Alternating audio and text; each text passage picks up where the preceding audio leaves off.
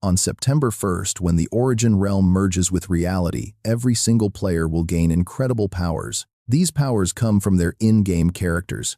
Weak, forgotten gamers in society will suddenly possess power far surpassing any normal authority. This massive shift will turn the entire world upside down, fueled by money status and bottomless human greed. As chaos takes over, Liu Yi realizes he made a fatal mistake by playing only for fun. Once the game world actually descended, he was completely powerless. He ended up slaughtered like a cockroach, but in his final moments a miracle sent him back in time. He regressed to the days before the apocalypse. It is currently 7:59 p.m. on July 27th, and the servers are launching. Liu Yi adjusts his glasses ready to log in. With only 34 days until reality collapses, he knows there is no time to waste. To stand at the absolute peak, he has to start right now. But his first goal is not wealth or fame. His focus is pure power.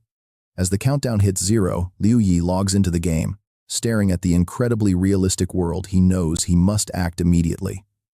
While other players rush to level up, no one actually knows the best spots. The crowd only gossips about basic gameplay mechanics and nothing of real value. But as a regressor, Liu Yi knows everything. He knows the Force is the most mysterious power a player can obtain. It is the absolute dividing line, separating elite players from the average crowd. So, instead of wasting time, Liu Yi heads straight for the weapon training grounds.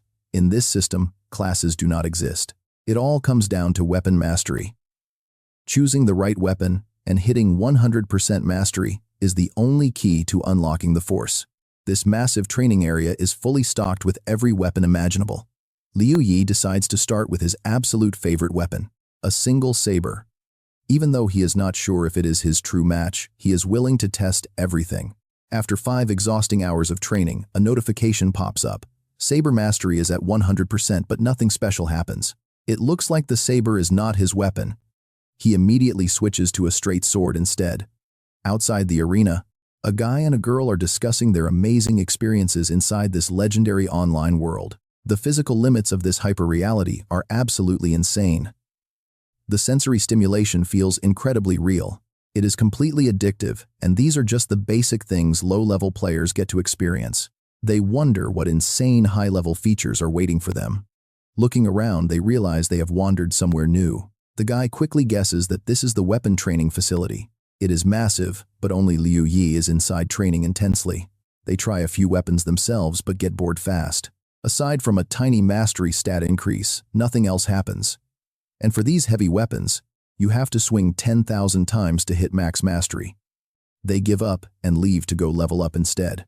While they chase levels, Liu Yi stays behind to train. By day 1, he completely masters both swords and sabers. Both are fully mastered, but still no Force. Day 2 is for spears, axes, and shields. He grinds them all to max, but the result is the same. On day 3, players walk past gossiping about levels. Some have reached levels 20 and 21. Most of the player base is at level 20, while Liu Yi remains at level 1 with 0 Force. For a second, he wonders if he should give up and just level up first, but he pushes the doubt aside. To become the absolute strongest, unlocking the Force is his only path. It is the foundation of everything. On day 3, those 2 players return to the training grounds, complaining loudly. The death penalty in this game is brutal. Their levels were reset to 0, wasting 2 whole days of grinding. As they walk in, they are shocked to find Liu Yi still in the exact same spot, training relentlessly. Fighting, adventuring, dueling, or exploring secret dungeons are way more fun than swinging dummy weapons. They start to wonder what his secret is. Should they try mastering weapons too? But the girl points out he has been here for 3 days and has 0 progress. Even with a secret, catching up would take way too long. Most players are already past level 20 and incredibly powerful. There is no way Liu Yi can ever compete with them. At this point, even if I grabbed a random weapon, I could shatter that training dummy. Meanwhile, his strikes do not even leave a scratch. She walks away scoffing. The guy still wants to try, but she quickly drags him along. Why waste time here when leveling up is the most important thing in this world? Day 4, then day 5. Liu Yi finally masters 18 different weapons, unlocking the title Weapon Master. This legendary title lets him pick up any weapon and freely unleash its unique properties on command. But even so, he still lacked power. Unless the perfect fit for him was a firearm. This sudden thought made Liu Yi freeze in his tracks. Before his regression, no one had ever claimed that firearms could grant real power. Perhaps the past players simply weren't high-level enough to discover this, or it was a secret belonging to the higher tiers. With that in mind, Liu Yi headed straight to the firearm training room. Liu Yi noted 5 days had already passed, and most players were level 30. Looking around, there were so many types of firearms here. If he tried to master them all, the origin world would probably descend into reality before he finished. He muttered, asking himself if he should keep pushing. But remembering his tragic past, Liu Yi knew he could never give up. Without power, he could never reach the top. He would be forced down his old path, ending up helpless as others killed him before his regression. Determined, Liu Yi began practicing with a pistol, gunshots echoing through the room. System notifications flashed as his pistol proficiency crept up bit by bit. Meanwhile, the girl from earlier returned to the room to see if Liu Yi was still there. Finding the room empty, she assumed he had already left, but a sudden loud gunshot sparked her curiosity. Stepping into the firearm training room, she saw Liu Yi glowing in a brilliant blue light as a system notification chimed. His pistol proficiency reached 100%. Liu Yi successfully unlocked his intelligence attribute and mental perception. With a brand new 1-to-1 conversion rate, his mental perception stood at 4 out of 5. Finally, he possessed real power. This gave him a much-needed sense of security for the chaotic events ahead. Next up, it was time to level up and catch up with the main player base. But as Liu Yi turned around, he caught a girl at the door, whistling and acting casual. As Liu Yi walked right past her, her face flushed red. Internally, she screamed, "Wei Xinyi, why on earth are you so nervous?" She wanted to ask what just happened, but lacked the courage, leaving her to figure it out on her own. Meanwhile, Liu Yi headed to the equipment shop to purchase a gun and ammunition, along with a melee weapon for emergency close combat. On his way, he overheard 2 players gossiping about how the Origin world had just shattered online player records, hitting 10 million users. In just days, they wondered if the virtual gear supply could even keep up. The first pre-ordered batch was fully delivered, but the second batch would take at least another 2 days.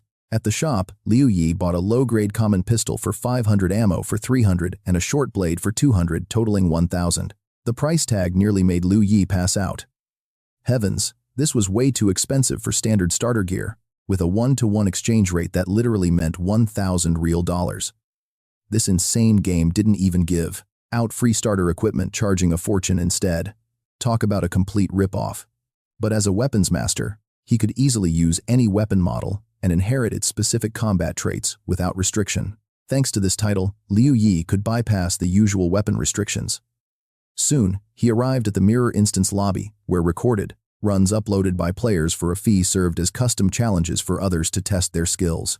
Winners would claim the entire prize pool of Origin coins, alongside a massive chunk of experience points. If they failed, their entry fee was added directly to the pool. You and I know how fast that jackpot can grow. The larger the prize pool, the higher the challenge ranked on the leaderboard. Right now, at the very top of the list, first place held a massive jackpot of over 432,000 coins, created by a level 30 player from the New Order Guild. Second place had over 334,000 coins, while third place featured a prize of over 240,000. To enter these high-paying mirror challenges, players had to meet 2 main rules. First, their level had to be at least 5 levels below the target, and second, they had to pay a 10% entry fee. This was the perfect setup for Liu Yi. Since he was only level 1 but already had real combat power, he could easily challenge higher levels. It was highly rewarding. Just as he was planning his move, a defeated player walked out, sighing in frustration. The difficulty of these mirror challenges was absolutely brutal. If you lost all, your hard-earned levels were instantly reset back to level 1. His friend tried to comfort him, noting that dying in a corrupted dungeon would be far worse, stripping away all your gear too. Sitting down in despair, they spotted Liu Yi walking by and began whispering. They laughed at the sight of a level 1 player, bringing nothing but a weak pistol. Talk about a massive gamble. After all, firearms were considered the most useless weapons in the game. Gang Z sneered at Liu Yi's cheap gear. He was just another naive newbie looking to test his luck. The exact type of player who always ended up losing their entire entry fee and leaving empty-handed. Unbothered by the chatter, Liu Yi carefully scanned the list of opponents. A system prompt popped up asking if he wanted to challenge the mirror image of a player named "This World is Cruel." Liu Yi realized he had to choose a combat leveling mode, making him remember his mocked past. In reality, he was absolutely terrified of fighting a fear that followed him in-game, where others constantly mocked him. They made him a total laughingstock, but thinking about it made Liu Yi clench his fists, determined to change. He would conquer this challenge and beat his fear. Suddenly, a notification popped up, deducting 100 origin coins. The teleportation process began as the countdown started. Within seconds, Liu Yi arrived at the designated challenge grounds. His opponent was named Cruel World. The screen showed level 5 equipped with a saber and basic beginner gear. Liu Yi felt incredibly nervous since this was his first real proactive duel. His legs began to shake violently. He slapped his thigh hard to calm his nerves. The challenge started, and his opponent swung his saber. Striking Liu Yi first, the sudden attack made him dodge in shock before firing back with his gun. However, the enemy quickly knocked the gun from Liu Yi's hand. Luckily, he had a dagger to block the next blow. A strange anxiety washed over Liu Yi, leaving him completely baffled as to why he still feared fighting all out. Even with a second chance at life, deep-seated fear paralyzed him. Left with no choice, Liu Yi activated his Weapon Master title. Utilizing his dagger's unique transformation ability, Liu Yi regained his lost confidence and unleashed a powerful strike. Charging forward, his dagger slammed straight into the foe. The enemy's weapon snapped in half and vanished as Liu Yi stood firm.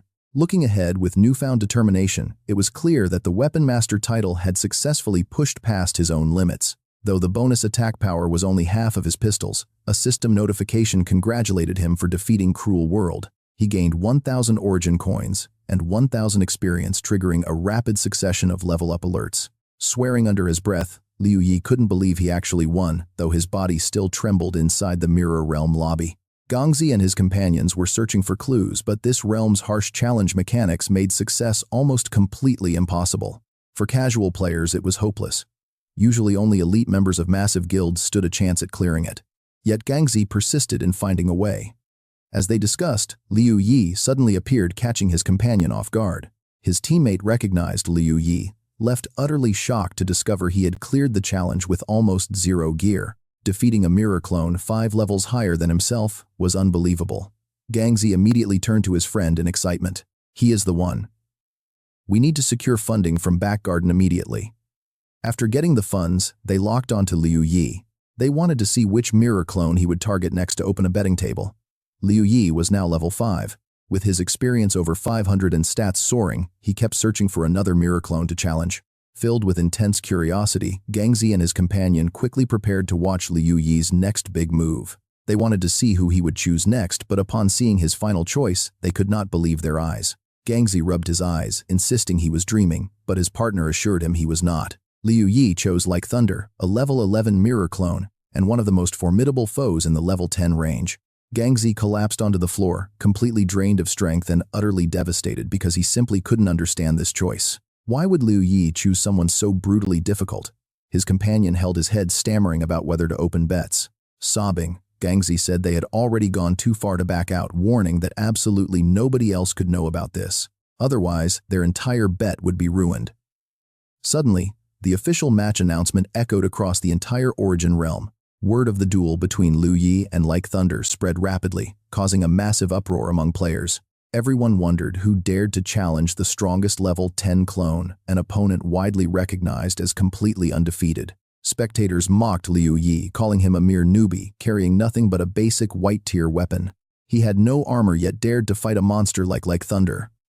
Meanwhile, Gongzi and his friend wept in despair. The pool had reached 200,000, and literally every single coin was riding on Like Thunder to win. Gongzi could not stop crying, rubbing his eyes in sheer disbelief over the reckless decision Liu Yi had made. But there was no turning back now. The betting table was locked, leaving them to watch from the arena. Inside the arena, Like Thunder stood at level 10, armed with a heavy saber and a deadly skill combo. Beside him, Liu Yi materialized. As the countdown hit 0, the battle officially began in a flash. Liu Yi suddenly stabbed his own thigh with his dagger, letting blood flow down his leg. The pain kept him focused. Instantly, their clash erupted, unleashing powerful shockwaves that shook the entire arena. The shockwave shattered the surroundings, knocking Liu Yi's gun clean out of his hands, but he didn't panic for a second. Roulé pressed the attack with a devastating slash, but Liu Yi quickly countered with his signature skill, the Shrouding Dagger Raid. Swiftly slipping past his foe to strike back, Liu Yi realized he had picked a monster of an opponent who was almost impossible to beat. He cursed himself for being so reckless, but giving up was never an option. He had to fight, refusing to let fear paralyze him. Fueled by sheer determination, Liu Yi unleashed a ferocious counter, dodging lethal blows while scrambling to reclaim his gun. Back in the fight, every single shot and slash forced his opponent to retreat. Then a sudden system notification rang out. Liu Yi's cognitive power had reached its peak, shattered his limits, and completely turned the tide of this desperate battle. One final devastating shot blew Roulet's head clean off, but the victory left Liu Yi with practically zero health. His mental energy was entirely drained too, but defeating Roulet earned him 15,768 origin coins, plus 15,768 experience points, instantly boosting him to level 13 with massive attribute increases. A flood of new notifications popped up, offering him a crucial skill upgrade choice now that he hit level 10. He had to choose between Vitality Recovery and Vitality Penetration, both offering unique advantages to make him even stronger. In future battles, Vitality Recovery would allow him to heal a set amount of health points. The ratio: 1 point of cognitive power converts to 100 health. With every level up, that same single point restores 10 more health. Every 10 levels, the target count increases by 1. Meanwhile, Vitality Penetration deals 25 damage per second to opponents for 10 seconds, costing just 1 point of cognitive power. Each level adds 10 damage per point, and every 10 levels the number of targets increases by 1. Outside the arena, Qiangzi and his buddy were getting completely mobbed by an angry crowd. They wanted their bet money back, absolutely convinced that Liu Yi was going to lose to Roulet. "Don't think logging out is going to save you from this," one angry bettor yelled. "If you dare log out, we'll track down the personal info you left and hunt you down in the real world." Terrified, Qiangzi clutched his head and begged the furious crowd if they could settle this. He asked if they could just surrender and pay half to cut losses, but someone laughed, saying Roulet's victory was a sure thing. There was zero chance they'd surrender. Qiangzi, however, was baffled at how everyone could be so incredibly certain. "Are you suggesting Roulet could actually lose? If that clone loses, I will do a handstand and eat garbage right here." Right on cue, the announcement of Liu Yi's victory echoed instantly, freezing the high-rolling bettors in their tracks. Jaw dropped, they stood frozen. Qiangzi instantly flipped the script, standing tall and smug. Now who was talking about eating garbage? Meanwhile, Liu Yi exited the arena, reviewing his skill panel. Back in the real world, a familiar voice called out. His little sister called him for dinner, having cooked his favorite stir-fried pork. Smiling, Liu Yi sat down at the table. While she set the table, his mind drifted back to his 2 skill options, one focused on recovery, the other on attack. He carefully weighed both paths.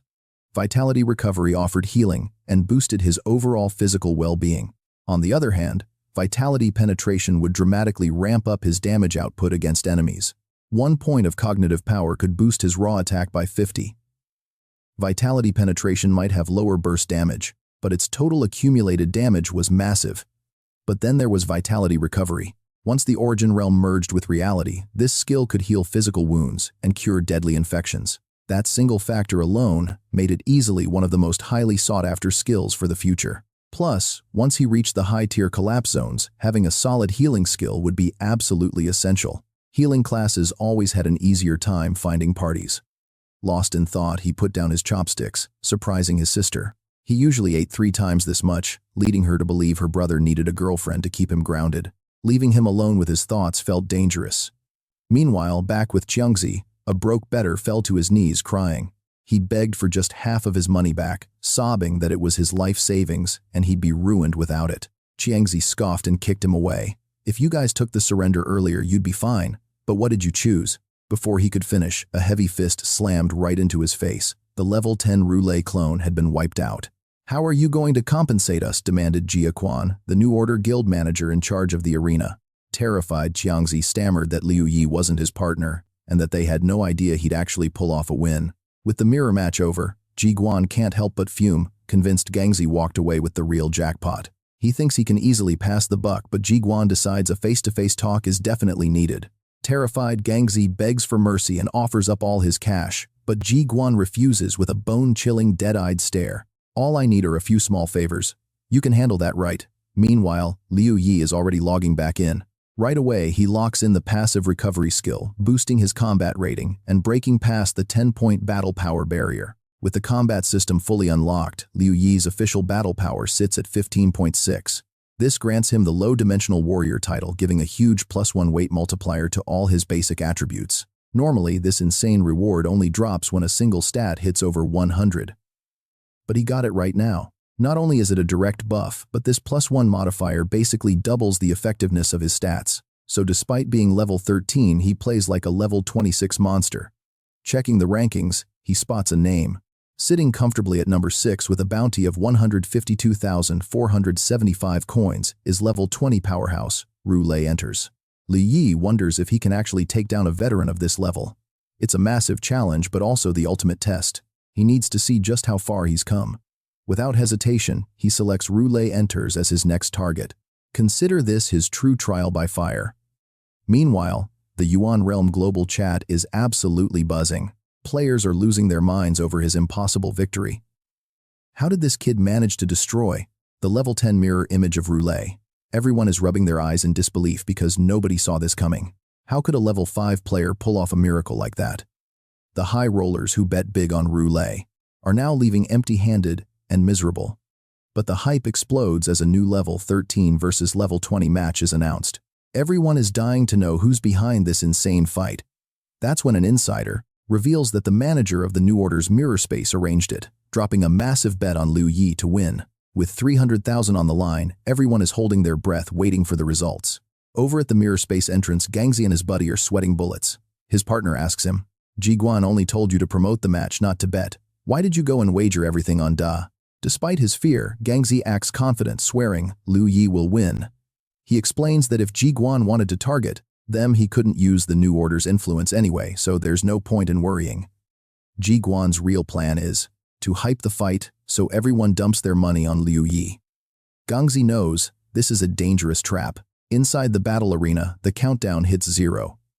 The gate drops, and Liu enters, steps out.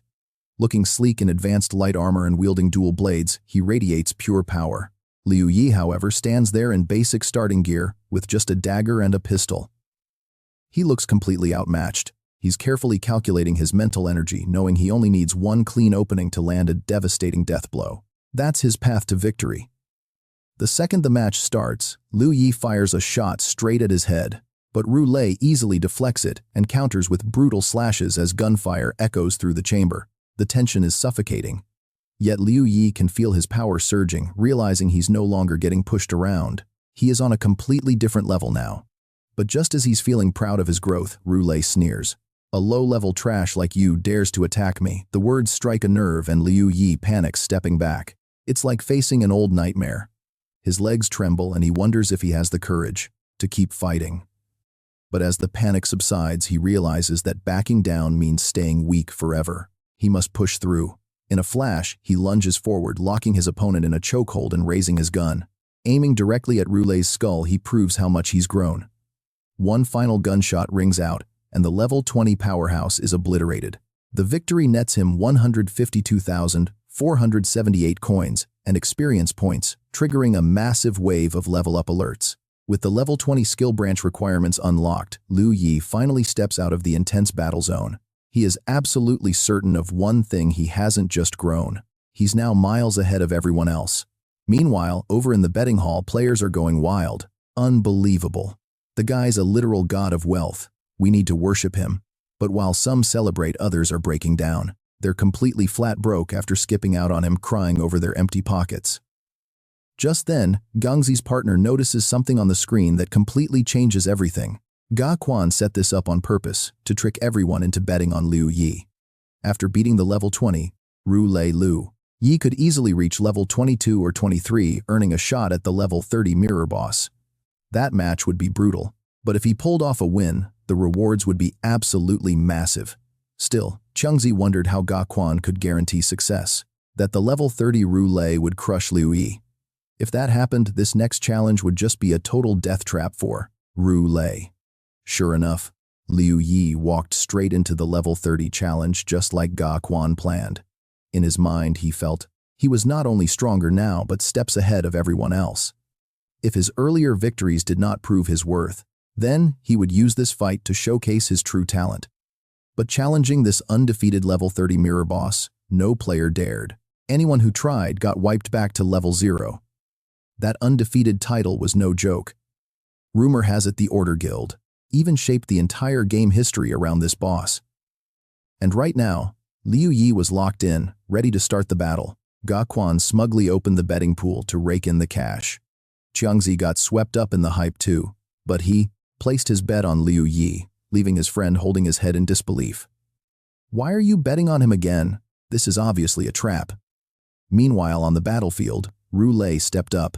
At level 30, he looked imposing in heavy armor, holding a massive blade. Liu Yi only had basic starter gear. As the fight started, Ru Lei struck with lightning speed.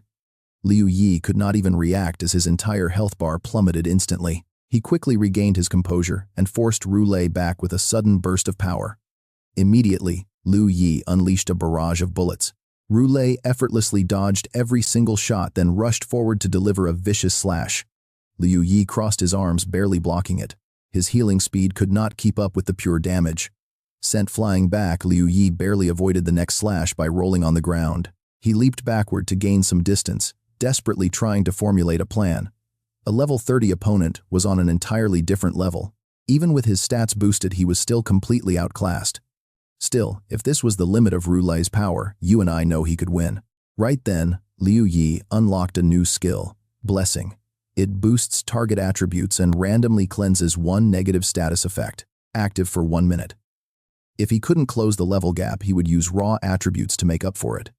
Consuming 400 energy points, his attributes spiked by 200 for 60 seconds. A terrifying aura suddenly surged from his entire body. With the eyes of a hungry predator, he charged. He had to finish this in 60 seconds. There was a reason why. The level 30 Ru Lei was considered undefeated. He represented the absolute peak of level 30, making a lower-level victory virtually impossible.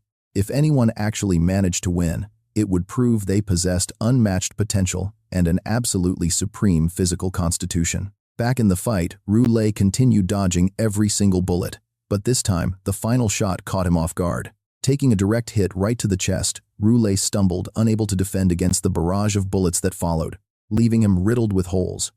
He gritted his teeth in pure rage, and suddenly, his entire body regenerated as if unharmed. Liu Yi finally realized why this boss was unbeatable. Not only were his stats way beyond his level, but he also had a passive death immunity skill. Nobody can beat that unless they possess absolute overwhelming power. That is the only way. Now you and I are watching a race against time. Would Liu Yi's blessing run out first, or the boss's immunity? He raised his weapon and unleashed a non-stop, desperate barrage of gunfire to find out. With 30 seconds left on his buff, Liu Yi refused to lose. It was not even about the reward. It was about overcoming his past life. He wanted to leave his weak, helpless self behind and seize his own destiny. He had to grow stronger. In the final seconds, a bullet pierced Ru Lei's skull. It seemed he had found the critical weakness. The boss collapsed. In that moment, Liu Yi remembered his past life, back when he used to hear about peerless potential and supreme talent. Back then, those things had nothing to do with him. He used to think those legendary players and he belonged to entirely different worlds. They were up there, and he was down here. But now, he did not believe that for a single second. With the challenge complete, he raked in over 400,000 experience points, and cash, sending his power level soaring. Ga Quan squeezed his soda cup, unable to believe his eyes. He stared at the screen, his mind racing with calculations. His face quickly returned to a calm but dangerous expression. Meanwhile, Qiangzi had just hit the jackpot once again. He was incredibly proud of his eye for talent. His buddy quickly urged him to log out and pack their bags, before someone showed up demanding their money back. Meanwhile, back in the real world, Liu Yi's sister called out to him, asking if he wanted some instant noodles. Being in an amazing mood, he decided to treat her to some actual barbecue instead. She was skeptical about him making money from a game, but after living on instant noodles, she was not about to turn down barbecue. Today, Liu Yi tried shopping online for bargains, but shipping takes 2 months while the origin realm merges with reality in just 24 days. He simply cannot wait that long, and local shops are completely out of stock. Is destiny really blocking him from securing a human identity? But he refuses to give up. He just has to try harder. Meanwhile, his little sister Liu Yun is walking down the street with her gorgeous best friend, Huang Nianchu. They turn so many heads people think supermodels are filming nearby. Nianchu is curious about why Liu Yun invited her out today, while Liu Yun herself is deeply lost in thought. She is plotting how to introduce this perfect best friend to her older brother. Nianchu has the looks, family wealth, and a character far better than her own. Liu Yun chuckles sillily, saying, "Oh, nothing. I just missed you and wanted to hang out. By the way, have you been busy? You have been so quiet in our group chat." Liu Yun is secretly hoping her friend is single. She absolutely must become Liu Yi's girlfriend. But hearing this, Nianchu sighs deeply and suddenly screams out in sheer frustration, "My family is literally forcing me to play that online game." Hearing this, Liu Yun feels her soul instantly leave her body. She wonders if she should even continue playing matchmaker for her brother. Meanwhile, at a local karaoke bar, Ji Guan is venting his real-life rage on a poor girl. "Who the hell do you think you are to pity me?" he screams, kicking the poor girl viciously. Onlookers are furious, yet nobody dares to step in. "Speak up and you get blasted next." Turning his rage to the staff, he barks, "Hey, what are you waiters whispering about over there?" The terrified staff scramble away immediately. After letting out his anger, Ji Guan catches his breath just as his phone starts ringing. He answers, demanding to know if they tracked down the address yet. Hearing the response, he screams in absolute fury. "Still, not yet. Damn it, I pay you guys to get results, not to sit on your hands." The caller quickly calms him down, explaining their sneaky plan. Finally, Ji Guan asks to confirm, "Can your method really lure him out and reveal his real address?" "Absolutely no problem." Hearing this, Ji Guan readily agrees. As long as they track down Liu Yi in the real world, they will get every single penny. Meanwhile, Liu Yi has entered the mirror realm. The highest trial here is only level 30. With his current stats, there are no mirror clones left for him to challenge. To continue leveling up, Liu Yi must venture into the dangerous ruin dungeon instead. But as he walks, a sudden realization hits him. He is wearing nothing but trash-tier gear. He desperately needs to upgrade his armor if he wants to look respectable. Liu Yi checks out a local blacksmith. The cheapest gear costs a whopping 5,000 yuan. He stares at the price and walks away with a thoroughly depressed face. He finally realizes the biggest drawback of farming in the mirror dungeon. It does not drop any dungeon essence needed for crafting. But if he tackles a level 28 ruin dungeon, the essence drops will be enough to craft a full rare blue set. Although his current savings are technically enough to buy a level 20 set, he is definitely not rich. He still needs cash to survive in the real world. For now, his best bet is heading to the ruin dungeon to find a party. The plaza is packed with players looking for squads. Rumor has it the top guild just wiped in a 10-man level 40 chaotic zone. The entire squad was reset to level 0. Even their legendary gear was completely destroyed. In an instant, the strongest players in the game were sent back to square one. It is absolutely brutal. Apparently, one greedy teammate wanted to hoard a legendary achievement reward all for himself, and literally backstabbed his entire team. Since the reward was 10 times, the usual greed got the better of him. Anyway, party sizes range from 5, 10 to infinite players. Once you step into a ruin dungeon, the only way out is absolute victory. Fail and you die, and in this game, death means losing absolutely everything. Because of this, picking the right team and carefully deciding the dungeon difficulty is a matter of life and death. With his current combat strength, Liu Yi is ready to tackle a level 30 dungeon. To play it safe, he aims for a level 25 squad of 10 or a 5-man party for level 30. But to his shock, every single squad rejects him. They either demand high-level players or flat-out mock his low-tier starter gear. The most absurd excuse he hears is that the party only accepts blood relatives. After being rejected all day, he is losing his mind. "I literally defeated the level 30 mirror clone boss. Stop judging me just by my basic gear." He sighs in deep frustration. Is he really forced to farm low-level dungeons just to get some basic armor first? Just as he reluctantly accepts his grim reality, a random player suddenly approaches him with an unexpected offer. "Hey, our party actually needs one more player. Want to join?" Smiling warmly, Ji Guan approaches to invite him for a 10-man run into a dangerous level 35 zone. Strangely, Liu Yi feels like he has seen this guy somewhere before, but he cannot place the face. Seeing Liu Yi hesitate, Ji Guan pretends to turn away, saying, "No, fine, I will find someone else." No wait, I am in. Liu Yi scratches his head and follows him. This level 35 10-man dungeon is located right outside Ruined Tomb City, tucked deep within Ruined Tomb Mountain. If you are broke, you will have to walk there on foot. But if you are loaded with cash, you can just teleport straight through the Realm Collapse Gate. That gets you there instantly, just like Gaquan's team. But when they see him bringing Liu Yi along, they look totally annoyed. They complain that he just picked a random, useless newbie who relies on firearms. Meanwhile, Liu Yi quietly observes his new teammates. Their gear is glowing with a brilliant purple light. This means at least half of their equipment is rare. A-rank stuff. We are talking top-tier unmarked gear. Honestly, even Liu Yi wants some of that. Suddenly, the party leader signals everyone. We are full, let's roll, I am hitting level 40 today. Right then, a bald guy puts his arm around him, begging for his old gear. Sure thing, just hand over your sub-weapon and we have a deal. Then you can pick any 3 pieces of my gear. They walk off, leaving poor Liu Yi behind while flashing sly, devious smirks. Inside it is a defense-type secret realm. Gaquan immediately orders everyone to surround the defense crystal and hold the line. If anyone lets a monster slip through and damage the crystal, reducing completion progress, they will have to pay for the damage. Liu Yi quietly analyzes the situation as the teleportation gate shuts down. Their mission is to defend 3 dark energy crystals at 100% integrity. But if that number drops all the way to 0%, it is instant failure. Suddenly, Liu Yi's sharp ears twitch. The monsters have arrived. He looks out at the dust cloud rising in the distance. A swarm of massive, aggressive insects is charging straight at them. The bald guy sneers at Liu Yi. Hey rookie, stay close to the crystal unless you want to get slaughtered.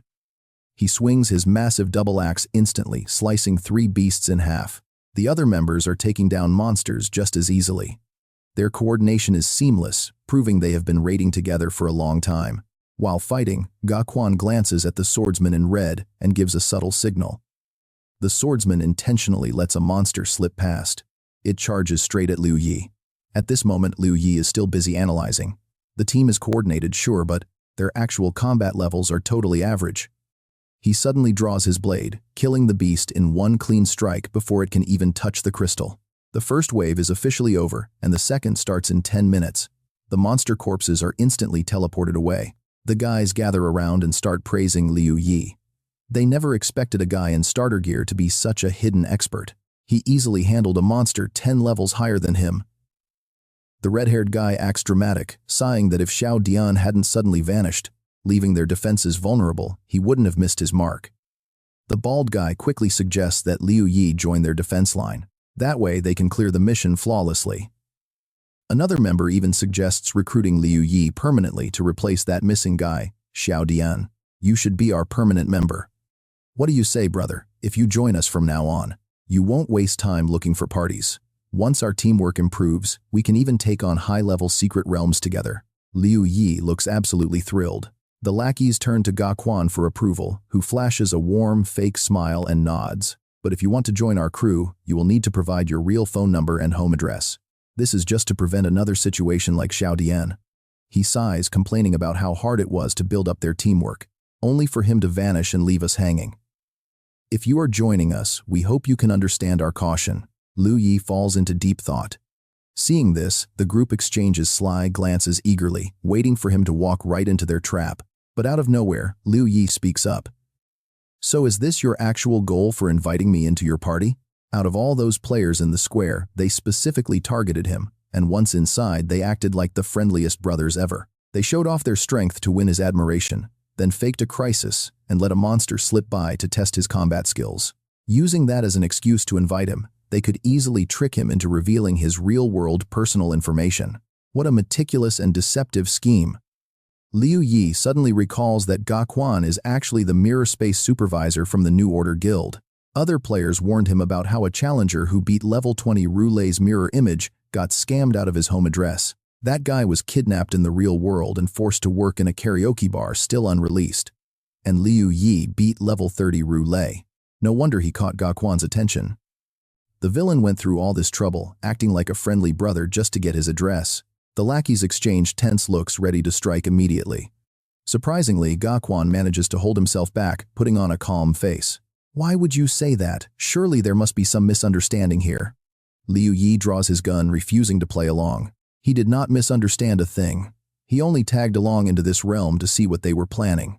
But now that the truth is out, Liu Yi has zero interest in acting. After all, they are enemies now, and enemies must be dealt with immediately. Ga Quan finally drops his friendly act. Furious, he steps right up to Liu Yi, glaring at him with a menacing, oppressive aura. The henchmen quickly surround him. "Do you really think you can take on all 9 of us?" The massive giant snarls, charging forward first with a heavy blade. Liu Yi stands completely still. Spending 30 points of intelligence, he instantly sends the giant's head flying in a fountain of blood. The remaining 8 lackeys freeze in pure terror. They look at each other in shock as everything slows down. How is this possible? In just a split second, a glowing blue loot orb emerges from the giant's lifeless body. This blue loot orb only drops after killing another player. It allows someone to randomly draw a piece of equipment directly from the defeated opponent's inventory. Liu Yi happens to be currently short on gear. With 9 loot orbs right before him, he is definitely not going to let this goldmine go to waste. Ji Guan gnashes his teeth in anger, ordering the entire gang to swarm and gang up on Liu Yi all at once. Wanting a quick victory, Liu Yi decides to activate his all-attribute blessing. If he had a choice, he really did not want to kill any other players. Doing so basically robs them of their ability to survive the apocalypse. But in a brutal world like this, he simply does not have any other choice. His younger sister, Liu Yun, has no player powers of her own. Without gaining more strength, Liu Yi cannot keep her safe in this dangerous world, so Liu Yi cannot afford a single mistake. Besides seizing every second to get stronger, he must also ruthlessly crush any potential threats. He has to eliminate any enemies who might kill him later, wiping them out while they are still weak. That tyrant, Ji Guan, has been acting high and mighty for far too long, backed by a powerful real-world family and his top-tier status in the game. But so what? Liu Yi will step right over the corpses of Ji Guan and his gang to climb to the very peak of this world. Watching his henchmen get wiped out in an instant, Ji Guan stands frozen. He cannot comprehend why his logic about gear and levels failed so miserably. They clearly outclassed him in gear and level, yet they could not win. Ji Guan tries to threaten this free-to-play monster. "No wonder you beat the level 30 Thunder Mirror image. But think wisely. If we lose more men, we will never clear this secret realm. That is not a problem." Liu Yi already calculated everything. He can easily return to the mirror realm to grind, taking at most a single day. But they would never defeat the mirror image in that time. Desperate, Ji Guan tries to summon all his allies to surround the area. His goal is to block Liu Yi from entering the mirror realm. But Liu Yi just laughs. Suddenly, a bullet pierces the head of a nearby lackey. Ji Guan freezes in terror. A bald thug tries to flee, but he is instantly sniped. The remaining 2 henchmen are quickly taken down, leaving Ji Guan alone. He desperately remembers his boss's orders to maintain absolute dominance in the origin realm. As long as he succeeds, he gets total backing. But if they lose their edge, his superiors will not only withdraw support, they will punish his failures. They will make him pay for every single mistake. Now left entirely alone against Liu Yi, Ji Guan. "No, please do not kill me." Liu Yi frowns as the desperate coward tries to bargain for his life. If he is spared, Ji Guan promises to share a massive high-level secret about the origin realm. Liu Yi's lips curl into a smirk. "Oh, let's hear it." "No, you must agree to my terms first." Without hesitation, Liu Yi sends him straight to the respawn point. If he refuses to speak, Liu Yi is not interested in begging anyway. Yet Ji Guan is not dead. He struggles to crawl up. Liu Yi is surprised he survived, but their 10 minutes are almost up. The second wave of monsters is about to begin, but Ji Guan keeps rambling, guessing that Liu Yi already knows some secrets of this realm. Otherwise, how could he be so powerful? Even though he cannot beat Liu Yi, he threatens to report him to the higher-ups. By then, Liu Yi will be targeted by countless powerful factions. Plus, failing this secret realm could drop his level back down to level 1. Facing double-digit elite players like us who will target you, your chance of ever growing strong again will be extremely slim. If that happens, whatever secrets you hold will no longer give you an advantage. Spare me, and I will share every secret I know with you. Then the 2 of us can team up. With our combined strength and my massive supply of recovery potions, we still have a chance to clear this secret realm. Ji Guan pleads desperately, but Liu Yi does not care. Who said I was going to die? Ji Guan thinks he is completely insane. No gear and only level 28. Even the strongest player would fail here. Liu Yi just shrugs. Then sit back and watch me clear this stage. If you can survive that long, that is. Ji Guan stands there completely dumbfounded. Why isn't Liu Yi worried about gear? Because those fools just gifted him a massive pile of blue loot orbs. Liu Yi excitedly prepares to crack them open and draw. What kind of top-tier items will he pull from those 8 useless trash bags? Soon Liu Yi emerges wearing a sleek black outfit. He walks out of the heavy dust with a serious look, his form highlighted by his brand new gear. The skin-tight suit perfectly defines his powerful muscular build. The system screen instantly flashes his new stats. Defense plus 20, resistance plus 5, and speed plus 12. Constitution plus 13, intelligence plus 15, and the required equip level is reduced by 5. The system now displays his new coat's stats. The Rapid Special Combat Suit grants him massive bonus points to defense resistance, strength, speed, and constitution. Another notification pops up for the gloves. Liu Yi just equipped the Swift Combat Gloves, boosting his defensive stats even further. Resistance and perception stats get boosted as a new pair of boots appears on his feet. The Express Combat Boots. Defense resistance, speed, and perception all gain 5 to 20 points. Next up is the Arc Blade, a razor-sharp weapon with a slender, elegant curve. His attack power surges by a massive 160 points, plus 20 strength.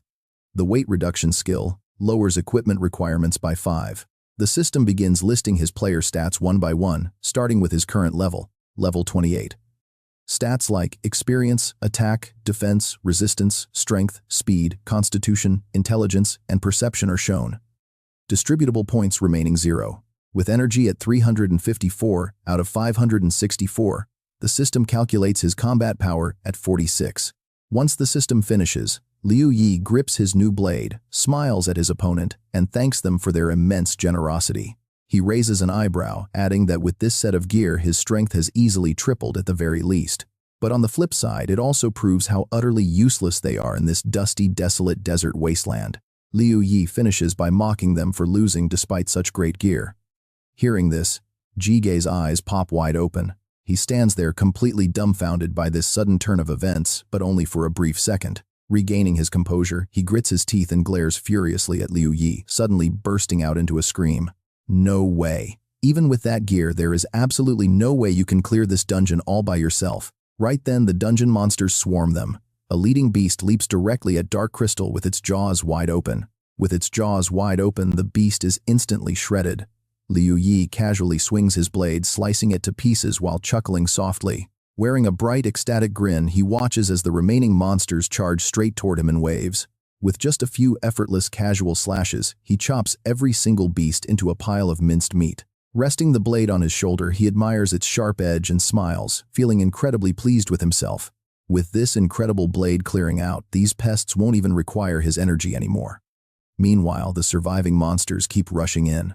They quickly surround Liu Yi in a tight circle, but his blade flashes through the air in an instant. Cleaving through them cleanly, the sliced remains of the beasts fall all around him, forming a perfect bloody ring. Keeping himself and Dark Crystal at the center, Liu Yi unleashes a few more quick slashes, piling their bodies into a miniature mountain.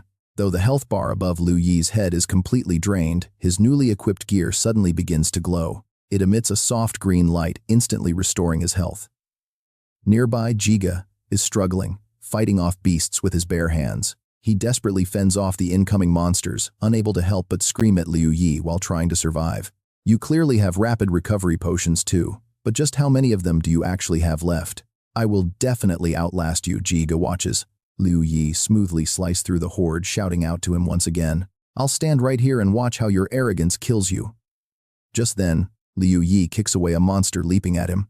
Hearing the loud commotion below, he smirks and teasingly calls him Grandpa, then swings his arm to keep slicing through the beasts. Liu Yi playfully yells back that since he called him Grandpa, he won't abandon him. This makes Jiga absolutely furious. He grits his teeth in rage, screaming at the top of his lungs when suddenly a yellow object flies straight toward him. Jiga blocks his face, realizing the yellow blur is actually another incoming monster. With no time left to taunt Liu Yi, he watches as Liu Yi's health bar continuously empties and refills. The armor rapidly heals him. A few slashes later, his health drops again, but the gear heals him right back up. The healing loop triggers endlessly as he fights, keeping him alive without pausing for even a single fraction of a second. After a long, brutal battle, the dead dungeon monsters are piled up, forming massive mountains of corpses. Staring at the insane scene, Jige mutters in disbelief, wondering how anyone could possibly possess so many rapid healing potions.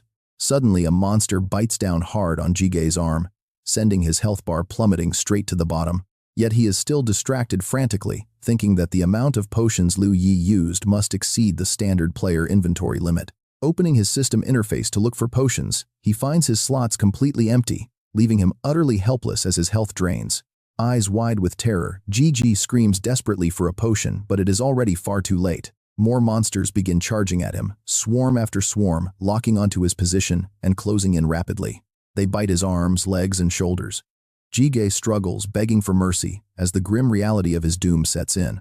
Glaring bitterly at Liu Yi, who is busy slicing beasts, Jige refuses to accept defeat and screams one last time. "I'll wait outside for you to die and I'll make you pay." Hearing this, Liu Yi only chuckles. With a cold sneer, he completely ignored him. Ga Ka's health bar was now officially drained to zero, leaving absolutely nothing left. His opponent's body began to fade away, and right on cue, the system announced that only one team member survived the trial. Desperate condition met, secret realm cleared successfully. Reward multiplied by 10. The sky inside didn't grow dark, keeping its original golden hue, while thick smoke and dust slowly drifted around.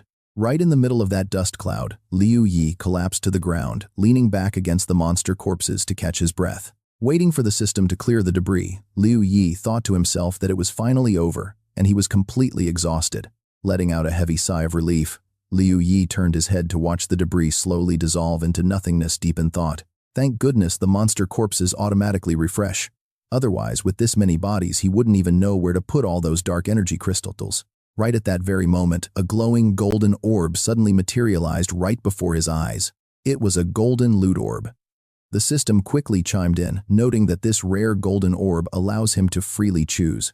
He could draw 3 pieces of gear from the opponent, or 3 items directly from their inventory. Standing up slowly, Liu Yi watched as the monster bodies dissolved into glowing blue particles and completely drifted away into the air.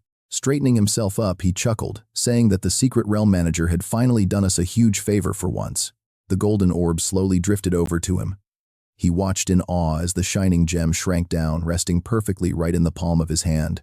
He fell into deep thought as the system displayed his mental power, which was currently sitting at a critical 5 out of 564. With barely any energy left, he realized a 10-minute break would probably only recover about half of his total mental capacity. And recovering only half of his power definitely wouldn't guarantee surviving the final wave of attacks. Pondering his next move, he realized he had been too reckless. He should have saved his burst of power for the very end instead. Instead of burning his energy during the earlier breaks, his only choice now was to pin every bit of his hope on Ga Ka's golden loot orb. He prayed it would drop some useful gear. Right on cue, the golden orb began to emit beautiful, swirling ribbons of light. As they hovered around him, Liu Yi commanded it to open. The system immediately prompted him to select either equipment or items. He paused to think. Honestly, his main 3 stats, strength, speed, and constitution, were all incredibly close to hitting 100. If he could pull gear that boosted these 3 stats to push them past 100, his overall power would undergo a massive, mind-blowing breakthrough. He quickly selected the equipment option, and the system complied, initiating the opening process of the golden orb. Opening complete. He acquired a unique circular earring featuring a dark, deep pink gemstone resting right at its center. The system identified it as the Right Almighty Earring. Stats: strength plus 10, speed plus 10, and perception plus 5. Required level 35. Then another earring popped up. It was the Left Almighty Earring, matching the set perfectly, with stats of Constitution plus 10, Intelligence plus 10, Perception plus 5. This one also required level 35 to wear. Once both earrings were revealed, the system announced the set bonus 2 out of 2. All stats boosted by an extra plus 10. Next up was a sleek bronze pistol, boasting some serious stats. Attack power plus 200 and intelligence plus 30. Its skill judgment adds bonus attack power with triple damage or stun effects. Required level 35 with automatic bullet reloading. Reload time was just 1 minute, carrying a single round. Liu Yi held his newly drawn loot. Staring at the gear in his hands, he was completely stunned. You and I can definitely see how insane his luck is. Not only did he get crazy stat boosts, but even his destined weapon had finally dropped. Once the initial hype settled down, He grew quiet, staring closely at the pistol's description, muttering about the reload time, only offering 1 bullet per minute. He shrugged off the minor drawback, deciding to just equip everything right away and worry about the details later on. Command given the system instantly equipped the gear, opening up his player interface to show the newly updated stats. The interface displayed his character model right in the center, fully decked out in his brand new gear. Surrounded by slots that were already half full, the system completed its scan and began listing his updated attribute bonuses. His physical strength was massively buffed, boosting raw power attack damage and several other lethal physical attributes. The system displayed his detailed stats, showcasing massive improvements in his attack power, defense, and elemental resistances. With 0 unallocated stat points left, his health points were fully maxed out, and his mental power rose to 155. Fully geared up, Liu Yi couldn't help but cheer in excitement. Aside from his perception and intelligence, which already broke 100, every single one of his physical attributes had finally broken past 100. This was a massive step forward for his physique. He rubbed his chin thoughtfully. Wondering if he should show some appreciation, he bowed deeply at a 45-degree angle, paying his respects to his fallen teammates. After the noob squad gifted him their gear, Liu Yi smirks with absolute determination, staring straight into the endless dry desert ahead. This vast, barren wasteland is huge. Liu Yi realizes the only thing he lacks now is levels, which this dungeon will easily provide. Clearing it means finally catching up to the top players. Meanwhile, in a smog-filled metropolis packed with massive skyscrapers, welcome to Muksu City, a massive player respawn zone. Suddenly, a figure begins to materialize. Shimmering in bright blue light, Ga Ka spawns in repeatedly, bowing his head before a glowing green holographic system screen. "Yes, guild leader," he says respectfully. "I am positive that guy holds the secret to skyrocketing a player's strength." He stares at the blurry screen. Ga Ka frantically explains, arguing that there is no other way he could have been killed so easily. "If you doubt me, just look at the primordial secret realm's insane difficulty. This guy, he is only level 28, yet he is soloing a level 35 10-player dungeon and almost winning. Who else could pull that off?" The voice on the other end pauses, then replies, "Fine, one more chance. Get your level back up. As for that player, do not worry. I will send someone to contact him directly." Ga Ka bows low to the darkening screen. "Thank you, guild leader, thank you. I won't let you down." Once the screen fades completely, Ga Ka slowly looks up, his eyes burning with pure venomous hatred. He whispers, "Yay, let's see how you survive. What's coming next?" Suddenly, the scene shifts. Back in the real world at a cozy cafe, a purple-haired girl stands up and questions her best friend. "So your entire family is actually playing this game now?" That curious girl is Liu Yun. Her eyes widen in shock as she adds, "And they even invested all their assets into it." Her friend Huang Nianchu sighs with her chin in her hand. "Yeah, and they force me to grind levels every single day. It's driving me crazy. Even if I want to play, I'd rather do it my own way." Suddenly, a bright idea strikes Nianchu. She jumps up excitedly, telling Yun, "Hey, let's play together. We can go to your place and build our own legacy. We can conquer this virtual world together." Startled by her friend's sudden burst of energy, Yun gasps and jumps back. She hesitates, saying, "But I don't have a login device." Then she pauses, as a brilliant thought crosses her mind. If she comes over, wouldn't that create the perfect opportunity to set her brother up with Nianchu? Yun snickers to herself, imagining leaving them alone together. Mischievous, devilish ideas start brewing in her head. 2 little devil horns practically pop up on her head. Seeing Yun dazed and smiling slyly, Nianchu keeps begging her to join. "Please, Yun, pretty please, play with me." Yun snaps out of her daydream and immediately agrees. "All right, let's go buy a login device." Their excited voices echo as the scene shifts back to the game. Back in the dusty, barren desert, the next massive wave of monsters charges forward, shaking the very ground with force. Liu Yi moves like lightning, swinging his arc blade to effortlessly slice through the oncoming beasts, tearing them to pieces. With flawless swordplay, Liu Yi realizes he has never felt his own physical growth as clearly and intensely as he does right now. Under the moonlight, his overall attributes and combat power experience an absolute explosive surge, especially after receiving that crucial stat boost. Our main character can feel the massive difference. With every strike, his skill evolves. He unleashes a gorgeous arc of blue light, his mind racing with excitement. The blade feels lighter than ever. Gripping the hilt tightly, Liu Yi knows his slashing power has skyrocketed. As he plants his feet firmly on the ground, he notices his movements are incredibly agile. He has gained immense speed and power. Leaping into the air, the young warrior unleashes another spectacular slash of blue energy. Liu Yi feels like he can easily soar above anything. But as he glances toward the horizon, his breath suddenly catches. A brilliant, breathtaking horizon unlike anything he ever witnessed in his past life unfolds right before his eyes. The radiant glow bathes his entire body.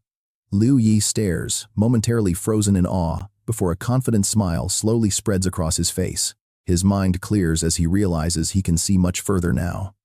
Landing heavily, he executes an incredible spin slash. The beautiful arc fades and his expression turns serious, his eyebrows furrowing with deep focus. A voice whispers inside him, but this still isn't enough. Suddenly, another endless wave of monsters charges in. They swarm the dark flow crystal. But suddenly, powerful rings of blue energy blast outward from the crystal like shockwaves. The energy blasts the monsters high into the air. Through the chaos, Liu Yi suddenly emerges right amidst the falling beasts.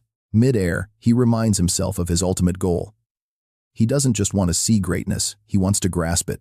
As far as the eye could see, the vast, dust-filled battleground suddenly fell into a dead, absolute silence. From the very heart of the thickest dust cloud, 9 eyes of various sizes suddenly glared out, unleashing a long, deafening roar. As the hazy dust finally cleared, the terrifying form of that monstrous 9-eyed beast was fully revealed. It was just a giant version of the monsters Liu Yi fought earlier.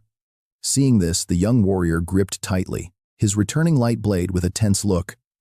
With a sudden burst, the ground shattered, sending rocks flying everywhere as Liu Yi leaped high into the air. Facing its gaping, hungry jaws, he swung his blade with absolute fury. The battle ended so fast that before you and I could even blink, the system chimed, congratulating player Ye on successfully clearing the dungeon.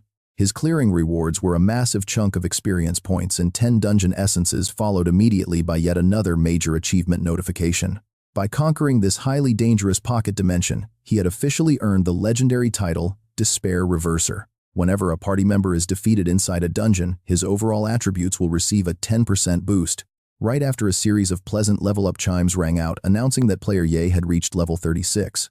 His experience bar was nearly maxed, and a list of updated stats appeared, leaving him with 30 free attribute points to distribute.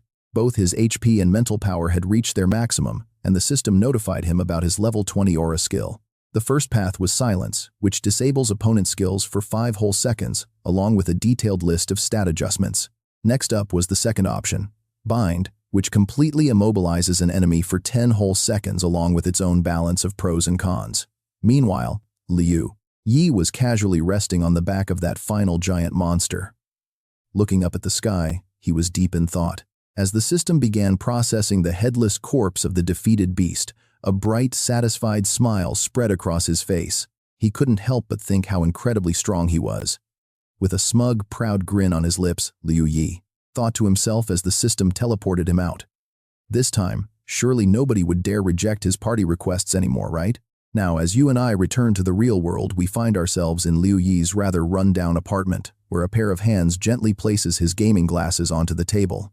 Leaning against the window frame, he gazes out at the sprawling city, taking in the chaotic mix of towering skyscrapers and low-rise buildings. He silently reflects on his progress, feeling quite satisfied with how fast he is growing. But his expression soon turns pensive. If only he could somehow get his hands on another login device so his little sister could also become a player, things would be perfect. Just then, a cheerful voice echoes through the apartment, announcing she is home. Liu Yi immediately turns his head toward the front door, stepping in from the quiet balcony to greet her. Entering the small living room, he is greeted by his energetic sister, Liu Yun, who is currently carrying a large box. She sighs, explaining how impossibly hard it was to buy this console, if not for Nianchu. Thanks to Nianchu's special connections, she barely managed to snag one. Liu Yi stands completely frozen, staring blankly at the two girls, as his mind processes what he just heard. An Origin World login device. The very next second, he excitedly repeats the name out loud. Meanwhile, his sister, Liu Yun, wears a sneaky, knowing grin, leading Huang Nianchu inside, while rambling on about how they must show their deep gratitude. And because of that, Nianchu is actually going to stay with them. Hearing her name, the stunningly beautiful Huang Nianchu politely raises her hand. Saying hello but with a swift swoosh, Liu Yi instantly lunges straight for the box in his sister's arms, completely ignoring the gorgeous beauty standing right next to him. He excitedly shouts, unable to believe this is indeed the legendary console. Cradling the heavy box in his hands, he still cannot believe this is real, repeatedly asking how they got it, calling them absolutely amazing. His sister Liu Yi looks deeply frustrated by his denseness, pouting while furiously scolding him in her mind. Brother, you should be looking at the beautiful girl, not the device. You are literally about to live with a total beauty. Stop focusing on the wrong thing. Meanwhile, Huang Nianchu can only maintain a forced, awkward smile, feeling deeply embarrassed. Is a gaming console really worth getting this excited over? Meanwhile, deep within a vast forest, a full moon shines over the quiet treetops. A day earlier, near a certain level 40 dungeon, quiet, hushed whispers were echoing softly through the dark night. They whisper that as long as they can conquer this dungeon, they will easily surpass Team 2, which means a guaranteed boost to their overall salary. Just thinking about it makes them ecstatic. In a nearby clearing, we see the group huddled closely together, around a warm campfire. They chat, agreeing that in the end, they all owe their success to Xie Weixi's incredible luck. She had unlocked a highly unique special power. Without her clearing, this dungeon wouldn't have been anywhere near this easy. They laugh, calling her power a total cheat code. Xie Weishi, the girl they are talking about, is a beautiful young woman sitting, hugging her knees and resting her chin in her hands, quietly staring at the night sky. Suddenly, the man sitting opposite her speaks up. Once they clear this secret realm, Weishi is advised to transfer to Team 1. It's the best move for her future in the New Order. This man is Zhao Yang, captain of the New Order's Team 3. Hearing this, Weishi can only stare in sheer surprise. Her eyes show her utter shock, but the other squad members, they aren't holding back their anger at all. One member immediately speaks up loudly, reminding Zhao Yang that their team's future depends entirely on her. They absolutely need Weishi. While Weishi Xie remains completely silent, the rest of the crew starts standing up in protest. Exactly. If she leaves, their rank will plummet. They worked so hard to groom her, and now this. Now that they need her most, how can they just let her walk away? Zhao Yang sighs and raises a hand to quiet them down. He explains they can't let emotional bonds hold back her career. Plus, once she leads Team 1, she won't forget them. With a hopeful look, he glances up at her and asks, "Am I right about that, Weishi?" The young girl remains silent, only offering a mysterious faint smirk in response. Seeing her cold reaction, the protester slumps back, sighing that all they can do now is give her their blessings and let go. Even the first guy who complained scratches his head in defeat, muttering his reluctant agreement with a sigh. Another member compromises, admitting they really shouldn't hold back one of their own from succeeding. Suddenly, the whole squad chimes in with warm support, telling her that if she ever runs into trouble over at Team 1, they will always have her back. Just like when she first joined, they promise to do absolutely everything to protect and help her. Finally, Weishi flashes a sweet, bright smile and sweetly calls them the best brothers she could ask for. She happily accepts their kindness, but then she suddenly blushes, acting all shy, as she whispers a request. She mentions needing a small favor right now, and looking at this cute, shy girl, the guys are totally whipped. They stand there totally clueless with giant question marks over their heads. But before you and I can even process what is happening, the entire squad is instantly slaughtered.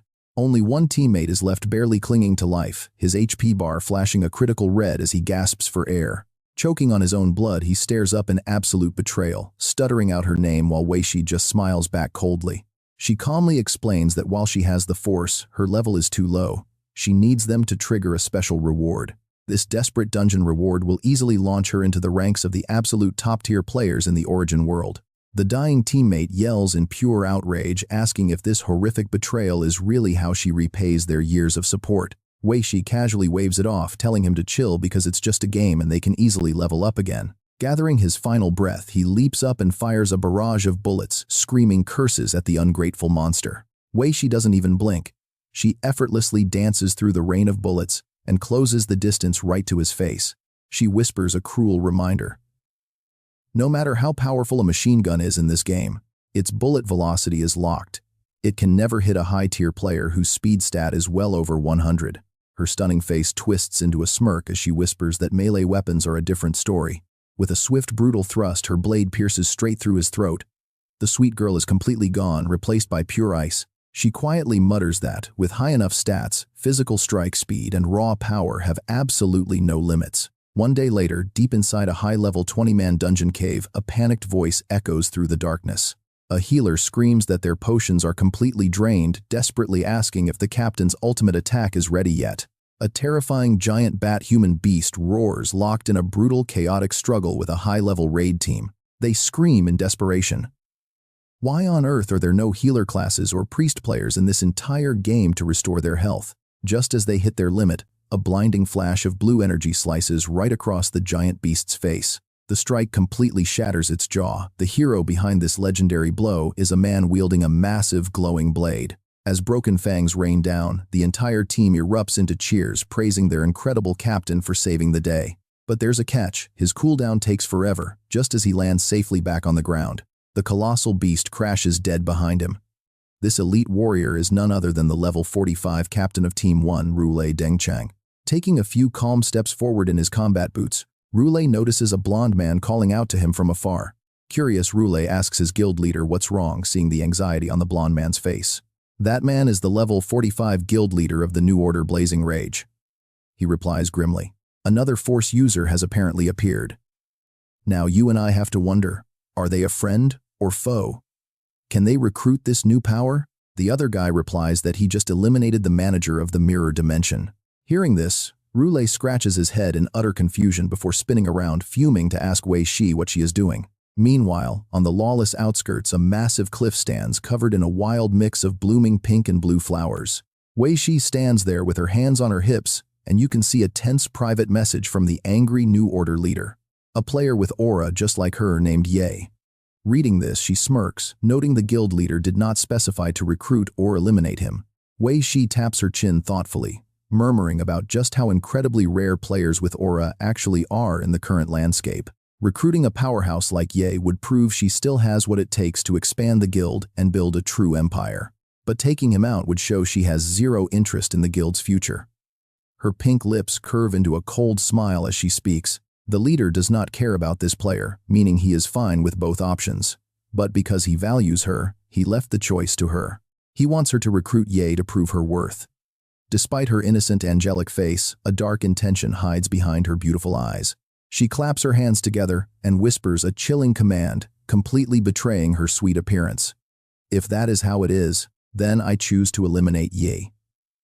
Cut to reality. In a worn-down apartment building, we find Liu Yi sitting inside his room. He is hard at work before his computer. On his desk lies a scribbled note. Once the primal realm descends into the real world, player levels will be permanently locked. He remembers that during the initial descent, the highest level player was only level 60. If he can reach level 60 before that day, he will be near the very top. Resting his chin, he stares deeply at his notes. Being level 60 is more than enough to keep himself and his younger sister safe when the apocalypse hits. With absolute determination, Liu Yi maps out his survival plan.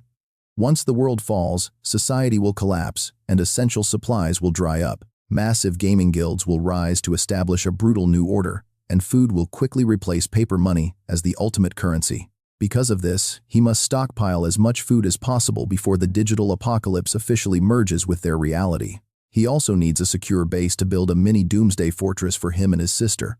Staring at his screen, a plan forms. First, he will use a heavy check to rent out an entire empty building.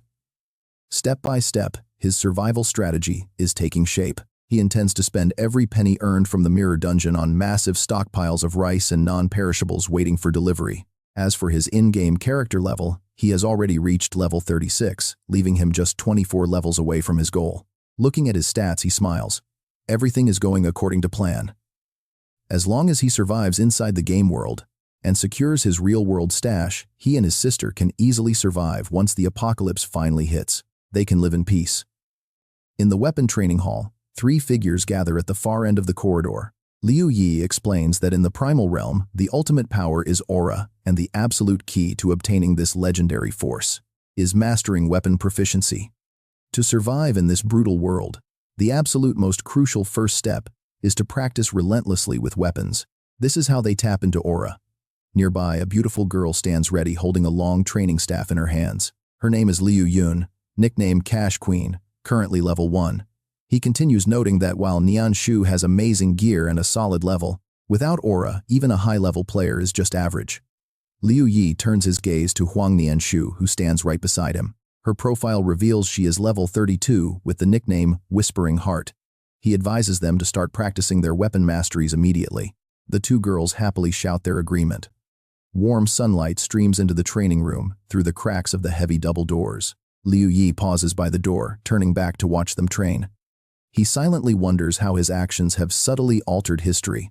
In his past life, Nianshu never lived with them. Yet even without factoring in this current timeline, she has always been crucial. Nianshu helped his sister build their login device.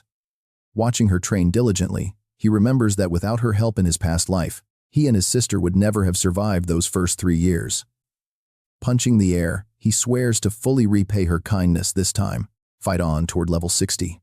Half a day later, they reach the exit of a level 35 dungeon. Several figures emerge from the portal.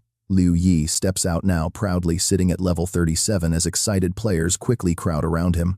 Unbelievable. Yay, you are incredibly strong. It feels like you could solo this entire 10-man level 35 dungeon by yourself. Seriously. Today, we finally got to carry a legendary powerhouse. The excited crowd gathers closely around him. They ask if they are going to do another run. Liu Yi just smiles and replies that he has errands to run first. Hearing this, their faces fall. If he is leaving, they have no reason to stay either. Liu Yi chuckles at how brutally practical they are. They quickly beg to add him as a friend, hoping he will invite them next time. Liu Yi rubs his neck, smiling, and agrees. But a serious crisis arises. Liu Yi glares in rage, clenching his fists as he calculates their chances with a 10-man level 35 dungeon team. Alright, you and I can see his dilemma. Each run takes a full day, yielding only half a level. At this rate, with only 20 days left, he can only reach level 50 or 60. No sleep, just endless grinding. In a quiet corner of the party plaza, Liu Yi sits completely alone, anxiously trying to figure out his next move. Suddenly, a system notification pops up. He completed a hidden achievement called Desperate Breakthrough. He unlocked the Desperate Reverser title. Every time a teammate dies inside a dungeon, something triggers. His stats increase by 10%. Is sacrifice really his only option? Liu Yi frowns in deep thought. Sacrificing 9 party members is the ultimate way to maximize his experience points. Rubbing his face, he recalls his past life. People who formed these sacrificial squads to boost themselves were hated by everyone. They were treated like rats in the street, hunted by everyone. Would he really stoop that low? But what if it is his only choice? His eyes harden with dark resolve. Then ding. An unexpected notification startles him. He looks down at the incoming message, wondering, who would text him now? Opening it reveals a dungeon invitation from a player named Wei Shi. It is a level 40 10-player dungeon in the chaotic lawless zone lobby 602. Accept or decline. Wei Shi. Liu Yi's eyes light up with sudden realization. It is that infamous toxic female player from his past life. She specialized in using sacrificial squads to power level, eventually becoming a top-tier expert. Is she actually inviting him to be one of her sacrificial victims? He smirks. He can turn the tables on her, hijack the rewards, and level up instantly. Liu Yi sneers. Wei Shi, do not blame me. Seeing her invite instantly sparked a plan. First, she belongs to the New Order. Second, they have absolutely no history together. An out-of-the-blue invite like this means trouble. But in his past life early on, Wei Shi had already acquired a unique power. Does she already possess that legendary energy right now? If so, does he have what it takes to defeat her? His legs tremble, but his eyes overflow with intense killing intent. Slowly, his finger moves to press the accept button. Only walking on the edge of death can trigger true growth. He takes a deep breath and yells, "Accept invitation." The lobby screen updates.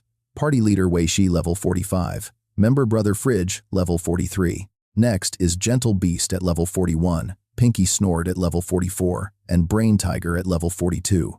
Then we have Vegan Fairy at level 40, Cupcake at level 42, and Shy Skirt Lifter at level 41. Ruined Main Account at level 43, and Knight at level 37. Liu Yi stares at the list and sneers. Every single one of them is a familiar face, especially that guy Ruined Main Account. In his past life, to hog the desperate survival rewards, he simply waited until the final boss fell. He slaughtered his entire team before the rewards processed. The world chat bashed him for 3 straight days. He looks at Cupcake. She did the exact same thing but framed her teammates, first playing the innocent victim. She claimed they tried to betray her, allowing her to murder them in self-defense. What a bunch of ruthless snakes.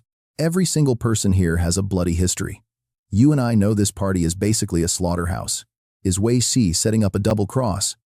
But how does she already know how rotten these people are? Or did they only turn evil after she betrayed them? Suddenly, a map pops up on his screen. We are fully loaded, let us move out. Destination is the chaotic, lawless zone lobby 602. Ruined main account speaks up. Is this the top player the boss mentioned? Why is he only level 37? Wei Shi replies, instantly levels do not matter here, raw combat power is everything. Liu Yi quickly commands the system to pull up the map, detailing the fractured zones. He frowns while studying the territories. There is the ordered danger zone, the lawless sector, and the absolute chaos zone. The city's control over dungeons is split into 5 distinct parts, with the main city serving as a safe supply hub. Within the misty walls, every single dungeon is heavily monitored, sanitized, and transformed into mirrored instances for safe leveling. Then, the ordered danger zone offers normal players a somewhat controlled space to explore. It features simple adventures amidst snowy mountains, but these dungeons cannot be physically modified by the system. However, the monsters inside are completely locked down by the city authority. It is relatively safe. This is exactly where they fought that giant monster. Third, we have the chaotic lawless zone. This is a place designed to feed players pure, unadulterated despair. Out here, the city's absolute control over dungeons completely deteriorates. Dungeon monsters under level 30 can actually escape the rift, just like this terrifying snake boasting razor-sharp fangs. These 4 chaotic, out-of-control zones are almost completely unreachable for average players looking to survive. Escaped beasts from these rifts can reach level 70, spawning alongside mysterious corruption zones just beyond the normal boundaries. Mohu City has completely lost control over this corrupted zone, leaving absolutely zero barriers to keep these deadly monsters contained. Like this massive multi-headed tiger, looking absolutely vicious, this shifting corruption zone is packed with max-level beasts capable of completely destroying the world. Deep within a mysterious, chaotic forest where lawlessness reigns supreme, a sudden thud echoes as something darts past at lightning speed. Liu Yi rushes forward when a sudden, painful shriek echoes through the trees, immediately grabbing his attention. Turning in shock toward the noise, Liu Yi witnesses the agonizing, tragic cries of tree monsters echoing throughout the dark forest. Liu Yi quickly ducks inside a rocky cave to observe as massive, writhing vines spread out, completely blanketing the forest floor. Led by a massive ancient elder tree, the smaller wooden creatures frantically charge forward in panic. Peering out from his rocky hideout, Liu Yi realizes that while these chaotic zone monsters are low level, their sheer numbers are overwhelming. Make even a tiny noise and every beast in the vicinity will instantly swarm the source without hesitation. On top of that, endless reinforcements keep spawning from the rift. He frowns, muttering that absolutely nobody could survive a massive horde of this scale when another sharp cry rings out. That tragic scream must have belonged to some careless player who got ambushed. Liu Yi glances around, thinking the fight is already over and the poor soul got wiped out. Time to move. Liu Yi tells himself to act fast, quickly, darting out from the safety of the rocky cave. Out of nowhere, a razor-sharp spear tip thrusts straight toward him.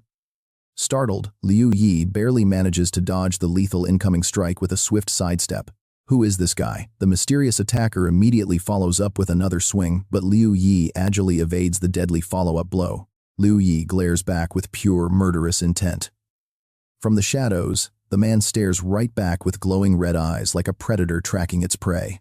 Unleashing his arc gear and flooding it with raw, vital energy, Liu Yi wastes no time launching a powerful counterattack. His opponent sneers instantly, unleashing his own explosive energy. Boom. A massive blast shakes the area, kicking up a thick, blinding cloud of dust. As the dust slowly clears, the two stand perfectly still, locking eyes in a tense standoff, until the mysterious man finally speaks. So you are a player who can channel energy too. No wonder the captain recruited you despite your low level. This guy is a teammate. It is Trashed Build, a level 43 player. Annoyed by his condescending tone, Liu Yi merely frowns and keeps a sharp eye on him. Trashed Build smiles with smug satisfaction, noting that while Liu Yi's raw offensive power is not quite on the same level as his own, he has at least earned his approval. Turning away, he calls out to Liu Yi, telling him to head to the gathering point.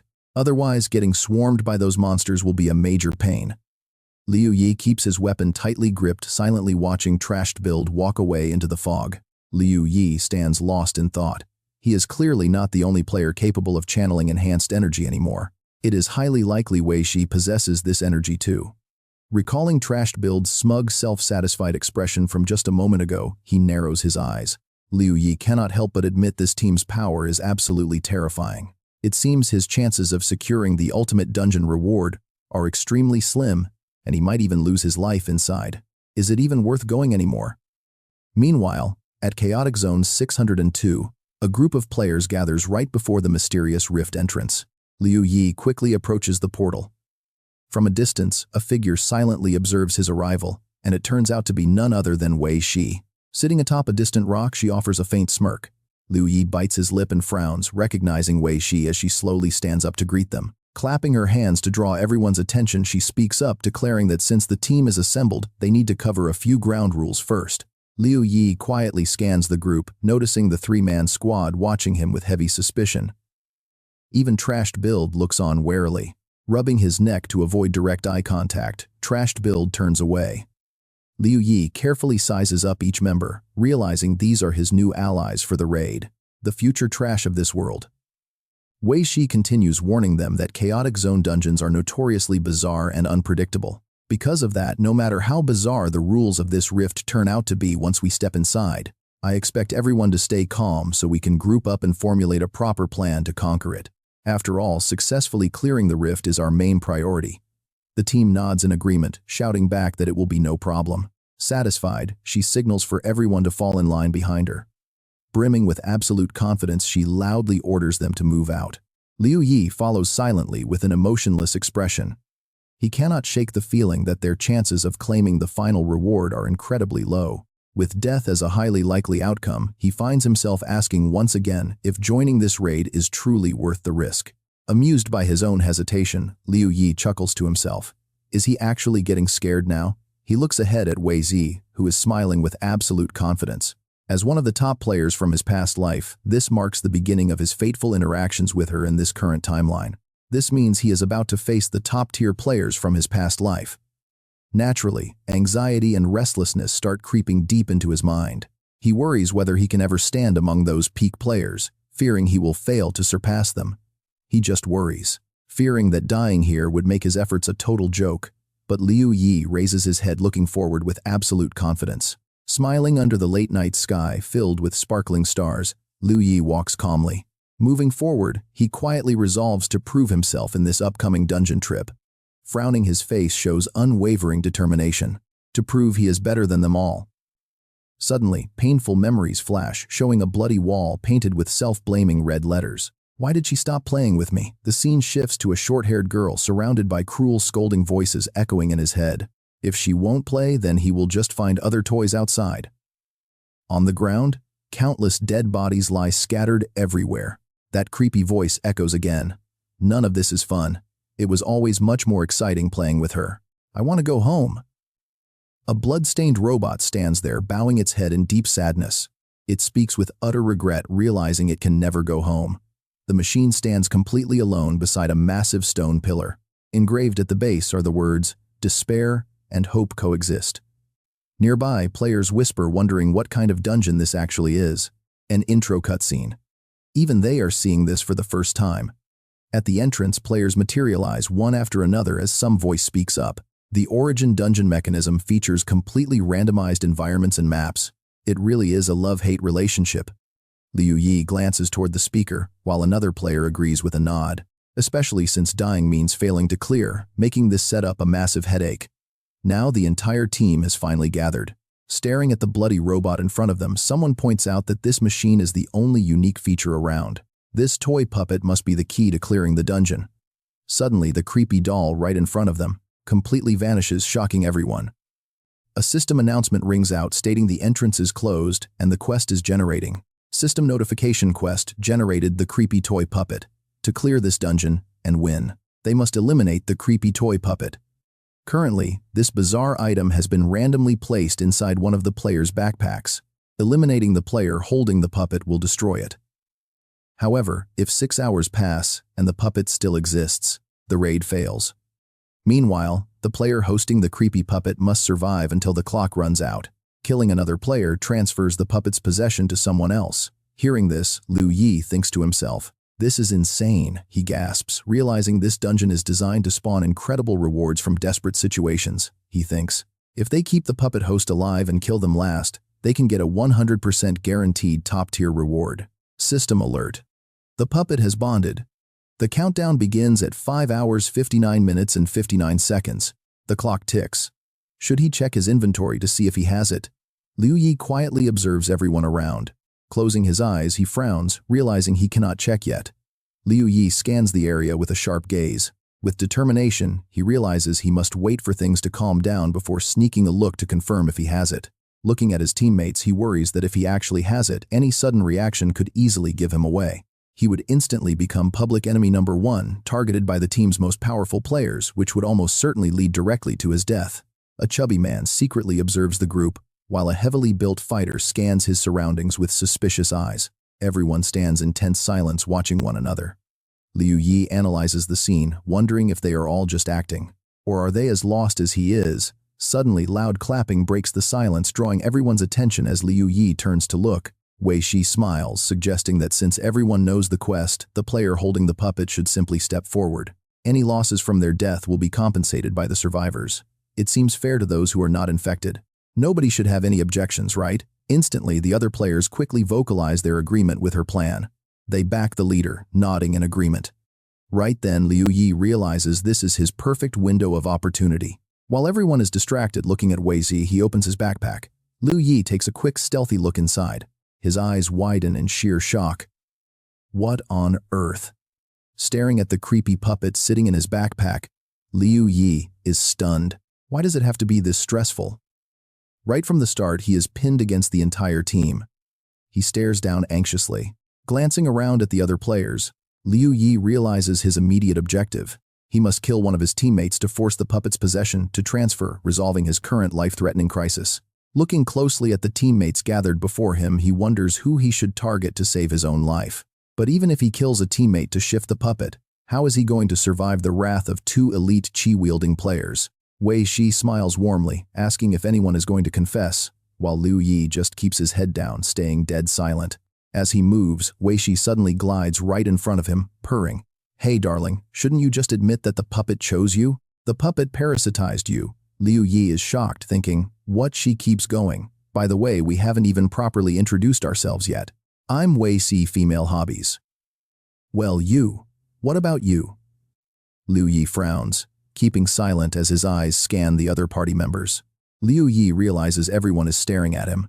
Suddenly, Lian Fei lets out a creepy, twisted smile, his eyes glowing blood red. Liu Yi finally gets it. They weren't just staring at each other earlier. They were secretly trading telepathic intel. Realizing the puppet parasite is indeed on him, Liu Yi quickly deduces that they are all in league. He scoffs. Isn't this just too obvious? A random party invite a sudden ambush to test him. Even if he doesn't know their exact motive for targeting him, it's clear. This secret dungeon was custom-made by Wei Shi just to trap him, so bringing 8 allies along to help is totally expected. Staring at Wei Shi, Liu Yi knows that just like his own reason for joining this 5-man squad, his goal here is simple. Wipe them all out and claim the ultimate dungeon rewards. Suddenly, an intense murderous aura erupts from his body. His eyes gleam like a hunting predator. Resting her chin on her hand, Wei Shi sighs. How rude. But whatever, I guess. Who told you to be my type? Judging by how you struggled against Lian Fei, you are absolutely no match for us once we team up. So stop wasting time, step forward, and let us start leveling up, okay? Roulet chimed in, reminding the captain, let him struggle a bit. Boss killing him like this makes it way more fun. Shattering his hopes piece by piece. How entertaining. Wei Shi acts cute, whining softly. Covering her face with 2 hands, she plays weak. But that's just too cruel. I'm way too scared to watch that kind of violence. But beneath her hands, she flashes a smug, mocking smirk, just for Liu Yi to see, saying, so please don't make me watch, okay? Liu Yi silently activates his watch gear, instantly pointing his gun right at her face. Faced with his deadly threat, Wei Shi doesn't even flinch, mockingly holding her head with a sigh. No, you really don't care about my feelings, do you? The party whispers. Is this the expert the boss told us to watch out for? Why is he using firearms? Forget about our boss. Even players without chi like us could easily dodge that, right? Step forward, Lian Fei sneers. Well, they say he's an expert, so his mind obviously works on a completely different level than ours. Who knows, maybe his basic attacks come with some auto-lock targeting skill. Hearing this, the party bursts into uncontrollable laughter. Lian Fei, Man, your joking skills are top-tier auto-lock in a place like this. Expecting a binding skill in Origin World is like asking for magic in a martial arts novel. Don't be ridiculous. Well, you can still lay traps to mimic a binding effect. Laughing along with the crew, Wei Shi chimes in. You guys are hilarious, I love it. Liu Yi just sneers coldly, uttering one word. Bind Wei Zi gasps in shock. Suddenly, Wei Shi is forced back, staring at Liu Yi in sheer disbelief as she frantically checks her own body. She mutters, I am fine, but what was that shock just now? Glaring with pure venom, she screams in rage. Lian Fei, stop testing him, kill him. Let's wipe him out together. Hearing her desperate command, Liu Yi merely lets out a cold scoff. Lian Fei lunges forward to attack, but is instantly frozen mid-air by a force resembling heavy binding chains. He gasps in horror. I can't move. Lian Fei struggles desperately to break free from the chains. What is this? He screams. Wei Shi's eyes widen as a system screen pops up, level 30. Silence skill unlocked. Silence the target, putting all their skills on a 5-second cooldown. Cost 50 points of consciousness power. Each level up adds to the duration. Consciousness power cost increases by 10. Base cooldown 1 minute. Bind freezes the target in place for 10 seconds. Cost 50. Consciousness power. For every 10 levels. Binding duration increases by 1 second. Cooldown 1 minute. Liu Yi immediately activates his Judgment Watch once again. Pistol stats. Attack power plus 200. Intellect plus 30. Judgment skill. Triggers triple damage or inflicts instant stun. Level 20 equipment required. Features auto-reloading mechanism. Reload time takes 1 minute with a total capacity of 1 out of 1 bullet. Judgment triggered. Triple damage consumes 100 consciousness power. Next attack power is boosted by 5,000. Liu Yi's eyes turn crimson with deadly intent as he cold-bloodedly aims his weapon straight at Lian Fei. He coldly mutters, "Goodbye." Lian Fei can only watch in absolute horror as the bullet flies right toward him. The heavy round tears right through Lian Fei's stomach, sending him crashing down to the shock of the entire squad. The dungeon system announces that he successfully killed the ruined main, transferring the puppet parasite. System alert. A party member is down, activating the desperate reversal title. All stats increased by 10%. Wei Shi's eyes widen in shock, and the others are totally stunned. Meanwhile, Liu Yi silently schemes. In this party, there were only 2 threats he actually feared. First, Wei Shi and the ruined main joining forces. Second, 4 other party members also possessed vigor. If either of those scenarios happened, he would be in deep trouble. The second threat was especially dangerous. But earlier, he clearly picked up on something in Wei Shi's tone. Only she and the ruined main actually had the power to fight him. He recalled her panicked expression from earlier. With the raw strength you showed when fighting the ruined main just now, you are absolutely no match for us once we team up. Realizing that only those 2 actually possessed vigor, he knew the threat to him was cut down to just those 2. As he plotted, the avatar of the ruined main slowly faded away. Liu Yi smiled.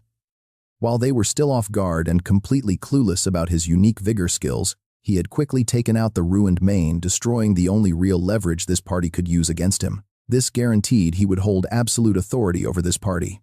A smug grin spread across Liu Yi's face as he thought. This was the ultimate way to eliminate his crisis. He felt like a giant, manipulating these tiny players on his personal chessboard. Of course, an even better option was killing Wei Shi first. But the moment he tried to lock and imprison her earlier, she dodged it. Was her perception stat really that high? Liu Yi smiled mockingly, calling out, "A friendly reminder, guys. The puppet parasite just left me. You better protect its new host. Otherwise, if I kill them, you'll lose your only weapon against me and your revenge will be ruined." He silently reminded himself to stay sharp. To claim that ultimate desperate reward, there was no room for error. First, he had to locate the new puppet host, and then save them for the very last kill. Wei Shi glared at him, ready to snap. But before he could respond, she sensed something was terribly wrong. She suddenly screamed to her team, "Don't move, he's trying to bait out the new puppet host." The party members quickly huddled close together, shouting in absolute confusion and shock. "Wait, what?" Following Wei Shi's command, they stood frozen in place. Seeing this, Liu Yi smirked to himself. "So it's her then." Liu Yi stared at Little Cake, who was standing dazed at the very back. She was subconsciously being shielded at the rear. Suddenly, a notification flashed. All attributes enhanced. Vigor consumed 400. All attributes boosted by 200%. Liu Yi zipped past Wei Shi, charging straight for Little Cake. He swept through the other party members, effortlessly slaughtering them. Normal players are just too weak, he muttered. Dungeon notifications spammed his screen in rapid succession, announcing that he had killed brothers Fridge and Gentle Beast. Next, the system confirmed the deaths of players Hump, Sentient Brain, and the Fairy of Peace. And finally, Shy Skirt Lifter was dead. System alert, party size reduced by 7. Title activated. Desperate Reversal granted him a massive 70% stat boost. Liu Yi's power began climbing to insane heights. Infuriated, Wei Shi charged at Liu Yi with her sword drawn. But in a flash of blue light, he easily blocked her strike. Little Cake collapsed in sheer terror. Wei Shi glared, demanding to know why he spared only her, the puppet's host. So your real goal was the desperate reward all along. You've got guts, Liu Yi smirked. Now it's just you. Wei Shi unleashed her phantom shadow leap, a mystical purple energy swirling around her. Just wait, she hissed. Once I take you down, I'll make you regret every single choice you made today. With that, she suddenly vanished, leaving only a ring of purple smoke. Liu Yi frowned, realizing she was gone. Suddenly, Wei Shi materialized behind him, launching an attack. He spun around to parry, but he was a second too slow. She drove her blade into his back. Critical hit minus 300 health points. The interface showed the HP bar of player Knight level 37, dropping rapidly as Wei Shi kept slashing at him. Critical hit minus 300 health points.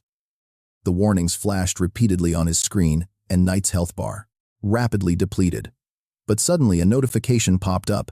Vitality recovered, plus 9,000. Suddenly, Liu Yi slashed back at Wei Shi, catching her completely off guard. She retreated, frowning. 900 damage only took 75% of your health. It seems your vigor focuses purely on high defense. Clang. Their weapons clashed and Wei Shi leaned in, her voice dripping with disdain. But that's your limit. A few more strikes and I'll completely drain all of your instant recovery potions. The winner is still going to be me, Wei Shi sneers. Liu Yi doesn't say a word, only offering a smug smile, as a glowing purple circle manifests in her hand. Armed with forged steel gear, she flashes forward instantly, slashing his health pool by 9,800 points. But a system prompt pops up. Instant vitality recovery, plus 9,800 HP. Wei Z's eyes widen in sheer disbelief as she wonders. A level 30 plus recovery potion only restores 1,000 health points, and we can only bring 10 bottles into this dungeon. So how did he just heal nearly 19,000? While she is completely lost in shock, a sudden slash cuts through the air. Liu Yi's blade rips right through her. Looking down at her with a smug grin, he says, "Sorry, but I'm the winner here." Wei Shi stands frozen, completely unable to process what just happened. Gnashing her teeth in fury, she flinches as Liu Yi swings his sword again. His eyes burn with pure killing intent. Backing away toward Little Cookie Wei, she narrows her eyes and demands to know his secret. A level 30 plus health potion only recovers 1,000 hit points, and the dungeon caps us at 10 bottles total. I dealt nearly 20,000 damage, yet you healed it all instantly. On top of that insane health pool, you must have some strength-type support buff. Liu Yi calmly replies. You really should have put all your stat points into speed. With a strength attack buff, your speed and power would be off the charts. But you didn't do that, did you? Hearing this, Wei Shi falls completely silent. Suddenly she looks up at him with a grin, scratching her head in mock embarrassment.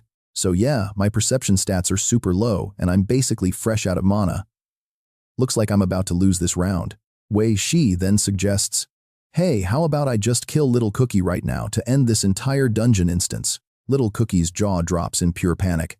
Liu Yi grinds his teeth, wondering if he pushed her too far. He forced her into a corner. Wei Shi's speed is insane, and his only window to take her down is to bind her first. Once she realizes she can't beat him, she will definitely choose the easy way out. She will just murder Little Cookie to end the dungeon. But that brief moment when she was caught off guard earlier was incredibly rare. Then what are you waiting for? Liu Yi shouts, realizing she hasn't actually touched Little Cookie yet. He still has a chance if he can stall until his binding cooldown resets. Meanwhile, Wei Shi rests her chin in her hands. But if I do that, I don't get to kill you.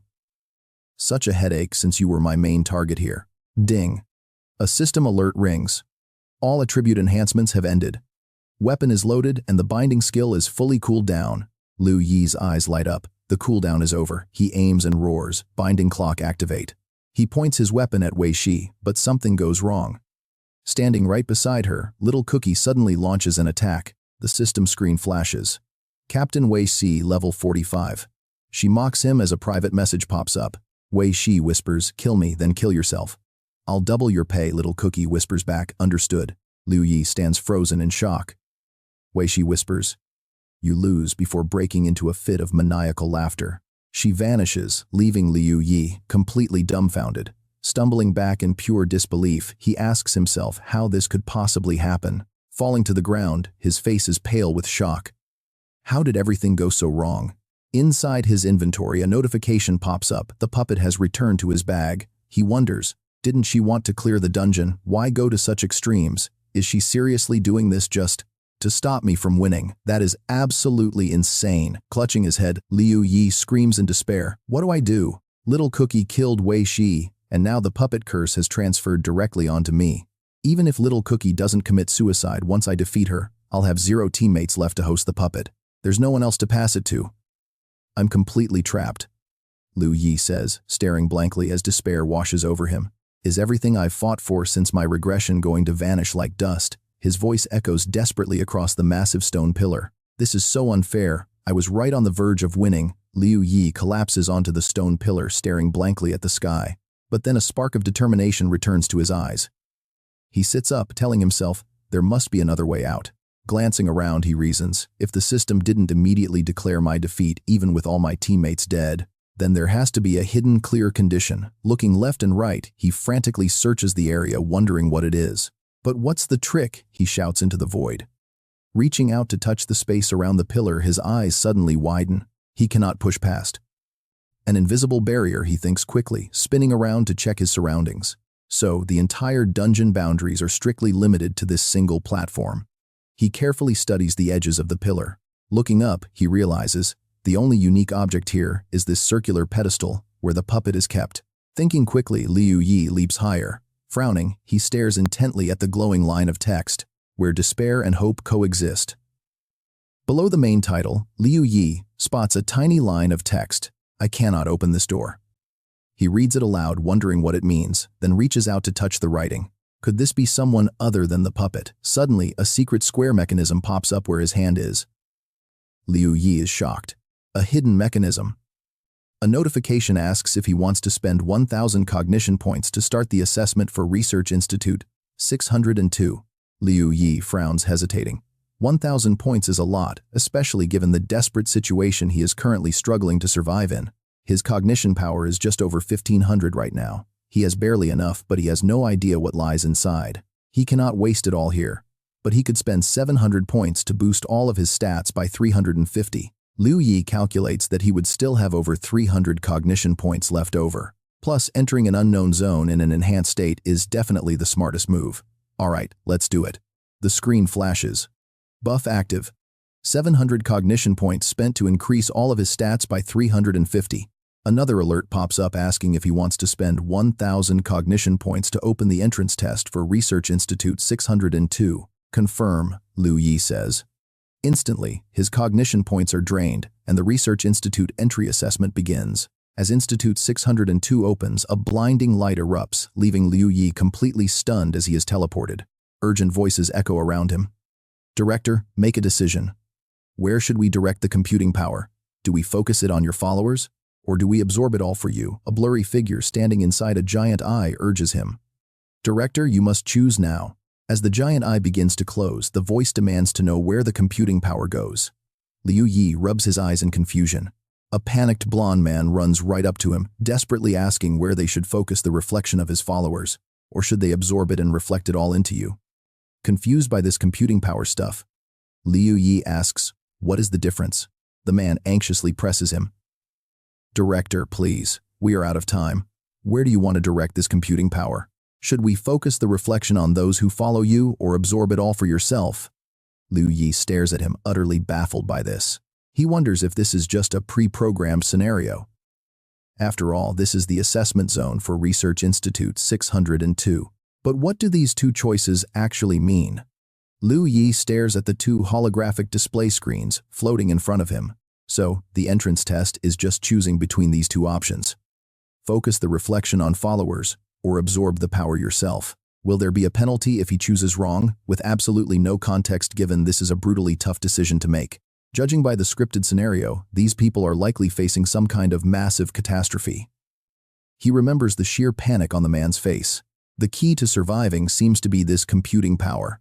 But what actually happens once this power is reflected?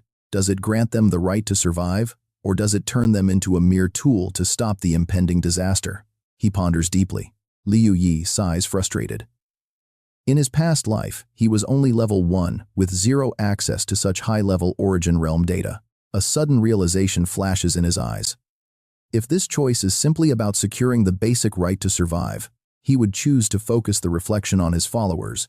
That way, he could keep protecting his sister, so they both survive. But if it is about becoming a tool to stop the disaster, then he must choose the latter. Escape is impossible anyway. Confronting and resolving the threat is the only true way out. He stares intensely at the two options, weighing them carefully. Besides, channeling computing power into a specific target is likely done to gain a unique trait capable of stopping the crisis. Who is to say the leader is the best choice? Maybe someone in the crowd has a far higher compatibility with this power. With just a tiny spark of power, their potential could explode.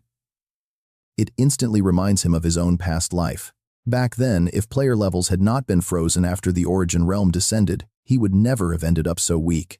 Liu Yi reaches out and presses one of the floating screens. I choose this one, he declares. He selects the option to absorb the entire reflection. Please let this work, he prays. But nothing around him changes. Suddenly, he is teleported back to the starting room. Confused, Liu Yi frowns as he carefully surveys his surroundings. Absolutely nothing changed. Did he pick the wrong option? Sitting on the floor with folded arms, he ponders the correct answer. So the correct choice was focusing on followers. He frowns, realizing his cognition power is now down to 350. Since the puppet parasitized him, he is locked in a combat state, dragging his recovery speed down to a crawl. But even with this slow regen, the remaining 5 hours should still give him just enough time. He will recover 1,050 points, allowing him to try the entry test twice more. That is plenty. But wait, Liu Yi closed his eyes to rest. An hour and a half later, his cognitive power reached 700 out of 1594. Opening his eyes, a notification popped up showing his energy consumption. 700 cognitive power boosts all attributes by 350. System alert: consume 1,000 points to unlock module. Entrance to Research Lab 602. Liu Yi nodded and agreed, focusing on the two options right in front of him. One choice was to absorb companion reflexes. Ready to decide, Liu Yi reached out to select the alternative option instead, but he hesitated. He thought if gaining entry only required one correct choice, wouldn't getting inside this lab be too easy? Just a lucky guess. Then what was the point of that massive door? What about players who have zero cognitive power?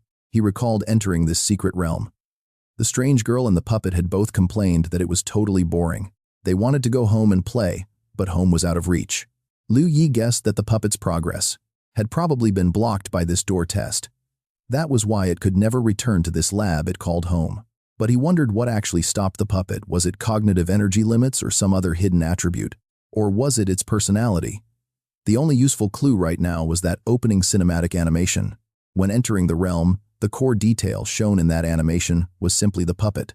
Its playful nature made it leave the lab. But once it had enough fun, it was locked outside. Frowning, Liu Yi reached his final conclusion. What blocked that puppet was its own personality. Looking at the panel, he realized this test was not about choosing the right option, but rather testing his resolve. He wondered, how should he prove his attitude? Reaching out, he trusted his instincts. When the button appeared, he selected the second option once again. A flash of light sent him right back to the start. Nothing had changed. Frowning, he knew this was his absolute last chance. If his theory was wrong, he would have to start all over. But he told himself once more, trust your gut. His cognitive power was down to 15 out of 1594. He sat back down to rest. 3.5 hours later, the secret realm countdown ticked away at 27 minutes and 5 seconds. His cognitive power gauge now showed 700 out of 1594. Consume 700 points to boost all attributes by 350. Alert, you can consume 1,000 points to open the research lab entrance for Module 602. Liu Yi accepted. Finding himself back in that room, he did not hesitate for a second before making his selection. He chose reflection absorption again. Returning to his starting point, he felt the entire room begin to shake violently. The pillar, holding the puppet, slowly began to descend. Liu Yi cheered in relief, realizing his gamble had paid off. The true core test was not about the options themselves, but testing whether he would stand firm in his decisions. No matter the choice, picking the same option 3 times in a row was the key to unlocking this door. Looking down at the exit, he figured this hidden trial normally required a full party. Liu Yi headed down the stairs. As he walked, he calculated that only the origin world would leave a slim chance for a solo player. This 3-try limit was that exact loophole. To pull it off, a player would need extreme boosts too. All basic attributes, maxed out intelligence, and the powerful title of Desperate Situation Reverser. Without those surviving, this 3 times was impossible. Looking into the deep tunnel, he realized that right now, besides himself, no other player could ever solo this hidden trial. He frowned in deep thought. Honestly though, facing Wei Shi this time was incredibly reckless. Even though desperate situations push you to break your limits, bravery shouldn't mean recklessness. He felt a pang of regret. If he had planned better before, and known just how insane Wei Shi actually was, he would not have miscalculated so badly at the end, and nearly died right here. Up ahead, he spotted a silent silhouette. As he drew closer, he found that the doctor was long dead, reduced to a skeleton. Looking closely, he recognized her as the female researcher from the opening cutscene. Suddenly, a glowing red orb floated out of the bones. Shocked, Liu Yi watched as it hovered away from the corpse and merged directly into his body. A system alert chimed. Congratulations to player Liu Yi. Perfect clear of the mischievous puppet trial. The puppet has been purified. Reward 1% of computing power. Authority. Liu Yi exhaled in pure relief. The system notifications continued. Achievement unlocked. Desperate struggle mission completed. Hidden trial cleared. Clearing reward 10 points. System is now calculating your final rewards. Exhausted Liu Yi leaned heavily against the wall, his legs trembling uncontrollably as a grin spread across his face. Looks like he was genuinely terrified of dying in this dungeon. Rubbing his forehead with a self-deprecating smile, he felt embarrassed that a little struggle turned his legs to jelly. The system announces that Liu Yi's power has drastically improved, and his current level has reached 44. Alongside his massive power boost, Liu Yi's skill points have also received a major upgrade. His sensory power is now 846 out of 846, as the system continually processes his combat power, finalizing level 40 vitality. With level 40 vitality, targets with unstable health or sensory power will receive a 10-level boost. Target status duration increases by 1 second, leaving them completely paralyzed for the entire duration. With a 24-hour cooldown, the target tracking range is 1,000 meters, allowing sensory perception of all living things for 10 minutes. Consuming 50 sensory power points per 10 levels increases the duration by 10 seconds. Liu Yi clenches his fist deep in thought. But wait, this means he actually beat Wei Shi, right? He shouts excitedly, boasting about his own greatness with a triumphant laugh. Meanwhile, Liu Yun and Huang Nianchu are still training diligently, both of their faces filled with immense joy. At the player respawn point, a solitary figure stands waiting, and Wei Shi wonders silently to herself. 6 hours have passed. Frowning, she asks herself if she really lost. As the chat log pops up, Steaming Heat, the new leader of the New Order, asks Wei Shi what happened, only to hear that she died. He asks if she killed him, but Wei Shi replies that she was defeated, though she managed to secure some highly valuable intel. Steaming Heat asks what she wants in exchange, and Wei Shi requests resources for her training. She asks for a mirror double in the mirror dimension to recover her level after a challenge the chat log shows. She reveals he is the rare support-type player they were searching for. Steaming Heat frowns at the screen inside the New Order Guild headquarters reception room. Sitting opposite Steaming Heat, Wu Ji says that since support types are so rare, he expects a lot in return for his help. To help clear the dungeon in the out-of-control zone, he readily agrees. This man is the player named Wu Ji. A level 45 punch-style user with vitality energy, he makes his demand regarding payment, asking for a specific hefty sum. 100,000 per dungeon. Steaming Heat sneers but agrees, and outside the New Order headquarters night has already fallen. As Wu Ji steps outside, an associate spots him with surprise, running over and calling out to him loudly. How did the deal go? Did those New Order guys jump with joy when they heard you agreed? He heard they almost turned the world upside down looking for a support type, but Wu Ji angrily kicks a nearby steel pillar, bending it completely. The underling instantly freezes in fear and shuts up. Frowning with rage, Wu Ji snaps that the deal is done for 100,000 per run. The other man asks in shock, pointing out that they have successfully completed the very first step of their grand plan. So why is he still so angry? Wu Ji roars back that his frustration stems from not being the only special player around. As the sole special player with vitality, he asks with an annoyed scowl how they can possibly execute the rest of their scheme now. How can he use his support status to climb to the top of the new order? Meanwhile, back in reality at Liu Yi's home, he stares at the paper, questioning what calculation authority actually means. Folding his arms, Liu Yi is lost in deep thought. What is calculation authority? Literally speaking, it seems to refer to the authority to control data processing power. Could this massive machine processing power rewarded after perfectly clearing the dungeon be the trigger condition for some major quest? Or does it hold another special meaning? Frowning, Liu Yi calculates what would happen if his calculation authority reached 100%. What is the link between this authority and the introductory calculation trial? Raising a hand to his forehead, he sighs at the endless questions. Standing up, Liu Yi feels this is incredibly crucial for his future. Shaking it off, he decides to stop overthinking and head for a bath.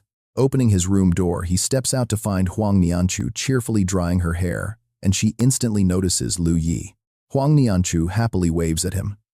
Liu Yi nods back with a warm smile and heads straight toward the bathroom. Just as he reaches the door, he suddenly stops, lost in thought, while Huang Nianchu opens her bedroom door to enter.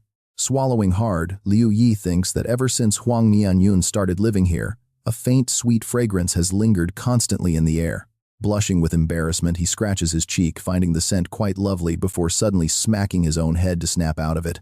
He scolds himself for his wild thoughts, telling himself to wash up and go online. To set his goal for the next phase in the Origin realm, Liu Yi stands before the screen, noting his level is 44. Only 16 levels away from 60. If 2 dungeons yield 1 level, he needs to run dungeons 32 times. It will take about 20 days to achieve his goal. Liu Yi rests his chin on his hands, contemplating, but meanwhile, only 22 days remain before the Origin realm descends into reality. Worried the tight schedule leaves no room for error, he fears missing level 60. Meanwhile, his gear is facing a massive bottleneck. The screen displays his remaining Mystic Essence at 11,021 points. Getting gear in this world comes down to 2 options. You either craft it directly using Mystic Essence, or use that same essence to upgrade your current equipment. Feeling a bit guilty, Liu Yi notes those are the only 2 choices. Right now he holds exactly 11,021 Mystic Essence points. That is from 3 clear rewards plus 4,271 points salvaged from dismantling high-tier gear he could not actually use. Suddenly, the system screen prompts him. Crafting level 40 purple gear costs 650 Mystic Essence. Proceed with crafting. Yes or no? Upgrading level 30 purple gear to level 40 requires a heavy cost. 400 Mystic Essence. Upgrade. Liu Yi realizes he is still missing 3 key gear pieces, his helmet, necklace, and badge. To upgrade all 9 of his current items to level 40, he needs to spend 5,550 Mystic Essence. Another screen pops up. Upgrading purple gear from level 40 to level 50 takes 700 Mystic Essence. Proceed with the upgrade, yes or no? Upgrading level 50 purple gear to level 60 costs 1,100 Mystic Essence. Will he take the leap? Yes or no? Liu Yi calculates the costs of pushing his entire setup to the absolute limit. Reaching level 60 requires 16,129 points. He would need to grind level 40 plus dungeons 40 more times. Resting his chin on his hand, Liu Yi glares at the display. If he wants to pull off his master plan safely, he must calculate carefully. He still needs to risk it all for legendary rewards once or twice.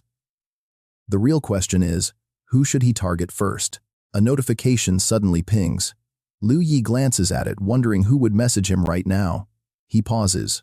Wait. He feels a wave of anxiety. A random message during a crisis. This setup is way too familiar. He orders the system to open it. The message is from Fuming Hot, the guild leader of the New Order. He asks if Liu Yi is free to chat. Liu Yi frowns. The guild leader of the New Order, immediately memories of being kicked to the dirt flashback. He remembers the venom in that guy's voice back in his past life, talking down to him with absolute disgust. How can a piece of trash like you exist? Get lost, the leader is coming. He recalls how powerful they became later. After descending upon the origin world, they ruled his entire region and grew into one of the strongest global guilds in existence. They enforced a ruthless elite-first rule. Elite players and those with rare abilities lived like kings under their banner. While the top-tier players enjoyed extreme comfort, low-level players and normal citizens without any unique talents were doomed. They were treated like cattle facing endless oppression. In his past life, Liu Yi was one of those unfortunate souls. To say he does not hate them would be a lie. But looking back, he knows the real issue was simply that he was too weak. Replying to the text, he asks what they want. Fuming Hot explains he is assembling an elite squad for the out-of-control zone. The team is short on a strong support player. Someone mentioned you have unique support abilities, so I reached out. I am offering you a direct invite. Name your price, and I will make sure your demands are fully met. We will do whatever it takes. Liu Yi is surprised. A team only missing a support. Does that mean everyone else is a fighter? Fuming Hot confirms his suspicion. Liu Yi is stunned. A 5-man team where every single member possesses powerful chi. That is insane. The chat screen flashes with another message from the guild leader. Without a doubt, this is easily one of the strongest squads in the entire realm right now. Liu Yi asks why they are heading there. With a lineup that strong, they could easily dominate the chaos or danger zones. Fuming Hot replies that he has his reasons. Liu Yi tells him he needs some time to think it over first. I will get back to you soon. Fuming Hot agrees. Alone once more, Liu Yi starts weighing his options. Should he join them, even though their team rules might cut off his share? Of rare dungeon clears the sheer speed of gaining experience, and massive mystic essence with them is unmatched. It easily blows normal party speeds out of the water. But why is he so obsessed with this lawless area? In that zone, direct teleportation is completely blocked. On top of that, the dangerous wilderness, outside, is crawling with terrifying level 70 monsters.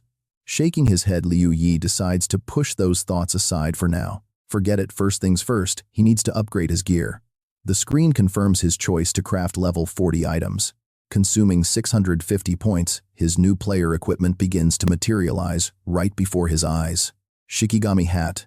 Defense 30, Resistance 10, Intellect 24, Intellect 22, Constitution 22. Level requirement 40-5. Guardian Necklace. Stat boosts include Defense 30, Resistance 10, Intellect 25, Intellect 21, Constitution 20. Level requirement 40-5. Next is the Swift Wisdom Battle Robe, boosting defense by 30 and resistance by 10. Strength 11, Agility 15, Constitution 12, Intelligence 30, Gear level 40-5. Special Wisdom Attribute Undershirt. Defense 30, Resistance 10, Agility 15, Constitution 12, Intelligence 15, Intelligence 30. Gear level 40-5. Wisdom Swiftness Combat Boots, Unique Attribute, Defense 30, Resistance 10, Agility 11, Agility 10, Perception 13, Intelligence 30. Gear level 40-5. Wisdom Combat Gloves, Defense 30, Resistance 10, Perception 12, Constitution 11, Constitution 11, Wisdom 30. Accessory level 40-5. Omniscient Earrings, left and right. Left earring, attribute strength 20, Agility 20, Perception 10, Intelligence 30. Accessory level 40-5. Right, Omniscient Earring, Constitution 20, Intelligence 20, Perception 10, Intelligence 20. Accessory level 40-5. All-powerful earring effect. All stats plus 20 Arc Wisdom Blade. Attribute attack power 200, 40 Strength 30, Intelligence 20. Gear level 40-5. Mark of Wisdom. Attribute Defense 10, Resistance 30, Intelligence 63. Gear level 40-5. The Clock Pendulum Pistol, 6 attack power, 300 intelligence, 60 with the Judgment attack skill, dealing 3 times damage or inflicting a stun effect. Accessory level 40-5 required. Auto reload takes 30 seconds. Ammo capacity 1 of 1. Its attributes are insanely strong. HP 6030 out of 6030. Energy 2034 out of 2034. Combat power currently calculated at 102. Combat power exceeds 100. Upgrading title from low-level warrior to high-level warrior. Title effects activated. All attribute scale weight goes from +1 to +2 with this title upgrade. Those stats are sky high. HP, 8040 out of 8040. Energy, 2712 out of 2712. Liu Yi gasps. These system rewards are just too cool, and as we know, once combat power passes 100, the scaling shifts, doubling from 1 to 2, boosting total power by 30%. What if he keeps raising his combat power? Could that multiplier scale even higher? Liu Yi wonders, how much would it take? 201,000. Suddenly, he falls silent, deep in thought. Honestly, this combat power system only requires astral energy to unlock, meaning this massive stat boost he just received should also belong to other players with astral energy. If so, does that mean the members of this New Order guild are all just as strong as him? Joining a squad like that is basically like putting 10 of him together, and as you'll see, that makes this dungeon out of control zone actually seem doable. A chat message pops up. Yi, are you there? After thinking it over, I'll join, he replies. Blazing Hot, the leader of New Order, sends back, wise choice.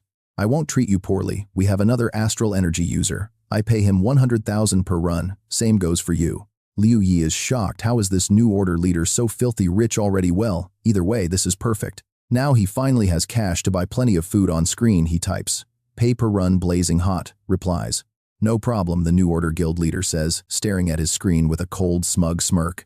The screen flashes. Ye has joined the party. Blazing Hot welcomes their final member. Wu Ji asks, so besides you, is this the second astral energy user in our team? Hey Ye, nice to meet you. Let's do our best to support this party. Ye replies, sure thing. Then a ping from Blazing Hot arrives. New Order members assemble at Muhu Castle North Gate. Liu Yi grabs his weapons first, hiding his headgear display. He packs his standard pistol as backup, keeping his loaded pocket watch gun ready just in case. Slipping his gun into his backpack, he drapes his blade over his shoulder. A simple disguise might keep him safe. Every bit of caution increases his survival at the Muhu Castle North Gate. The party list shows leader Blazing Hot, level 50. Party members include Meat-Loving Shield at level 50, Helmet Strap No Fly at level 50, and Little Fists Won't Punch You at level 50. Next up, we have No Sweat Dual Blades at level 50, Curly Hair is Truth at level 50, and Tardy Warrior at level 50. Then Nameless Drifter at level 50, Wu Ji at level 45, and finally Ye at level 44 as Liu Yi approaches. Walking up alone to the waiting group, Blazing Hot and a few others instantly start sizing him up. Spotting Liu Yi, Wu Ji enthusiastically waves as if they were old friends, shouting out, is that you, Yi? It really is you, he beams, introducing himself. Hey, I'm Wu Ji, the only guy who chatted with you in the lobby. Liu Yi smiles and replies as Blazing Hot speaks up. We haven't worked with astral support before, but now that we're full before we hit the out-of-control zone, show us what you both can do so we can coordinate. Liu Yi silently evaluates him. This is the leader of New Order, one of the most powerful figures after the primordial realm descended. Blazing Hot continues, hit me with anything, whether it's a buff or a debuff. Both had only one charge left. Liu Yi and Wu Ji turned to lock eyes at the exact same time. Wu Ji spoke up. He felt that showing a skill was basically revealing his trump card, exposing everything to the enemy.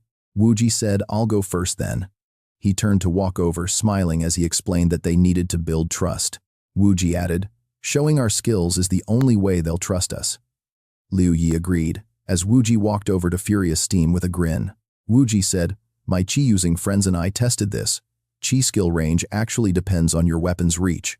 It matches your preferred weapon's optimal attack range, he explained as he continued. My weapon of choice is fist gloves with an attack range of only 1.5 meters, so I must get close. I must be within 1.5 meters of my target to trigger my skills. It is honestly my absolute biggest weakness. Furious Steam nodded. The connection between a skill and its matching weapon makes perfect sense. Liu Yi stood there, jaw dropped. He thought, wait, is that how it works? His weapon is just gloves, so his skill range is restricted to just 1.5 meters. But my ideal weapon is a pistol, so what's my casting range then, he wondered. 100 meters, 200, he realized he'd never actually thought about it. He usually just cast skills whenever he wanted. Liu Yi grinned awkwardly, thinking that if this was true, he was incredibly overpowered. Wu Ji then demonstrated his skills. This is my first skill, recovery, he explained. And right here is my second one, mind focus. He immediately cast mind focus on Furious Steam, making him look furious with a sharp glare as Wu Ji explained. I've personally tested this on bosses with great success. It inflicts a whole range of negative status effects like weakness, aging, or slow. Suddenly, a glowing chain materialized in Furious Steam's hands. He announced, "And this is silence, which is my third skill. It can lock down any of the target's skills, including bosses." Wuji smiled and said, "These three should be enough to support you guys. As for my fourth skill, I'd like to keep it as my own personal trump card." Surely the guildmaster understands. Furious Steam nodded in understanding. Meanwhile, Liu Yi realized that showing only his three most common skills was the smartest move for the team. Keeping the fourth skill hidden as a secret weapon was a very clever strategic decision. It was a totally reasonable compromise. Liu Yi stepped up next. "My turn," he said. "My weapon of choice is a dagger. My casting range is about 3 meters, slightly better than Wuji's. My first skill is actually identical to his. My second is blessing, and my third is bind. Let me show you." Liu Yi then immediately cast bind directly onto Furious Steam. Next up was blessing. A brilliant golden light immediately enveloped Furious Steam, swirling beautifully all around his body. He explained bind traps the target for 10 seconds. Whether it works on bosses is still a mystery since I haven't tried. Blessing dispels any negative status on the target, he smiled, adding, "And yes, that includes my own bind skill. As for my fourth skill, I'll keep it as my secret weapon." Liu Yi glanced knowingly over at Wuji. Wuji smiled right back at him. Furious Steam stroked his chin thoughtfully. "All right, I've got a clear picture now. With this, our team's strength should be more than enough." He turned and shouted, "Listen up, everyone. Before we lacked chi support players, which kept us stuck on the outskirts of the out-of-control zone. But now, we have support not just one, but two of them." Furious Steam raised his hand high, his voice filled with determination. "This time we are definitely going deep into the out-of-control zone. We will conquer the deepest secret realm." The crowd cheered in unison, ready to set off. Liu Yi followed behind, watching them walk ahead. He thought to himself, the loot from the Chaos Zone and the out-of-control zone is basically the same, yet the wilderness danger level is night and day. Why is the Guildmaster of New Order so obsessed with conquering this place? What kind of secrets are hidden deep inside this secret realm? Just then, Wuji looked back and waved at him. "Hey Ye, keep up!" Liu Yi smiled, replying, "Coming." He silently realized that exclusivity is what truly brings value. Meanwhile, Wuji looked ahead, eyes filled with homicidal intent. "Is that so, Ye? Just wait until I find a chance to reset your level to 0. Then I'll be the sole chi user again." The team soon arrived at the entrance of the out-of-control zone, looking down into a dark, foggy abyss filled with ancient ruins. Someone explained, the out-of-control zone is completely different from the chaos or out-of-order zones. Standing at the entrance, the Guildmaster of New Order shared what he knew. The wilderness difficulty of this zone is calculated based on the total number of players in the team. That's why I only brought a 10-man squad with us today. He turned to look back at his team, warning them seriously. But even if a 10-man run is theoretically the easiest, it is still a level 70+ run, so do not let your guard down. Besides, clearing mobs on the outer edges grants absolutely 0 rewards. Therefore, we should try our best to slip past any outer monsters we encounter. If we cannot avoid it, we must lure it out. Even if we have to sacrifice someone, we have no other choice. As those brutal words hung in the air, dead silence fell over the team. Absolutely nobody wanted to be the sacrificial lamb. Guild leader Zhe took the lead and leaped down first. The rest of the team watched him go, then followed his lead one by one. Following his guidance, they jumped down one after another, until only our main character, Liu Yi, was left standing alone at the edge. He bent his knees, got some momentum, and leaped right after them.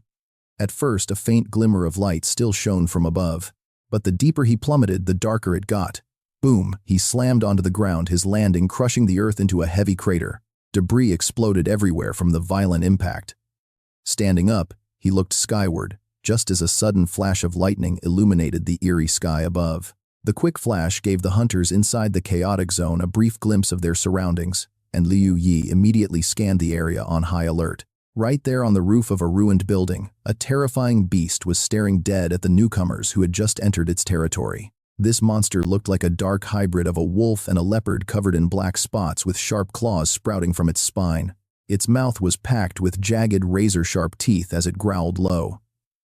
Liu Yi locked eyes with it, while guild leader Zhe also sensed danger. He quickly warned everyone to avoid it if they could, and ordered them to run toward the designated safe zone we prepared beforehand. The moment those words left his mouth, he bolted with the rest of the team hot on his heels. Seeing its prey escape, the monster lunged into the hunt. But before it could get far, a massive giant hand snatched it out of midair. It was gripped tightly like a helpless toy doll. This new colossal beast was easily 10 times its size. This absolute titan squeezed its fist, crushing the predator like a tiny ant.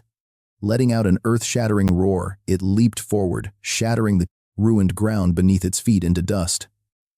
It charged after Liu Yi's group, each massive step shaking the earth with a terrifying thud. A guy with a ponytail in the squad muttered, "What is that noise?" Before he could even finish, he looked back and froze. A massive monster was right behind them. Leaping over ruined skyscrapers, the beast closed in. The ponytail guy screamed to the leader, "Boss, it is the Gudiao. Oh my god, how is this possible? Why did we run into this harbinger of death right at the start?" Without even looking back, guild leader Zhe kept sprinting, yelling to stop talking nonsense. Just focus on escaping. He quickly pivoted down another alley, and the rest of the team scrambled right behind him. Running alongside the ponytail guy, Wu Ji asked if that creature was really that strong. The ponytail guy turned completely pale. With pure dread, he did not hold back. So far, our guild sent 10 elite squads into this chaotic zone to investigate, and 5 of them were completely wiped out by that thing. You tell me if it is strong. Behind them, the raging Gudiao was gaining ground. It leveled everything in its path, crushing concrete and steel into dust, driven by a savage desire to catch its escaping prey. It was determined not to let them escape. Realizing the danger, guild leader Zhe ordered Bandage Head to step up and draw its attention. Bandage Head obeyed instantly, stopping to face the monstrous Gudiao. Before the beast could even touch him, he unleashed his signature skill, a strange taunt ability called Playful Control, forcing the monster to focus its rage and attack him for 1 full minute.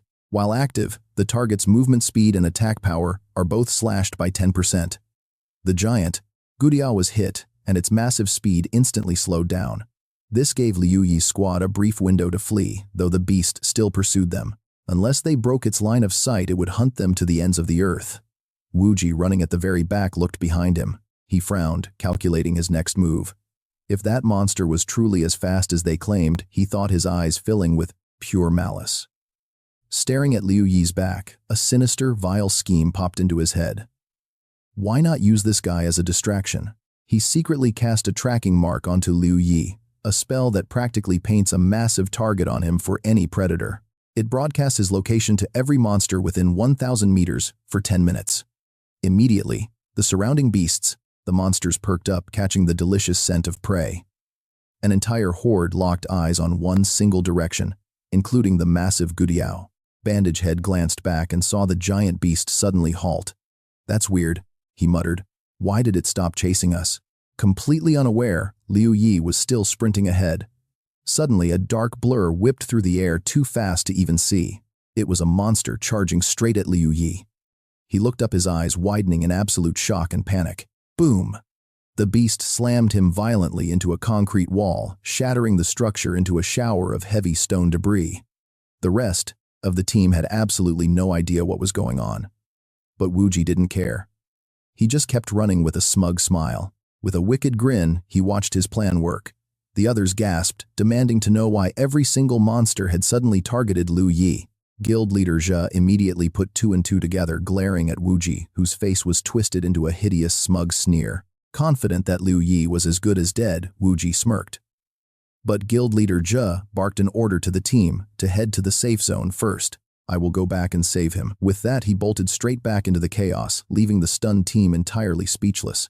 The rest of the team only has time to cry out "Guildmaster" before his figure completely vanishes.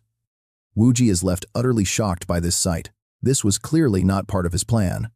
Has the New Order's Guildmaster completely lost his mind, jumping in like that under these circumstances? How could he possibly save anyone?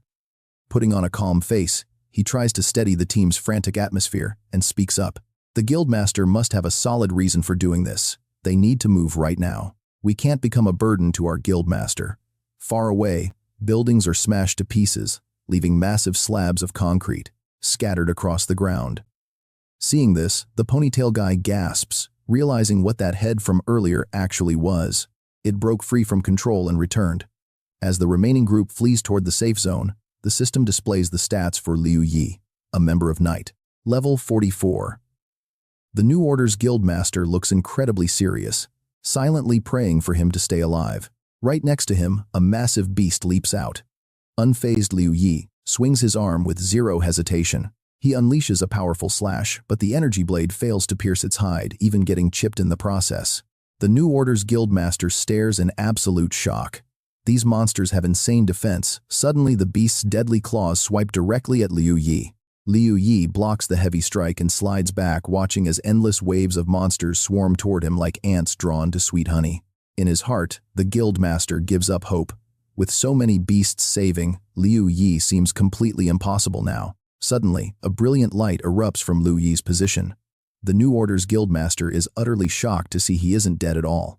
He's fighting back, triggering a skill called stasis state. This broken move completely locks the target's health bar, meaning mana consumption is 0, and every 10 levels adds 1 second to the lock duration. While under this effect, the target cannot move at all. Cooldown, 24 hours. The countdown for stasis state begins.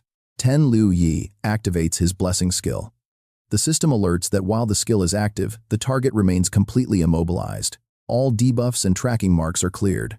Gripping his trusted sword, Liu Yi's raw attack power immediately skyrockets by 50%. With a mighty swing, a brilliant blue energy wave erupts from his blade, launching the monsters into the air. They are sliced clean in half, instantly killed. Liu Yi stands tall with a calm expression, completely unscathed from the battle. But that was just the warm-up. In the distance, a massive Gudiao charges forward, stretching out its giant lethal claws. It wants to tear Liu Yi to shreds. Showing absolutely no fear, he grits his teeth and catches the razor-sharp claw head-on. Channeling his strength, he squeezes so hard the beast's claw begins to crack. Still, the immense pressure forces him backward. His feet skid across the dirt, tearing up concrete and shattering the pavement. Swapping his sword for a different weapon, into a heavy gun, spiking his attack power by over 1.3 million. Gripping the claw with his left hand, he raises his right hand, pulling the trigger before the beast can even think of unleashing a second attack. With a massive bang, the shot pierces straight through the monster, the sheer force tearing right through its body. The shockwave shatters the wall behind, causing it to crumble. Lifeless, the giant beast's oversized body slowly crashes down. It hits the ground with a massive boom, kicking up clouds of dust. Liu Yi stands victoriously atop the Gudiao's corpse. Its massive corpse gradually fades away like an illusion. The New Order's guildmaster watches this scene in sheer shock. He can only mutter in disbelief, questioning if this is actually a support class. Suddenly, the system alerts. Stasis state has ended. 50 seconds of blessing remain.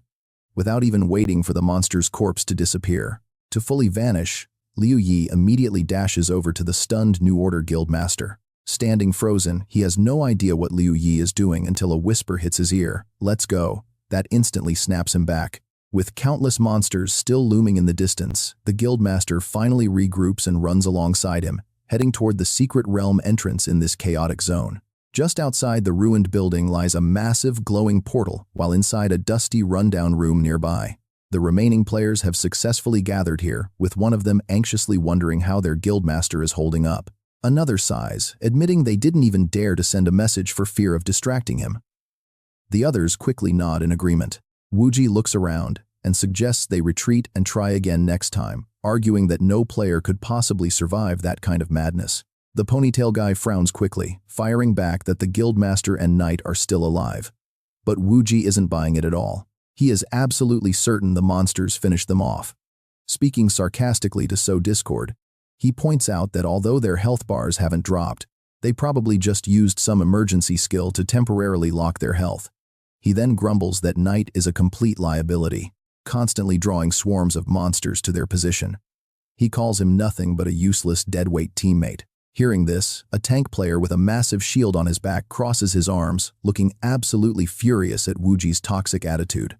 Bandaged Head stared at the control panel and quickly announced that the guild leader and Ye were shown outside the safe house. Wuji was shocked when he heard the news.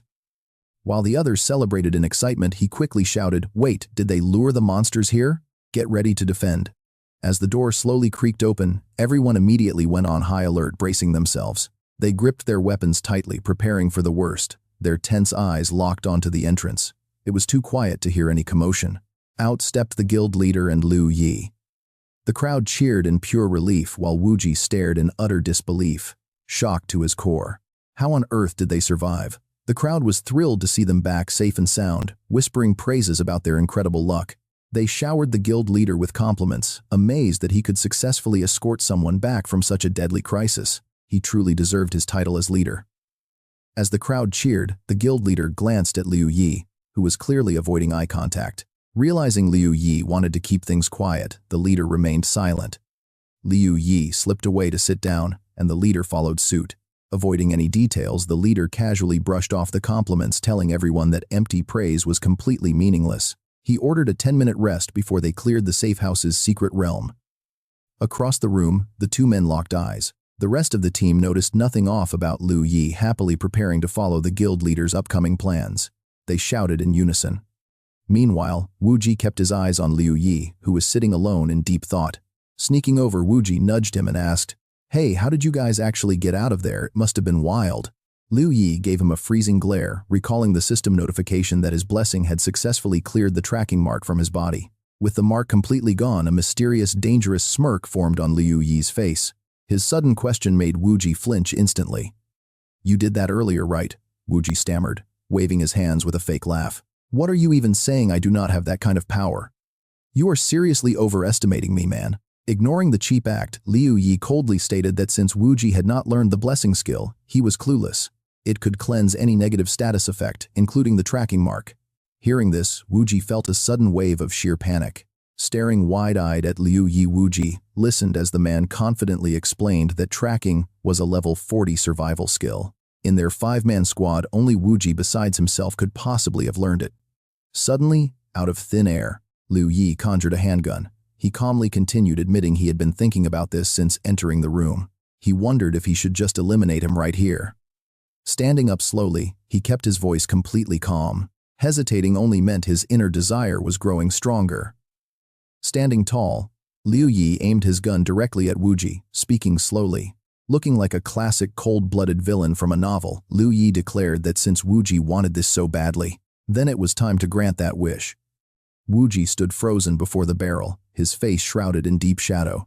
His expression was impossible to read, but he suddenly raised his voice, trying to argue his way out. He wanted to draw everyone's attention, shouting that they were teammates, not enemies, and asking why Liu Yi wanted him dead. Hearing the commotion, the other players turned their heads.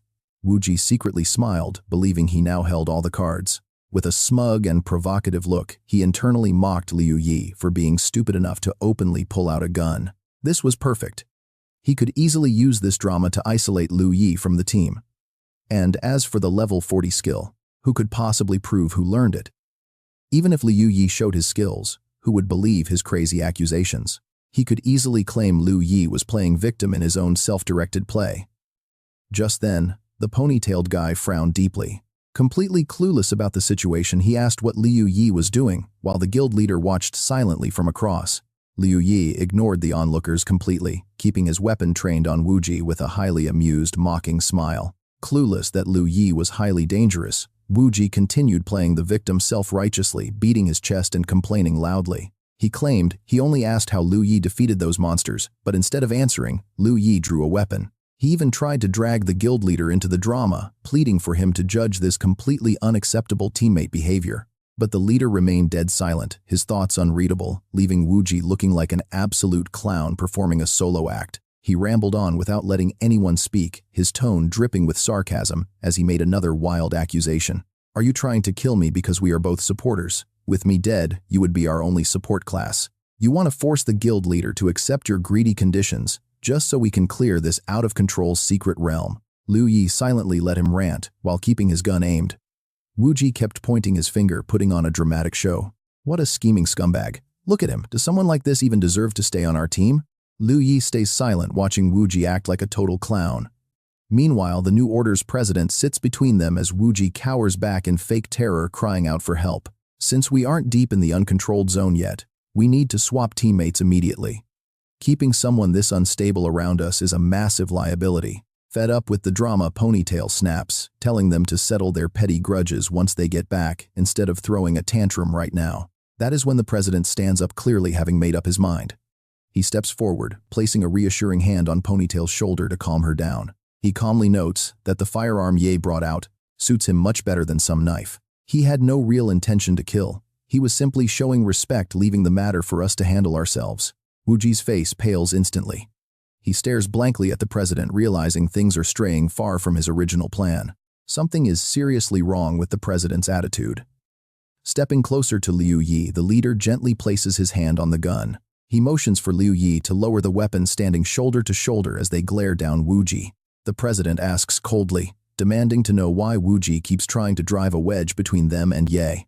In a flash, the president lunges forward and grabs Wuji by the throat, staring at him with cold, murderous eyes. Still trying to lie his way out, Wuji gasps for air, his face turning blue as he struggles to speak. Inside, panic sets in. Just how high are the leader's strength stats to possess such overwhelming power? Fiercely protective of his own, the president coldly declares that his trust in Ye runs far deeper than Wuji could ever comprehend. Clawing desperately at the tightening grip, Wuji fears his neck will snap at any second as he tries to talk his way out. He desperately throws shade at Liu Yi, begging the leader not to be blind to the facts of who initiated the attack. Ignoring the desperate excuses, the president's hand begins to glow a deep, ominous red, completely rejecting Wuji's lies with a grim response. I trust he had his reasons. A warrior of his caliber would never target an ally without a damn good cause. As he speaks, an eerie crimson light completely envelops the president's body, looking exactly like a shroud of fresh blood. Wuji finally realizes his scheme has completely backfired. Dangling helplessly in the air like a caught chicken, he screams in absolute terror. No, you cannot blindly trust him like this. I did nothing wrong. The ominous red energy wrapping the president is a skill called Blood Shadow Shroud, violently expanding outward like some sort of living, pulsating mass. It turns into liquid blood to trap the target, rapidly draining their health pool over time. The victim's life force drains alongside the caster's, though the user can expend mana to slow down their own drain. Once ensnared, the victim is completely silenced and unable to trigger any skills. The daily usage limit is just 2 minutes. Oblivious to his impending doom, Wuji can only listen as the president coldly declares that even if his judgment is wrong, I will still see it through. Sealed inside the thick blood sphere, Wuji finds himself trapped in a horrific cage. The air inside is instantly vacuumed out, leaving him suffocating. What kind of monstrous skill is this? Liu Yi calmly watches him wither away as system notifications show the traitor's health bar rapidly plummeting. Level 45 party member Wuji's health drops to 4/5. He thrashes around inside the sphere, desperately trying to trigger a skill. He tries to cast his healing spell, but nothing happens. Why are his skills blocked? His health bar drops to 1/3. Panicking, he blindly spams his healing skill over and over, but his life force continues to slip away until only a sliver remains. Stumbling forward toward Liu Yi, he clutches his choking throat with one hand while reaching out desperately with the other. Before he can take another step, death catches up. His face contorts in pure agony as his knees buckle to the floor. Slumping down, he looks as if he is kneeling in front of Liu Yi. Lifeless, his body slowly disintegrates into nothingness. The blood shroud dissolves, leaving only Liu Yi and the president. Liu Yi looks at him and offers a polite nod. Offering a polite thank you, he returns to his seat. The president smiles back, but sweat breaks out as he recalls how Liu Yi cleared monsters with one swing. Looking away nervously, the president secretly thinks that if he had not acted, Liu Yi might have slaughtered their entire squad. While Liu Yi's time-lock skill cooldown sits at 24 hours, the president breaks the silence inside the ruined room. Interested in joining the new order, I can offer you the absolute highest benefits of a premium top-tier member. Liu Yi sits calmly on a chunk of concrete, listening to the new order's leader pitch him the lucrative offer. Confidently trying to recruit the powerful warrior, the president explains that executing Wuji today was actually his personal way of apologizing for past trouble. Standing opposite Liu Yi, the leader acknowledges the minor conflicts the rogue had with their lower-tier guild members in the past. But if we team up, all that old history can be easily forgiven. Hearing this, the surrounding squad members gasp in shock. They are completely stunned. The great president is actually begging someone to join their exclusive guild. He skipped the trial entirely, and they are even offering him VIP member status right off the bat. The onlookers murmur in agreement. Seriously, who among us in the new order did not have to pass those brutal trials first? after all the grueling final selection rounds they got in. Some grumble, wondering what makes this Liu Yi guy so damn special. Ignoring the whispering crowd, Liu Yi looks straight at the leader and asks coldly, "What does your guild expect from me?" That blunt question catches the guild leader off guard. He did not expect such sharp vigilance from a rookie. The bystanders mutter, wondering why he is not asking about the benefits first. But Liu Yi has a solid reason. Nothing is free. Tell me the price first, and if I can accept it, then I will join. Hearing this, the leader is stunned. The guild leader's fake polite mask slips. He smirks, genuinely impressed by how sharp this guy is. Fair enough. If I told you there was no catch, you definitely wouldn't buy it anyway. The leader rubs his fingers together, adding that even if Liu Yi did trust him now, when the bill actually came, he would just refuse. Honestly, this guild leader is starting to sound like a sleazy salesman baiting a trap. He boldly lays out his demand, telling him that when the guild calls, he must surrender everything he owns in the game. We are talking level resets, handing over gear the works, though we will compensate you later.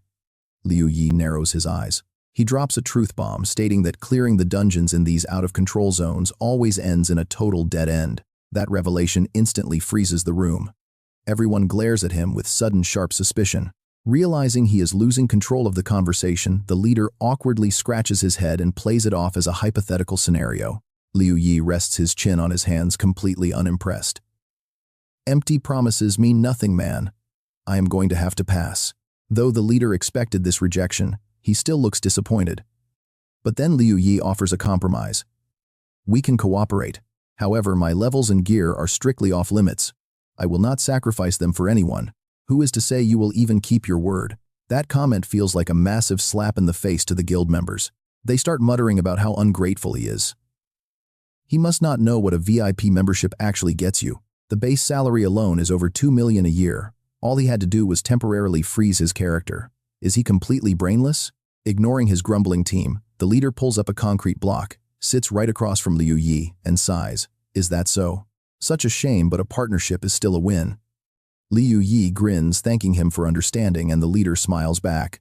As they maintain this polite facade, Liu Yi gets lost in his own thoughts.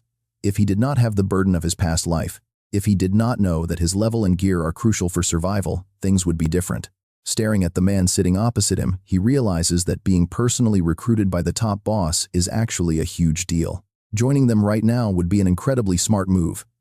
His face darkens slightly for a split second, feeling a brief pang of regret, but his expression quickly hardens into a smirk. Actually, there is nothing to regret here. Raw power is the only thing that truly matters. The only reason this guild leader invited him was because he wanted to exploit his raw strength. Confidently, Liu Yi knows that as long as he keeps leveling up and stays alive, more guilds will be begging him to join anyway. Meanwhile, the guild leader is checking some urgent direct messages. White Hand writes, "Lucky break, the first dungeon in the chaotic zone is a rare special dungeon. My calculation power is already at 10% and I am here." Congratulatory texts flood the chat, but the very next message completely shatters the mood. White Hand texts back in panic. "Oh God, we failed. This special dungeon turned out to be a dead end, making a perfect clear absolutely impossible. Worse yet, I barely survived, but my entire party is wiped out. Finding replacements is going to take forever." Another user sends their condolences. Reading this, the guild leader feels a massive headache coming on. A huge problem is staring him right in the face.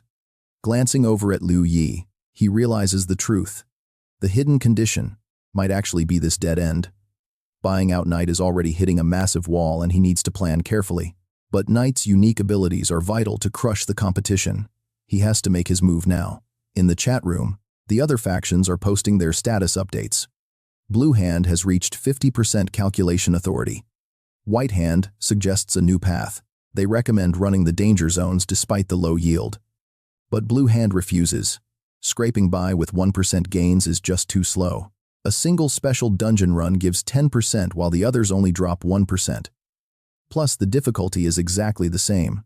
Reading the chat, the guild leader's face grows incredibly dark. He begins to wonder if it is time to put Liu Yi down permanently.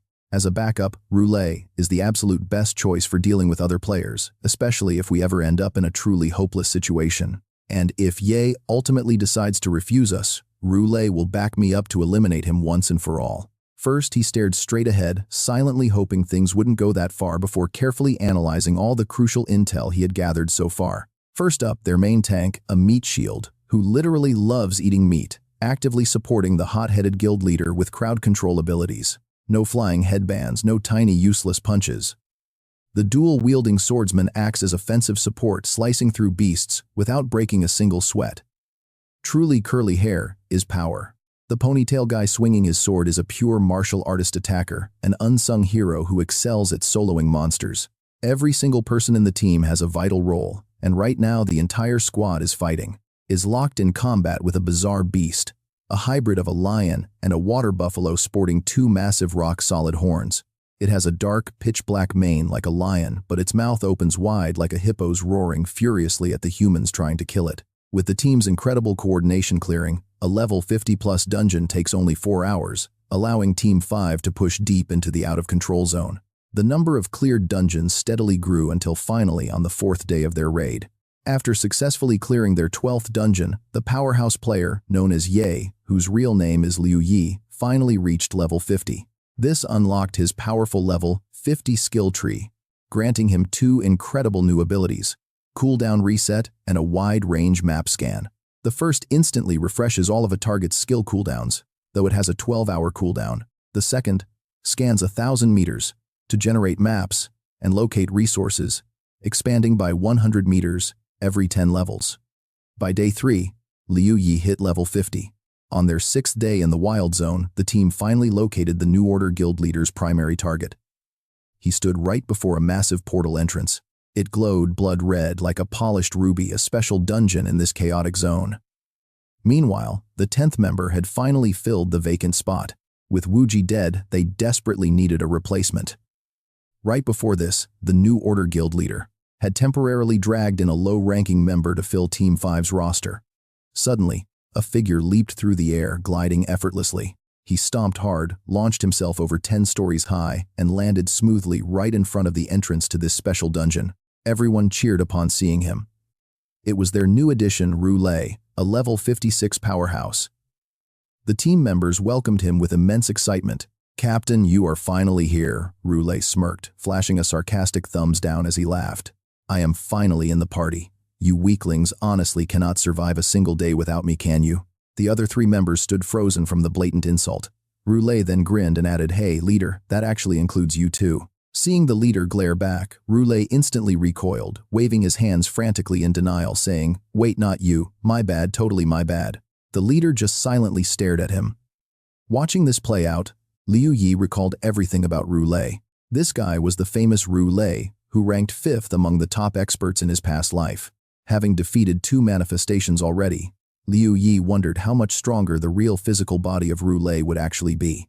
By now, Roulé noticed Liu Yi. Towering a full head taller, he walked over and arrogantly asked if he was indeed the player Yi. Immediately spitting insults, Roulé sneered, "I heard the leader say you are strong, maybe even close to touching my toes." That comment instantly drew sharp glares from several surrounding guild members. Yet Liu Yi remained completely unfazed, his expression cold and calm. He thought only touching your toes, his brows furrowed so tightly they could have easily crushed a fly right then and there. But now was not the time to unleash his anger. After all, when crushing someone, you really do start by pressing your toe down. He silently hoped he wouldn't have to crush him. The leader snapped, "Shut up, Roulé. I am sorry, his mouth is just filthy."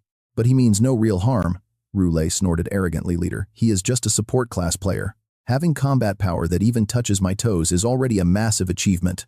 The leader, sick of his nonsense, pointed forward and ordered the other members to drag him into the special dungeon first. Everyone complied immediately, moving in unison. They chimed in, "Absolutely, Captain. Your strength is unmatched. Let us enter first. You better show us your best. Do not let your big words go to waste." As Roulé was pushed and shoved toward the portal entrance, he boastfully yelled, "Of course I am nothing like you, weaklings. Quit pulling me. I can walk on my own." The leader watched them go into the special dungeon, sighing deeply, wondering why on earth he recruited such an idiot, to represent their entire guild no less. He then scanned the entrance, contemplating the dangerous, out-of-control special dungeon. Its very existence had distorted the surrounding atmosphere, directly altering the display color to indicate an extreme, deadly difficulty tier. Letting out a soft sigh, he turned toward Liu Yi and spoke, "My main purpose in coming here to this wild zone is to conquer this special dungeon. I give you my word. Just follow my lead to clear this special dungeon, and no matter what happens next, the New Order will owe you big time."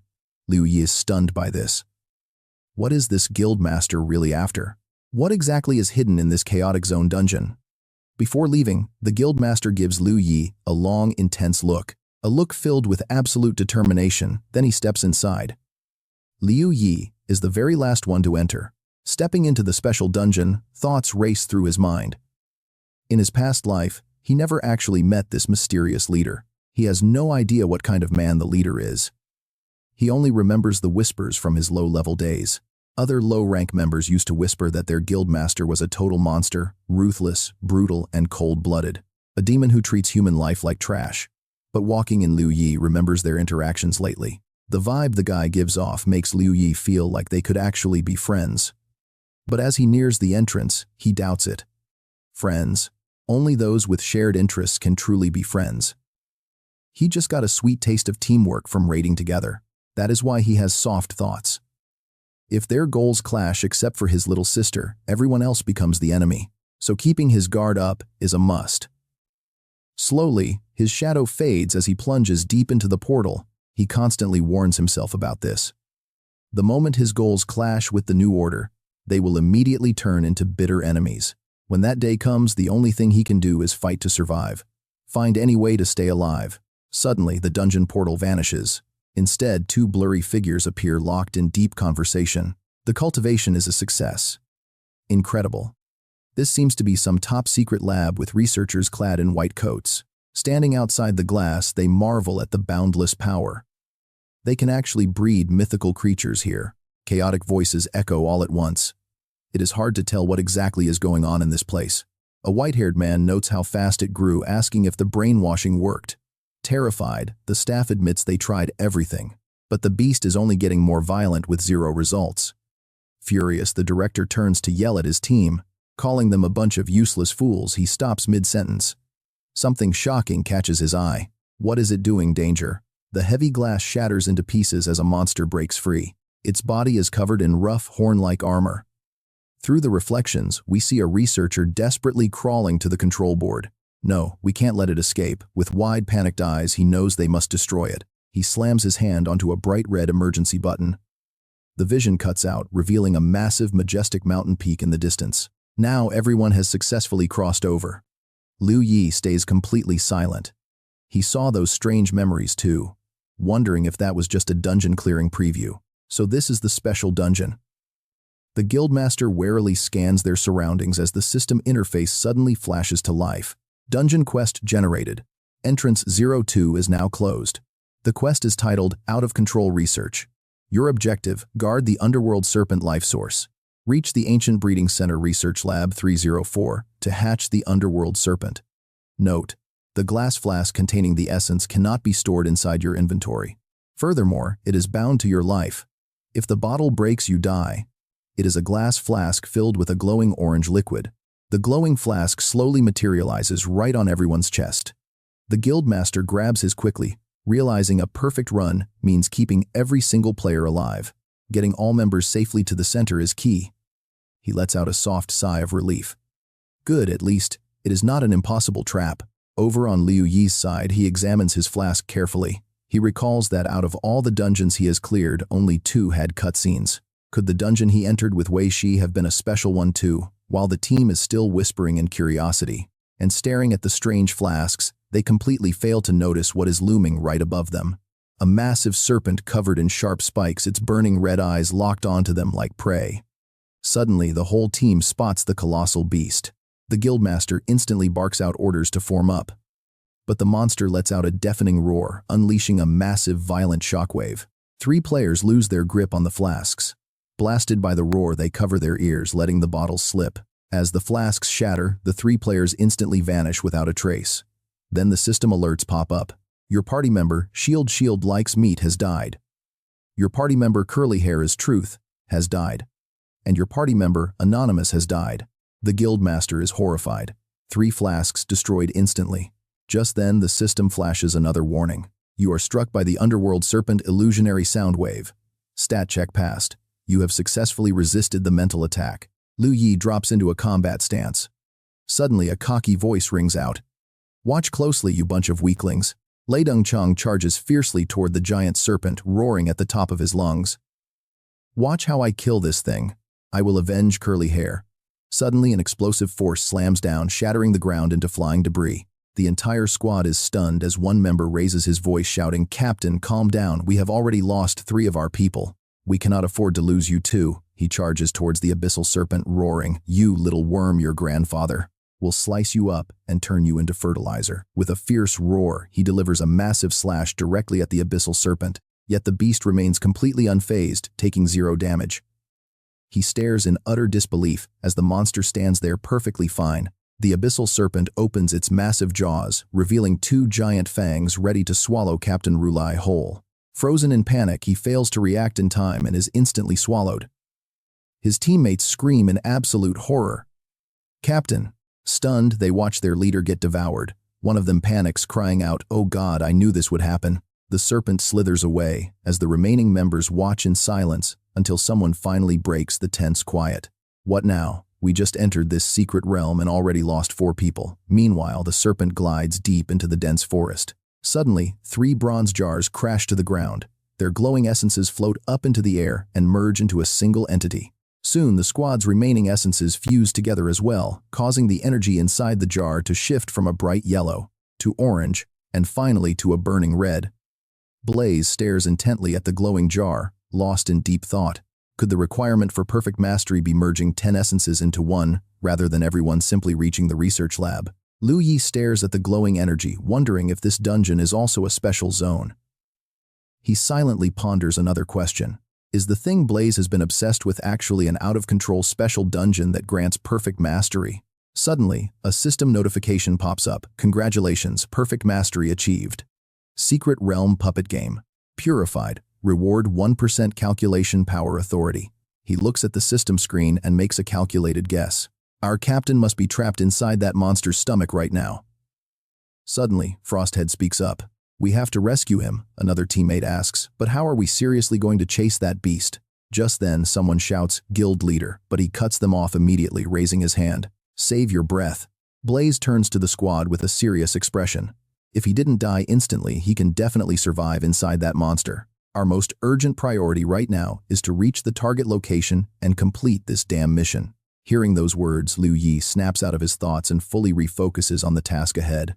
He pauses, muttering, "It must be that skill."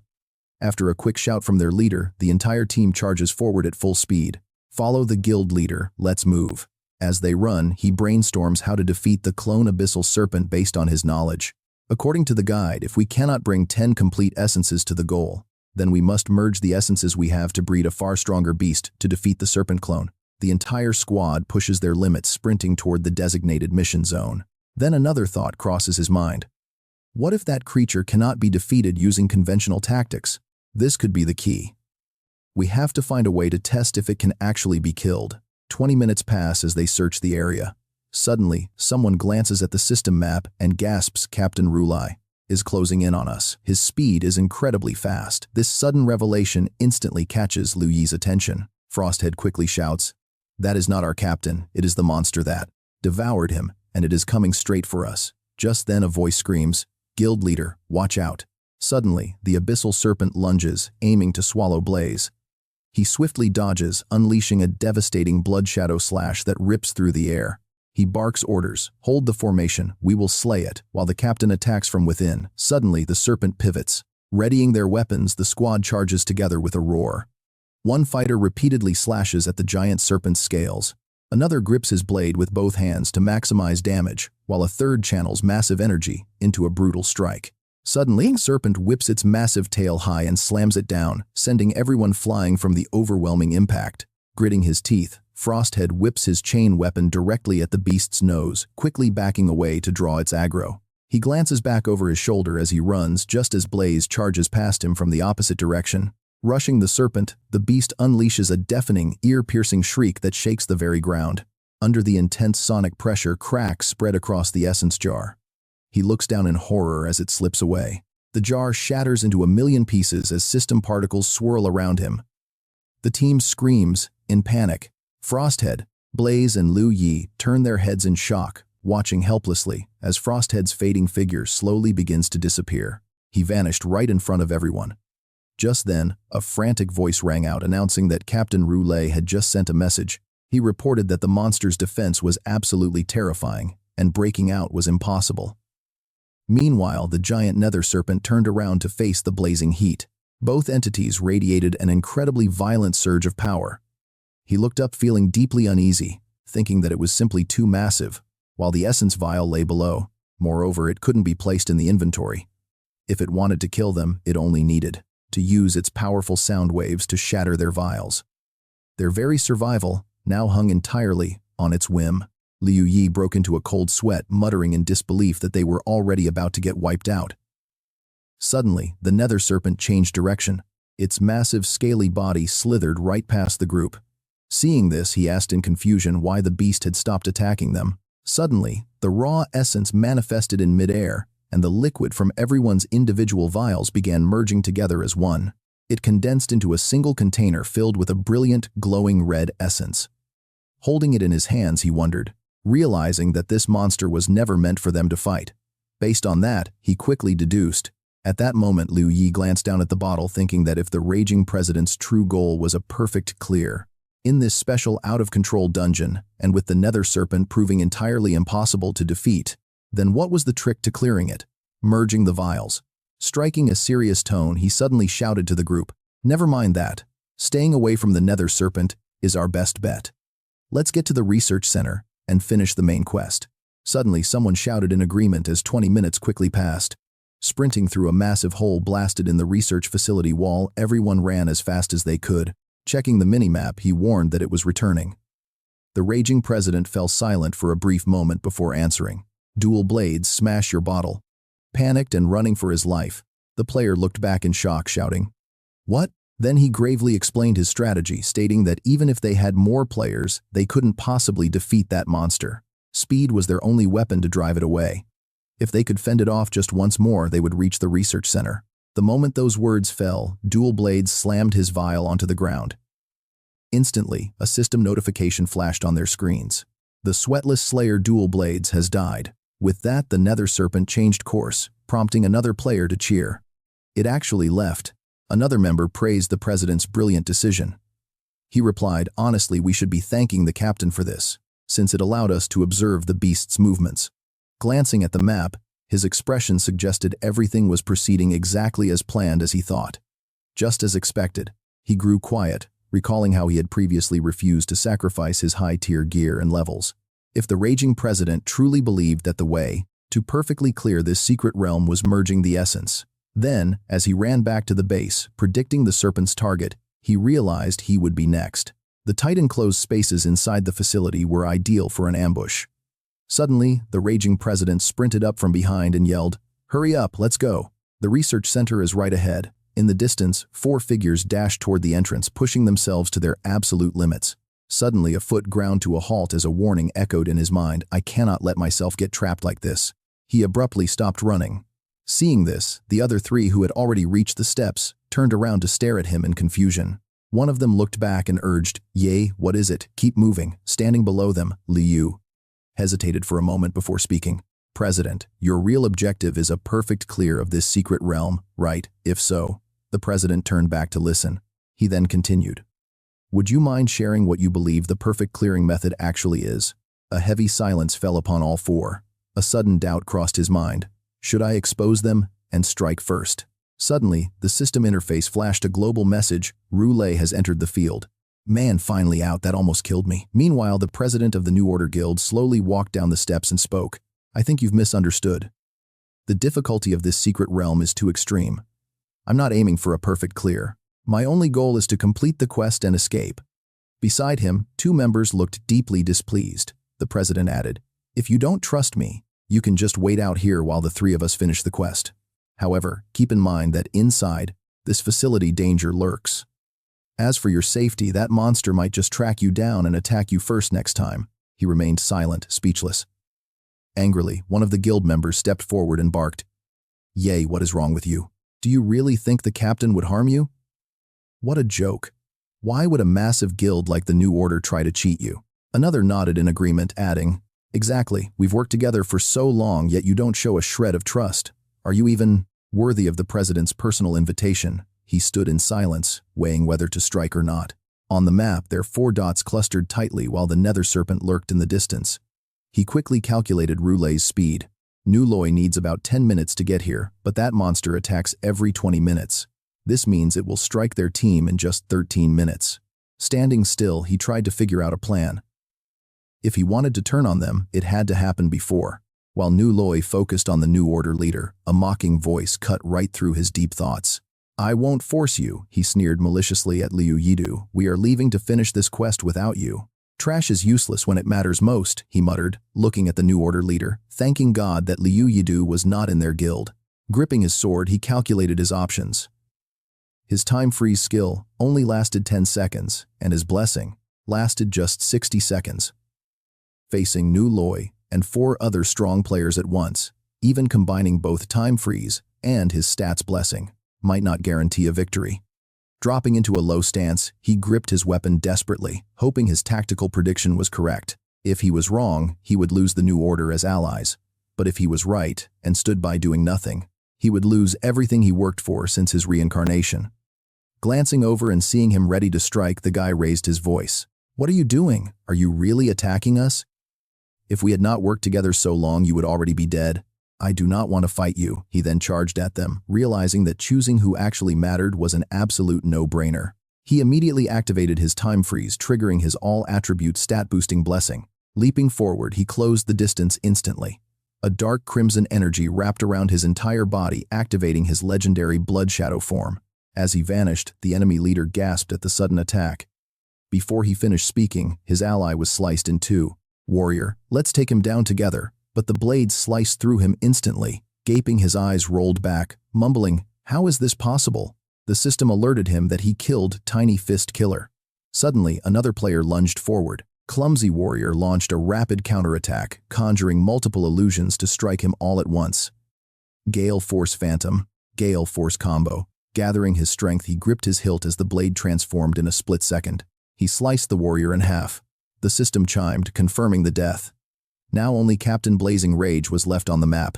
Enveloped in darkness, New Loy stood burning with power, his eyes glowing a deep crimson. Within seconds, he was completely alone. Suddenly, a massive shockwave shattered a nearby stone wall, sending heavy chunks of debris crashing down around him. The system updated Captain Blazing Rage level 56. Standing on the ruined wall, Liu Yi narrowed his eyes. The radar shows he is right here. Slicing through that entire wall did not even leave a scratch on him. On the map, New Loy was closing in on the remaining 2 players at high speed. The system alerted him that time freeze had ended. Standing outside the shattered wall, he watched the thick dust settle. He shouted, is the New Order leader just a coward who only knows how to hide? Nothing but heavy silence answered back. His all-attribute blessing finally expired. Still, he kept mocking his foe, calling him a pathetic coward who hid in his shell. Keep hiding like a turtle, and you will never be able to stand tall again. Just then, a shadowy figure halted abruptly right outside the chamber door. Turning toward the entrance, he sensed Captain Blazing Rage, suddenly shifting his aggressive stance toward New Loy. The map tracked every single path. Grid lines outlined a glowing red sphere, as a scorching violent heat wave began slowly expanding outwards from it. That was surprisingly decisive, he remarked, continuing with a cold smirk. You wasted your ultimate skill killing that ancient condor, and the only cost was 2 lives. He stared back in absolute silence. Sneering with utter contempt, he declared that they only had him left to kill. New Loy stepped forward slowly, unsheathing his massive sword. Letting out fierce battle cries, both enemies charged forward at once, pointing their deadly blades straight at him. Watching them with cold intensity, he mocked their pathetic strength, claiming they were not even worth their guild leader's caution. Did your leader get soft, or have you always been this weak? Gritting his teeth in anger, the foe spat back to shut up. The system flashed, consuming 2,000 willpower to boost his general attributes by 1,000. Moving like absolute lightning, he closed in and slashed the first target. The man stood completely stunned by his speed. Smirking with satisfaction, he yelled that this was more like a challenge, as a tense voice screamed out for New Loy. Draw your saber now. He quickly raised his own weapon to block Liu Yi's lethal strike, shouting with pure excitement. Bring it on. This blade has been charging power since the start, and it is ready to explode. Grinning proudly at his weapon, he sneered that his opponent should feel absolutely honored to die by its edge. System alert weapon charge initiated, channeling willpower into his weapon to maximize the strike damage, boosting both attack power and speed for his next strike, transferring 1 willpower point per second outside combat. His intelligence boosts both attack and speed by 5 points. While in combat, every second restores 1 point of energy. With 50 extra points to his attack and speed, he frowns, waiting for the time freeze cooldown to reset. The system announces that all skill cooldowns are instantly reset, costing absolutely nothing. Cooldown is 12 hours. The stasis state locks target health, consuming 0 energy, and duration increases every 10 levels. This locks the target in place for 1 extra second. They cannot move, and the cooldown is 24 hours. Suddenly something flashes past. He spins around to see a massive, deep crater torn into the ground behind him. The impact was deep. Before he can even react, a cold blade is pressed right against his neck, stopping him cold. Gritting his teeth, his eyes flash as he activates his blessing, manipulating his boost to completely swap his stats. System alert, consuming 4,000 energy to grant a massive 2,000 point boost to all stats. The system updates. Player Yi level 52. Title: The One Who Turns the Tides, 70% active. Weapon Master. Both attack and defense exceed 13,000, while strength, agility, constitution, and perception are over 3,000. Intelligence is over 4,000, resistance over 1,000, with health completely full and energy levels highly stable. A lightning-fast blade flashes. Liu Yi presses it to his neck, but his opponent does not panic, speaking with absolute calm. The guild leader was right, you still have a trump card. Suddenly, a system alert warns of target restriction. As long as he does not initiate an attack, the opponent cannot inflict any damage on him. Lasts 30 seconds, cooldown 60. He swings a massive diagonal slash like a lightning strike, but it seems useless. The enemy remains unharmed, flashing a smug grin. A system notification pops up. You are currently in a restricted state. You cannot attack the target. He bursts out laughing. Haha, you fool. I was literally made to counter you. Frowning in annoyance, he watches as the ground suddenly shatters, debris flying everywhere from an intense shockwave. He shifts his focus, launching an attack at Blaze. He smirks with a cold, unfriendly smile. Instantly, he activates his assimilation skill. The system screen flashes, showing that assimilation has begun. Merging with the target, their stats are balanced. Both players now share health, energy, skills, and equipment. Even titles are shared for 10 minutes. He merges with him completely as a crimson aura envelops them both. He turns back to look at his foe. A system alert pops up. The stasis effect has ended. Health and energy release. His massive 50,000 health plunges down to just 12,000. Energy fluctuates between 7,000 and 15,000. First blessing has 30 seconds left. The second has 50. Feeling the raw power, he says, "My stats literally doubled. Guild leader, your skill is absolutely insane. It is barely worthy of me." Liu Yi sighs in silence, then quickly retreats, opening up some safe distance. With preparation like this, you must have planned this for ages. His enemy calmly shrugs it off. We were just being thorough. You are not nearly important enough for us to craft a plan specifically for you. Suddenly, our hero pulls out a gun. Seeing this, the enemy laughs mockingly, completely unimpressed. A firearm. Are you going to shoot me from a distance? I heard you have some binding skill. He sneers. Stand right there and shoot all you want. Let's see if you can actually kill me. Lowering his head with a mysterious smile, the system announces that the restriction phase is officially over. The first blessing ends. The second has 20 seconds left. Energy sits at 12,130. Impatient with his lack of movement, he shouts to bring it on while Blaze warns him not to be careless. Raising his firearm, he aims it directly at the arrogant opponent and calmly replies, "Fine if you insist." His ranged weapon is actually decent with insane attack power. But the enemy remains completely unbothered, looking down on him. He scoffs, "It is just a basic handgun. At this distance, we can easily dodge any incoming shot. Do you honestly think a shot from that far away can actually hit us?" Thinking about it, his ally nods and agrees that he has a point. We just have to wait for his boost to end, then crush him. Suddenly, a loud gunshot rings out. Instantly, the arrogant foe is trapped by a cage of glowing spikes, caught completely off guard. "How is this possible?" he gasps. His partner begins to wonder if a simple pistol is actually his main weapon. Shocked, he mutters that it is impossible. If it was a 5-star handgun, how could he channel that level of power? Smiling Liu Yi simply waves goodbye as the system flashes a final warning, 5 seconds of blessing remaining. The system sounds again, 8,000 HP restored. The next attack gets a 400,000 boost and triple shockwave damage is triggered. Right after steaming heat frantically urges him to find a way to break the seal, but he just stands there, lost in thought. Nothing works, but do not worry, guild leader. I have a 10-second invincibility skill, so he cannot kill me. The guild leader snaps back, calling him a fool. Since they are paralyzed, the enemy does not even need to attack them directly. Just targeting their essence bottles would finish them off. With that thought, he quickly glances over his shoulder. He hopes they are still safe. He reassures the leader, saying he hung the bottles far behind his back, so reaching them would waste at least 10 seconds. But just to be absolutely safe, he urges the guild leader to quickly activate his blood shadow body. But the leader sighs. He already used up the skill's cooldown today just to dodge that massive blast earlier. Otherwise, he wouldn't be stuck.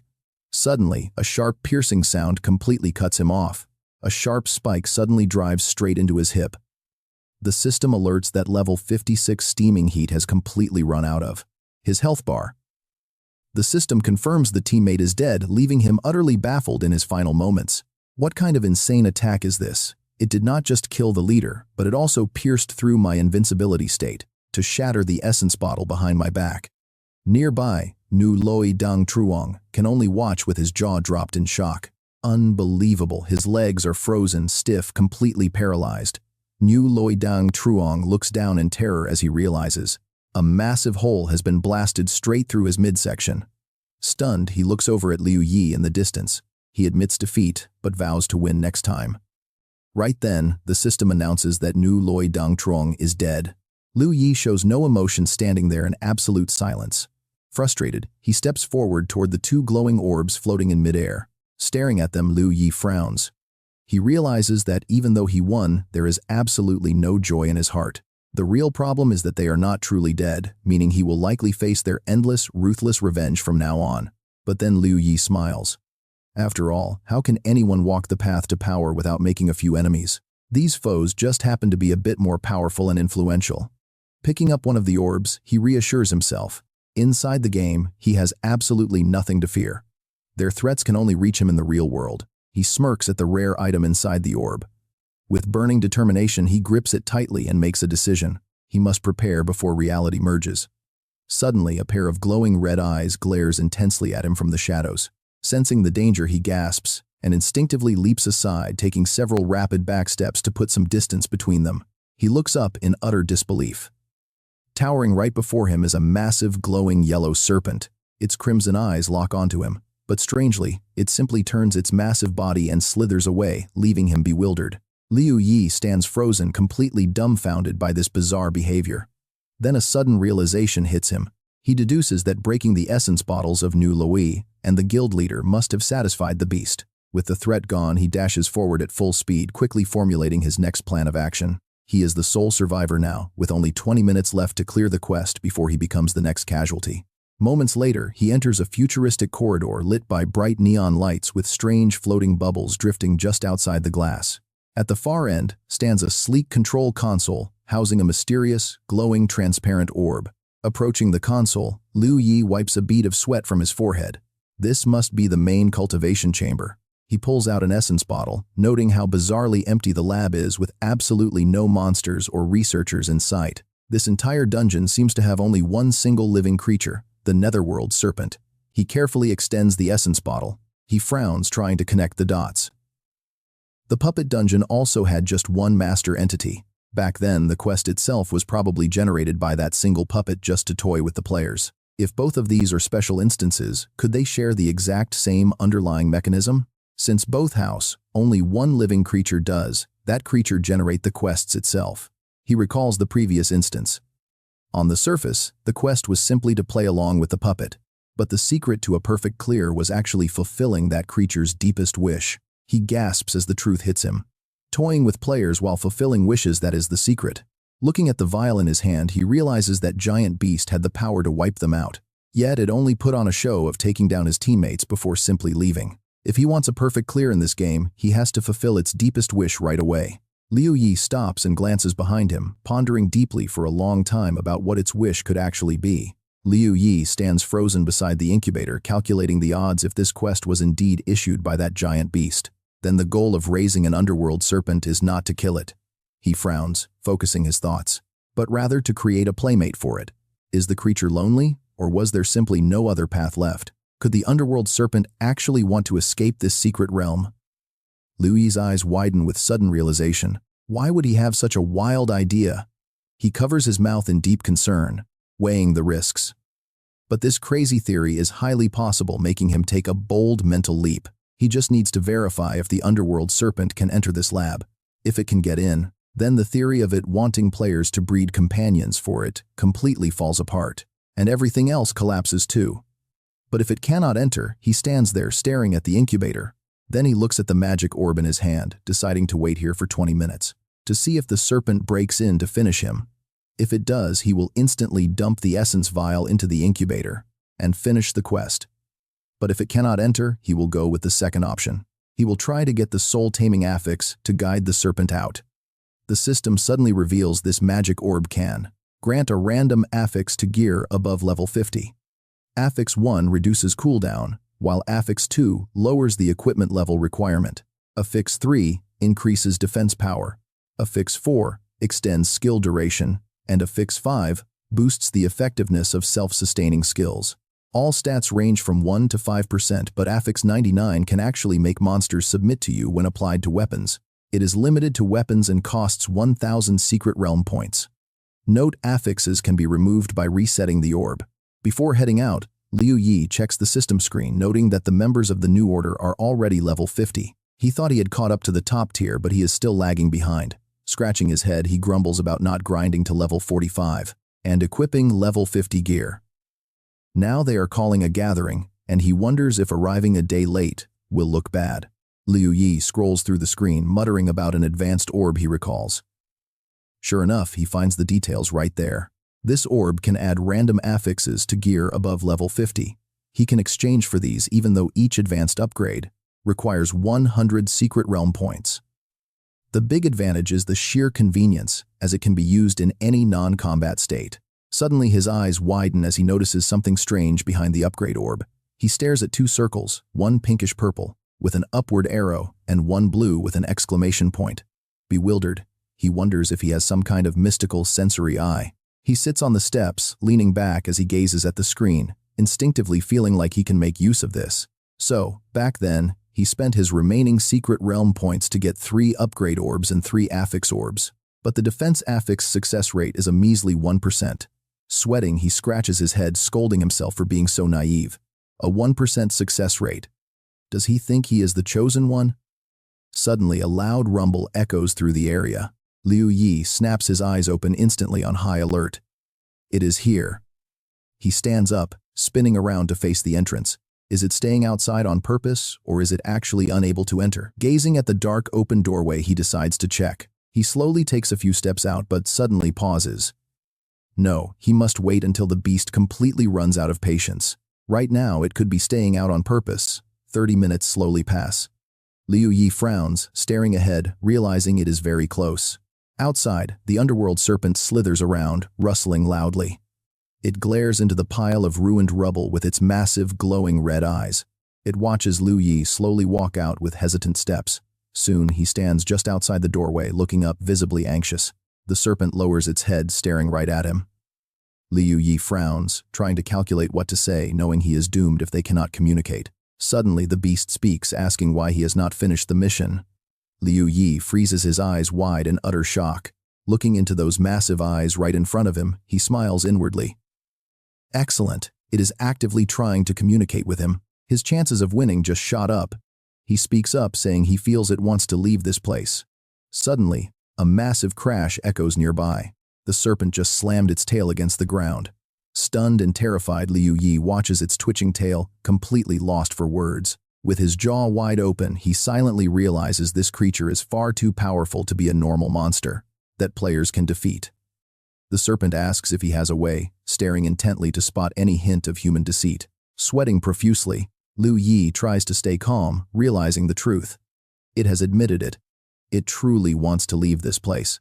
Liu Yi wonders if this beast is trying to trick him, but he keeps bargaining, demanding it accept him as its master.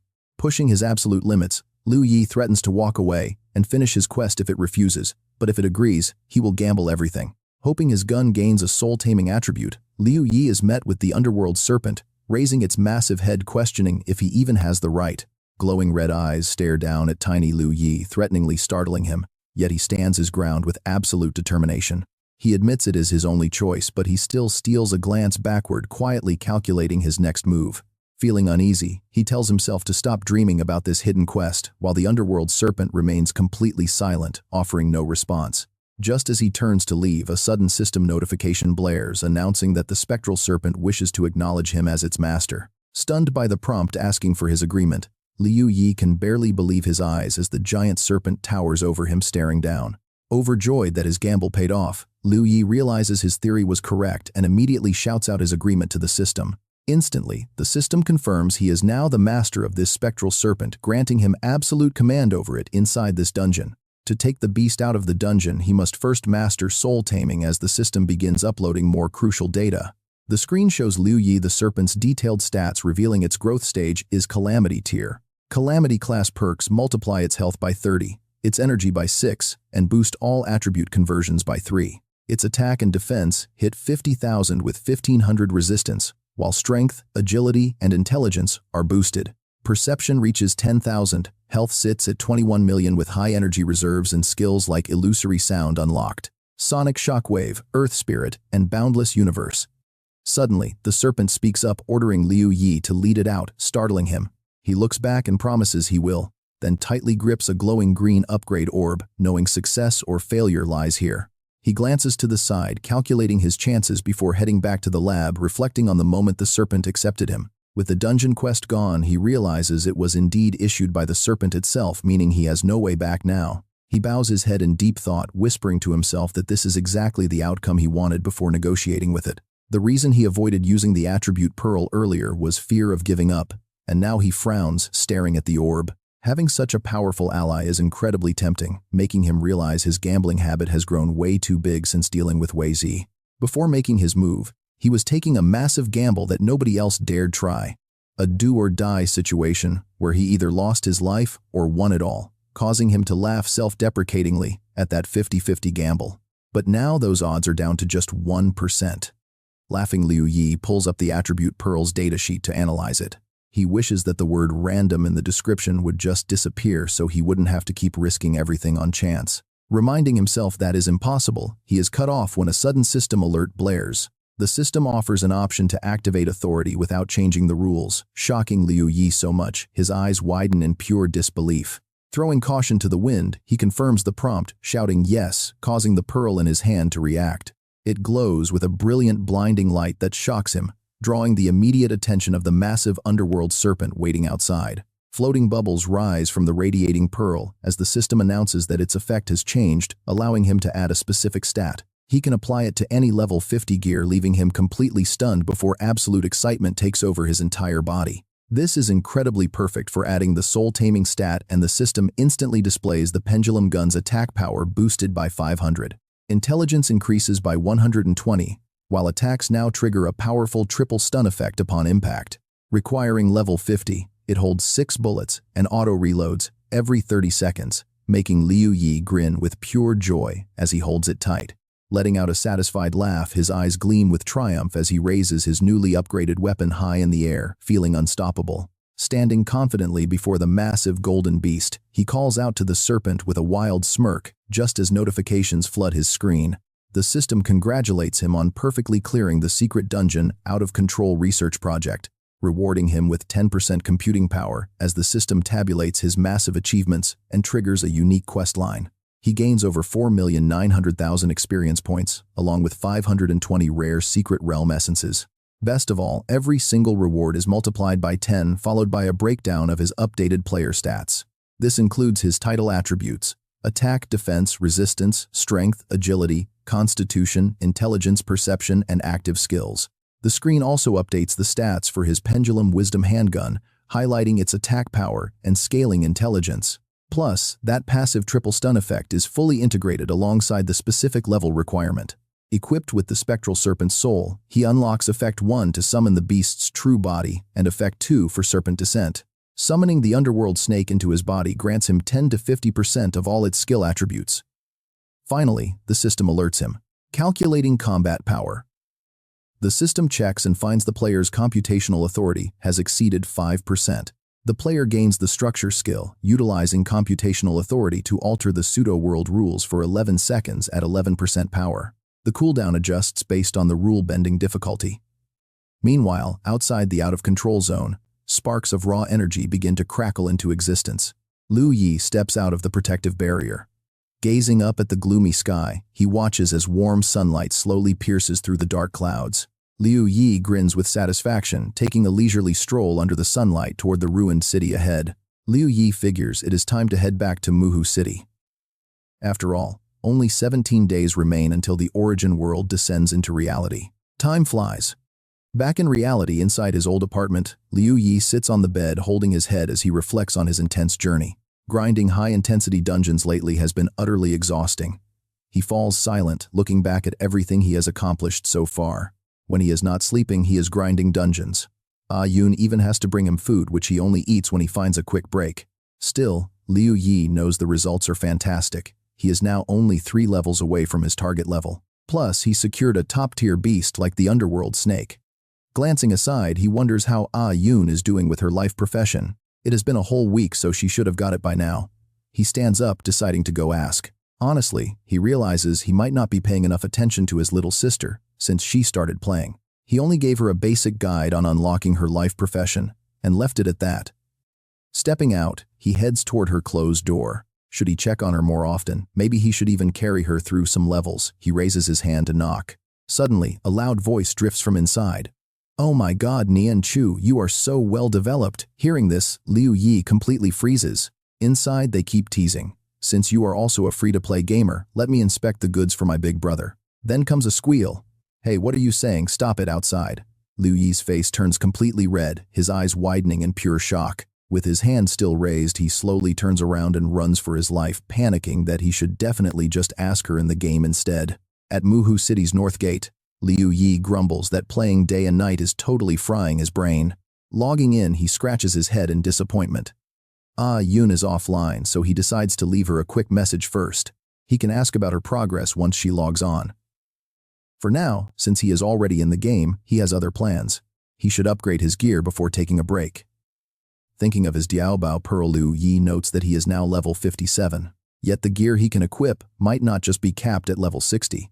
He grins, doing the math in his head. He wonders if his dungeon essences are enough. If not, he can always top up with cash. Speaking of which, that last dungeon, the New Order Guild still hasn't settled his payment. Just then a notification pops up from Blazing Fury, their guild leader. The message reads, hurriedly, "It seems you cleared that dungeon. Here is the 100,000 origin coins we owed you." Liu Yi frowns, wondering what they are playing at.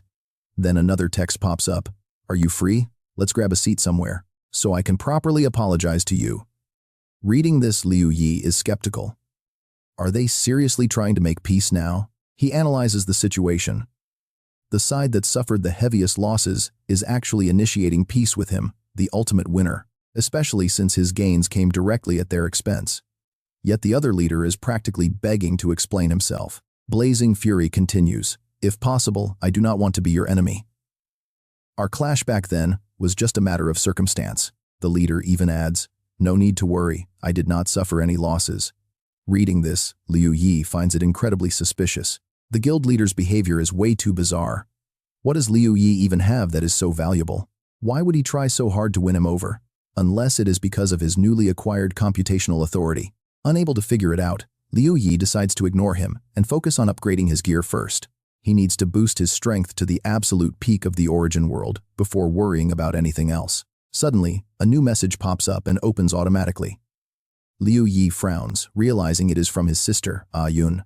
The text reads, "Brother, I actually unlocked my force early. Mine is wind force. My weapon is a massive hammer. Nian Chu has soft force with dual blades. We are currently grinding in the mirror dungeon." Meanwhile, outside the entrance of the mirror dungeon, a massive crowd of players has gathered. They are talking excitedly. Rumor has it that after a deal went down, the New Order Guild completely withdrew their control over this mirror dungeon. I still prefer New Order.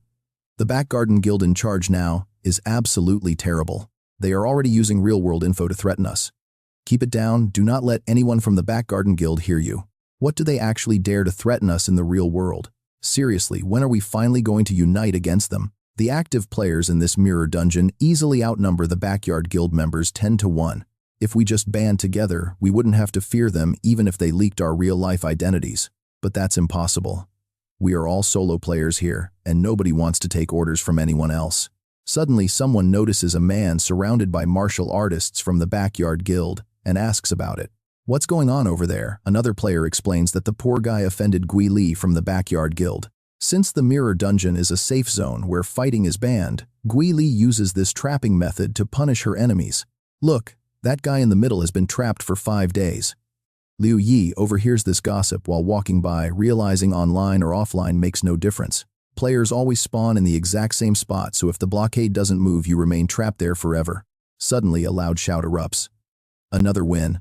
Haha, the goddess is truly my lucky charm for winning bets. Winning every single match. This catches Liu Yi's attention as he overhears them praising their insane strength.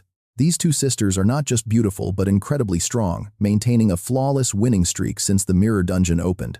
Right now, a crowd is cheering wildly at the tall tower. As expected of our goddesses, I want to marry both of them. Get lost, they are our goddesses. Anyone who tries to get close to them is dead meat. At that moment, the system announces that a level 32 challenger has been defeated by the winner Fairy. Another level 40 challenger is defeated by Nian Nian.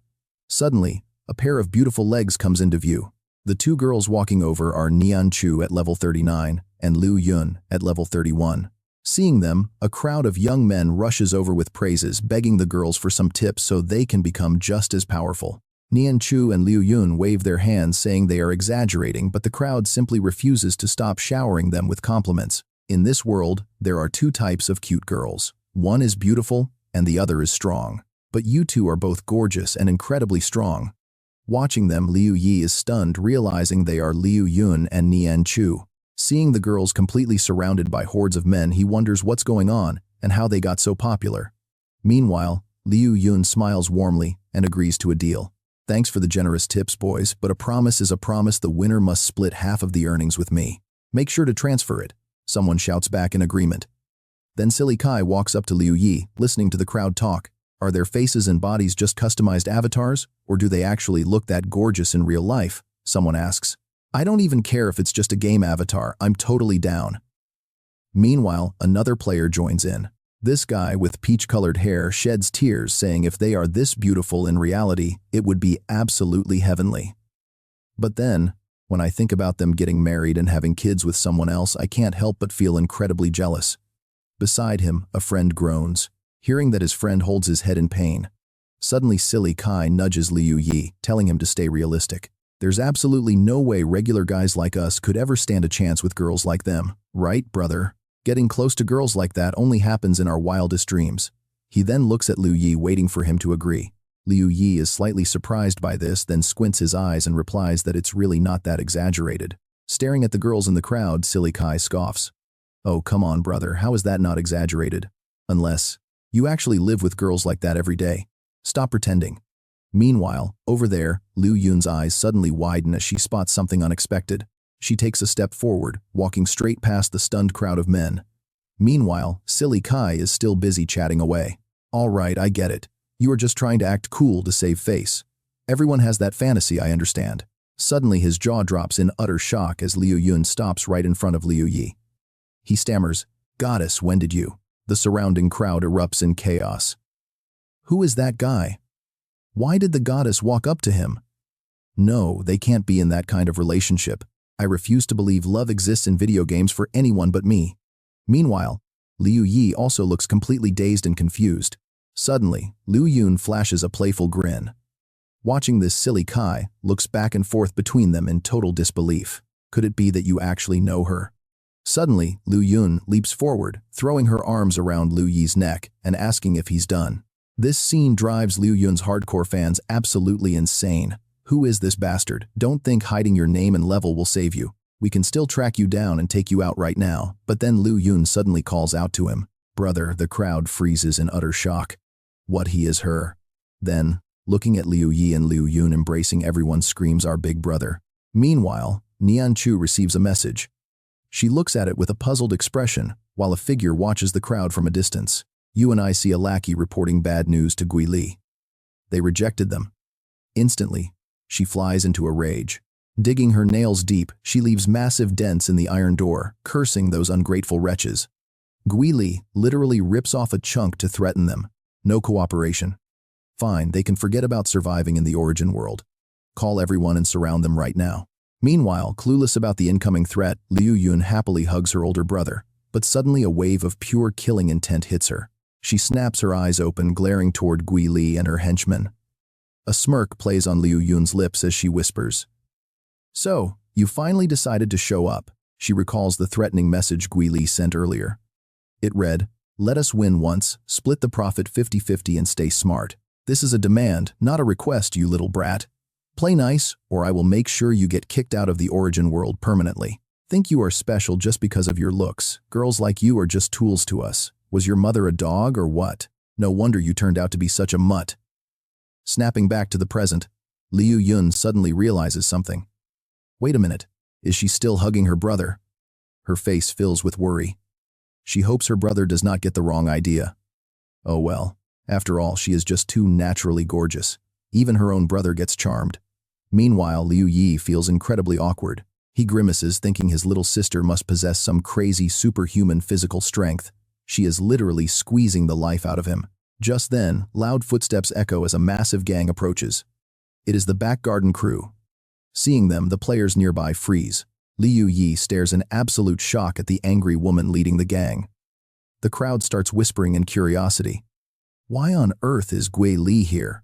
Who is she planning to target this time? Liu Yi watches coldly as the entire back garden gang suddenly surrounds the three of them. With a sharp, deadly glare, Liu Yi sizes up Gui Li. Without hesitation, he takes a firm step forward to confront her. He shields his sister, placing himself right between Gui Li, Liu Yun, and Nian Chu. But Liu Yun gently places her hand on his arm. She confidently tells him that this crazy woman is here for her, and she can handle her own problems just fine. Gui Li steps right up to Liu Yun, sneering maliciously. You little brat, we finally meet. Today you are going to kneel and beg. Do it or get kicked out of the origin world forever. Hearing this insane threat, Liu Yi turns to Nian Chu. What is going on? Did you two offend her? Nian Chu explains that Gui Li wanted them to rig a mirror challenge match and take a dive. It was all a scam to steal money from innocent players. Since they refused, she has held a massive grudge ever since. Furious, Gui Li orders her thugs to surround them. But suddenly someone shouts, "What do you think you are doing?" The thugs spin around, startled. While the thugs surround Liu Yi, look at this twist. All the other players completely surround the back garden gang instead. The thugs in yellow turn around, glaring at the crowd, trying to intimidate them. The back garden is handling business here. Back off. Gui Li screeches in absolute fury. Are you all trying to rebel? Offending me means you are waging war against the entire back garden. She warns them of the severe consequences of crossing their gang. Sadly, her threat actually works, making the crowd hesitate in fear. Seeing this, Liu Yun stays silent. A disdainful smirk flashes across her face, before her eyes suddenly fill with tears. Putting on a completely innocent, adorable act, she tells the crowd they do not need to worry, claiming they can handle it. Witnessing his sister's hilariously fake dramatic acting, Liu Yi stands frozen in pure disbelief. However, the crowd is deeply moved. Their heroic protective instincts kick in. Suddenly, Nian Chu pipes up, crying out, "Liu Yun, why are you hiding the truth from them? She is attacking us because we refuse to rig the mirror challenge and help her steal everyone's hard-earned money." Glancing at Liu Yi's twitching face, Nian Chu sticks out her tongue guiltily, but she still courageously stands beside Liu Yun, yelling, "We literally offended her to protect these players. Why play the selfless martyr now? Stop being so foolish and let them help us. Ask for their help." But Liu Yun, playing her dramatic role to perfection, simply sighs with a sad, helpless expression. Do not say that, Nian Chu. Everyone has their own choices to make. This is our fight, not theirs. Her words strike a chord, making the crowd hesitate. Gui Li just scoffs in utter contempt, looking down at Liu Yun. You absolute fool, do you honestly think these pathetic words will make them stand up to the might of the back garden? Our reputation will not be shaken by some cheap drama. If anyone dares lay a hand on me, they answer to our entire guild. Her threat completely backfires. One player in the crowd snaps his eyes, widening with absolute fury. He steps forward, shouting to the crowd, "Brothers, this is just a game. We play games to vent our real-life frustrations. Now our goddess is being bullied because she protected us. Are we really going to stand here like cowards and watch this happen? Are we even men?" Gui Li frowns in deep confusion, while Liu Yi lets out a highly satisfied subtle smirk. He adds, "Plus, our big brother is in there too. If we back down now, how can we ever face him again?" This leaves Liu Yi completely questioning his entire life. Honestly, you and I can see Nianchu having a total blast giggling. Suddenly, someone shouts for everyone to charge, tightening the circle around the back garden group. This panics them, making them stutter. "Sister Li, things look really bad. We are outnumbered, let's retreat first." Refusing to back down, Gui Li snaps, "Have you lost your minds? Messing with me means war with the back garden." But the crowd does not care anymore. They shout, "Fight! We have hated you guys for ages. Screw the back garden. Let us surround them and lock them inside this mirror realm for a while, guys." Watching the roaring crowd, Liu Yi breaks into a sweat, while an incredibly angry Gui Li screams out, "Get lost, you absolute bastards." Pinned against the wall by two strong players, she furiously screams that she will kill them all. Liu Yi is completely stunned. It is already over. He did not even need to fight. Back in the mirror realm, he asks them, "So you guys actually use the ordinary players in this mirror realm to deal with Gui Li from the back garden?" He continues saying that if they only wanted to defeat her, they could have just lured her to a collapsing realm and ended it right there. But Liu Yi disagrees, pointing out that if they did that, the regular players would still be bullied. They would still be bullied by the back garden. She then recalls when they first arrived in this mirror realm. "So many players took care of us and we wanted to repay them," Liu Yi explains with a thoughtful expression. She adds that, after spending time here, they realize that although everyone says the back garden controls this entire realm, but as long as the ordinary players here actually stand together and cooperate, no single faction could ever dominate them. They only fail because they lack unity, constantly getting crushed by the back garden. Ending up in this state is truly painful to watch. She remembers those who cast aside their fear just to help us. Liu Yi adds that they used the conflict with Gui Li to bring everyone together, and the results exceeded expectations. Standing nearby, Nianchu raises a critical point, but whether they can truly stay united next depends on one big thing: whether they can stand together against the back garden's inevitable revenge. Hearing this, Liu Yi rests her chin, looking highly determined. No matter what, the first step is done. Next, they just need to keep building that unity. Listening to his sister, Liu Yi realizes that having a powerful enemy might actually not be a bad thing. He wonders if he should look after her more, maybe bring her along to grind levels, but then he quickly changes his mind. He is clearly overthinking things. This mirror realm is breaking brand new ground, and he is fully confident that even without his help, his sister can still play this game incredibly well, maybe even carving out a completely different path from his own. Liu Yi smiles with pride, looking around at the players who will surely become the core pillars of the future. If Liu Yi can successfully bring them all together, it will provide massive protection for every single one of them in the future. Liu Yi bows his head in deep thought. This is a completely different path from his own, one he does not fully understand, yet it holds infinite potential. Two parallel paths, but they are bound to intersect somewhere down the line. Liu Yi silently cheers her on. Meanwhile, in another area, the martial artists of the back garden hang their heads. A player watches the marching line curiously, asking what the second squad of the back garden is up to. Another speculates. Rumor has it something went wrong in the mirror realm, so they are deploying level 45+ players to handle it. This means a major crisis has erupted. Meanwhile, Liu Yi is casually walking out, thinking that after advising his sister to stay safe, the most important thing is to stay safe. Having left the mirror realm, Liu Yi suddenly notices something ahead. 10 rows of players are lined up neatly in the courtyard. Liu Yi looks at them, noting that although these guys are 10 levels higher than those in the mirror realm, this area is a safe zone. Levels do not give them any advantage here. Unbothered, he decides to leave, thinking that as long as Yun can lead the players to resolve this massive crisis, her popularity in the mirror realm will skyrocket to insane levels. He smiles, knowing that for himself in the remaining 10 days or so, he must work hard to level up. He is sure his sister will handle things well. But trouble comes looking for him, as someone yells, "Kill every player coming out of the mirror company, let absolutely no one escape." Liu Yi looks over in surprise. The crowd surges forward as three reckless thugs leap into the air, launching a joint attack directly at Liu Yi. Screaming, "Kid, how dare you ignore us? Die!" This leaves him utterly baffled. Meanwhile, back inside the mirror realm, someone screams a warning. "They are here! The back garden forces are attacking us!" Everyone gasps in shock. Meanwhile, seeing her reinforcements arrive, Gui Li laughs maniacally and begins to threaten them. "Ha ha, just you wait, disaster is coming, you have a death wish." Suddenly a worried voice breaks the silence. What do we do now? At the front, Liu Yun frowns, staring ahead in dead silence. She firmly reassures them, "Do not panic, Xin. Xin has already gone to get us back up." Her family runs a massive guild with overall strength, rivaling the back garden. Plus, this secret realm space is a safe zone.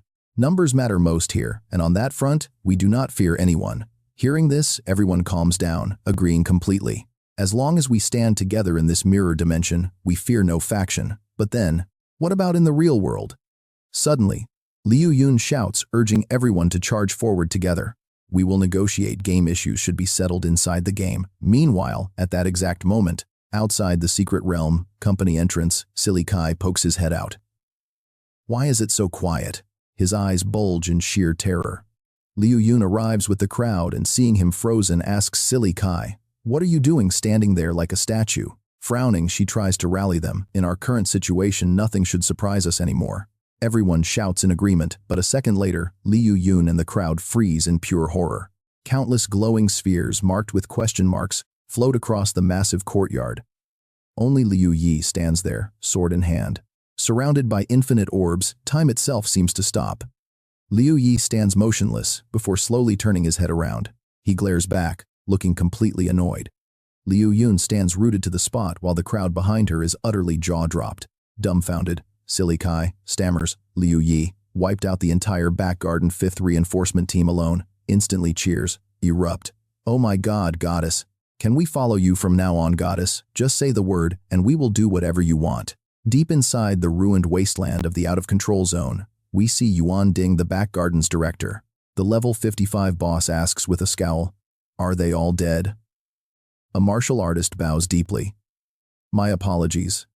I was careless." Yuan Ding's expression darkens further as he broods. Meanwhile, his subordinate trembles violently, not even daring to look up at him. Suddenly, Yuan Ding speaks up. "How about this? Commit suicide, reset your level to 0, and then take a break." Let me calculate." He taps his chin thoughtfully, then holds up 2 fingers. "How does 20 days off sound? Is that the only punishment?" The surrounding subordinates whisper in shock. Nearly 100 high-tier fighters over level 45 died, yet his only punishment is a reset and 20 days off. Is this a reward or a penalty? The subordinate stands there wide-eyed and completely dumbstruck. Seeing his silence, Yuan Ding asks sharply, "What, you do not agree?" Instantly he wipes his tears and stands straight. No, thank you, director." Suddenly Yuan Ding pats his shoulder with a cold smile. "Go. Rest up, then come back. I will assign you a new role." He then narrows his eyes and asks, "Now about that player. Do we have any detailed intel on him?" A voice responds, "Sir, our investigation shows he has close ties with the New Order." The martial artist continues, "Over the last 7 days, he ran dungeons with the New Order guildmaster. When we tried to investigate further, their guildmaster personally blocked us." Hearing this, Yuan Ding scowls. So, he is one of Blazing Qi's men. He begins to analyze the situation carefully. It seems Blazing Qi has secured over 10% of the computing power, and it might be hosted on that player. That explains his insane strength. With a calculating, displeased glare, he thinks, did Blazing Qi intentionally grant him the computing power authorization? Or is there another reason? But quickly Yuan Ding smiles, shrugging it off. Whatever. Since he belongs to Blazing Qi, he will definitely be sent to the collapse zone anyway. Once there, killing him will not violate the rule against mutual attacks among the 4 leaders. With a truly sinister glare and an evil grin, he plots, and if he has already been killed by Blazing Qi, to reclaim the power, then we can easily pin this whole mess on Blazing Qi. Meanwhile, in the western out-of-control zone level, 56 shelter leader Yang sits deep in thought. At the exact same time, in the Eastern Zone, level 55 Tower Master Yoon of the Azure Wall looks absolutely thrilled.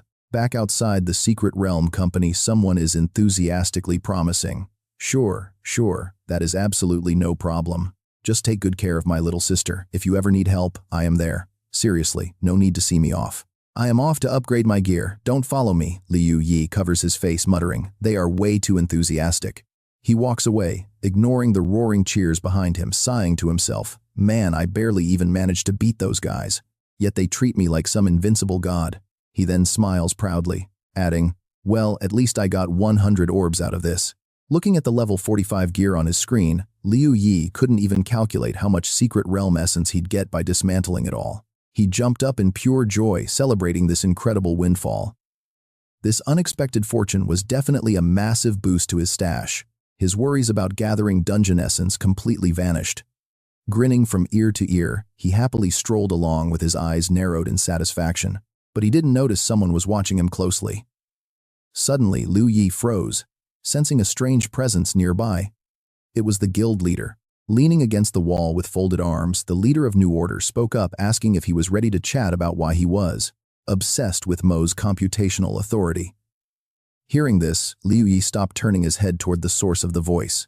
He turned to face the leader of New Order. Soon, they were at Moksu Tea House, where Rising Steam sat opposite Liu Yi and spoke. You have already secured Mo's computational authority, right? I figured you had already guessed it. My whole purpose in entering the out-of-control zone was to obtain it, he frankly admitted. I desperately need it because it is my safety pass to enter the collapse zone. Hearing this, Liu Yi wondered. The collapsed zone. Right. In his past life before the origin world, descended several top guilds, teamed up to organize a massive expedition into that collapsed zone. Ultimately, not a single person returned alive, cementing its legendary, terrifying reputation. Suddenly, Rising Steam smiled and continued explaining that the collapsed zone actually hid the authority to control the origin world. This absolutely shocked Liu Yi. He immediately wondered what this authority meant, but kept a perfectly calm expression on the outside. Resting his chin on his hand, Liu Yi scoffed, asking if it was ridiculous to share such valuable information so easily. But Rising Steam was one step ahead. He clenched his fist tightly and spoke with absolute confidence. You didn't deny it, and you even laughed as if I were joking about the origin world's control. Hearing this, Liu Yi froze in shock. Rising Steam clasped his hands over his mouth, adding that normally the game's control authority should belong to the developers. It should belong to the creators, not exist inside the game. Yet you immediately treated this as highly classified critical information. He then completely exposed Liu Yi's secret, pointing out that he must be among the rare few who knew the actual truth. There was no need to beat around the bush anymore. Unable to keep up his act, Liu Yi frowned in frustration. Inside Moksu Tea House, the guild leader of New Order reiterated that the collapsed zone truly held the key to the origin world. Whether you believe it or not, this is the absolute truth. And the sole reason I am sharing this with you is to invite you back into my squad so we can seize that authority together, the guild leader eagerly proposed. I need your power. What do you say? But sitting across from him, Liu Yi merely stared back in silence. Eventually, he scoffed, asking if they would just end up betraying each other again for that ultimate control. He sneered, asking if this was some joke. The guild leader shook his head, explaining this wasn't about clearing a dungeon. Instead, we will explore the collapsed zone together, ensuring we never face that same desperate situation again. Raising 3 fingers, he explained that entering the collapsed zone required at least a certain level of Mo's computing authority. It must be over 5%. Our final team will only have 3 to 4 members. With your current level of immense power, we are actually the ones who least want to end up fighting with you. These words struck a chord with Liu Yi. After a thoughtful silence, he demanded that they must share the authority. The guild leader agreed instantly, saying it was entirely his choice, but then added a crucial warning. Whether we can actually make this trip depends on me securing that computing authority in the uncontrolled zone very soon. He solemnly noted that if he failed to acquire it, all of their plans today would mean absolutely nothing. This clearly proves I have no intention of betraying you. If my goal was to harm you, I would have desperately dragged you to the out-of-control zone to secure that authority. Hearing this, Liu Yi silently analyzed his offer. Sitting across from him, Liu Yi observed his absolute confidence and sincerity. Suddenly, the guild leader stood up to leave. He told him there was no need to answer immediately, giving him a few days to think it over. He left to secure the computing authority first, leaving Liu Yi staring after him with a highly thoughtful expression. He sat in silence until the leader finally walked out, deeply analyzing the entire situation. Did really no one survive that collapsed zone expedition in his past life, or did someone actually succeed? He frowned, wondering if someone had successfully claimed that authority, and silently came up with a terrifying possibility: controlling the origin world as it merged into reality. Terrified by his own deduction, he quickly told himself to stop overthinking. That place was far too dangerous to enter. His absolute priority right now was preserving his strength until the origin world finally descended into reality. After spending some time at the equipment crafting shop, Liu Yi walks inside looking incredibly nervous and a bit guilty. The first time he tried coming, it was to see his sister. The second time, members of the Backyard Guild blocked him. On his third try, the New Order president interrupted him. Surely no one would stop him this time. When suddenly a notification chimes. This startles him, causing him to stutter in panic. However, that pinging message notification actually came from room 072. Liu Yi was preparing to enter room 071. He breathes a massive sigh of relief, walks in and mutters, "Man, that scared me." Moments later, the system screen flashes his current mystic essence count at 15,320. Liu Yi looks at the data. For gear past level 50, he can manually add extra conditions. Frowning with slight annoyance, he silently complains, but with every 10 levels, each piece of equipment can gain one additional condition. He never realized this before. Scratching his head, he mentally kicks himself. Once again, he underestimated his past life's shallow gaming experience and begins doing some quick math. Right now, he has 9 pieces of equipment on him that need to reach level 50. That means 6,300 mystic essence, plus 9 items needing extra conditions. His full-body combat suit is technically 1 item, but since it occupies 2 slots, it requires double the mystic essence to upgrade. And it can hold 3 conditions, so to give all level 50 gear extra conditions minus those 2 orb slots, he still needs 9,000 mystic essence.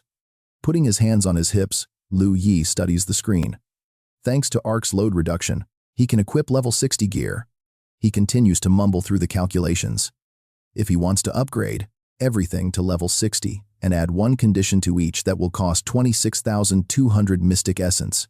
He stares at the screen. Thankfully, that Backyard Guild crowd gifted him a bunch of gear. Otherwise, using weight reduction to reach level 100 enhancement would be impossible. He wouldn't even be able to dream of level 60 gear. He decides to check what the Backyard Guild sent him. He wants to see how much mystic essence they gave him, so he commands the system to salvage the gear. Soon, the dismantle screen opens. Seeing 100 equipment slots fully packed, Liu Yi is stunned. What on earth is this weird gear? They are not only all custom-made, but also boost strength, speed, and constitution. Why couldn't they just give him some pure intelligence?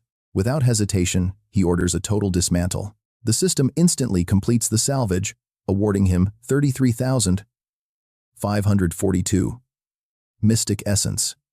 Seeing this massive number, Liu Yi slams his hands on the table in pure excitement. It is enough. Tears streaming down, he whispers a thank you to the Backyard Guild. Now time to enhance. Let's push his gear to level 60 first. Up first is the Mind Equilibrium Headband. Defense plus 90 resistance, plus 30 intelligence, plus 24 intelligence, plus 22. And strength, plus 22. Intelligence plus 33, equip level 65. Next is the Guardian Deity Necklace. Defense plus 90. Resistance plus 30, intelligence plus 25, constitution plus 20, equip level 65. The third item is the Extreme Wisdom Haste Special Battle Suit. The fourth item is the Silk Extreme Wisdom Special Undergarment, and the fifth is the Extreme Wisdom Haste Special Boots. Sixth are the Lightweight Extreme Wisdom Special Ops Gloves. Items 7 and 8 are the left and right earrings of Omniscient Wisdom. The combo effect adds 40 to all attributes. The ninth item is the Extreme Wisdom Badge. The 10th is the Extreme Wisdom Arc Blade Attack Power plus 960. Strength plus 30, intelligence plus 344. The 11th item is the Extreme Wisdom Pistol Attack Power plus 900. Intelligence plus 120. Trigger effect: critical attacks deal triple damage or apply a stun. The pistol auto-reloads every 7.5 seconds. Soulbound Underworld Snake, equip level 65. Then player details. Knight level 57. Experience is 11.24 million over 100 million. Attack power 2500, 12. Defense 1384, resistance 303, strength 163, agility 170, constitution 214, intelligence 1630, perception 147, unallocated points 0. Max health 8560, max mana 6520. The system then reports: intelligence attribute detected at 1000. Intelligence scaling increased by 1. New skill unlocked. Intelligence condensation. Intelligence condensation restores 50% of maximum mana over 10 seconds. Cooldown is 1 hour. Finally, the system provides details on his current titles: Reincarnator, Desperate Survivor, and Weapon Master, High-Dimensional Warrior. His skill list includes Force Field, Cover Repair, Blessing, and Bind, Time Freeze, Structural Setup, and Strength Condensation. The system makes one final announcement: combat power calculations are currently disrupted by unknown interference. Current combat power is 129.9. Staring at his hands in deep thought, Liu Yi's eyes well up. He sighs in awe. This is incredibly powerful compared to his level 1 stats from his past life. Truly absurdly strong. Wiping away his tears of pure joy, Liu Yi quickly regains his composure and focuses, looking determined. Up next, modifying his gear's conditions to boost those stats even further. A few quiet seconds pass. Liu Yi wondered how to fix this issue. Should he combine the system computing power with his structural skill? Liu Yi ordered the structural system to modify the control orb, changing the random trigger to a designated one. The system confirmed the success.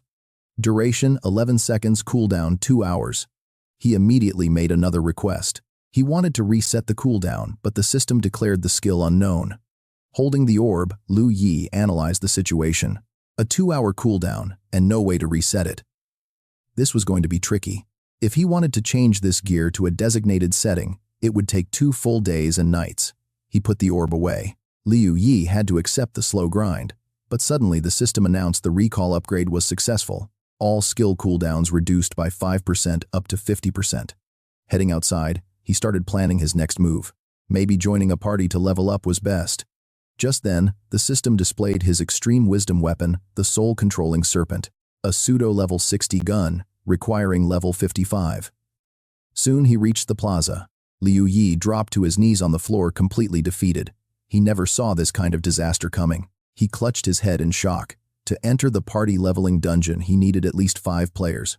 The level gap cannot exceed 10 levels, but average players here are barely level 40. Even the top players are only 40. Clenching his fists, he screamed at the sky. His level was just too high. Days quickly passed by. Liu Yi slumped into his chair and sighed. What now? Wait for average players to reach level 47. That would take days, right before the Origin realm descended. He grumbled, knowing that waiting would be a disaster. Those 10+ days would be a total waste. What about partying with the core members of the top guilds? He recalled the New Order guild leader's words about controlling the Origin realm. It made him deeply anxious. For any normal player, if someone could actually control the game itself just by playing, they would be the ultimate peak player. Right, Liu Yi sat up straight, staring into space as he lost himself in deep thought. It was just too dangerous. He had to rethink his plans. His most important goal was simply to survive and preserve his strength. He needed to lock in his advantage. If his raid on the collapsed zone failed, he would lose his lead entirely. Frowning, he decided against taking such a massive risk. Holding his head in frustration, he groaned, wondering what else he could do. If only he had something to prevent death just once. Then he would go. He leaned back, pondering the idea of death immunity. He thought back to the recall orb and glanced toward the massive tower, standing tall in the distance. The system displayed the details. The recall orb records a player's exact data. If they happen to die, the orb shatters, resurrecting the player at its location and fully restoring them to their recorded state. It would be bound upon acquisition. If he could somehow obtain it, then entering the collapsed zone might actually be worth the risk. He weighed his options. His 2 major goals before the descent were set, and his level 60 gear was ready. Clenching his fist, he decided to bet his remaining dungeon essence. Even if he lost it all, he would not regret it. But if he won, he could gather enough dungeon essence to reach level 70. He stood up, determined to take action right away. Soon he arrived at the dungeon tower branch. Staring up at the endless massive floors, he whispered to himself. The tower had 21 floors, and each level generated a guard copied directly from the challenger's own stats, but with one specific attribute boosted to the absolute extreme. It was designed to thoroughly test a player's limits. Because of this, challengers had to climb from floor 1 without a single moment of rest along the way. With zero recovery allowed, they had only one shot to clear all 21 floors and claim the ultimate reward. The legendary recall orb was waiting at the very top as the final prize. Meanwhile, in a corner of the plaza, the tower's leaderboard listed the top 13 challengers. First place was Bai Ye, at level 53, with 13 floors cleared. Second place went to Yi Tian, level 53, with 13 floors. Below them were other players like Zhe Tian Pengzi, Nie Li, and Sui Xin, and names like Love Hurts, Please Hurt Me, and Take Me Along, followed by Stubborn with the pride of the B family sitting at 13th. Suddenly a loud shout echoed that the event was starting. The tower challenge was starting. Everyone wondered if Bai Ye would hold his lead, or if Yi Tian would finally surpass him, to reclaim the title of the tower's top climber. Hearing the crowd, Bai Ye, the level 53 Sanctuary Guild expert, remained calm. He needed his mind to be as calm as still water to maintain his aura. Meanwhile, his rival Yi Tian was ready. A level 53 expert from the Pavilion Guild was thrilled, laughing wildly as he declared that breaking limits was his true destiny. Yi Tian is determined to break the level 6 record Bai Ye left behind in the high tower. Seeing his opponent act like that, Bai Ye sighed in pure embarrassment. Meanwhile, Liu Yi stood far from the arena watching the two of them. He knew the high tower only opens once every 8 hours, and looking at the time, the next challenge round would be starting in just a couple of minutes. With determination in his eyes, he told himself to focus while the crowd around the arena stared at Bai Ye and Yi Tian. Standing in the center, they prepared for the challenge as the crowd cheered for these top-tier experts. Their aura is insane. Knowing those two were challenging the high tower, every other player actually halted their own trials, just to make room for them. If you check the rankings, you will see that nobody except Bai Ye and Yi Tian cleared floor 7. Nearby, 3 bystanders scoffed. Nobody cleared floor 7, so what most players get completely stuck on floors 6 and 7 anyway. The gatekeepers are total monsters. Besides, what about floor 14? How did it stop even elite players like Bai Ye and Yi Tian? Just then, Liu Yi stepped onto the arena stage. Seeing him, both Bai Ye and Yi Tian were utterly shocked. The gossiping crowd outside immediately went wild. What on earth is this?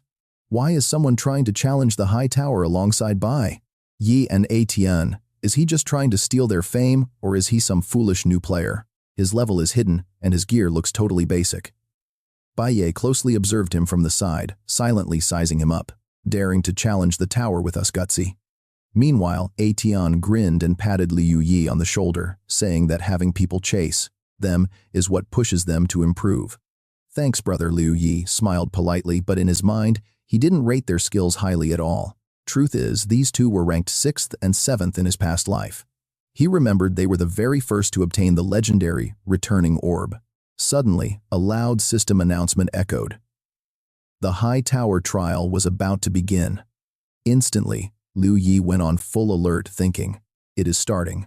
A second later, all three were pulled directly into the high-intensity battle zone of the tower. The crowd immediately began shouting, "It started, let's go check the real-time leaderboard."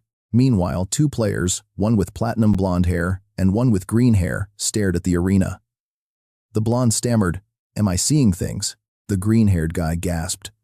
"No way." Gangzi and his friends stared in disbelief before sprinting away like crazy, shouting at the top of their lungs, "We absolutely cannot miss this golden opportunity."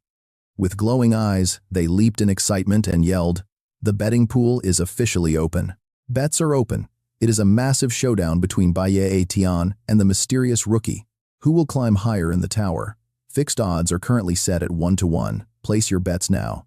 Then the system announced, "The high tower challenge has begun. All skill cooldowns have been fully restored to 100%. All active skills are now available, including Vitality, Cloak Repair, Blessing, Bind, and Temporal Stasis, along with Reset and Focus Intellect." However, a warning showed, "Unknown interference detected. The structural skill cannot be recovered. The structural skill cooldown remains at 1 hour and 20 minutes. Next, the system prompted, "Please select your dungeon essence deduction rate, 10%. 20 or 100%. Liu Yi selected 100%. Deduction confirmed, 7,344. Tower rewards accumulate at 3,672 per floor. Fail, and it drops to 0. Instantly, Liu Yi was warped to the starting point. He materialized quite far from the floor, Guardian, a pure white figure with bright orange details. This was the first floor gatekeeper. Stats showed level 57 defense specialization, level 1, 0 elemental attributes, but possesses a unique specialized passive skill. Standing in his black and orange armor, Liu Yi sighed. Was he being too overconfident? In this life he only knew that this place had the returning orb, but knew nothing about the tower's layout. Yet here he was betting every single drop of his hard-earned dungeon essence right away. He drew his sword with resolve. Honestly, this was far from the first or second time he had taken such a massive gamble.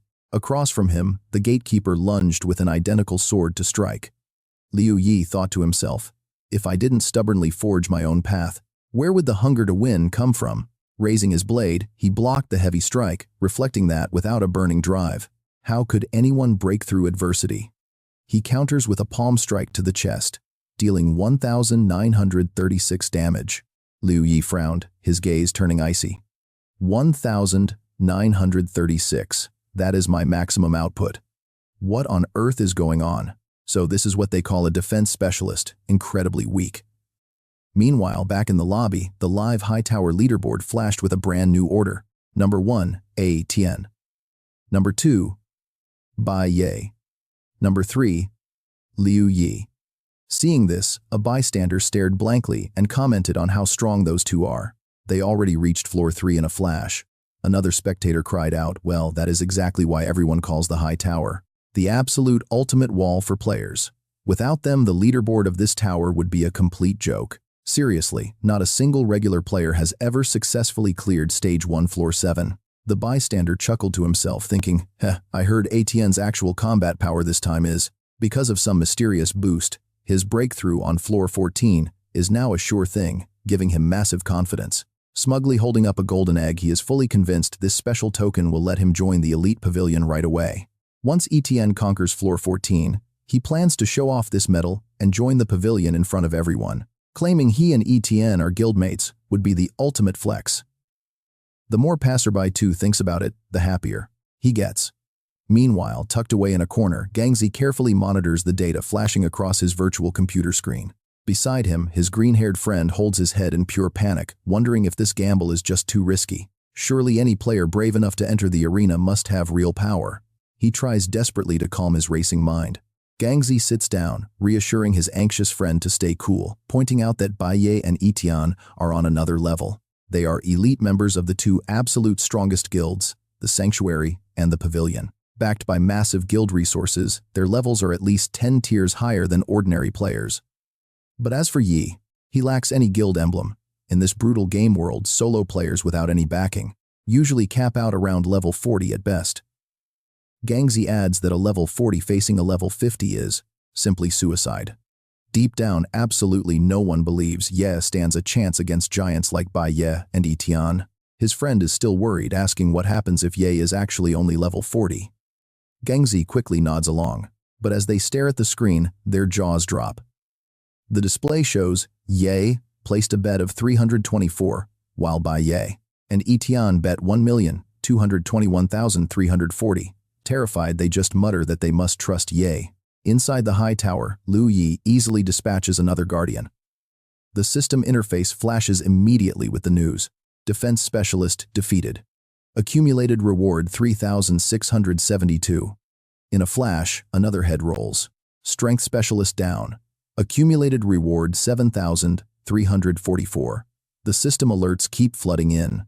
Constitution beaten for 11,016 points. Speed specialist cleared for 18,360. Intelligence clear for 18,360. And perception for 22,032. Now Liu Yi reaches floor 7. With his HP and energy bars still completely full, Liu Yi stands quietly and notes how ridiculously easy this is. He cannot even feel the threat of these specialized enemies.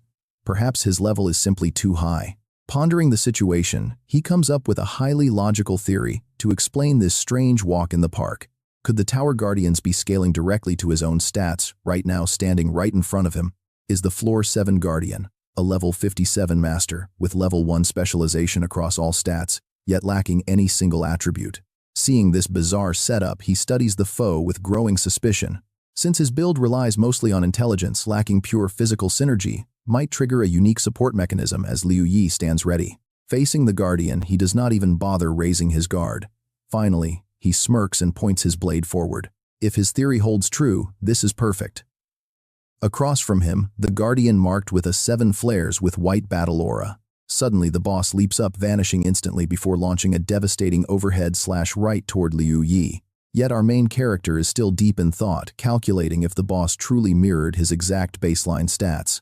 If so, its raw power is likely only double his, even factoring in stats exceeding 100. With those multipliers, Liu Yi swings his sword with confidence, realizing the actual combat effectiveness of this boss is merely average, equal to a high-dimensional warrior like himself. Brimming with absolute confidence, he cannot help but mock his opponent, declaring the Floor 7 boss is nothing special. At that moment, Passerby 3 points to the sky, screaming at Ye's climbing speed. He just skipped 6 floors in one go, and is already on Floor 7. Seeing this, the crowd gasps in shock. Could this guy actually surpass legends like Bai Ye and Tian Passerby? Two stares in utter disbelief, his mind reeling. Who is this Ye? Where did he come from? He quickly snaps at the crowd, yelling that reaching Floor 7 is normal. Most players can't even get that far, but the real nightmare is facing that all-attribute specialist boss guarding Floor 7. That is definitely not a boss any regular player can beat. Passerby 2 wildly gesticulates, mockingly explaining how overpowered that Guardian is. Every single stat is 3 times higher than normal, with everything suppressed unless they are an elite from a top-tier guild. Possessing hidden powers, victory is mathematically impossible. He tries to reassure himself by loudly declaring his final verdict to the crowd. It is glaringly obvious that he has no guild emblem. He is just a common, unranked solo player. There is no way he clears Floor 7. But at that exact moment, the tower ranking board updates the number 1 spot. Let's check the leaderboard. Actian and Bai Ye are conquering Floor 8, while Ye is on 7 but his number is fading. Then it shifts to an 8. Seeing this, Bystander 2's jaw drops, his eyes widen in pure shock, completely frozen. Right now, on the 8th floor, the glass windows are shaking. The floor guard is a Tier 2 speed specialist. With non-attribute mastery skills, he stands ready with his sword. Liu Yi rushes in to attack immediately, but the guard easily evades, shocking him. Suddenly, a voice shouts, "Bind," and the guard appears right behind Liu Yi. He slashes Liu Yi's back, dealing 1,870 damage. But Liu Yi quickly spins around to counterattack. Unleashing a flurry of strikes, he hits the guard repeatedly, shaving off his health points with every single blow. Finally, the system announces the guard's defeat as the Speedmaster vanishes into thin air. Rewards distributed 47,736 points. Liu Yi stands silent, analyzing his speed stat. His speed stat is roughly double that of the previous 7 floors. He recalls the guard's crazy reaction time. This means every 7 floors, the guard's attributes will double. That is a massive jump in difficulty. A smirk plays on his face as the system prepares to send him up to the 9th floor. Liu Yi warns himself to keep his focus. These tower monsters actually pressure him when he fights without using his blessings. Meanwhile, the real-time leaderboard shifts again. Actian is first, and Bai Ye is second, both conquering Floor 11. Ye is third on Floor 9. The rankings refresh twice, with Ye always trailing 1 floor behind those 2. But once they hit Floor 14, all 3 are tied. The crowd gasps as their progress suddenly matches up. Where on earth did this Ye guy come from? With 0 guild backing, he is actually matching monsters like Bai Ye and Actian. Bystander 2 scoffs, desperately trying to downplay his achievement. Sure, he caught up to Bai Ye and Actian, but those 2 are elite players nurtured by giant guilds. A commoner player simply cannot surpass them. Bystander 1 snaps back, accusing him of looking down on ordinary players. But Bystander 2 just sneers again. Big guilds have elite players' resources and intel. That is why their members level up so fast. What do ordinary players have? Just loneliness, offended Bystander 1 demands. Aren't you a commoner too? Stop demeaning yourself. Sure, Actian and Bai Ye are strong, but don't use that to hype up big guild elites. Others quickly chime in, agreeing. But Bystander 2 simply flashes a special guild pass. Sorry to disappoint, but I am officially joining Action's guild, the Pavilion of Gods, right now. We guild members won't be looked down on by commoners. Yet deep down, he feels a sudden wave of unease. He decides to keep putting on a show while he still can. Suddenly, someone nearby asks a question. How many times has he run the tower? Looking at the cleared lower levels, the guy guesses it is over 20 times. Whenever my guild isn't raiding, I come here. Defeat in this realm is rare, but it isn't deadly. You only lose secret realm essence. Suddenly, the floor explodes as the players continue chatting about their guild gear. To me, this essence is just a meaningless number, Action mutters. But as for this tower, I started out curious, then got angry, and now I know I must conquer it. His eyes glow purple as he clenches his fist. Challenging it over and over, failing repeatedly, he finally pushed this far with his guild's collective strength. The wall clearly displays floor 14. Action grumbles, remembering his 7 straight defeats here. This time I will finally do it. A massive explosion erupts, sending debris flying everywhere. Action watches the floor guard slowly dissolve as the system confirms his mastery over all Tier 2 attributes. Accumulated secret realm essence is doubled, bringing his total to 36, as the floor 14 sign flashes. He gasps in disbelief. He actually won. Tears well up in his eyes as he realizes how brutally hard it was. Tilting his head back to stop the tears, he gets emotional. Meanwhile, outside the leaderboard changes once again. Action takes first place on floor 15, while Bai Ye and Ye remain on 14. Bystander, 2 points excitedly. See that? That is the power of our pavilion members. Haha, they're still stuck on floor 14. Standing in the center, he raises his hands and yells. While most players can't clear floor 7, our elite just broke floor 14. The pavilion is supreme. The crowd scowls in disgust, unable to argue against his annoying boasting. How frustrating, grinning from ear to ear. Bystander 2 rejoices, absolutely thrilled with himself. Bystander 1 crosses his arms, deeply annoyed, and retorts. Oh yeah, look, Yi just cleared floor 14 too. The 2 guild players aren't all that after all. Suddenly, Bystander 2 looks up in utter shock, realizing that on the leaderboard, Liu Yi has already reached the 15th floor. Someone notes that only Bai Ye is left now. Seeing this, Bystander 2 scoffed, mocking that this is nothing more than his desperate final struggle. Just watch, he will be kicked out any second. Still, he feels a bit anxious.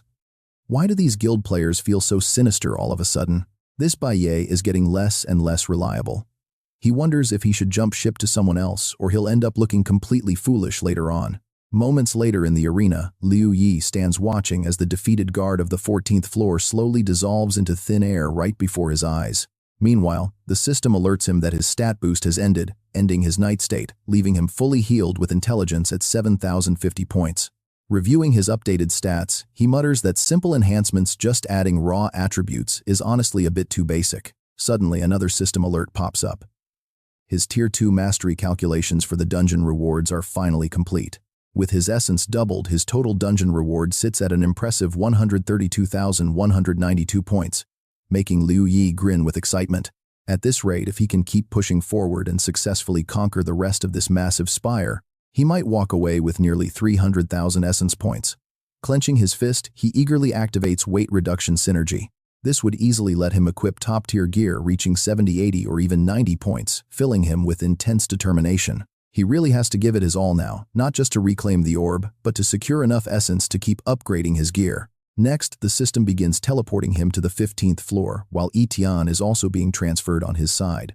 Staring at his hands, Etian feels absolutely invincible, noting he won easily while still holding 30% of his power in reserve. He calculated that the specific burst path he chose was a high-risk, self-destructing explosion style. The lower his health, the higher his damage.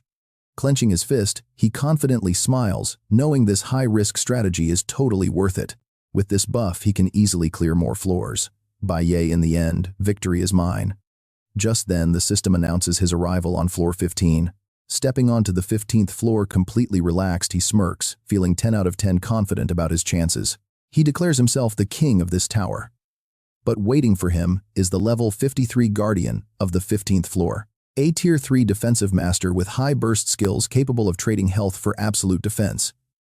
Tian looks on, completely baffled. With stats over 1,000, this boss actually boasts 3 unique attribute skills, all because its specialized mastery is focused entirely on defense. Does that mean its strength and constitution are heavily boosted?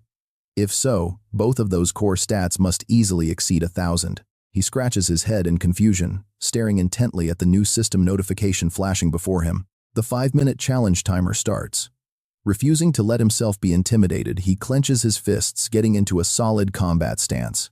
No matter what, as the top player, he can't back down now. Even if he loses, he will fight until the very end. Across from him, the Guardian mirrors his exact stance. Etienne tries to calm his nerves, telling himself the beast only has slightly higher physical stats. Both of them leap into the air, vanishing instantly. Gritting his teeth, Etienne charges forward, determined to prove that the victor is yet to be decided. But in a mere blink of an eye, the Guardian counters with a devastating defensive fortress skill and an explosive burst. The massive shield, combined with a health exchange attack, blows Etienne completely away. A second later, the system makes an announcement. "You have died, challenge failed." Left in utter shock, he stares at the screen, wondering how he got obliterated in just 1 minute. Back in the viewing hall, spectating players gasp in absolute shock. Etienne is dead. Their top contender actually failed. He fell on the 15th, but Baye has successfully advanced from 14 to 15. No one knows how far Baye can go. Will he end up just like Etienne? Right now, all 3 top challengers, Etienne, Baye and Baye, are deadlocked on the 15th floor, leaving the excited crowd glued to the leaderboard updates. Meanwhile, Bystander 1 glances over with a smug grin, mocking them. Is this really the legendary strength of the top-tier guilds? Suddenly, Bystander 2 plays dumb, waving a sanctuary recruit badge around and shouting that he accidentally grabbed the wrong crest. He shamelessly scratches his head, claiming he is just super forgetful, leaving the entire crowd around him completely speechless at his act. Sweating bullets, he secretly rejoices that he still has his backup badge. He silently roots for Baye to prove the guilds are cool. Don't fail now. He needs to reach at least the 16th floor, beating Ye. Meanwhile, on the 15th floor of the spire, Liu Yi is locked in a fierce, brutal clash with the gatekeeper. He unleashes a powerful slash, only for the boss to block it effortlessly. The level 57 Guardian possesses Tier 3 Constitution Mastery, using a health exchange skill that costs 5% of its own life force. It restores 20% health over 10 seconds, which can be cancelled. Seeing this, Liu Yi feels suspicious. If the skill can be cancelled, why is his non-stop assault for nearly 2 minutes failing to interrupt the boss's healing? The Guardian constantly regenerates 800 health points. It swings its massive sword, but Liu Yi leaps high into the air to dodge. He wondered if canceling it required a special condition, swiftly leaping back 3 or 4 paces to put some safe distance between himself and his opponent. With 2 minutes and 29 seconds remaining on the clock, Liu Yi frowned, realizing time was rapidly running out. Given the boss's massive health pool, taking it down in under 2 minutes was going to be nearly impossible. Annoyed, his eyes flashed with determination. There was only one final option left to use: a massive blessing boost. The system immediately popped up, consuming 2,000 mental energy to increase all his core attributes by 1,000. Meanwhile, on another side of the 15th floor, Baye just teleported in with 6,030 health out of 7,040. With his mental energy down to 770, he took a deep breath, quietly planning his next move. His current condition was decent, with minimal energy wasted. The plan now was to play it safe and steady. Pushing through the higher floors should be fine, though clearing it instantly was a bit too much to hope for. The level 15 Guardian was level 53, a strength specialist with a passive that doubled the damage of his very next strike. The following strike would be cut in half, with 0 cooldown. Instantly, both of them assumed the exact same combat stance. With a 5-minute limit, the system declared the battle open. Baye stared ahead, sizing up his opponent's burst damage potential. Heavy burst meant clashing head-on was suicide, and with only 5 minutes, brute force alone would not work here. He needed to slowly wear it down with speed like before. Suddenly, Baye leaped, vanished from sight, and unleashed a slashing strike. He had to give it everything. Meanwhile, on another side of the floor, Liu Yi was panting heavily, with 30% health gone. With 5,050 mental energy left, he watched the Guardian dissolve into dust, analyzing what just happened. So that was the trick. His speed simply wasn't high enough before to interrupt the boss's health regeneration. He had to land 3 consecutive hits within a single minute just to stop that annoying healing skill from triggering. Liu Yi frowned. Could a player automatically awaken this exclusive skill once their constitution attribute shattered its normal limit? Just like breaking intelligence, unlocked concentrated force. What about other stats, like strength, speed, and overall perception? They probably unlock their own exclusive abilities once those core attributes finally break past their limits. Liu Yi made a mental note. It seemed he could no longer just dump points into intelligence. He had to distribute them evenly, raising every stat past 1,000 first. Unfortunately, using temporary blessing boosts did not unlock these exclusive skills. With a sigh, the system alert popped up. Third-tier Constitution Mastery unlocked. Secret Realm accumulated reward 135,000 essence. Bonus reward weight ratio Constitution +1. Stunned by the notification, Liu Yi gasped in sheer disbelief. What was this? Staring at the system panel, he wondered if the 15th floor actually started stacking scaling rewards. Could he challenge this tower again, but the system offered no answer, simply opening the portal to the 16th floor. His temporary blessing buffs dissolved. Meanwhile, down in the main hall, onlookers gasped in utter shock as someone shouted that it was a success. He did it. Yi cleared the 15th floor and is heading to the 16th. What an absolute legend. Where on earth did this powerhouse come from? While the crowd buzzed bystander, one turned to Jojo with a smirk. Elite guilds are useless. Casual players like us are the real deal. Meanwhile, bystander 2 gritted his teeth in anger. On the leaderboard, Bai Ye sat at floor 15 while Ye hit 16. But soon both reached the 16th floor. Bystander 2 pointed, proudly shouting that Bai Ye had also reached floor 16. He claimed this was the true power of elite guilds. He kept boasting, claiming a temporary lead meant absolutely nothing. The final results were what truly mattered. The screen showed both Bai Ye and Ye on floor 16, but in a sudden flash, Bai Ye's name suddenly went dark, meaning he failed. This unexpected turn left bystander 2 completely speechless. While bystander 2 stared blankly, a girl nearby gasped, wondering how on earth Bai Ye failed the moment he stepped inside. What just happened? Suddenly, 2 golden badges were slammed onto the dirt alongside a loud curse against elite guilds. Bystander 2 furiously threw his badges aside, completely switching sides as he raised his hands high and cheered. He declared that casual players were the greatest, shocking everyone around as he leaped up and down, cheering wildly for Yi. Watching him praise Ye, the crowd's sweat dropped. Someone sighed, asking him to at least stop switching sides so fast. On floor 16, Bai Ye knelt, panting, as the system displayed his current status. With 530 health left, he gritted his teeth, sweating. That 15th floor was brutal. He barely made it out alive. Luckily, the boss's massive burst attack left a small window of weakness. With this debuff, he barely managed to clear the 15th floor. Now Bai Ye looks at the 16th floor guardian, thinking that in his current weakened state, he might fail. He knows he can only stand a chance on floor 16.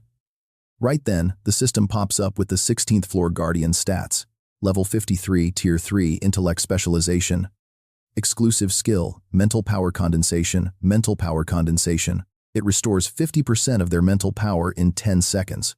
Seeing this, Bai Ye grins, thinking he got lucky with the easiest type to beat. Brimming with confidence, he mutters that the Origin world must want him to advance further, leaping into the air with his sword raised. If that is how it is, I will fulfill the expectations they have for us. On the other side, the Silent Guardian looks up and braces himself. But as Bai Ye unleashes a heavy downward strike, the Guardian casually slides to the side, dodging it completely, shocking Bai Ye. In a flash, the Guardian retaliates with a counterslash as the system displays the battle notification.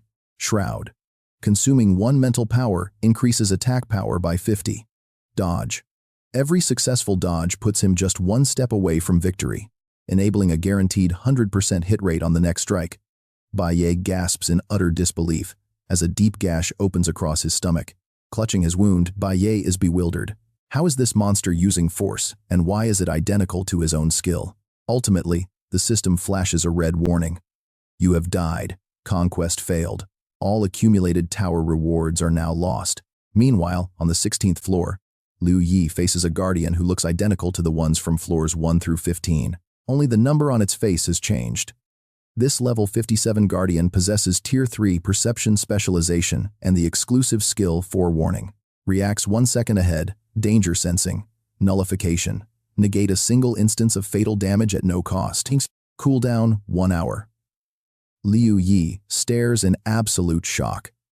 A sensory attribute having an exclusive skill like this is just mind-blowing. He grins widely, realizing this is absolutely perfect. If fatal damage can be survived, Then he can use his reconstruction ability to heal instantly, keeping this sensory evasion active non-stop. Gripping his sword, he looks ahead and plans his next move. If I can upgrade my gear, I must stack perception. Once he secures this skill, but first he vanishes in a flash, gritting his teeth as he vows to clear this obstacle. He unleashes a swift, curving slash aimed straight at the Guardian's head, but the enemy easily leans back to dodge it. Liu Yi shifts, thrusting for the belly, but the Guardian retreats with fluid grace. Grimacing, our protagonist feels the mounting frustration. Pressing the attack, he swings again.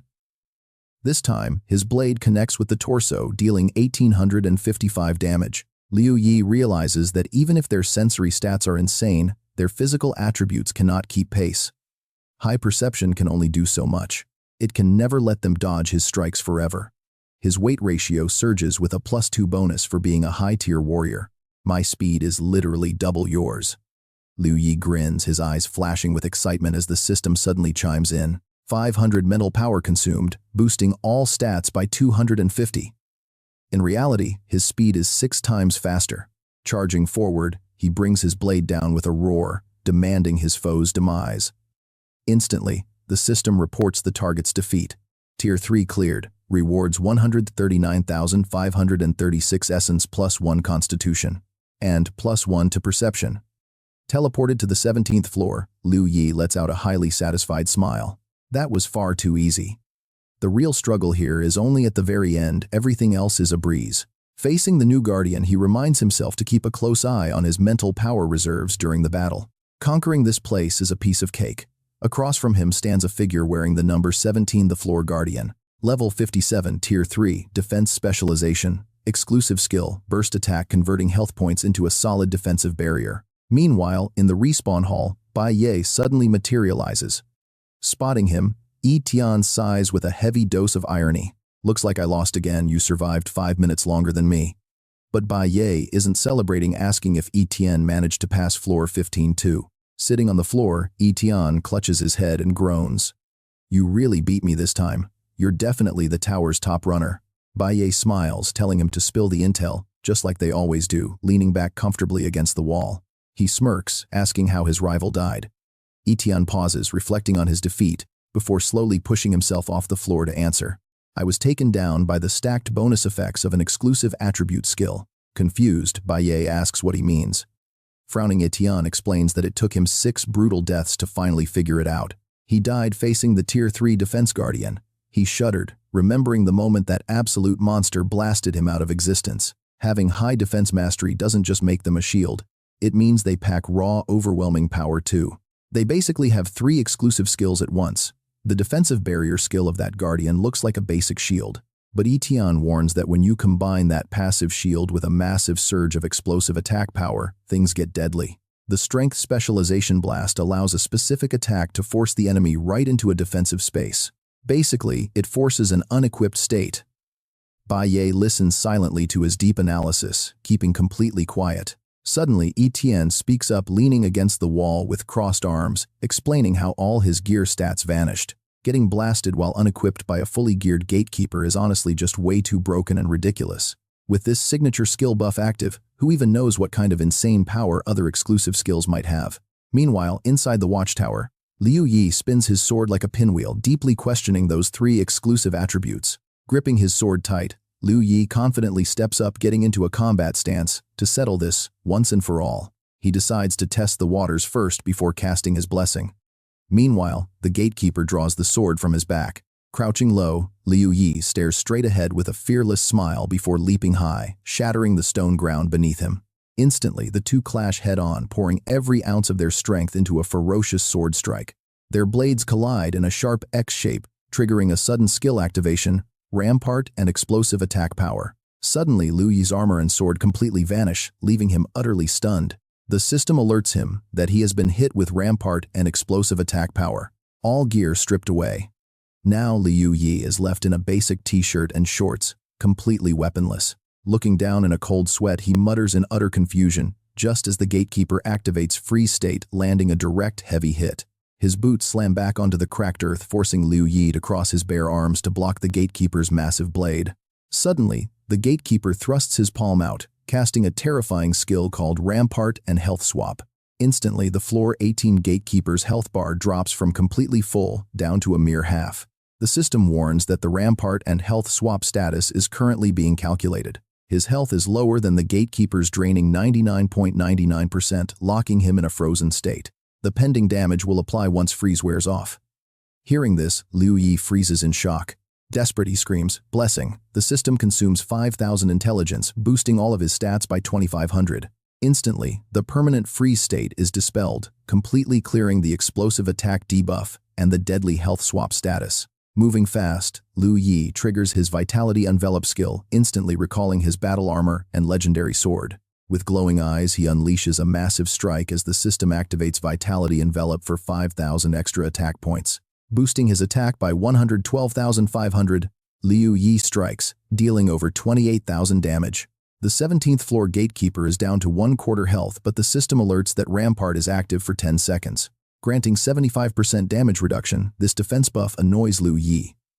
Not dead yet, let's see how you handle more hits. He unleashes a series of zigzag sword slashes, and soon the system confirms Defense Mastery Tier 3 is cleared. His rewards pool up over 143,000 essence points. Frowning, Liu Yi mutters that he was too careless, as the system begins teleporting him to the 18th floor. With full health and over 4,000 energy left, he analyzes the fight, realizing caution alone wouldn't have been enough. Facing those two signature skills, combined with the 17th floor boss's insane health pool and defense, was a nightmare. He was forced to use his freeze state. In a flash, Liu Yi materializes on the 18th floor, analyzing his surroundings. Well, what's done is done. He still has one freeze state left, and if things go south, he can always summon the Hades Serpent for backup. Either way, this tower is going down. He stares thoughtfully at his handgun. The system display pops up Extreme Wisdom Pistol, adding a solid 900 extra attack power. It grants 1120 intelligence, adding a powerful bonus effect to his attacks. Dealing triple damage or stun, it triggers Hades' Serpent Soul with 2 powerful summoning and descent effects. Summoning this serpent boosts all his base attributes by 10 to 50%, granting him deadly serpent abilities. Liu Yi frowns as the soul skill suddenly turns gray. The system immediately explains that the serpent's wish remains unfulfilled. Because of this, it refuses to obey. Confused, he wonders if bringing it out of the dungeon wasn't enough. Before he can figure it out, the 18th floor gatekeeper appears, boasting Tier 3 intelligence mastery. With exclusive mastery and concentrated power, the boss faces Liu Yi. Gripping his sword, Liu Yi decides to ignore the serpent. This Tier 3 mastery is likely speed, which could be a bit tricky, but nothing else can stop him now. If he can just trigger that final stasis state, conquering the 21st floor with Omni Mastery will be a piece of cake. Back in the tower's resurrection room, Etienne stands with his hands in his pockets, casually asking Bai Ye how he ended up dying. Bai Ye replies that it was level 3. Intelligence Mastery, leaving Etienne completely stunned and utterly confused. Intelligence Mastery? Seriously? Is this a joke? But wait, there is more. Bai Ye adds that Intelligence Mastery actually possesses inner force. This news leaves Etienne utterly speechless. Meanwhile, leaning against the wall, Bai Ye explains the massive difference between Phase 3 and Phase 1. Phase 2 doubles the intelligence stat, leaving behind only the exclusive skill. Well, probably the exclusive skill. Intellect condenses into force, granting him inner energy. Hearing this, Etienne holds his head in despair, wondering how they can even compete. His intelligence is 8 times higher than mine. He can only celebrate that his own primary attribute is not intellect. Otherwise, the thought alone is terrifying. Suddenly, he breaks into a cold sweat, as an even scarier realization hits him. This monster is the 21st floor's final gatekeeper. Not only does he stack exclusive skills, but he also possesses inner force. Etienne sighs in realization. No wonder the reward system in this high tower is so ridiculously insane. The tower never intended for anyone to clear this. Meanwhile, Liu Yi is already charging forward to strike the gatekeeper. He wonders if exclusive skills from other stats can stack, especially after watching how the gatekeeper just unleashed his skills. Recalling the defense specialized guardian, Liu Yi remembers that eerie blue energy and makes a silent observation. Maybe the barrier skill is required for other exclusive abilities. He swings his sword forward, fueled by pure determination. Either way, once he faces the 21st floor gatekeeper, everything will be clear. Across from him, the gatekeeper points his sword straight at him, casting Blessing to buff all of his attributes. Liu Yi watches, in complete disbelief. Instantly, another skill is unleashed before stasis state even resets. After just a split-second lapse of focus, Liu Yi is struck right in the chest by the gatekeeper, gasping in shock as he whispers, "Was that really blessing?" Across the field, the gatekeeper prepares his next deadly strike. Liu Yi is left reeling in utter shock. How is this possible? How does a tower gatekeeper have inner force, let alone a skill identical to mine? He quickly activates the pendulum. With extreme wisdom active, his pistol fires a bullet. Simultaneously, the system consumes 4,500 mental force points. All attributes are buffed by 2,250. Liu Yi knows there is no time to overthink this. He has to kill him immediately. Otherwise, against a gatekeeper with 8 times his intelligence, he stands zero chance. Defeat is certain. Suddenly, the system announces that the pendulum judgment has successfully tripled his damage output. Vital force surging attack power spikes by over 200,000, accumulating to 675,000. The bullet hits the target. Instantly, the Guardian activates stasis state.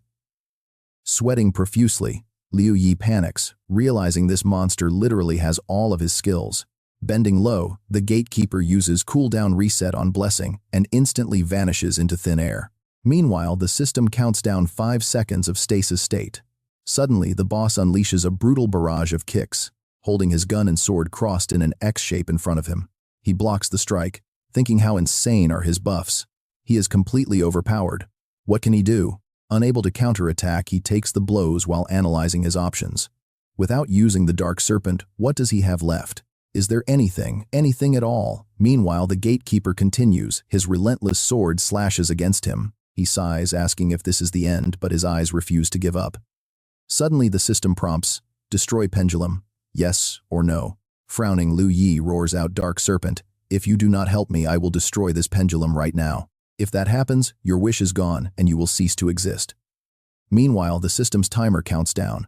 3, 2, 1 second remaining in stasis state, but there is still absolutely no response. Frustrated by the silence, Liu Yi screams, "If this is your choice, so be it. Pendulum self-destruct." But out of nowhere, the Dark Serpent finally speaks. "I want to make a deal. I will help you now, but you must help me later." The system announces that stasis state has ended. Suddenly, the gatekeeper leaps high, raising his sword, preparing to split Liu Yi in half. He screams his agreement.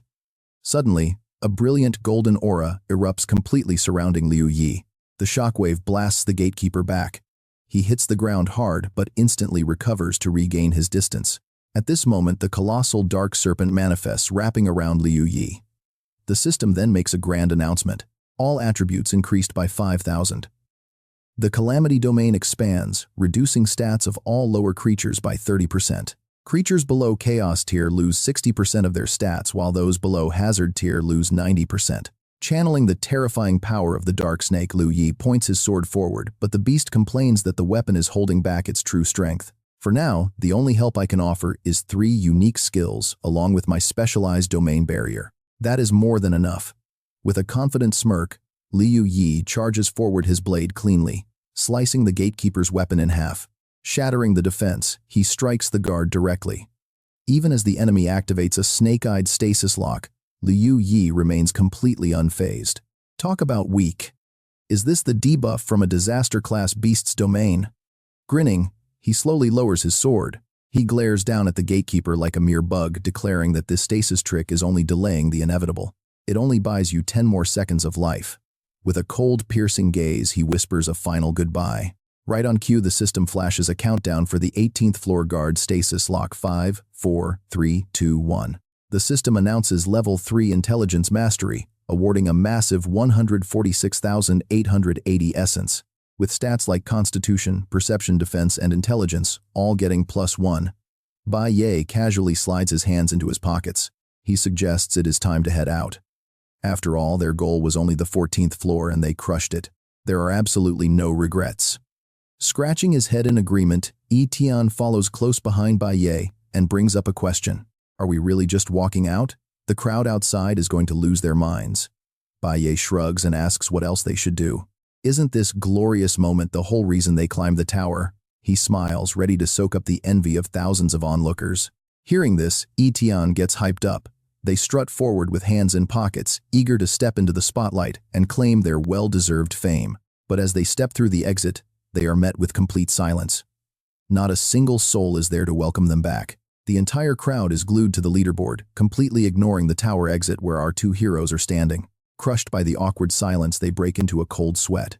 Etienne stammers, wondering if they missed some massive piece of news. Why is everyone ignoring us? Suddenly, Ye spots something and looks over toward the massive tower leaderboard display. Number 1, Spot Ye, 19th floor. Jaw dropped, he shrieks in pure panic, begging Etienne to look at the rankings. Am I seeing things? Curious Etienne glances up and is instantly frozen by what he sees on the screen. Covering his eyes, Etienne refuses to accept reality, muttering that it is impossible while secretly peeking through his fingers. His jaw hits the floor. That rookie actually conquered the 19th floor. Meanwhile, rumors are already spreading like wildfire in the streets. As swordsmen pass by, a local gossiper asks if anyone heard about a crazy player named Ye tackling the tower. He's dominating the ranks on his very first attempt. A nearby passerby asks if this is some kind of joke. You've got to be kidding me. I tried that challenge myself. I got wiped out on the second floor by my own clone. The difficulty is insane. Elsewhere, another bystander chimes in. Did you hear this guy Ye cleared the 19th floor and is already pushing for the 20th floor as we speak? His friend is stunned, calling him a total monster and wondering who he really is. Silly Kai overhears this and stops. Approaching them, Silly Kai asks if they seriously do not know that Ye is the savior of all Mirror Realm players. Intrigued, the passerby asks for the juicy details. Silly Kai clears his throat, ready to spin an epic tale about it. As he gossips, a sudden scream echoes through the plaza. He reached the 20th floor. Staring at the rankings, players gossip frantically about how a rookie from a 10-day-old server could possibly achieve this feat. How is he this strong? Looking up, Etienne gasps that clearing floor 20 means defeating an incredibly tough gatekeeper. We are talking about a level 3 exclusive skill guard with inner energy. Is Ye seriously planning to conquer the entire tower? Spotting them, bystanders whisper in surprise, recognizing Etienne and Ye. Nearby, Ye breaks into a nervous sweat. This is impossible. How can any normal player survive that tier? Suddenly, a random bystander walks over to smugly mock them. Just because you two can't do it doesn't mean Ye can't. Us solo players have real experts. He smugly laughs at his lucky chance. Getting to flex in front of elite players like Ye and Etienne is a dream come true, making everyone facepalm. Hey, aren't you supposed to be on our side? Suddenly, someone yells that Ye has just broken into the 21st floor. Etienne, Ye, and the bystander freeze in pure shock, gasping as the entire crowd erupts in utter disbelief. Who on earth is this guy? Standing in the center of the chaotic crowd, Silly Kai proudly declares him their savior. Everyone leans in, begging for details. Silly Kai takes center stage, ready to leak some legendary top-secret gossip. Take a look at this. The moment they see the footage on his screen, both guys and girls start blushing furiously. But a skeptic immediately snaps back, asking what kind of absolute nonsense he is talking about regarding this savior business. Behold the great savior of all Origin World players, as they clench their fists, chanting his legendary name over and over again. Moments later, the massive crowd echoes with deafening cheers for their savior. Meanwhile, high up in the tower, the level 57 guardian of the 21st floor finally appears. With level 3 attribute mastery, his exclusive skills explode instantly, boosting his attack power and speed. Facing a massive health pool and high intellect warnings, Liu Yi calmly stares down the opponent, completely unfazed by his massive stats. With full health, his intellect sits at 6,150, rapidly buffing as he closely inspects his hands. Every single stat of his is completely maxed out. Looking ahead to analyze his opponent, the system suddenly alerts him. Accumulated Secret Realm Essence stands at 154,224, with the overall weight ratio coefficient +1. Reviewing this notification, Liu Yi deduces that normally the final rewards for the 21st floor, excluding the recall orb, should yield even more. Another 8,448 essence plus a weight ratio coefficient of +2 on this final tower floor. Staring directly at the Guardian, Liu Yi realizes how incredibly tempting these rewards are. If he can somehow claim them, his strength will soar to a whole new tier. Frowning with steel-cold determination, he knows he must defeat this powerful Guardian. He needs to conquer the 21st floor. Closing his eyes to plan his strategy, Liu Yi decides to activate a critical skill, Bright Snake's Blessing. Instantly, his eyes shift into piercing golden serpent slits as the system confirms this epic skill activation. All stats increase by 5,000. Inside this natural disaster class intimidation aura, the bright snake suddenly speaks up. Hey, tread carefully, my aura can only weaken his overall attributes by 30%, nothing more. Hearing this, Liu Yi replies, that's enough. His current health is 208,560, with 33,105 intellect. With the bright snake's phantom towering behind him, Liu Yi brims with confidence knowing his ultimate ability is his blessing skill. Every single buff he possesses revolves around maximizing this incredible power. Suddenly, the Guardian raises his sword. Liu Yi sighs, realizing that the 21st floor boss operates on the exact same logic. Analyzing further, he notes that the only bottleneck limiting his blessing power is his intellect stat. The Guardian's intellect is 8 times his own, since attributes starting from 100 scale exponentially adding a weight ratio multiplier means its intellect could soar past $52,000. Even under the weakening pressure of the bright snake's aura, reducing it by 30%, it still has over 36,400 points, while he only has 33,000 under the snake's blessing. Suddenly, Liu Yi glares, roaring all-attribute blessing boost. On the other side, the Tower Guardian reaches for his neck, unleashing his own all-attribute blessing. Both fighters are now locked in a massive attribute boost clash of 18,200 versus 16,500. A massive explosion erupts as Liu Yi quickly calculates that even though his stats are lower than the Guardian's, he still holds a crucial +1 weight ratio advantage. The two clash in a brutal high-speed exchange, sending explosive energy shockwaves scattering everywhere as they fight. The immense pressure cracks the floor beneath them. Just as he thinks victory is close, an unexpected event shocks Liu Yi. The Guardian firmly grips his blade, deflecting every heavy strike. Liu Yi quickly analyzes his cooldown times again. Though his primary power skills are currently on cooldown, he simply needs to survive until his first blessing cools down. By conserving his intellect before that first blessing runs out, he can immediately chain it into a second one. He can chain the first blessing stats directly into a second while the system displays both skills' critical data for him. The balanced spirit helmet grants +90 defense, +30 resistance, +24 intellect, and +22 strength. With a 5% cooldown reduction, his blessing boosts overall stats while randomly cleansing one negative status effect. This lasts for 1 minute with a 57-second cooldown. Every single point of intellect invested increases attributes by half, while every 10 level upgrades cleanse one additional negative status effect. Realizing this path to victory, Liu Yi roars that he can win, unleashing another devastating blow that violently shatters the floor. Panting and sweating, he silently admits that without the bright snake's support attempting a challenge this intense would be impossible. Even with the serpent's blessing, he must remain flawless. He cannot allow the boss to gain any advantage. He can't let down his guard or show a single opening, lest the Guardian unleash a lethal ultimate. It's a shame that previous floor buffs don't carry over. Otherwise, stacking blessings on the way up would make this a breeze. The two exchange blows and parries without a single second of rest when the system suddenly warns 40 seconds left on blessing. Suddenly, Liu Yi lunges forward, slashing in a wild frenzy. Soon, the system warns 20 seconds left. Gritting his teeth, he holds the line until only 10 seconds remain as the Guardian bends low and charges forward. Suddenly, the system counts down the remaining blessing. Time 5 seconds, 3 seconds, cooldown complete. At that exact moment, Liu Yi, covered in a glowing red aura, he charges forward to strike the gatekeeper, shouting, "Now is the time." As his snake-like pupils flash, Liu Yi decides to double down and activate his blessing skill to boost all stats. The system alerts him, consuming 82,500 intelligence boosts all stats by 41,250. Suddenly, Liu Yi shakes and floats up. As his boots touch the ground, the solid floor beneath him instantly shatters into tiny pieces. Cracks spread rapidly in a massive circle with him at the center. Smirking, Liu Yi feels completely confident he has won, even if the enemy stacks another blessing. He is not afraid, but decides to wait a minute to finish the fight. Suddenly, the gatekeeper standing across the arena unleashes the exact same blessing skill, shocking him. A second later, the boss boosts all stats, leaving Liu Yi completely stunned and panicking. His pupils shrink in sheer disbelief as the gatekeeper's white outfit suddenly transforms right before his eyes into a dark, pitch-black armor. A radiant jade-green energy explodes around the boss. Terrified, Liu Yi steps back, realizing the enemy has also inherited his cooldown specs. How is this even a fair fight? Jaw-dropping Liu Yi panics, realizing the enemy still has exclusive skills and crazy base attributes, not to mention a horde of unused survival skills. Suddenly, the gatekeeper steps forward, bends his knee and levels his sword directly at Liu Yi.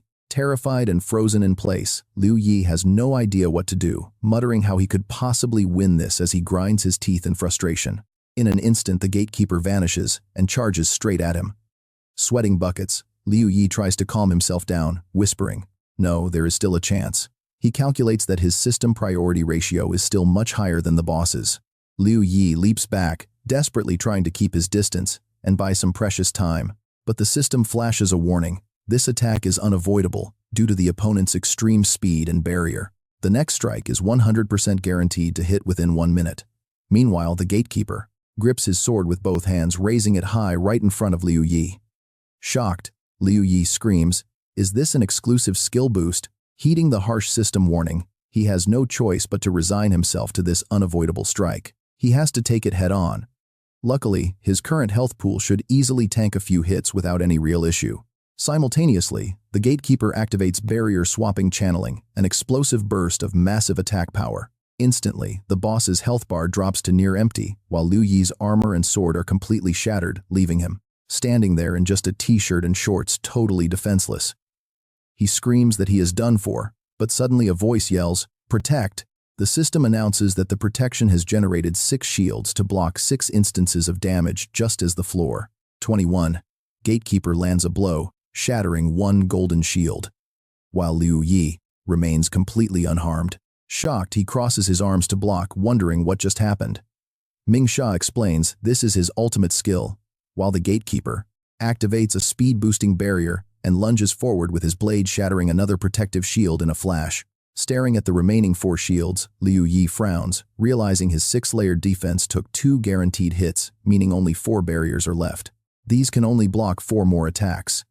He leaps backward to create space, but the relentless gatekeeper is already hot on his heels. Seeing this, Liu Yi feels a deep sense of dread. Ming Sha saved his life, but it only delays his inevitable demise. What trick does he have left to fight back? He grinds his teeth in sheer helplessness, completely out of options. He bitterly grumbles to himself about waiting for blessing cooldowns and having a higher priority ratio than the boss. It was all a fantasy. With 1 reset and a single blessing buff, the boss wiped out every advantage he had, and trying to stop the boss from using it is just laughable. This is a life-or-death fight nobody is holding back. Fleeing for his life, Liu Yi is completely out of ideas. He clenches his fists so hard that blue veins bulge across his skin, yet he mutters that the rewards are just too good to pass up. Conquering this high tower would secure his strength under a priority boost of +2 and the massive stats of 300,000 elite dungeon essence gear. Biting his lip, he dreams of this ultimate boost that would instantly turn him into the top player in the entire realm. Suddenly, the system chimes that the mechanism has recharged, leaving him startled. He stares at the boss, wondering if altering the rules of the mechanism can win the fight, even though he is completely unarmed. With only 4 shields left floating around him, he desperately wonders how to manipulate the mechanism to strike back. Sprinting backward and dripping with sweat, he makes a bold move, commanding the mechanism to grant him instant victory over the tower. The system flatly refuses, stating rules cannot be changed. Desperate, he commands it to execute the floor 21 boss, only to be rejected again. He submits another command, requesting to reset the gatekeeper's level to 0, but the system denies it. Refusing to yield, he yells. He tries to reset the 21st floor gatekeeper's stats to 0, but the system denies it. Furious, he curses at the sky, demanding to know what he can actually change since nothing works. Finally, the system shows Article 199 and Soul Control. It can bind monsters on his body into weapons limited only to weapons. Confused but curious, Liu Yi changes the setting from random to designated. Then it hits him. If those are the rules, what exactly is a rule? Running, Liu Yi realizes it must be an absolute established fact. With a sharp gaze, he contemplates deeply and whispers to himself that water naturally flows downward. Fire burns matter, humans slowly grow old and eventually die. All of these are established, unchangeable facts of nature. These are the default rules of nature. Glaring at the gatekeeper, he analyzes the situation. Under the current circumstances, the rules he faces are simple. Running out of health means death. Running out of energy prevents skill usage, and every activated skill triggers a cooldown period. Cooldown. Liu Yi instantly realizes this is the exact rule he needs to modify to defeat the 21st floor gatekeeper. Confidently, he demands the system to reconstruct his skills to have 0 cooldown. Immediately, the system responds. Rule modified. Player skills now have 0 cooldown for 11 seconds, with a 5-hour cooldown before this rule can be modified again. Liu Yi cheers in excitement as it actually worked, while the system solidifies the new settings in place. With all his buffs completely refreshed, he feels like a giant looking down at the tiny gatekeeper in his hands. He roars, activating his all-attribute enhancement blessing, while the system alerts that his skill levels are multiplying exponentially. His energy consumption skyrockets from 200,000 to over 1.2 million. With 9 seconds left, a blinding beam of light appears. An intense energy flare erupts, stunning the boss. Suddenly, the system announces that his attributes have reached their absolute limit. The cap for Origin Realm players is 200,000. Any damage beyond this is calculated at 200,000. Attention, please supply enough processing power to the Origin Realm vessel to expand your attribute capacity. Liu Yi stares at the notification, confused that his stats can only be boosted up to 200,000. Still, that is more than enough to crush the gatekeeper. Clad in his battle gear with his sword glowing, his entire body radiates power. Raising his blade high, he roars as he splits the gatekeeper down the middle with a single slash. A minute passes in a flash. The system congratulates him on conquering the high tower. His reward is over 300,000 secret realm essences. He also receives the High Tower Conqueror title with a weight coefficient boost of 2, plus the prestigious number 1 title. This grants him plus 100 to all attributes, along with the unique recall orb. This orb rewards players who surpass themselves. Note that once cleared, no further rewards can be obtained from the tower. Outside the arena, the crowd completely loses it, cheering that the legendary Big Bro has actually pulled it off. They jump for joy as if they won themselves, celebrating the tower's conquest before rushing over to the main exit. This is literally the first time a player will exit the tower normally, rather than waking up in the respawn room. Meanwhile, the system prepares to teleport him out. Liu Yi looks at the orb in his hand, whispering how close it was. Clenching his fist, he closes his eyes in relief. He almost failed, but luckily, his timing was absolutely perfect. The reconstruction cooldown finished just in time. Materializing back in the hall, Liu Yi starts analyzing the situation in his head. No wonder accessing the collapsed zone requires at least 5% processing power. It all comes down to controlling the mechanism. With a determined look, he clenches his fist. With this mechanism, he can definitely try to raid that collapsed zone. Suddenly, a loud shout of, "Big Bro is so cool," startles Liu Yi, followed by a wave of excited cheers. "You are insanely cool, Big Bro. How on earth did you manage to pull off something that crazy?" He really did it. Liu Yi looks around, completely dumbfounded by the massive crowd that suddenly surrounded him. The crowd keeps cheering, calling him their literal god and begging to follow him wherever he goes from now on. On the verge of tears, Liu Yi stammers helplessly, while the crowd continues to cheer him on.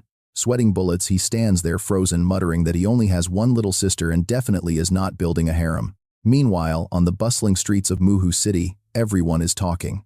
Have you heard the news? In just over 10 days, the Origin Realm has firmly secured the second spot globally. Crazy, right? Rumor has it that people are getting rich there, with some even selling everything they own just to jump in. But some are deeply worried. Many workers are apparently quitting their factory jobs entirely to play the game. With such massive numbers leaving, who knows if this will trigger a major economic crisis in the real world. After all, games are just games. Real jobs are what put food on the table. Hearing this, a passerby wonders if anyone is even regulating this. Liu Yi sat hunched over, ignoring everyone else, as he focused entirely on the information about the recall orb. The orb recorded player data so that upon death, the player could resurrect right where the item was located. It would restore their state to the recorded moment. Seeing this, Liu Yi figured possessing the recall orb meant he could finally head to the collapse zone. Closing his eyes, he clutched it tight, knowing it wasn't time yet. Glancing back, he quietly calculated how to exploit the system to restrict the party size for the hidden dungeon. Holding his pistol, Liu Yi turned his attention back and asked what was needed of him right now. He recalled Dark Serpent mentioning a trade earlier, realizing the powerful creature likely needed his assistance with something. As his ultimate trump card next to the system, solving its issues was worth going all out for. Then Dark Serpent spoke, demanding his freedom. Liu Yi fell silent. If he didn't already know the strange nature of this world, he would have praised the game's incredibly realistic AI. He asked Dark Serpent what he needed to do, staring firmly at the weapon in his hand with quiet determination. Though unsure if he could bring the gun into reality after the world descended, he wanted to keep it close for now. Suddenly, Dark Serpent instructed him to take him to the boundary of this world first. "I feel like that is where I truly belong," the creature said. Confused, Liu Yi repeated, "The boundary. Isn't the boundary of the primordial realm just the collapse zone?" He wondered if the creators had hard-coded that hint into its mind. He agreed, but warned the beast that the boundary of this world was extremely dangerous. "If I face any danger, I expect your help," the serpent said. After Liu Yi agreed, it added, "Besides that, there is more. I have another favor. If you agree to help me, I can awaken any one of your exclusive attribute skills of your choosing." Those shocking words left Liu Yi completely stunned. Awaken any exclusive attribute skill of his choice. He instantly recalled the devastating skill used by the Floor 21 gatekeeper and couldn't help but blurt out, "It is a deal." Sometime later, he was standing inside an equipment crafting shop. Liu Yi stood before the computer screen and told the serpent to speak up secretly, thinking he was rich. "I have 300,000 essence, so spend it freely."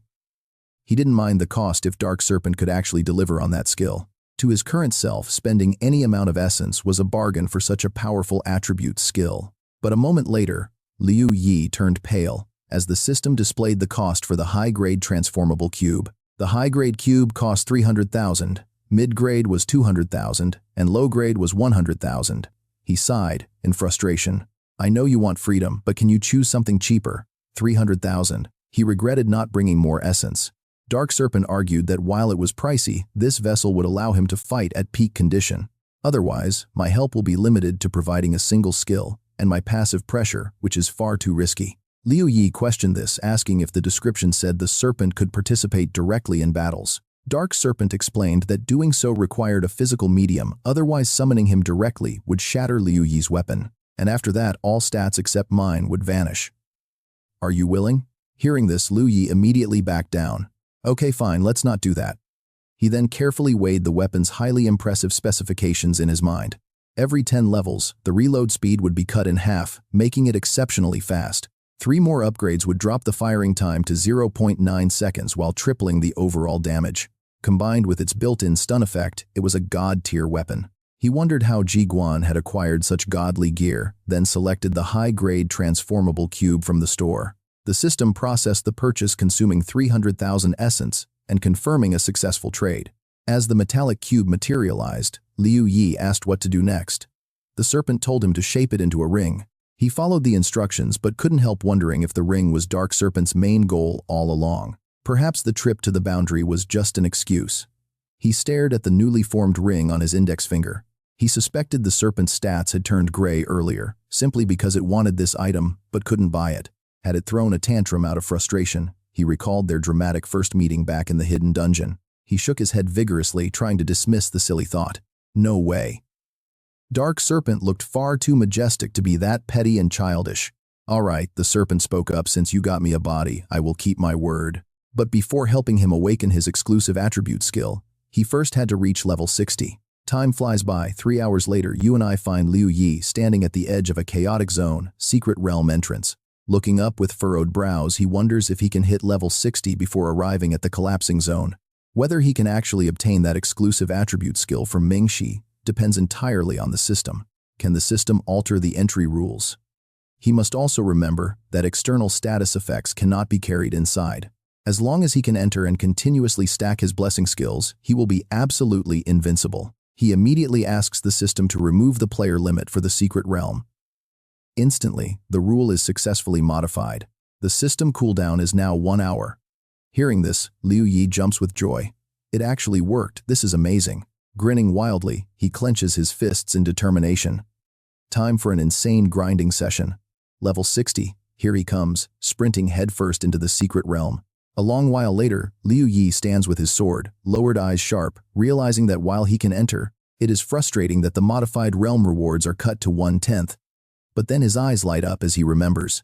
The buff from his title, Reverser of Despair, boosts the rewards back to a standard secret realm run. By clearing 2 to 3 realms a day, leveling up every 3 runs, time flies and 3 days quickly pass. Liu Yi thrusts his sword into the ground, raising his fists in absolute triumph. He has finally hit level 60. Meanwhile, 10 exchange slots are completely filled, leaving 14 slots. He decides to allocate 10 of those to skill duration effects. This adds a 5% bonus to his skill duration, with a limit of 50% plus 3 weight reduction soul wards. 2 of those soul wards are placed on his dual weapons. The weight reduction on Arclight was purified and transferred to other gear. Next, the system displays his brand new stats, level 60 0 out of 2.4 billion experience and his current titles. Weapon Master Reverser of Despair, High Dimensional Warrior Top Climber of the High Tower, and High Tower Power Accumulator, with massive weight. Allocatable attribute points, 0. Health is 19,020, mind power over 12,000, with healing vitality, skills fully active. His blessings now include solidification, stacking mind, power condensation, and gear attributes, yielding a 50% duration and recovery effect. The level requirement for his equipped gear is lowered by 10. Suddenly, the system reveals his level 60 vitality skill branch, Resonance. This aura links all targets within its range, causing them to share and resonate their health pools. When their health drops to 10%, they automatically exit resonance. The aura's range is 500. Activating this costs 100 mind points, consuming 10 points per second to maintain the link with all targets inside. This reduces the maximum health of linked targets, including himself, which restores once they leave the aura's area. With a range of 500, it costs 100 mind points to cast, consuming 10 mind points every second. It drains 1% max health per second, capping at 90%. Finally, due to world computing limits, he can no longer gain experience. Seeing this, Liu Yi scratches his head, thoroughly confused. He recalls a similar warning back during the blessing enhancement phase. The restricted computing power means his level can still increase, but before he can actually level up, he must first raise the Origin Realm's total computing power. But now that he is level 60, getting 42 experience from realms is impossible. No wonder the highest level players in his past life were capped at 60. Back at Mukshu Hotel, Liu Yi is still deep in thought. Attempting to upgrade gear to level 70 would likely trigger the same warning about insufficient computing power. As he sits on his bed pondering Ming, she suddenly speaks up, asking which path he wants to take. Liu Yi silently ponders, though perception is what he desires most. The hardest exclusive attribute skill to obtain has to be Barrier.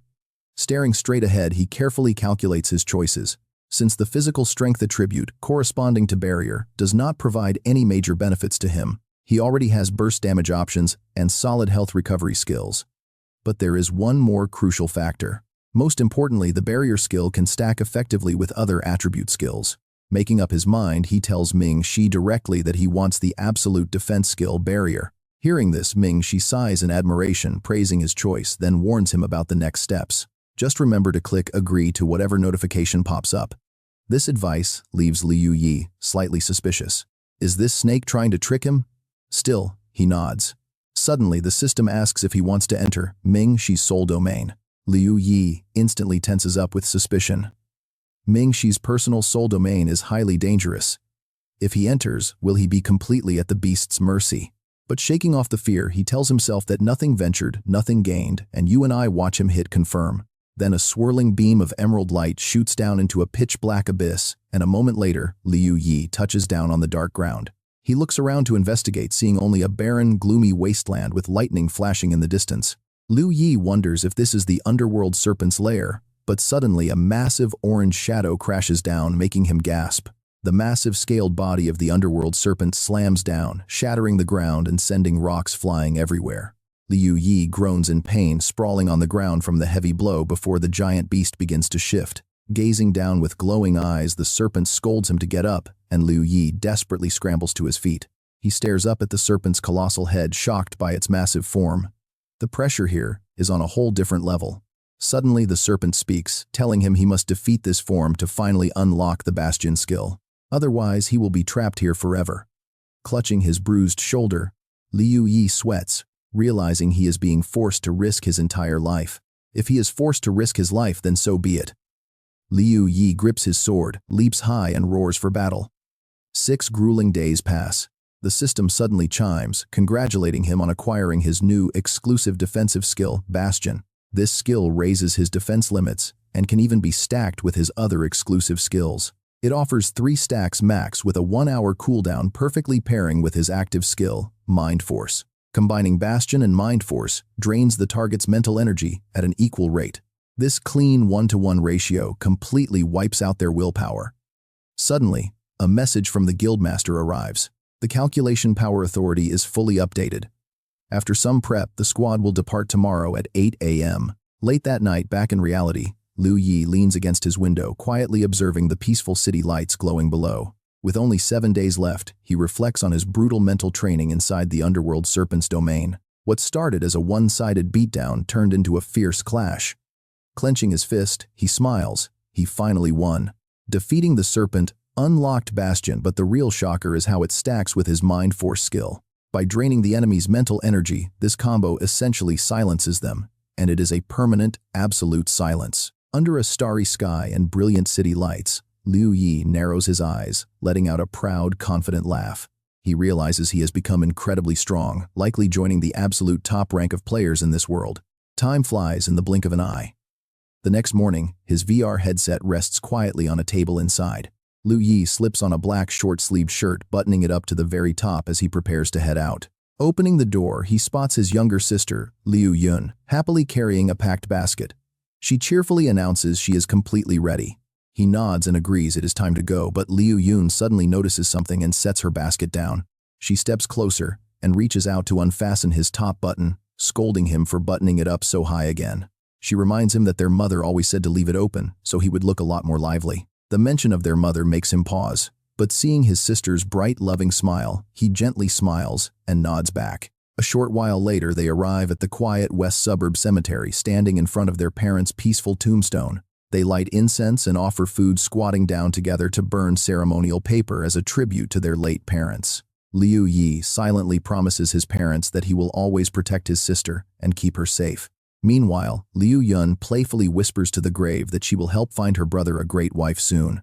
She even jokes about wanting nieces and nephews soon when a familiar voice suddenly calls out to them. Calling out to little Yi and Yun, a middle-aged man approaches, making the siblings look up to see who it is. It is Uncle Wang Xiaocheng, a close friend of their parents, who walks up with a wide, friendly grin. After a warm greeting, Liu Yi respectfully welcomes him, thanking him for coming to visit. Liu Yi thanks him for visiting every single year, but Uncle Wang playfully pats his head, saying they were like real family.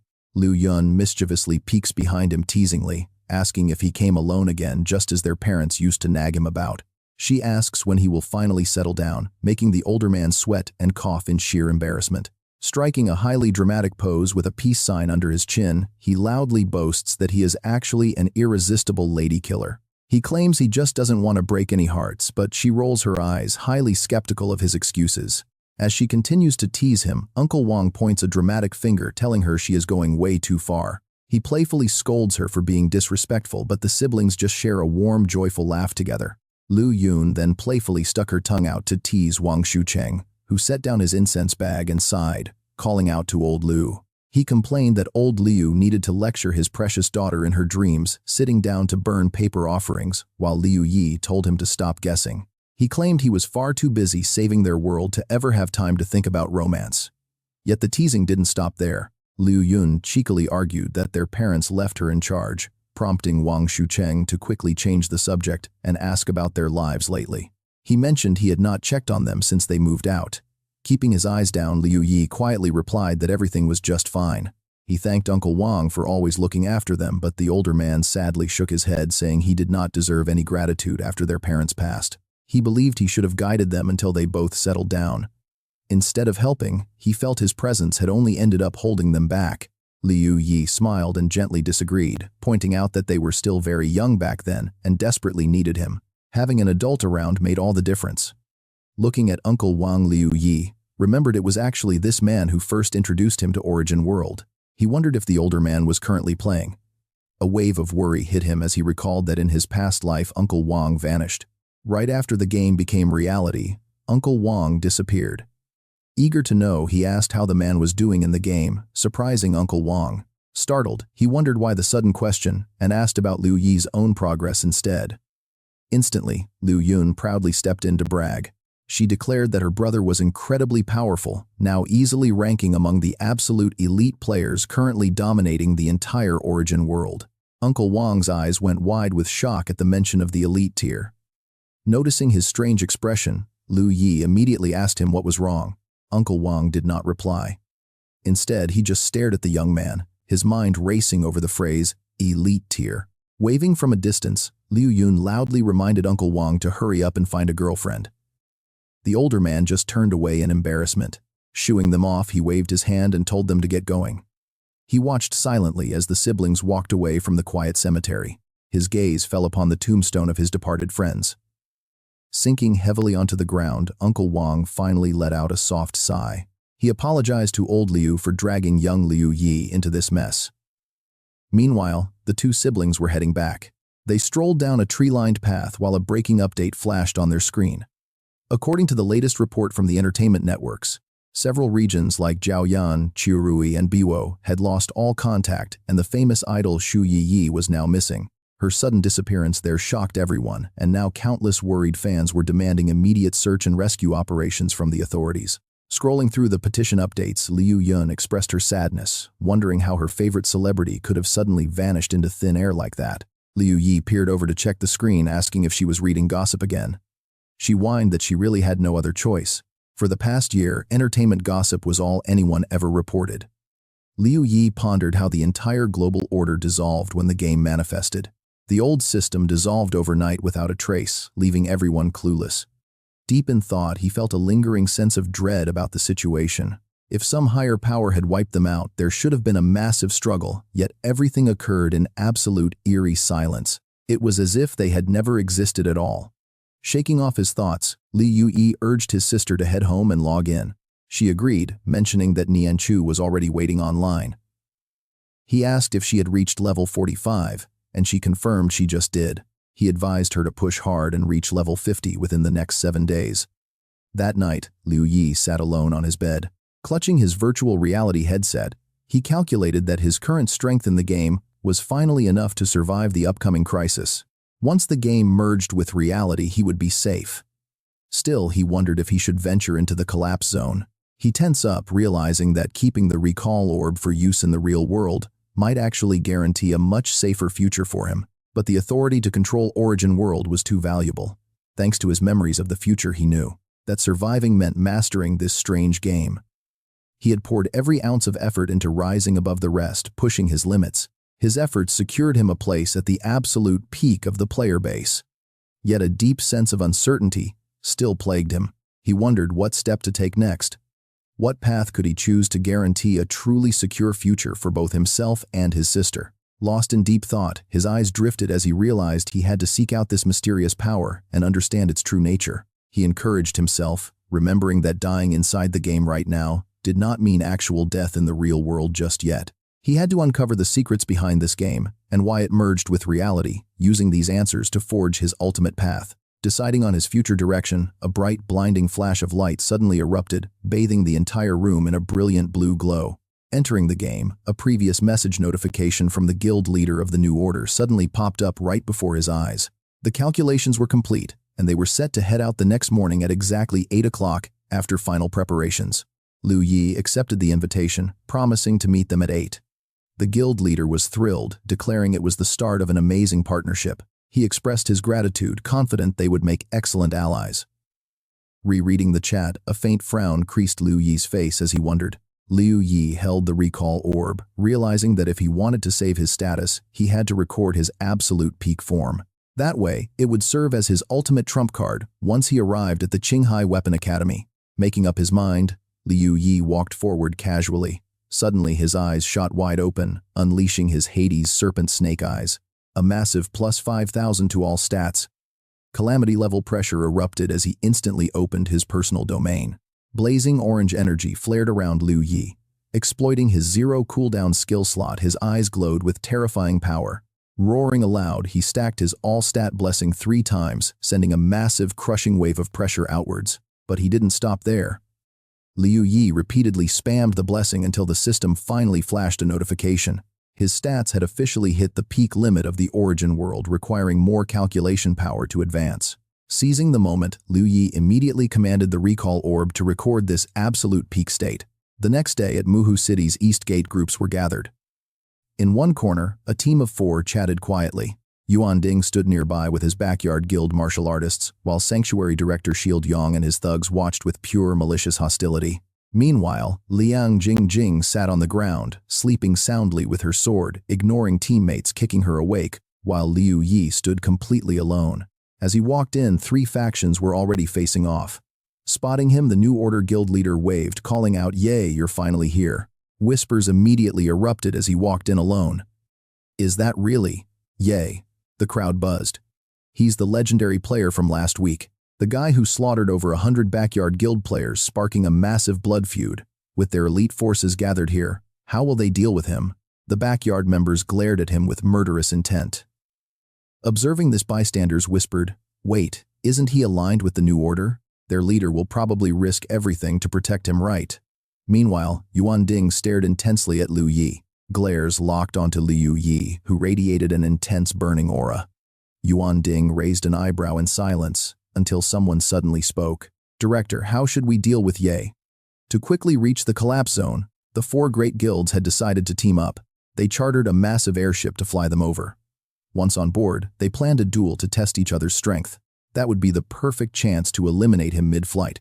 Meanwhile, through the quiet night sky, a massive flying vessel was cutting through the thick mist, heading straight for the collapse zone. Liu Yi quietly observed the situation, noting that, after gathering, they had to move fast.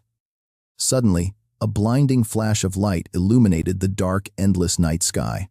The 4 major guilds had pooled their resources to hire this massive flying vessel, transporting players with calculation power permissions to explore the collapse zone. Only those with over 5% calculation power permissions were allowed inside, so every guild was required to bring a designated guide player meeting that threshold. Inside the vessel, a heavy tense silence filled the cabin.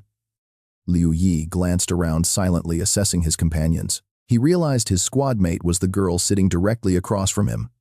She flashed a warm smile and offered a simple, friendly, "Hi, long time no see." This was Wei Ji, a level 60 powerhouse representing the New Order Guild. Liu Yi offered a brief nod, recalling what the New Order Guild leader had mentioned. At first, even they didn't know that Wei Ji possessed calculation power. Staring at her, he remembered that, after uncovering her secret progression methods, in special secret realms, she had successfully conquered over 5 dangerous and chaotic zones to secure her status. This unlocked her 5% calculation power. Suddenly, Liu Yi felt a burning gaze lock onto him. It was Roulé, staring intensely at Liu Yi, with eyes full of burning rage as he gritted his teeth in anger. "I won't make the same mistake again," he growled, determined to reclaim his pride. This level 60 rival was with the New Order. Sitting beside him was the blonde New Order Guild leader, another level 60 powerhouse, commanding their faction. The leader smiled at Roulé, but Liu Yi was quietly stunned by their levels. Their leveling speed was absolutely insane. Having died once already, they had still managed to reach level 60. It was a remarkable feat. The guild leader, Roulé, Wei Zi, and Ye were all level 60. Liu Yi stared at the system screen amazed. Normally, a player who dies could never level up this fast. The only viable method to pull this off would be exploiting the mirror realm, essentially buying massive amounts of experience. But boosting a single player to level 50 would cost nearly 1 billion credits. Absolutely loaded. Meanwhile, a purple-haired player quietly observed the room. This was Yuan Ding, the level 60, director of the Backyard Guild.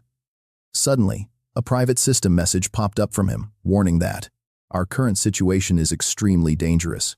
If those 4 players with over 5% calculation power team up, we will be crushed instantly.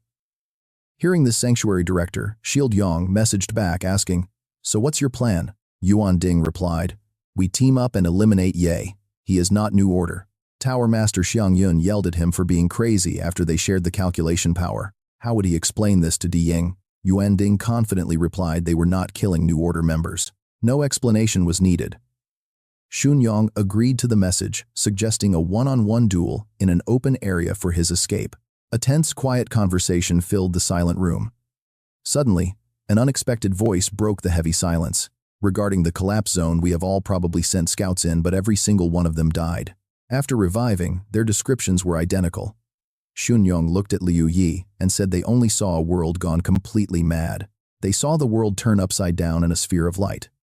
This information is useless for exploring the collapse zone. Players with calculation power are way too precious. Even the New Order Guild only has 4 members with that kind of authorization. You still refuse to send your people to explore. That is why we must take a highly dangerous path today. We must gather every single member with calculation power to go together. Suddenly, Roulet slammed his weapon onto the ground. Angrily pointing his finger at Xunyang, he shouted that their guild gathering 4 elite players was their own business. It is our own capability. What do you mean by framing us like this? A bearded player, who was a level 60 member of the Shelter Guild, standing behind Xunyang, spoke up, warning him to watch his mouth. Our guild leader is only speaking the truth. Roulet furiously drew his sword, cursing the tiny Shelter Guild for acting so arrogant. Do you believe I can single-handedly crush you all? The New Order Guild leader immediately stopped him, warning Roulet to calm down. Didn't you promise to stop being arrogant? Let them finish first. Xunyang smiled and spoke up. So before entering the zone, let's choose our own opponents for a one-on-one duel to test everyone's true abilities. Roulet immediately agreed, pointing at Xunyang and choosing him. After Yuan Ding achieved his secret goal, he could barely hide his joy. Meanwhile, the level 60 Tower Master Xiang Yun sat silently and observed the entire situation. Xunyang slowly stood up, smiling as he accepted. Roulet got instantly hyped up, eager to fight. He yelled for them to bring it on. Liu Yi watched silently until a powerful voice suddenly cut in. Wait, Xunyang looked over in surprise. Both Roulet and the New Order Guild leader turned around, completely caught off guard. Seeing all eyes on him, a white-haired man stood up, saying it would be cheap for 2 grandmasters to fight first. That would cheapen their wuther. It turned out he was White Glove, a level 60 player from the Backyard Guild. White Glove suggested that minor nameless players like themselves should start first to set the mood. Roulet grinned, highly amused, admitting that he really liked the way the guy spoke. Since that is the case, go ahead. Who do you choose? Xunyang waited, as White Glove pointed directly at Liu Yi, choosing him. White Glove acted helpless, stating that everyone knew his guild had a minor grudge against this guy. Defeating him here would settle their score without affecting the overall mission, letting his guild vent some anger. And if he lost, it just meant his guild was inferior. Liu Yi listened to all of this in absolute silence. He slowly stood up. When Liu Yi seriously asked how they would duel, the New Order Guild leader immediately panicked. He tried to stop them, saying there was no need to fight if he did not want to. But Yuan Ding immediately supported White Glove. Leaving unresolved grudges would definitely hurt their future cooperation. It would be much better to settle it right here. This was beneficial for everyone, since the zone was too dangerous. Only seamless cooperation could get them through it. That was the only way to survive. Liu Yi smirked casually, looking extremely confident as he spoke. Stop talking nonsense and tell me the rules. White Glove demanded a clear space for a solo duel. First one to drop below half health loses. Liu Yi easily agreed to the terms. Meanwhile, the New Order leader anxiously scanned their faces. Seeing their strange expressions, he could not help but feel extremely suspicious. Xunyang stood up and told everyone to clear some space. The New Order Guild leader could only reluctantly offer a warning. Safety should always come first. Yuan Ding slowly backed away, having already sent a message to his secret group. None of them could defeat him alone, so he urged everyone to handle this task with an absolutely serious attitude. Do not get greedy or dream of soloing him. The crowd quickly dispersed, clearing an open space for Liu Yi and White Glove. Only Yuan Ding retreated behind White Glove's back. He gave a cold, silent signal to begin the strike. The atmosphere aboard the aircraft grew incredibly tense as everyone suddenly prepared to make their move. They rushed forward to ambush Liu Yi, unleashing various skills that lit up the entire area. Silence, weakness rule, redirection, heavy armor, and a playful atmosphere debuffs are literally raining down on him. Seeing their dirty calculating trap, the New Order Guild leader is completely shocked while Wei Shi is left utterly stunned. Faced with such underhanded tricks, Roulet Deng Cheng is so horrified that his eyes practically pop out of his head. Pure disbelief is written on everyone's faces. This shameless move completely enrages Liu Yi, who clenches his fists and roars in anger. He already knew they were up to no good. Before boarding the airship, Liu Yi had warned himself that when facing such an unpredictable situation, maintaining peak strength was his absolute best option. Ever since he got on board, he had been constantly using his attribute blessings to stack buffs. Even though the very first blessing cost only 10 points of intellect, boosting his stats by 5 after 30 minutes, on board his attributes had already maxed out at a staggering 200,000. But now that massive advantage is on the line. Without wasting a single breath, Liu Yi instantly draws his sword. He throws himself into the fray. Every strike of his blade forces them to back away in terror. In a battle frenzy, Liu Yi roars Die Wind Force Army Breaker. The system immediately displays the skill details, dispelling all target statuses. But suddenly, a terrifying prompt flashes. All attribute blessings have been completely dispelled. In an instant, Liu Yi is frozen in shock. Seeing him freeze up like that, the enemy doesn't hesitate to counterattack. Liu Yi tries to activate his status freeze skill, but the system shuts him down. You are silenced. Skill activation failed. Refusing to yield, he quickly attempts to trigger another ability. Rule restructure, but the system alerts him again. The rules in this area are restricted. Restructuring is currently unavailable. With 3 seconds remaining, Liu Yi refuses to give up and tries to trigger an evasion move, but the system denies him yet again. You are affected by Yuan Ding's playfulness. Your movements are restricted to targeting only him. Error messages flood the screen. The overwhelming alerts leave Liu Yi completely dizzy and disoriented. Suffocated by all these sudden restrictions, a rare wave of panic hits him. Is this where it ends? Suddenly, a bizarre speed buff skill called Phantom Leap activates out of nowhere. At that exact moment, a hand grabs Liu Yi, dragging him away. Wei Shi pulls him out of harm's way just as a massive blast erupts. The explosion sends thick smoke billowing into the air, shaking the entire airship. Liu Yi quickly regains his footing as the New Order Guild leader, and Ru Lei Deng Chang leap forward, shielding Liu Yi and Wei Shi. The furious New Order leader yells, "What do you think you're doing? Are you looking to die?"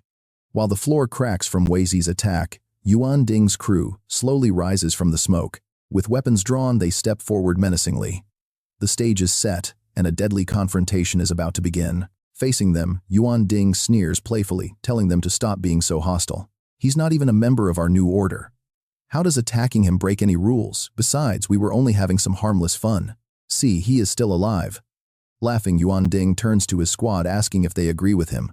Their sheer arrogance leaves the New Order Guild leader visibly annoyed, his patience wearing thin. Clenching his fists, he barely manages to hold back his rage as the tension reaches a boiling point. The air is thick with tension. Suddenly, someone casually sits down, suggesting they stop fighting. We should rest up. We are almost at the ruined zone, where we will have plenty of real things to fight. This blue-haired girl is Sparkle. Currently at level 60, she belongs to the Xiangyun Pavilion. Suddenly, Xiangyun himself walks over, sits beside her and chimes in. We can't keep fighting. If we do, we won't even make it to the ruined zone. The tension briefly eases, but not for long. The heavy thud of a hammer slamming down echoes through the room. Wang the shield warrior calmly sits and says, "Fine, no more fighting." Yuan Ding chuckles, sitting down with a sigh. "Too bad," he mutters, "we were so close." Liu Yi stands in silence, memorizing every detail. That silence and dispel move belong to that bearded sanctuary member, and that other skill belongs to Xiangyun. He will remember this. Turning to his allies, Liu Yi quietly says, "Thank you." Wei Shi lets out a cheerful chuckle. The New Order Guild leader quickly asks if he is all right, and Liu Yi nods, expressing his gratitude. Ru Lei Deng Chang scowls, grumbling that as the only person to ever beat him in a fight, Liu Yi had better not go dying on someone else. That would make him look bad. Despite his gruff attitude, his genuine concern brings a warm smile to Liu Yi's face. Suddenly, the New Order Guild leader sighs and speaks up. He admits he was far too naive. Given the sheer danger of the ruined zone, he assumed that at the very least, everyone would cooperate. Yet they haven't even stepped foot inside, and major conflict has already erupted. What's worse, once they enter, their non-aggression pact will completely expire. The guild leader looks solemnly at the three of them and warns, "From here on, only the four of us can rely on each other." The other three nodded solemnly in response. Meanwhile, at the edge of the collapsed zone, after a long journey, the aircraft finally descended slowly, making its landing on the barren ground. Stepping off the aircraft, they were instantly greeted by a hazy, ominous landscape shrouded in thick, suffocating mist. The sight left Liu Yi completely stunned. Suddenly, Yuan Ding spoke up from the haze, breaking the heavy silence. "Even though Di Ying broke our non-aggression pact within the collapsed zone." He glared arrogantly at Liu Yi's group before continuing. But in a collapsed zone, cooperation is the only way to survive. His smug attitude immediately annoyed the New Order leader. "Are you asking me to choose between you guys and the proxy? Sorry, but I still choose the proxy." His bold words left Liu Yi deeply contemplative. While Liu Yi remained silent, Dun Yong stood in the distance, equipping his heavy armor before speaking up. "Drop the act. Di Ying called off our non-aggression pact because he is absolutely certain of one thing. He believes we can never cooperate in there," Dun Yong claimed confidently. "Dragging us along is just to boost his own odds. More bodies, higher success rates." With that, Dun Yong vanished into the fog while Josiah cast a sneering glance at the others. Hosea then quickly followed Dun Yong into the thick fog, calling out for his leader to wait. The conversation left Liu Yi curious, wondering about Di Ying's true motives when Xiang Yun suddenly spoke up. "Dun Yong is right," Xiang Yun said, walking ahead. "Hey Sparkles, let us get moving too." Sparkles instantly agreed. Seeing them leave, Yuan Ding shrugged with absolute indifference before following them into the misty abyss. Accompanied by the white gloves, the new order leader finally gave the command.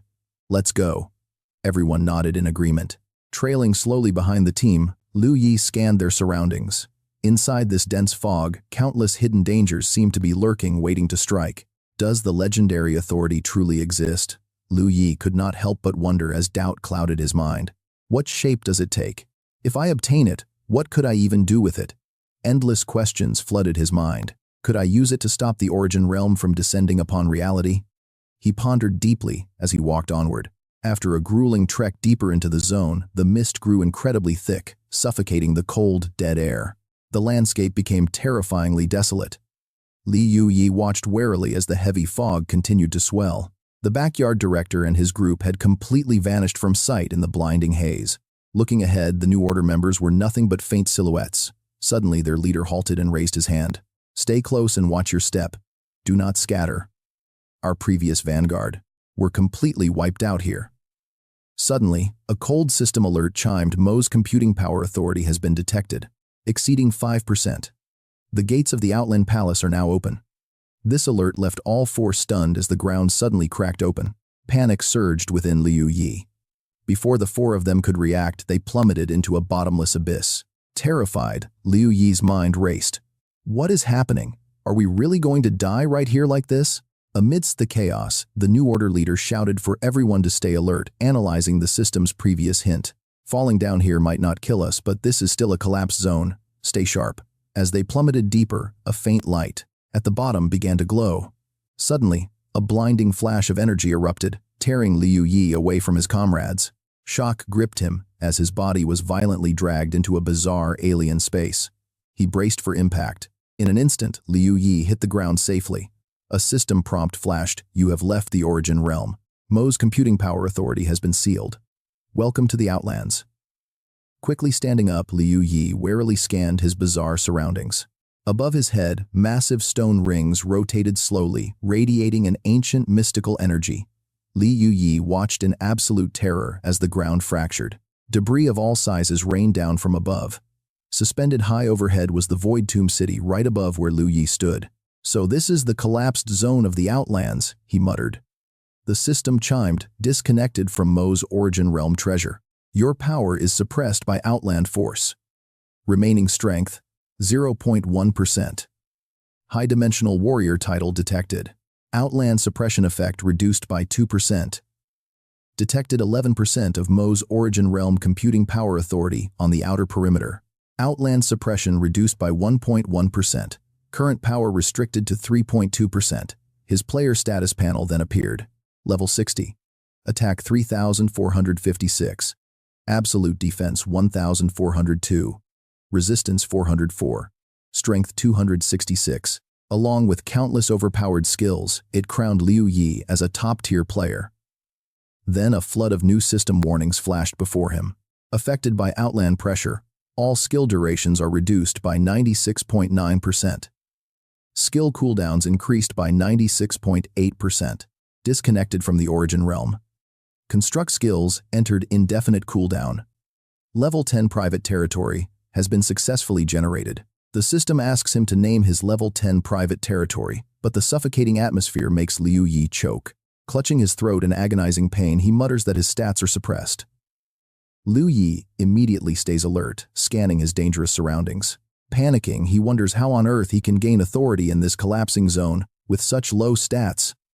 The thought completely terrifies him. Even a low-level monster here could probably take him out. Suddenly, the system alerts him to name his private zone. Confused, Liu Yi wonders if his private territory is just this patch of land. He decides to give it a simple name, Number 1. The system immediately confirms the name Number 1 at level 1. The defensive barrier of Number 1 has now been officially established. With only 1 unit of computation power available, the protective barrier is activated and begins analyzing the surrounding energy. The external suppression drops by 10%, leaving his overall strength suppressed by 13.2%. Instantly, a massive barrier expands, covering the entire ground beneath Liu Yi. At that exact moment, a small plant sprout begins to grow. The system urges him to quickly secure more computation power for the barrier to weaken the outside suppression. He has unlocked 100% computation authority. Setup complete. Alerts ring endlessly, explaining how he can rewrite the rules with his power. Modifying Number 1's rules has 0 cooldown but consumes computation power based on difficulty. Liu Yi looks outside, absolutely stunned. He realizes this so-called barrier is what protects him from the harsh outside world, and its core, the tiny newly grown sprout, is the territory core of Number 1 at level 1. Its main function is keeping the barrier active. Effect 1 reduces external suppression. Effect 2 weakens all invading creatures entering Number 1 by 50%. Crucially, this protective core is directly linked to the player's very life force. If the player dies, the core is destroyed. Liu Yi slowly approaches the fragile sprout, wondering if this weak little plant is his lifeline. It looks incredibly weak with only 100 health, yet it is literally bound to his life. Sure, he can upgrade his computation authority through it, but where on earth is he supposed to find computation power? Suddenly, a glowing object flies out from Liu Yi's spatial ring, and the dark snake appears. It immediately devours the fragile sprout, leaving Liu Yi utterly horrified. The system suddenly warns that Number 1's core has been completely swallowed, fusing the core with the dark snake. His private territory's base has now officially changed into a dark snake larva. Furious, Liu Yi snaps, demanding to know what it just did. Right then, a loud rumble draws his attention. A massive chunk of land is violently hurtling directly toward him. Liu Yi panics as the hurtling chunk of land suddenly begins to violently shake before exploding into a million pieces. The shockwave blows him backward. Struggling to stand, he watches in horror as another chunk of land explodes again. A ferocious green monster emerges, unleashing an ear-splitting roar so intense that it literally shatters the surrounding floating rocks into dust. System alerts go wild, warning that Number 1's core is under attack. Shielding himself, a panicked Liu Yi wonders what this beast is. Sensing calculation energy everywhere, Liu Yi realizes something shocking. Can he actually harvest computation power just by breaking these lands? The computation energy suddenly rushes to one side, completely pouring into the beast as a massive wave of power erupts. Using a chunk of floating land as a foothold, the monster leaps high, causing the ground below to shake violently. Cracks quickly spread across the platform as the monster aggressively beats its chest to show off its absolute dominance. It suddenly shoots high into the air. Watching it go, a stunned Liu Yi wonders if the creature's goal is actually to harvest computation power and reach that glowing sphere of light. Suddenly, a voice mutters that it was close. Liu Yi looks at the dark snake, thinking that based on that shockwave, if the dark snake hadn't fused with the core, its fragile 100 health points would have gotten shattered like all the other floating platforms. Liu Yi slowly gets up, admitting how lucky they were that the snake fused with the core. Otherwise, he would have died and respawned. He thanks the snake, apologizing for doubting it.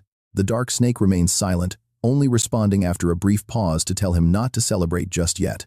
Although its own powers are suppressed in this zone, Liu Yi has grown stronger. However, now that the snake is the core of his private territory, it only has high health and cannot use most of its original combat abilities. Hearing this, Liu Yi is completely stunned, asking if he can no longer rely on the snake's ridiculously broken cheat powers. The snake explains that as long as Liu Yi can provide it with enough computation power, anything is possible. It can still temporarily unleash 100% of its strength. Looking up, the snake adds that the absolute key to survival here is computation power. Gathering it will not only unleash their absolute combat potential, but also allow them to level up and reach that mysterious place above. Intrigued, Liu Yi asks where exactly that is. Looking up at the faint light above, Liu Yi asked, "So when you said you wanted to reach the collapse zone, didn't you actually mean That giant orb of light, like the monster from before. The dark snake bluntly replied, "Yes." Suddenly, the air turned dead silent. Staring intently at that spot, Liu Yi muttered to himself, "So, our main goal is right there. Could the authority be hidden there too?" Watching those floating stones, he made up his mind. "All right, my goal here is to shatter those floating lands, to harvest calculation power." Liu Yi stood there, lost in thought before finally upgrading his private domain to carry him all the way to that glowing orb. But what about the New Order's guild leader and his group? After entering the collapse zone, they vanished. Did they die in that recent sweep? Suddenly, the system spammed identical notifications. The map system is offline and cannot be restarted. Then a group chat window popped up. "Where is everyone?" messaged blazing. "Heat the New Order's guild leader." Liu Yi frowned, his eyes locked onto this incoming text.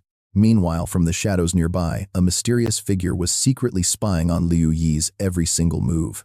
Spotting Liu Yi, the bearded guy immediately fired off a private message to Chief Yong. "Chief, guess who I just ran into?" Confused, Yong replied with a question mark.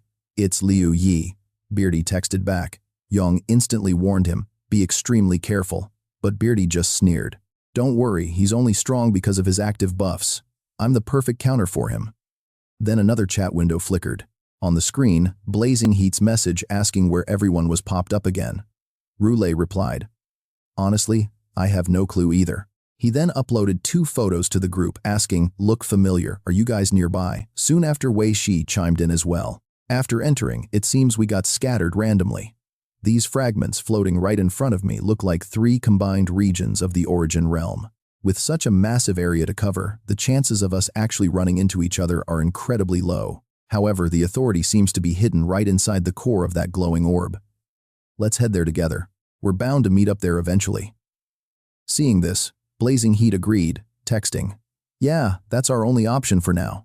Liu Yi silently scrolled through the group messages, realizing that under these circumstances he could only rely on himself. He had to plan his next moves carefully. Now he knew the target was that glowing orb and that harvesting 10 calculation power points would upgrade his domain. That upgrade would allow his domain to move forward. He hesitated for a second, carefully weighing his options with his current combat strength. How am I supposed to shatter these massive floating landmasses to harvest that power? Then he remembered the gun in his hands. What if he just used a ranged weapon to shoot from the safety of his private domain? But could things really be that simple? Liu Yi's face went blank. Yeah, there was no way it would be that easy. Based on his tactical calculations, if it actually worked with Unit 1 safely guarded by Dark Snake inside and active damage buffs like structural, reinforcement, solidification, the blessing state, and triple kill, even with his overall strength, suppressed by 11%, he could easily conquer this entire ruined zone. Gripping his gun, Liu Yi stood up with sudden determination. He had to give this a shot. If this strategy worked, he wouldn't need to risk his life leaving his private domain to gather calculation power. He would be much safer this way. Just to be absolutely sure, he turned to discuss with Dark Snake. "Dark Snake, is the movement of this private domain entirely up to you?" "That is correct," the snake replied. Hearing this, Liu Yi nodded. "Good. Relocate me to a spot where those landmasses haven't been destroyed yet." Suddenly, a massive creature appeared. An earth sloth, a level 80 highly dangerous beast. Standing in the vast empty expanse, Liu Yi observed the colossal creature from a safe distance.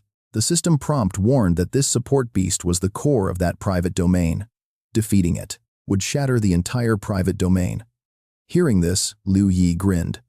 "Then let's get to work. Software, start the scan and reinforcement. Reset my skill cooldowns and apply the ultimate blessing." Suddenly, an urgent notification flashed.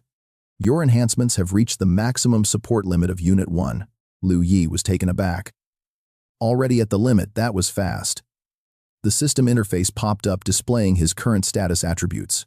Attack 846, Defense 683, Resistance 48, Energy, Constitution, Speed, Intelligence, and Perception were all capped at 100. Health 6,000 out of 6,000. Max Power 700 out of 700. But Liu Yi wasn't fully satisfied. Only 100 points across all stats. Well, it should be enough. The core, in their private domain, is just a tiny sprout. My attack power should easily crush it. Raising his weapon, Liu Yi locked into a firing stance. He realized that out of all his attributes, only the attribute authority, weight ratio, was immune to the external suppression. The higher the ratio, the stronger he'd be against equal-level opponents. He fired his first shot. Tearing through two towering mountains, the bullet's blast startled the earth sloth into a wild roar. The shot targeted the landmass where the beast rested. A tense, eerie silence hung in the air, the calm before the storm, high above the endless void. Then boom, earth and stone shattered into a million pieces. A notification flashed. You have destroyed the private domain's support beast, the earth sloth. Private territory 446 has been destroyed. Tulu 446 is dead, drawing the attention of the mighty Yingzhao. His hostility grows by 1, and his hatred toward you increases as well. Sensing this, Liu Yi cheers with excitement. It actually worked. Quick Ming. She let's harvest that computational power. The snake complies, successfully retrieving 7 units. Suddenly, Ming Shi senses something off and quickly warns Liu Yi. Master, wait, something is wrong. We can't teleport. A strange force is blocking us. It seems designed to suppress our computational power. Not only does it bind our energy, but it also blocks any outside entry into our private territory. A stunned Liu Yi gasps in disbelief. But after weighing his options, he accepts reality. So my only choice is to step outside my safe zone and physically seize that power. He gazes past the rocky obstacles that stand between him and those 7 units of power. He calmly analyzes the heavy pressure coming from the outer zone. If I leave territory number 1, my passive blessing will only last for 3 seconds before I have to reset it. Once reset, the blessing should buy me about 9 seconds. Fortunately, I still retain full administrative control over the matrix inside territory number 1. Even though I can only construct 1 rule at a time, once that process finishes, the cooldown resets instantly. This means that no matter how exhausted or injured I get during my run, I will fully heal the moment I step back inside. Standing tense beside Ming Shi, Liu Yi finally makes his move. He leaps gracefully across the floating rocks. Suddenly, a notification pops up, leaving the protective matrix of territory number 1. Current power suppressed by 3.2%. Your construction skill cooldown is now frozen indefinitely. This makes Liu Yi pause in deep thought. To enter the outer zone, I had to climb up from the bottom. So to escape, do I just need to jump down? Continuing his leaps, a sudden thought hits him. What was that alert about Yingzhao when I killed Tulu 446 earlier? Is he the boss of this zone? Please don't tell me he is as terrifying as that giant gorilla from before. I have to keep my guard up. He lands successfully, and the system flashes. 7 units of computational power secured. Computational power is the building block of all matter. Spend it, and you can construct anything. Your construction skill cooldown is complete. Surprised, Liu Yi asks, so, my construction skill is active. As long as I have computational power, I can build things. Anywhere I want. The system updates. Warning. Collected computational power will dissolve after 60 minutes. Please act quickly to either consume it or transfer it to the matrix anchor in your private territory. Liu Yi wastes no time. He continues bounding across the rocks as another holographic notification lights up. Transfer complete. Computational power stored in matrix anchor. Upgrade options for territory number 1 are now open. He currently has 8 units in reserve. He has 2 available paths. First, he can upgrade larval Ming Shi from level 1 to strengthen the territory matrix's resistance against outer suppression, costing 10 points. The second choice is upgrading the rank of territory number 1, currently at tier 1, which offers 2 distinct paths. Path 1 advances territory number 1 from outer zone layer 1 to layer 2. Path 2 enhances the raw strength of all creatures living inside territory number 1. This requires 1,000 computational points and larval Ming. She must reach level 10. Reading over the requirements, Liu Yi nods confidently. My next step is clear, he says with a grin. First, I need to harvest more computational power. Then we level up Ming Shi in territory number 1. Let's go. Just then, system alerts go off. Tulu 556 killed. Yingzhao's attention, +1. Yingzhao's hatred score, +1. Tulu 213 and Tulu 175 are also eliminated. In total, Yingzhao's attention toward him has spiked by 51, and his hatred score climbs by 51. Meanwhile, in a distant realm, an ancient colossal tree stands tall with the marks of time. Sparkling particles of light dance softly through the air around it. Suddenly, a massive, bizarre footprint sinks into the ground.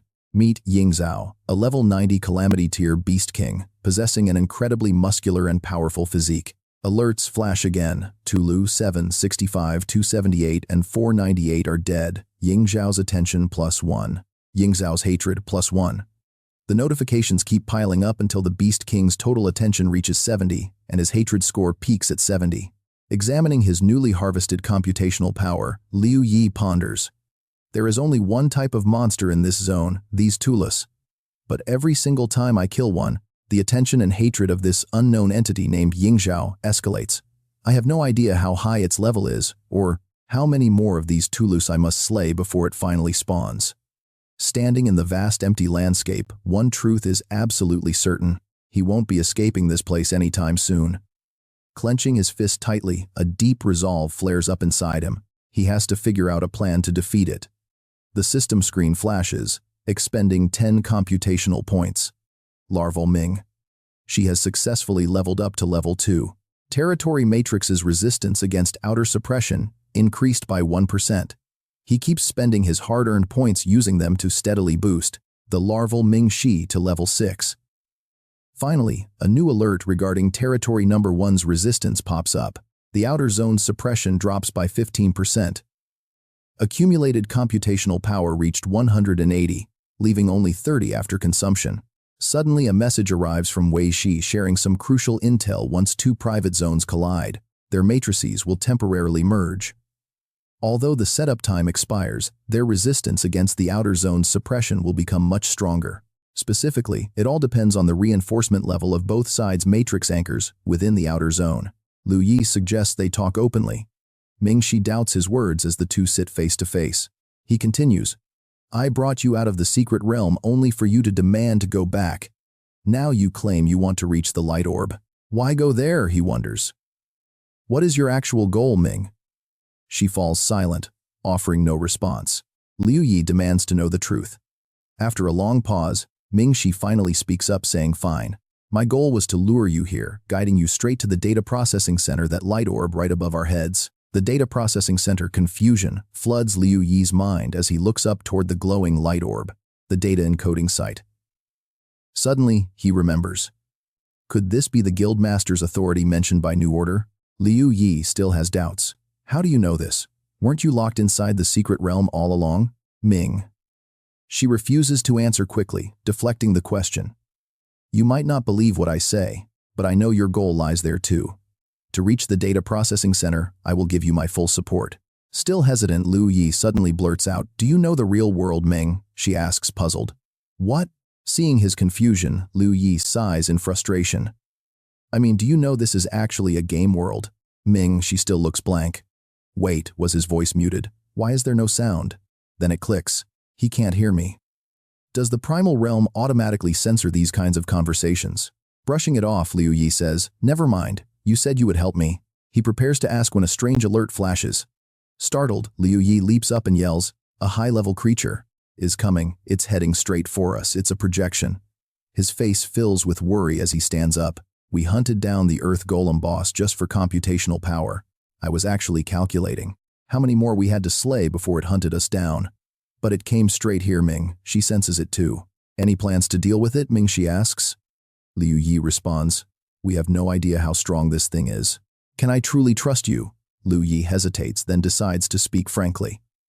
Honestly, even though you've always helped me after everything we've been through. Ming, she listens in silence as Liu Yi voices his doubts. I still feel like I cannot completely trust you. It feels like you are hiding something. Your explanation made sense, but logic does not equal trust. Anyone can use clever arguments to deceive. Despite his doubts, Liu Yi has no other choice. He has to lay his cards on the table. But we are out of options. If I want to defeat this boss monster and win, I have to rely on you, he asks. Can I trust you? Before Ming, she can even reply. A sudden notification flashes. Sector 1 and Lin Yuan have collided.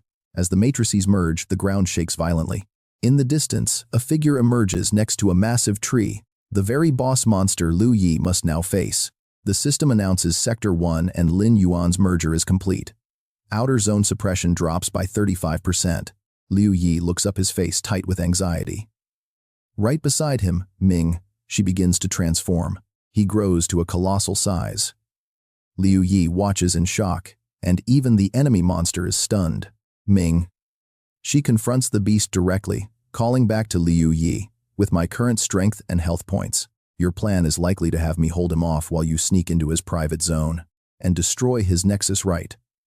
Plus, your biggest fear is probably that I cannot hold him back and will just abandon you right." Meanwhile, the monster growls, annoyed by their endless talking. Gritting its teeth in pure impatience, the beast lets out a deafening roar. Mingxi ignores it. He calmly continues, "Do not worry. Since I chose to become the matrix anchor for your private zone, I have been fully committed to fighting by your side.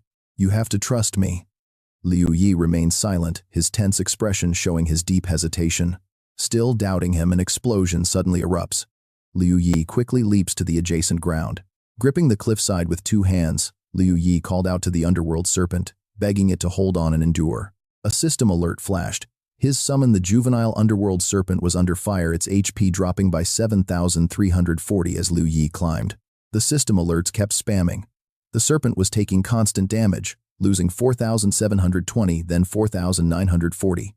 Leaping across the treacherous rocky cliffs, Liu Yi monitored the situation closely, fully aware of how fast his beast's health was draining away. He had to find the Imperial abode immediately and destroy it. Planning his next move, he quickly checked the beast's remaining health. The serpent had 7,313,000 health remaining. Liu Yi prepared for the worst. If he failed, his journey was over. He would be forced to retreat back to the city. Despite the immense pressure weighing on his mind, he pushed forward, conquering the steep cliffs. Clinging to the dangerous rocks, he kept climbing.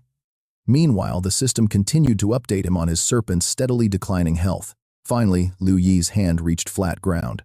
Summoning his remaining strength, he hauled himself up, his heart racing with deep anxiety.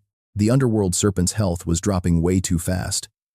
Suddenly, a massive explosion erupted right ahead, throwing debris and white smoke everywhere. Standing tall, he knew he had to move fast.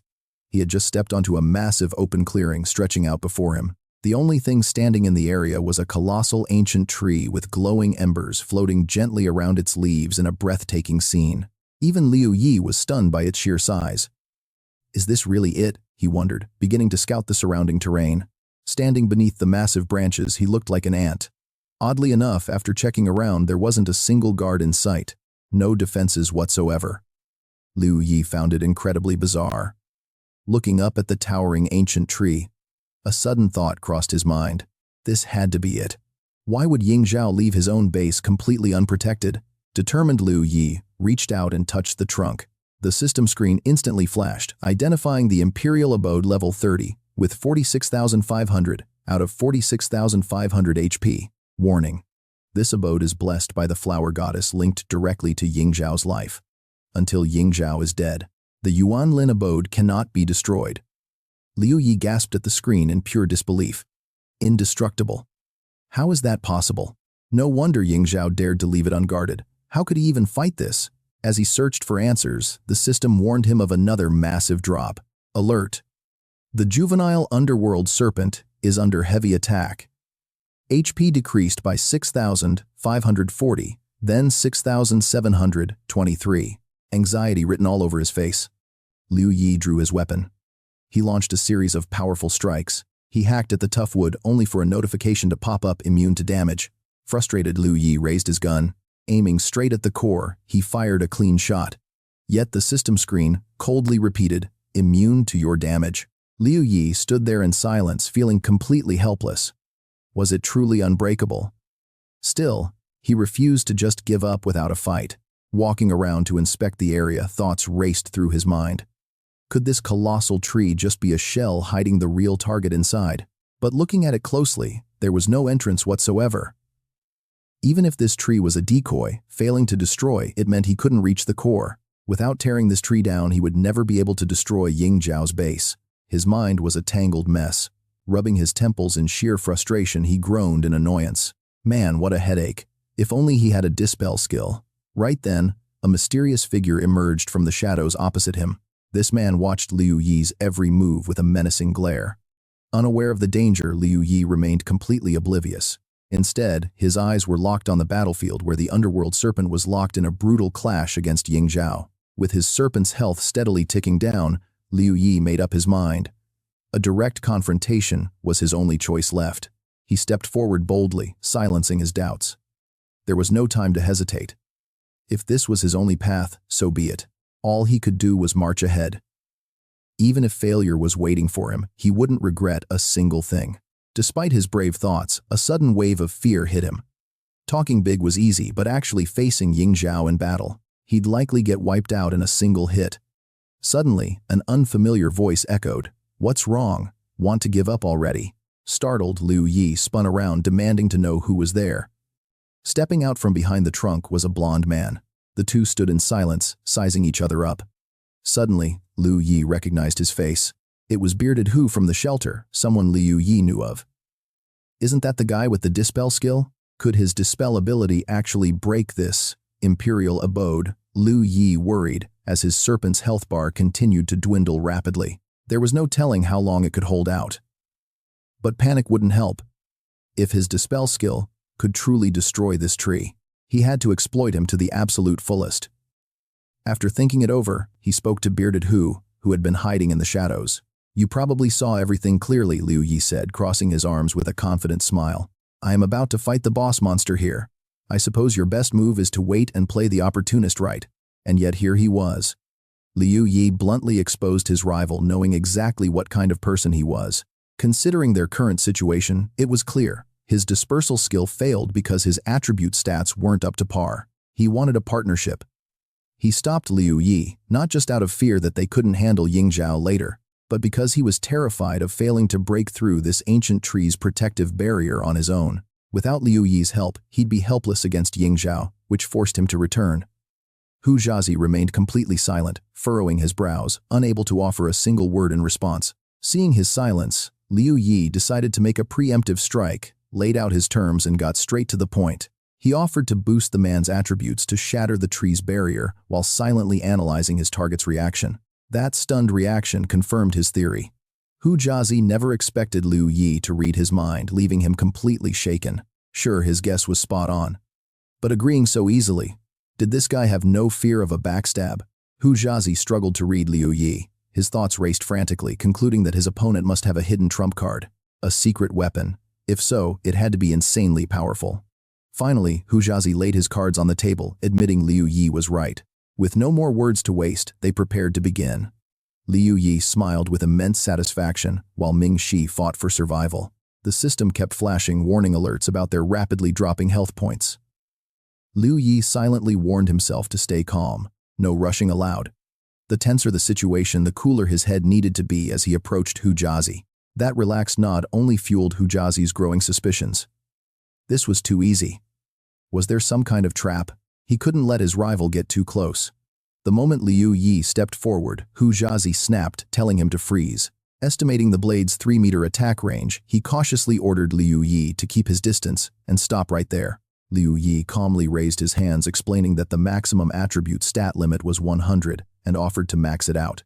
Hu Zhazi demanded every single point Liu Yi could spare. As the buff took effect, he felt immense power surging through his veins, marveling at the incredible refreshing rush. Greed took over, and he urged Liu Yi to hurry, asking him to speed up the attribute boosting process immediately. His blessing only lasted for 30 seconds. A sinister smirk crept across Hu Zhazi's face as he plotted his next move. He gloated over getting a free power boost. What an idiot, blindly buffing a potential enemy without a second thought. The naive kid was about to learn a painful, unforgettable lesson about human nature.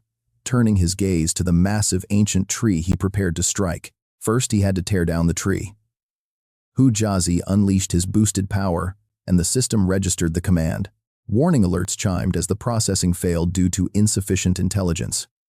Dispersal unsuccessful, as all attributes had already reached their maximum limits. But with his dispersal level upgraded, the system processed the request again.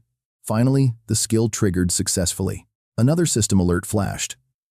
The powerful blessing of the floral deity was instantly shattered and dispersed. A glowing green honeycomb-patterned barrier enveloped the massive trunk of the ancient tree like a giant web. Moments later, the green net shattered into countless flying fragments.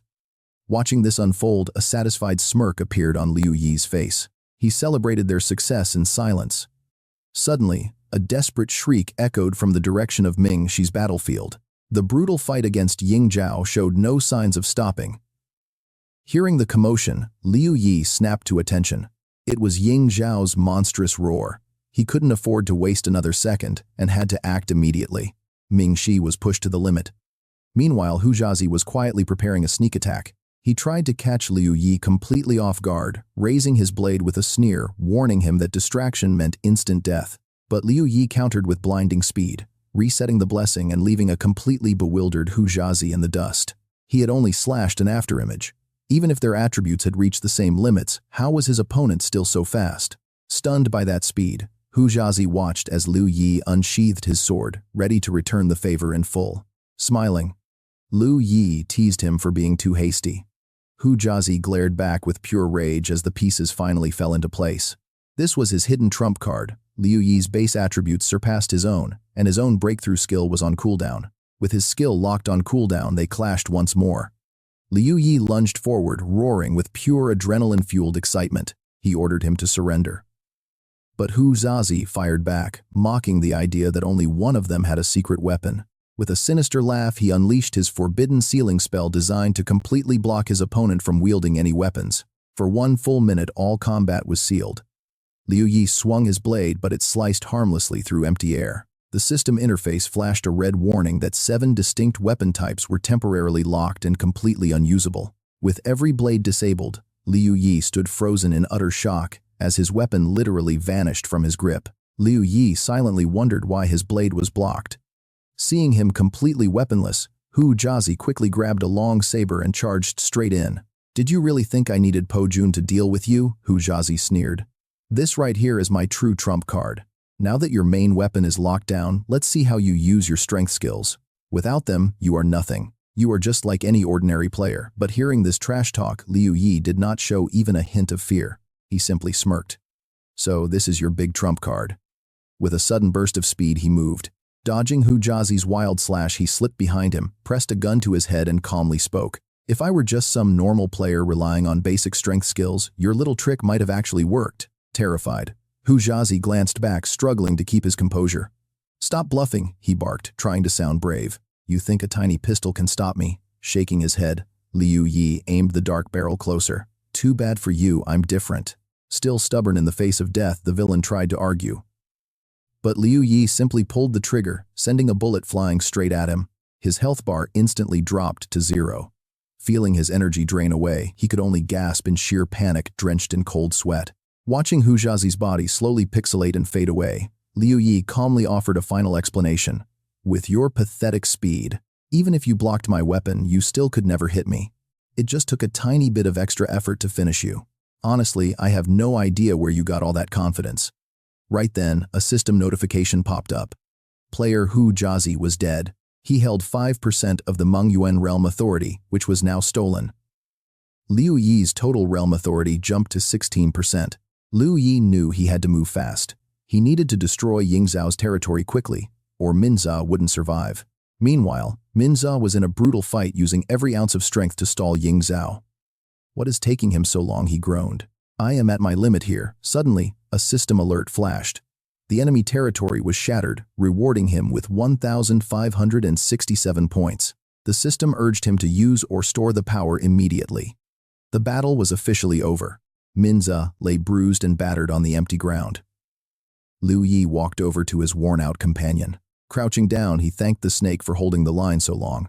Min Zha let out a tired sigh, finally relaxing. "Don't mention it. We watch each other's backs." Min Zha then asked. "We got over 1,500 points this time, right?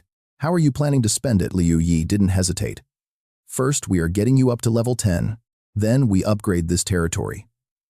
But first, let's hunt down the Clay Maiden nearby and gather some extra points, before heading out to the first floor of the outer zone." Hearing this, Min Zha offered a quick warning. "That is a safe plan, but it takes way too long." Still, a major question had been bugging Liu Yi for a while. "Will upgrading this plot take us directly to the light orb?" Min Zha laughed. "You wish. Look up at the orb from here. These floating islands are split into 5 tiers. One upgrade only lets you climb up one single tier at most, so they had to upgrade 4 times total." Suddenly, Liu Yi got a wild idea and gave the snake a highly suspicious look. Wait, can't you literally fly? Just carry me up there. But the snake didn't even hesitate before shutting him down. In your dreams, there is a massive barrier, plus I can only fly when I am in this tiny form. Liu Yi laughed, telling the exhausted snake to get some rest while he collected 10 points. Meanwhile, on another floating island, a very panicked Hu Jiazi opened his eyes. I am not dead, he gasped frantically, checking his stats. His power was down to 52. A 60% loss. Did having enough points actually let him cheat death and respawn in his personal territory? A shocking realization hit him. Is the penalty 60% because my level is 60? What is the limit on this? If I die again, do I get another shot? Putting his panic aside, he knew he had to report this to the chief immediately through their group chat. Chief, I was killed, he typed. But don't worry, I managed to respawn safely back in my personal territory. The downside is I lost 60% of my power. Chief Thuan Dung of the shelter immediately demanded a full report. I ran into Ye and we clashed, Hu Jiazi explained. The chief quickly replied, I warned you to be careful. I was incredibly cautious, but that guy Yi is just too broken. Curiously, the chief asked him to recount the entire battle. Tell me everything. We need to figure out his current power level. Hu Jiazi started typing. Well, it went like this. Actually, scratch that, I feel like crying. Chief, that weapon-locking badge of mine. Yi completely snatched it from me. Back with Liu Yi, he began channeling the upgrade into Minza. The system quickly tallied the cost. It cost 300 points to push Min Xa to level 10, which also boosted their overall resistance against the outer zone. That resistance went up by 4% as the baby snake officially evolved into an adult. Here are his level 10 stats. The outer zone suppression weakens by 20% as his total computation power hits 1747, leaving 1297. With the upgrade done, Liu Yi collects 10 more computation power, hitting 2,000 points only to reach his limit. This is the max calculation power for level 1. He must upgrade his territory to reach outer level 2. Liu Yi stares at the computation power in his hands, utterly puzzled if there is really a limit here. It looks like he has no choice but to upgrade Sector 1 first to enter the outer level, looking up with a thoughtful expression. Suddenly, he leaps over to where the Ming snake stands ready to move. The system notification pops up. He consumes 1,000 calculation points to upgrade his sector to level 2, reaching the player's limit of maximum supportive strength. As the sector's strength increases, the suppression force of the outer zone weakens by another 5%. The Ming snake's level cap rises to 20, and Sector 1's building function activates, leaving him with 550 points from his 2,000. System warning: Sector 1 has advanced to level 2 of the outer zone. All associated members must act immediately. Please return to Sector 1 for transport, or your affiliation will be revoked. Suddenly, everything shakes violently around them. A final notice appears. Sector 1 requires 2,000 calculation points to reach level 3. Liu Yi calculates in his head. The Ming snake needs 10 extra points per level, while upgrading Sector 1 takes double. At this rate, he will need tens of thousands of points. If this is just like level 1, where clearing a private territory only yields only a few tiny points, he will be heavily short on energy. He wonders if outer level 2 has some faster way to farm calculation points. Up ahead in outer level 2, the atmosphere is incredibly bleak and gloomy. A dense fog rolls in, revealing 2 clay maidens keeping a strict guard over this area right next to where Liu Yi and the Ming snake stand. A system prompt flashes. You have entered outer level 2, the Qinyuan territory. The Qinyuan king's hatred towards you is currently at 100. Once you step inside his aggro range, warning, you will become his primary target. Liu Yi lets out a weary sigh, thinking to himself, how is his aggro already at 100? Is this boss a minion of the god of 100 flowers? This looks tough. He tells himself that he needs to switch maps. Facing this monster boss right now is far too risky. Suddenly, a hideous face appears, startling Liu Yi. He looks around nervously at the bizarre creature. It opens its massive mouth as if to swallow the entire Qinyuan area, exposing countless razor-sharp teeth on an incredibly deformed and bizarre body. With an octopus head full of tentacles and a fish-like tail, Liu Yi gasps in pure terror, asking what it is. The Ming snake seems to recognize it, explaining, that is a Guishu beast, which devours weak private territories. They prowl right outside the sectors. It is Liu Yi's first time hearing of beasts that eat whole territories. As he analyzes the disgusting creature, he realizes things just got worse. Peering deeper into the fog, he spots even more fast-moving shadows. Are those things flying through the mist? More of them? There must be at least 10 of those monsters. Does that mean stepping outside guarantees an attack? Liu Yi falls silent, feeling a wave of helpless frustration. Why did the difficulty of the outer level 2 spike so dramatically? He looks around the ground beneath his feet. Something feels completely off. There is not a single sector support to be found. Was it all eaten by those Guishu beasts? This situation is far from what Liu Yi expected. He thought level 2 would make farming computation power much easier. Who could have guessed it would be this brutal? He wonders if the entire level is this grim under the eerily silent sky. The scene shifts to the Qinyuan gathering zone, packed with jagged, layered rocks and wild greenery. This place is completely different from the rest. The spot where Liu Yi stands is significantly smaller than the previous area. No matter how he moves, it is impossible to expand the area. With only one sector support in sight, he guesses this must be the Qinyuan king's personal territory. He turns to the Ming snake, noting how this land seems patched together, and asks him if he has seen this before. But the Ming snake has vanished. Puzzled, he looks around, but cannot spot the old beast anywhere. Suddenly, the Ming snake's voice echoes, warning him. Liu Yi goes on high guard as a human approaches. The newcomer wears a yellow coat with armored legs. He is Bai Shuxiao, a level 60 player from the Back Garden Guild. Liu Yi glances over but stays quiet. Standing in their separate territories, the stranger speaks first. It looks like you are stuck here too. Why not team up?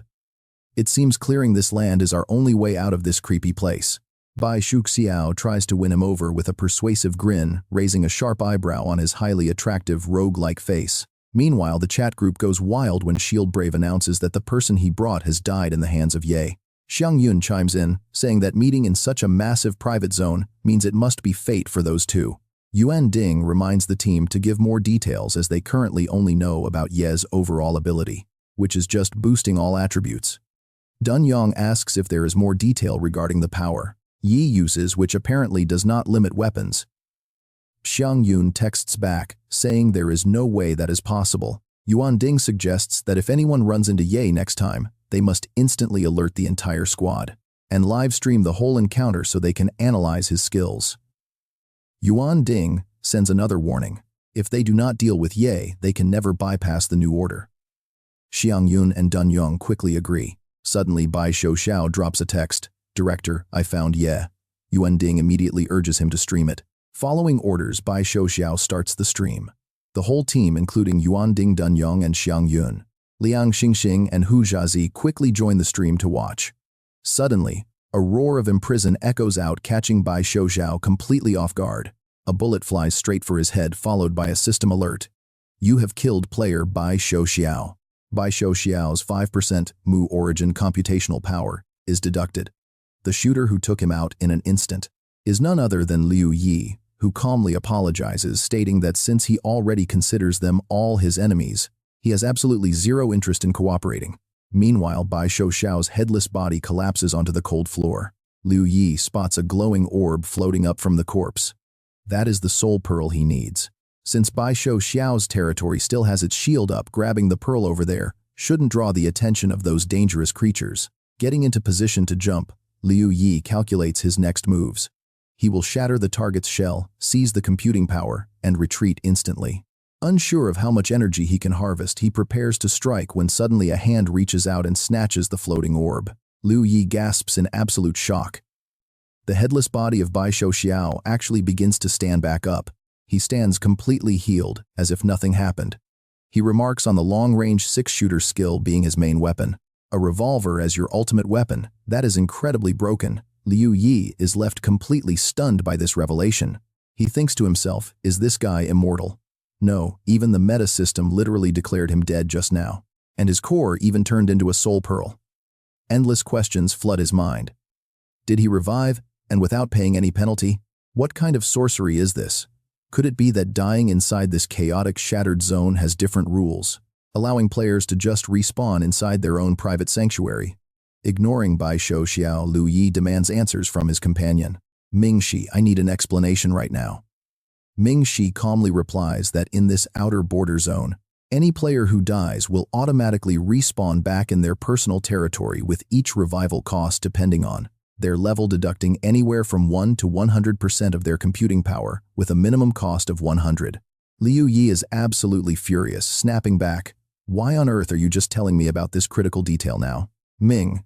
She defends himself, saying he never had the chance. Besides, the computing power Liu Yi stored with him exceeds 100, and it is not like Liu Yi died anyway. Dropping the argument, Liu Yi decides they should focus on the enemy first. After finishing off this guy, they will settle the score. Equipping his pocket watch, Liu Yi aims his gun at Bai Xiao and roars that it is time to completely smash the target's protective shell. He refuses to believe he can survive another round. Unfazed, Bai Xiao summons a defensive barrier around his entire body. As he begins to transform, Bai Xiao sneers that since cooperation is off the table, they must face off as enemies. But fighting in this current spot puts me at a severe disadvantage. He vanishes completely, leaving behind a parting message. Let us settle this when we meet at the Qinyuan gathering ground. Liu Yi lowers his weapon, realizing something. Did he construct something to completely mask his private realm? As he ponders Ming, she warns that without their dispersion weapon, dealing with Ying Zhao's cunning tricks will be extremely difficult, especially since they will definitely encounter King Qinyan. Given the circumstances, turning down that alliance might not have been the smartest move. Liu Yi silently stares at the king's territory. He shares his lingering doubts with Mingxi, noting that an alliance should always make them stronger than they are alone. And that is exactly why working with him is a terrible idea. Ming. She does not argue, simply asking a calm question. Do you have a solid plan to handle both him and King Qinyan? Then Liu Yi responds that with very little intelligence available right now, they will just have to wing it. He tells his guide to lead him straight into Qinyuan territory. He plans to scout around the outer perimeter, warning Mingxi to catch him instantly if he needs to make a quick escape. With that, Liu Yi immediately leapt toward Bai Xiao, who was clearly furious at the kid's completely fearless attitude. He messages his superior, hoping for permission. Director, I cannot swallow this insult. Can I just eliminate Ye once and for all? The director asks if he is sure of victory. He replies that since cooperation is off the table, he will give it everything he has. Deep inside the Qinyuan gathering ground, a dangerous domain ruled entirely by the ancient Qinyuan king. This beast is level 90A, Calamity class boss. Resting his chin on his hand, he seems to be waiting. Around him, the towering domain is choked in thick, heavy mist. Tons of other bizarre, monstrous beasts roam this land. Among them are two white-speed Qinyuans, both sitting at level 72. Meanwhile, the black-speed Qinyuans are level 80, classified as highly lethal. Suddenly, one of the white ones screeches in agony as a sudden blast tears its limbs apart, exploding in a flash of eerie energy. The white beast was devoured by a black one, granting it 15 computation power. Armed with this boost, it flies into the cave, clutching its fresh spoils. Liu Yi watched the whole thing unfold, realizing something unexpected. These Qinyuans packed together in massive swarms, making things extremely dangerous for him with his current stats. Fighting one is doable, but if they swarm, running is his only option. Suddenly a system alert pops up. Warning, you have successfully entered the restricted Qinyuan gathering ground on the outer boundary. Suppression reduced by 40%. The territory is now recalculating your 50% suppression penalty. Your power is currently suppressed to 23.6%. Cooldowns are increased, and skill durations cut by 76.4%. Liu Yi's stats. Health at 4,489, mastery at 2,888. Alert, you have arrived. The Qinyuan king is now watching you closely. Liu Yi feels a cold sweat breaking out.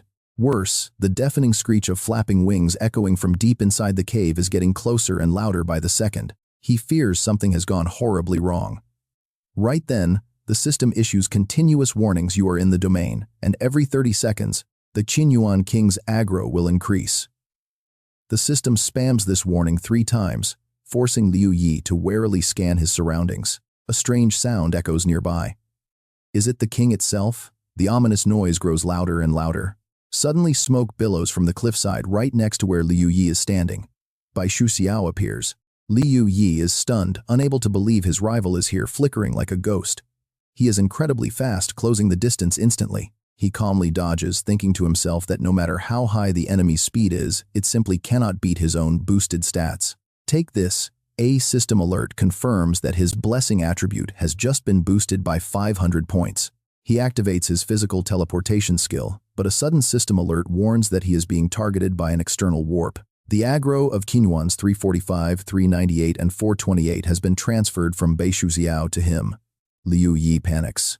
In the distance, a swarm of black speeds races toward them while they clash furiously. Then another system notification pops up. His blessing has been stolen by Bei Shuxiao. Liu Yi freezes in shock while his rival makes a run for it, laughing triumphantly. That thief is ecstatic, celebrating how incredible it feels to have all his attributes supercharged like this. He mutters to himself that as amazing as this power-up feels, nothing beats finally being able to directly eliminate Ye once and for all. Without his usual buff in this restricted territory, and with 1/5 of the Qinyuans gathered here, there is no way he survives. The swarm dives straight for Liu Yi. His stats flash. Health is at 4,489, and stamina is at 1,888. Liu Yi is in absolute panic, searching for a way out while Bei Shuxiao watches safely from a distance, inside the protective barrier he created. Meanwhile, Liu Yi runs for his life, desperately trying to outrun the relentless black speed swarm. Resetting his freeze state, he quickly activates a 500-point all-attribute blessing, crossing his hands to form a barrier. He calculates his moves. He must get back to safety, but first, he has to deal with Bei Shuxiao.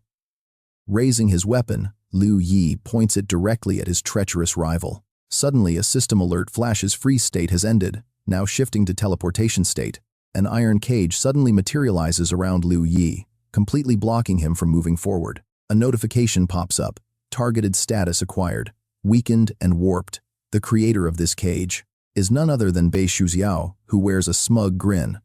Unfortunately, he has more tricks up his sleeve to cripple Liu Yi's power. System alert. You are currently suffering from Bei Shuxiao's weakening debuff. Your movement speed is reduced by 50%, and attack and defense drop 50% for 2.5 seconds. But Bei Shuxiao isn't the only threat.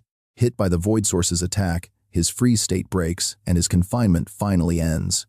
The Void Source strikes again, draining his health by 30, then 49, as Liu Yi fights through the chaos.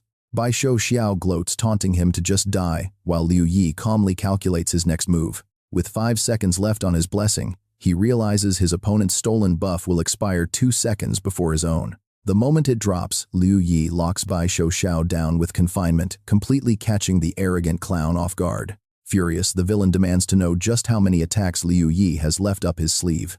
Unfazed, Liu Yi calmly raises his gun again. Even with 3 dangerous enemies wounded and desperate, he shows zero fear. He stands surrounded on all sides, keeping his guard up against the White Clan, Black Clan, and the trapped Bei Shuxiao. But Bei Shuxiao refuses to back down, smugly screaming threats of death as he activates his powerful refraction halo skill. The target is locked. A system alert flashes. Blessing 1 has ended, leaving Blessing 2 with only 2 seconds.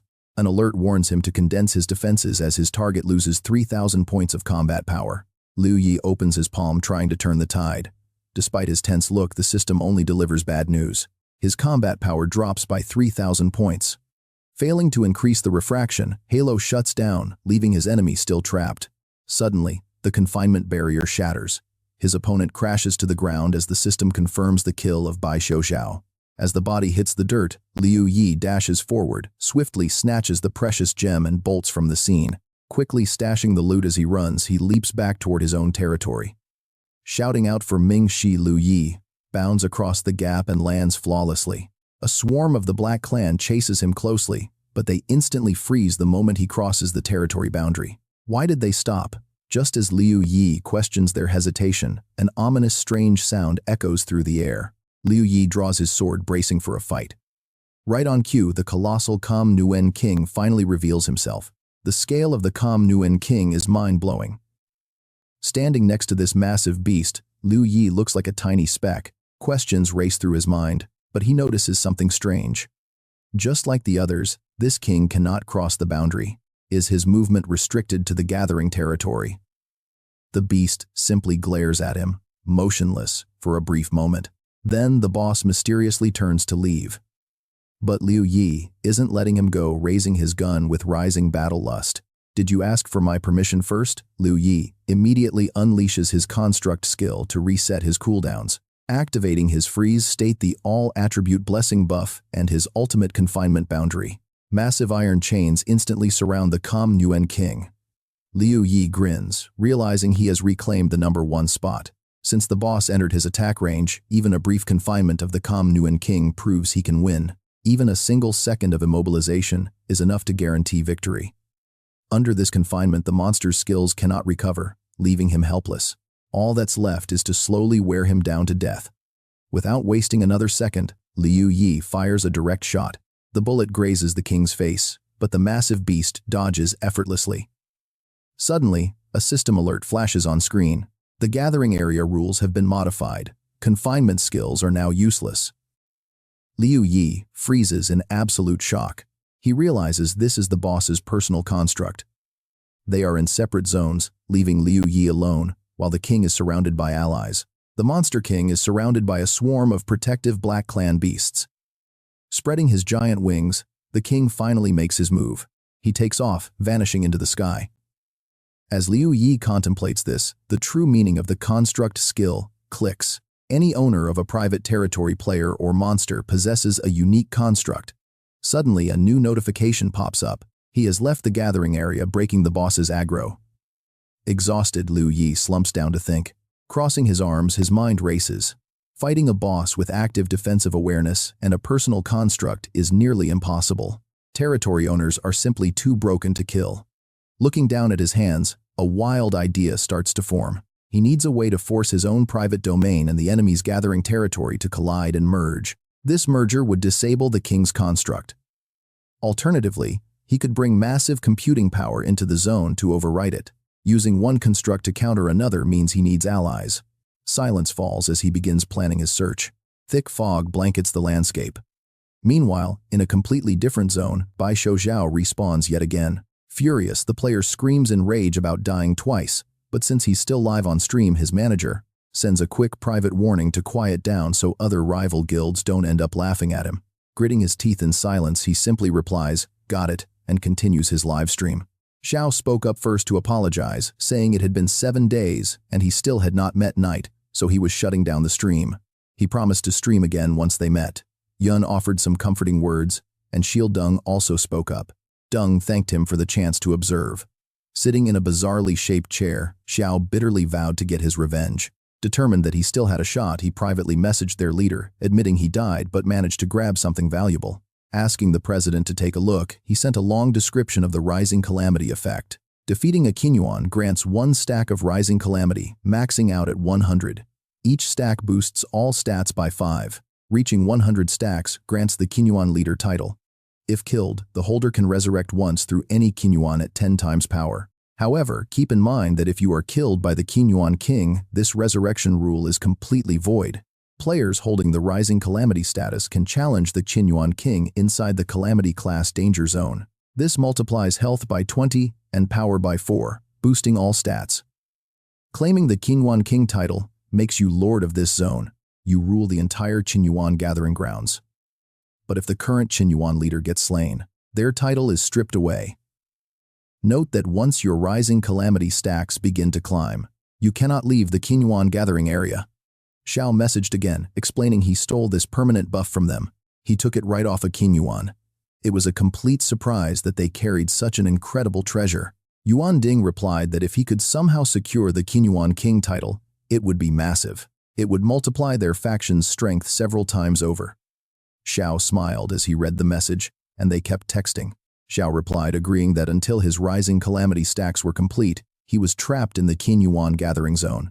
His plan was to simply transfer the Rising Calamity buff after securing the Qinyuan king title. But his main issue was that he currently had no reliable way to deal with the Qinyuan beasts. Single targets were easy to manage, but they always aggroed in massive, overwhelming packs, making them a nightmare to handle. With the zone's oppressive debuffs limiting his skills to just 1 rotation per fight, Yuan Ding stepped in with a brilliant suggestion. He suggested reaching out to Knight to pitch a partnership as the Qinyuan king title was simply too valuable to ignore. If they could secure it, a minor setback along the way meant nothing. Xiao rested his chin, pondering the proposal. Meanwhile, Liu Yi received a message that caught him off guard. It was from Xiao, admitting Liu Yi was strong but had one warning. You cannot defeat the Qinyuan king alone. True cooperation is our only path to victory. Only by working together can we defeat it. After a moment, Liu Yi smiled as this message played perfectly into his hands. It was exactly what he was missing. Defeating the king required a team, but he was not going to rush into anything. Knowing he could not make it look too easy, Liu Yi replied that, as a support player, he could not charge in first. To maximize his skills, he needed to set up his constructs so the battleground had to be right on the edge of the Qin Yuan zone. He insisted on fighting from his own territory. Xiao was stunned by this demand, shouting in disbelief that they were both supports. "Am I not a support too? Why can you not charge in, damn it, in close combat? You can probably fight better than me anyway." Annoyed but keeping his cool, Xiao sent back a much calmer reply. He agreed it was doable, but insisted that before they went after the Qinyuan king, they needed to warm up. They had to defeat 200 Qinyuans first to practice. He assumed Liu Yi had no objections to that plan. Going straight for the boss without even understanding how they fight would be completely ridiculous, Xiao confidently reassured himself. Even if his fate was technically in Liu Yi's hands, he doubted the guy would strike before the boss fight. He knew he was safe for now, though Liu Yi would definitely try to eliminate him once the Qinyuan king fell. But as long as he secured the Qinyuan leader title, it did not matter how Liu Yi tried to finish him off. He could simply fake his death and wait around for Liu Yi to wrap up the boss fight. Liu Yi found the quick agreement suspicious, wondering why Xiao was not worried about being betrayed at the very end. Needing to clear one last thing up, he asked how they were going to handle the Qinyuan king's custom domain. Xiao replied that he would expand his own domain and merge it directly with the Qinyuan gathering zone. By crashing the zones together, he could suppress the boss's structures. Telling Liu Yi not to worry, Xiao secretly plotted his next move. Once his rising calamity stacks began climbing, he would become part of the zone itself, risking everything for the prize. Seeing how easily his partner agreed made Liu Yi highly uneasy. It was incredibly suspicious, especially since Xiao had only made a single demand. Before taking on the Qinyuan king, he decides to warm up by slaying 200 Qinyuans. Is it really just a warm-up? His true goal is using this guy to seize control of the Qinyuan king's territory. As long as that succeeds, he can tolerate anything else. Besides, once he secures the #1 spot, he'll be completely invincible. Why fear any of his schemes? Making up his mind, Liu Yi replies, "All right, let's meet up." Standing alone in his territory, he prepares for battle while Bai Shutao finally begins to make his move. Leaping across the jagged rocks with high spirits, he lands gracefully onto the dusty ground. Wearing a fake friendly smile, Bai Shutao approaches. Liu Yi fake smiles back, and as they stand face to face, Liu Yi speaks first. Where should he wait? Bai Shutao replies, telling him that his choice was incredibly wise. He promises they will make great teammates before rushing off, leaving Liu Yi believing their alliance is real. Liu Yi warns himself to stay alert. He cannot waste time helping him slaughter 200 Qinyuans. Instead, he must lure out the Qinyuan king and force a territory structure merger first. Both scheming in silence, Bai Shutao runs while plotting his next move after summoning 200 beasts. He will definitely be suspicious, so Bai Shutao must clear at least half of them while raising his calamity tier. Once he hits tier 100, he will unlock the Qinyuan title and gain those absolutely insane overpowered attributes. Once he controls every monster in the gathering zone, he will finally settle the score with Liu Yi. A massive swarm of black Qinyuans darkens the sky. Seeing this, Liu Yi leaps in to assist. System alert, you have entered the gathering zone and the Qinyuan king is watching, but Liu Yi remains completely calm. Instead of rushing into action, he calmly stands back. He watches Bai Shutao fight the swarm carefully, analyzing his opponent's every move. The system warns that the more Qinyuans they slaughter, the more the Qinyuan king's rage will intensify. Massive razor-sharp claws descend. From high above, a terrifying beast looks down, observing Bai Shutao's struggle. Behold the Qinyuan king, the undisputed ruler of this wasteland, soaring across the rocks. He leaps across the cliffs with effortless agility. This is insanely satisfying. Cooperating with Ye makes everything so much easier. Bai Shutao praises the overwhelming long-range firepower, insane health regeneration, and massive boosts to all his core stats. Spinning back into the fray, he mutters to himself. Having his territory support completely solves the flight stamina issue. With this, he feels absolutely invincible. Too bad Ye is not a genuine ally. Suddenly out of nowhere, the Qinyuan king delivers a brutal blow. A savage punch straight to the gut knocks the wind right out of Bai Shutao, launching him backward to crash violently into a distant boulder. Struggling to stand, Bai Shutao is baffled. Why did the Qinyuan king show up so early? The beast looms over him. Bai Shutao panics, realizing that without Ye's support, facing this boss alone means certain death. The boulder explodes into sharp fragments. Fleeing for his life, Bai Shutao thanks his lucky stars, his stats were buffed. Otherwise, he would have been instant history. Just as he scrambles to escape, a strange light glows from the shattered stone, making him halt. Standing there is Liu Yi. In a panic, Bai Shutao shouts a warning for him to retreat back to safety. The Qinyuan king is here. Liu Yi looks slightly surprised but merely responds with a casual nod. Bai Shutao reminds him to keep the healing spells coming. With a calm nod, Liu Yi activates his recovery skill. Bai Shutao internally regrets bringing the boss here. Now that it is present, he has absolutely no excuse to retreat. He must keep fighting, but how can he drive this monster away when his health is dangerously low? Just as despair sets in, a system alert flashes, boosting all stats by 500 and leaving him utterly speechless. Liu Yi shouts that since the boss has finally arrived, they might as well end it. He just gifted him 500 extra points. With a look of sheer determination, Liu Yi urges him to attack. Bai Shutao spins around, weapon locked and loaded. He clashes fiercely with the colossal king. Despite the danger, Bai Shutao is secretly thrilled by his newfound power. With Ye supporting him directly, he can stand toe-to-toe with the monster. Maybe now is his chance to claim the ultimate kill. But will Ye actually let him survive once the Qinyuan king is defeated? Since his calamity tier is not yet at level 100, and without that leader title, his life is still hanging by a thread. Trapped in an absolute panic, Bai Shutao sends an urgent SOS to Din Yuan Ding, begging for a way out. Something is off. How did he lure the king out? But forget that there is no time to overthink. Now there are two options. First, defeat the Kam Nguyen king while simultaneously luring the others in. Or second, Kuk Da kills the Kam Nguyen king, first allowing you to seize the title. What will you choose, Bak Thu Sao? Is there even a choice? He knows that without Da's help he cannot defeat the Kam Nguyen king, let alone lure them. So it has to be Kuk. Bak Thu Sao, completely fired up, charges forward, shouting for them to defeat it together. Liu Yi replies, "Awesome. Bak Thu Sao, my calculation power is still 88 points. That should be enough for another resurrection rite. So even if he loses the bet, he can still find him in this state and wait to regroup. Together, they will seize the Kam Nguyen king title as Bak Thu Sao charges directly at his target. But the Kam Nguyen king easily dodges every strike. Bak Thu Sao's eyes widen in absolute shock at this power. Startled, he stares at the Kam Nguyen king, now completely restrained by chains and unable to move. The boss is bombarded by an unknown force. Bak Thu Sao mutters in disbelief.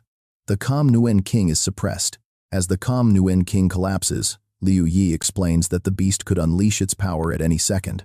Its construct might escape or fight back. We must merge the domain to restrict it. A pistol glints in Liu Yi's hand. Note, all weapons are now ordinary pistols. Understanding the plan, Bak Thu Sao raises his hand, sending massive rocks floating. He marvels in silence. A mere helper, yet he utilizes his own power to support himself. Impressive. In an instant, the Kam Nguyen king is forced to use his Jia Kao structure. Bak Thu Sao yells, "Smash it!" The floating boulders instantly merge, forming a colossal stone block. Liu Yi stands there, silently observing the spectacle. Wearing a sly smirk, he locks down the construct. Bak Thu Sao, still thinking about their bet, mutters under his breath, "I might actually win this bet." The battle rages on, as a barrage of bullets rains down on the boss.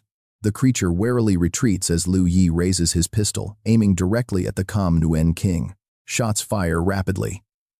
Unable to dodge in time, a bullet pierces the boss's body. Liu Yi lets out a subtle smirk. After the relentless onslaught, the Kam Nguyen king is utterly defeated. He collapses, paralyzed and completely unable to move. Bak Thu Sao stands frozen. It is already over. After all that fighting, was the boss really defeated so easily? All Liu Yi needed from him was to control the Kam Nguyen king.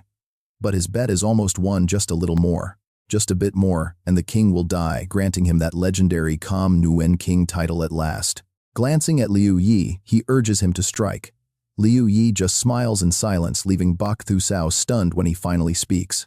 "To thank you, I will give you a chance. Tell me why you want to kill Kam Nguyen. Convince me and I might let you go." Bak Thu Sao hesitates, but quickly makes his decision. Stepping forward, he prepares to strike. He aims to land a direct blow on the Kam Nguyen king, thinking, "I just need to kill it no matter the cost." Teleportation state locked. Bok Thu Sao forces his blade down with everything he has. He is so close, just inches away. Looking up, he tells Liu Yi, "Fine. If you want to know so badly, I will tell you everything." Liu Yi stares back, completely expressionless. Before Bok Thu Sao can finish his sentence, a bullet tears right through him. A system notification pops up. "You have killed player Bok Thu Sao." Liu Yi stands there holding his gun. He sighs. Forget it. He was clearly up to no good, so killing him was best. Then, another system notification rings out. "You have slain the area leader, the Kam Nguyen King." Liu Yi remains entirely unfazed, deep in thought. Even after defeating the Kam Nguyen King, this gathering zone remains intact. To gain calculation power, he must destroy the core. The only way is to destroy the Diok core. But how much calculation power is here? Is it enough to upgrade? Number 1, to Tier 3. A voice suddenly cuts through his thoughts.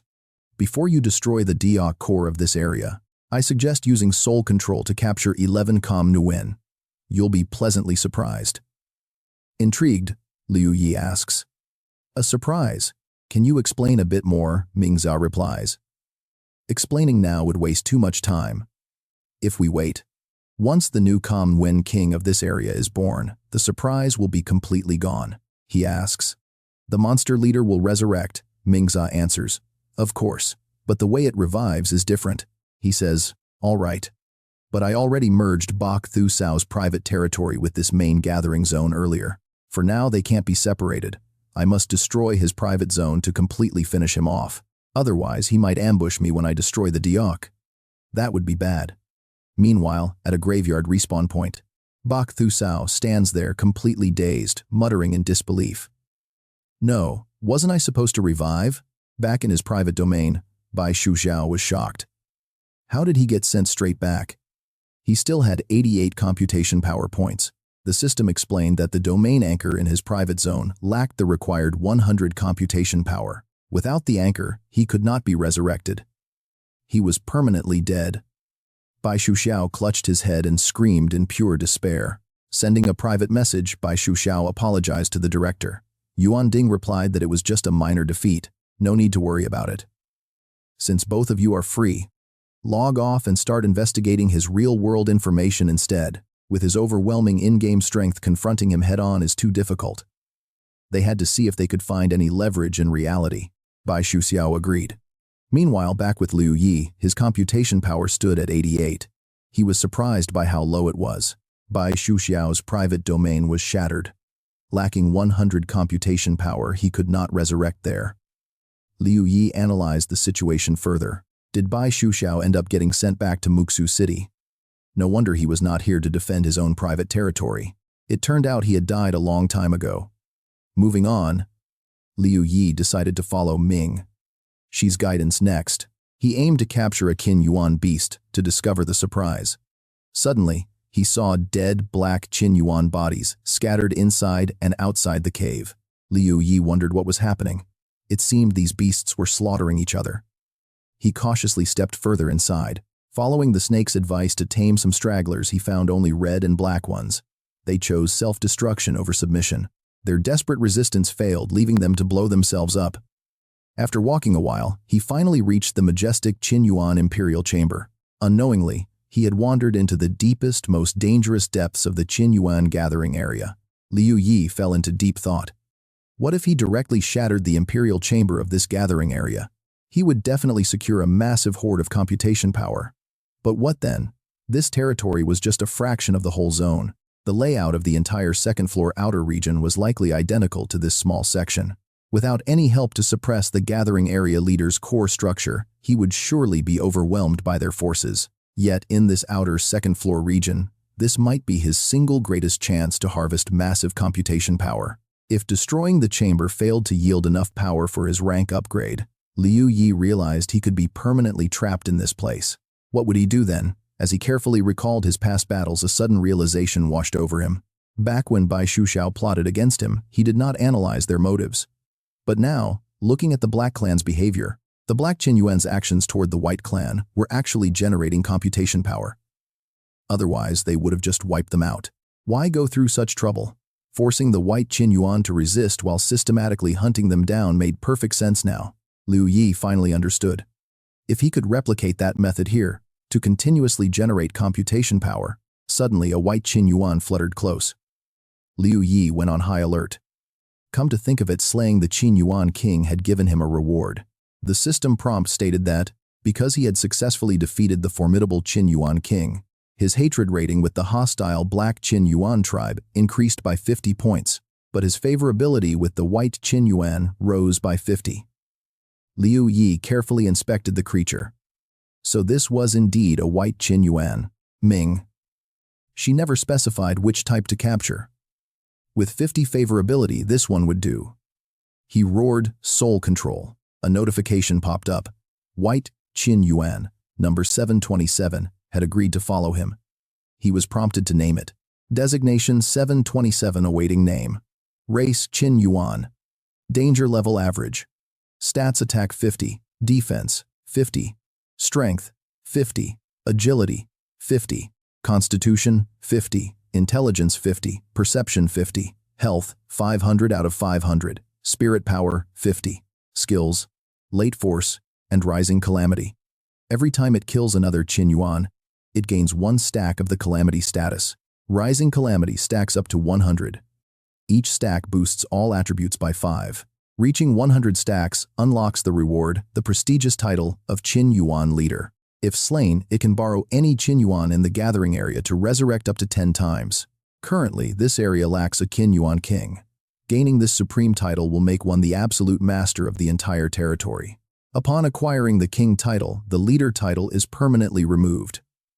Furthermore, once rising calamity starts to actively accumulate, the bearer of the status is strictly forbidden from leaving this gathering zone.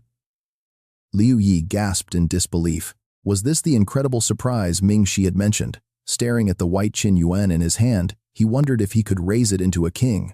Wouldn't that mean he would practically own this entire section of the Qin Yuan gathering territory? By claiming this entire region, he might finally unlock an indirect method to generate massive amounts of computation power. Liu Yi grinned.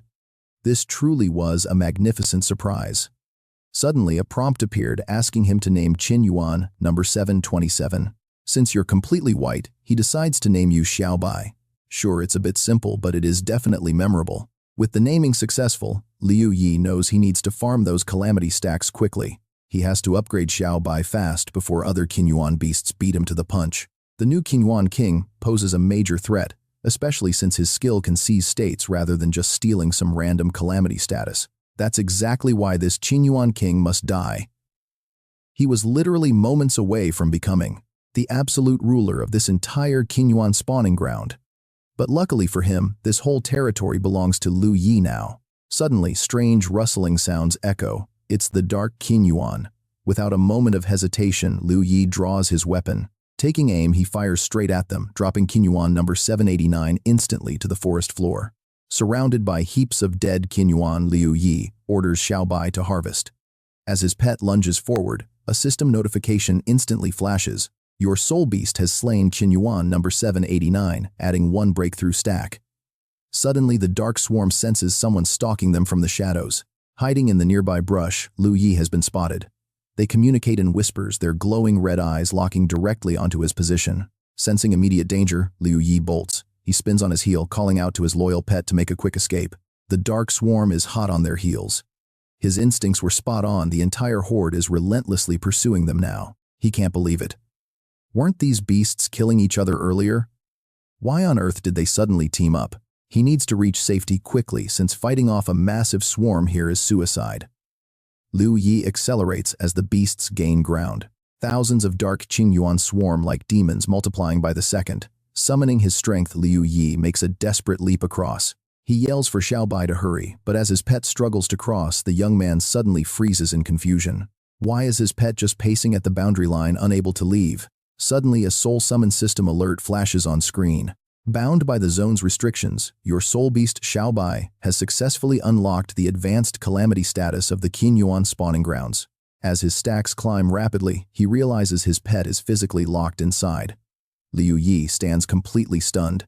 So this is the exact reason why the previous Qin Yuan king could never leave the boundaries of this zone. As Xiaobai panics, Liu Yi finally connects the dots. If they can't leave, they might as well farm levels here. It's time to boost Xiaobai's combat power. As the dark swarm rushes in, he prepares his pet to claim the throne. Following a brutal battle, the dark Qinyuan lie defeated across the clearing. The fate of these creatures was truly miserable. With a powerful stomp, Xiaobai exhales deeply. He spreads his massive wings, channeling his raw strength outwards. A simple flex of his power conjures violent gales all around them. Now Xiaobai is completely encased in majestic jade-green armor. His newly buffed physique looks incredibly dominant. The system screen reveals his new title, Qinyuan, King of the White Clan. Calamity tier reached. Rank rewards include health, multiplied by 10, soul power, multiplied by 4, and a boost to all attributes. Attack and defense reach 1650. Strength, agility, constitution, intelligence, and perception are all sitting at a solid 550. Health reaches 175,000 soul power at 33,000, unlocking mirror armor possession. This skill temporarily converts lost health directly into defense points, turning raw pain into absolute defense. At a 1-to-1 ratio. For his bloodline breakthrough, every 10 Qinyuan beasts harvested grants an additional breakthrough stack. Currently sitting at 100 stacks, his health boosts by 10,000, successfully unlocking the taunt skill. This taunt boosts the enemy's attack power while destroying their perception, forcing them to strike blindly. Rewriting the local zone rules, the advanced calamity, passive skill triggers immediately, successfully reaching a total of 100 stacks. Xiaobai stands majestically among the swarm. The remaining dark beasts prepare to lunge but freeze in their tracks out of sheer terror. Terrified by the sheer mountain of their dead comrades, they scatter. Meanwhile, Liu Yi finally catches up. Xiaobai drops to one knee in pure loyalty. Liu Yi smiles, marveling at how these insane stats perfectly fit his current build. If he could take this powerhouse outside, clearing any dungeon would be a breeze. But unfortunately, there is no way to smuggle him past the boundary. Not letting it ruin his mood, Liu Yi turns to his partner eagerly. It's time to claim their rewards. As they head deeper toward the Imperial nest, a stray dark beast spots them and readies an attack. With lightning speed, Xiaobai strikes, obliterating the beast instantly. Looking up at the Imperial nest, Liu Yi suddenly notices a strange detail. The moment that dark Qinyuan fell, the giant Imperial nest actually pulsed with a faint mysterious glow. This mirrors exactly what happened when the white Qinyuan died at the zone's border earlier. The nest behaved the exact same way. Could these two events be linked? Either way, now that Xiaobai is king, the entire dark swarm begins converging on their location. Even though they wouldn't attack Xiaobai, they harbored massive hostility toward Liu Yi. Thinking this, he watched Xiaobai take step after step forward. As he walked forward, the hovering dark Qinyuan showed no intention of approaching. Xiaobai then reached out and touched the trunk of the emperor tree. Pulling his hand back, he drew out a glowing red orb. That sudden action sent the dark Qinyuan flock scattering in panic as Liu Yi smiled. Xiaobai knelt on one knee, presenting the orb to Liu Yi. As soon as he accepted it, a system notification flashed before him. Calculation power of 2,535 points acquired. Please transfer them to your membrane anchor. But Liu Yi was still not satisfied. Just 2,535 points. That was definitely not enough even after adding these current points. He now had 3,081 points. But to upgrade number 1 to rank 3, he needed to level up the Underworld Serpent. To level 20, costing 2,000 points. He needed 3,450 total. He pondered, looking over at Xiaobai. Now his only hope was to grind more points. As if understanding his master, Xiaobai looked up at the sky. The dark Qinyuan flock hovered waiting to strike. But Xiaobai leaped into the air, throwing a heavy punch straight at the tree. The beasts charged fiercely, but before they could even touch him, they were absolutely decimated, crashing to the ground. Meanwhile, on the side, Liu Yi was completely stunned by the sight. What on earth was Xiaobai doing? After the heavy strike, the tree bark began to crack. As the bark peeled away, a brilliant light erupted.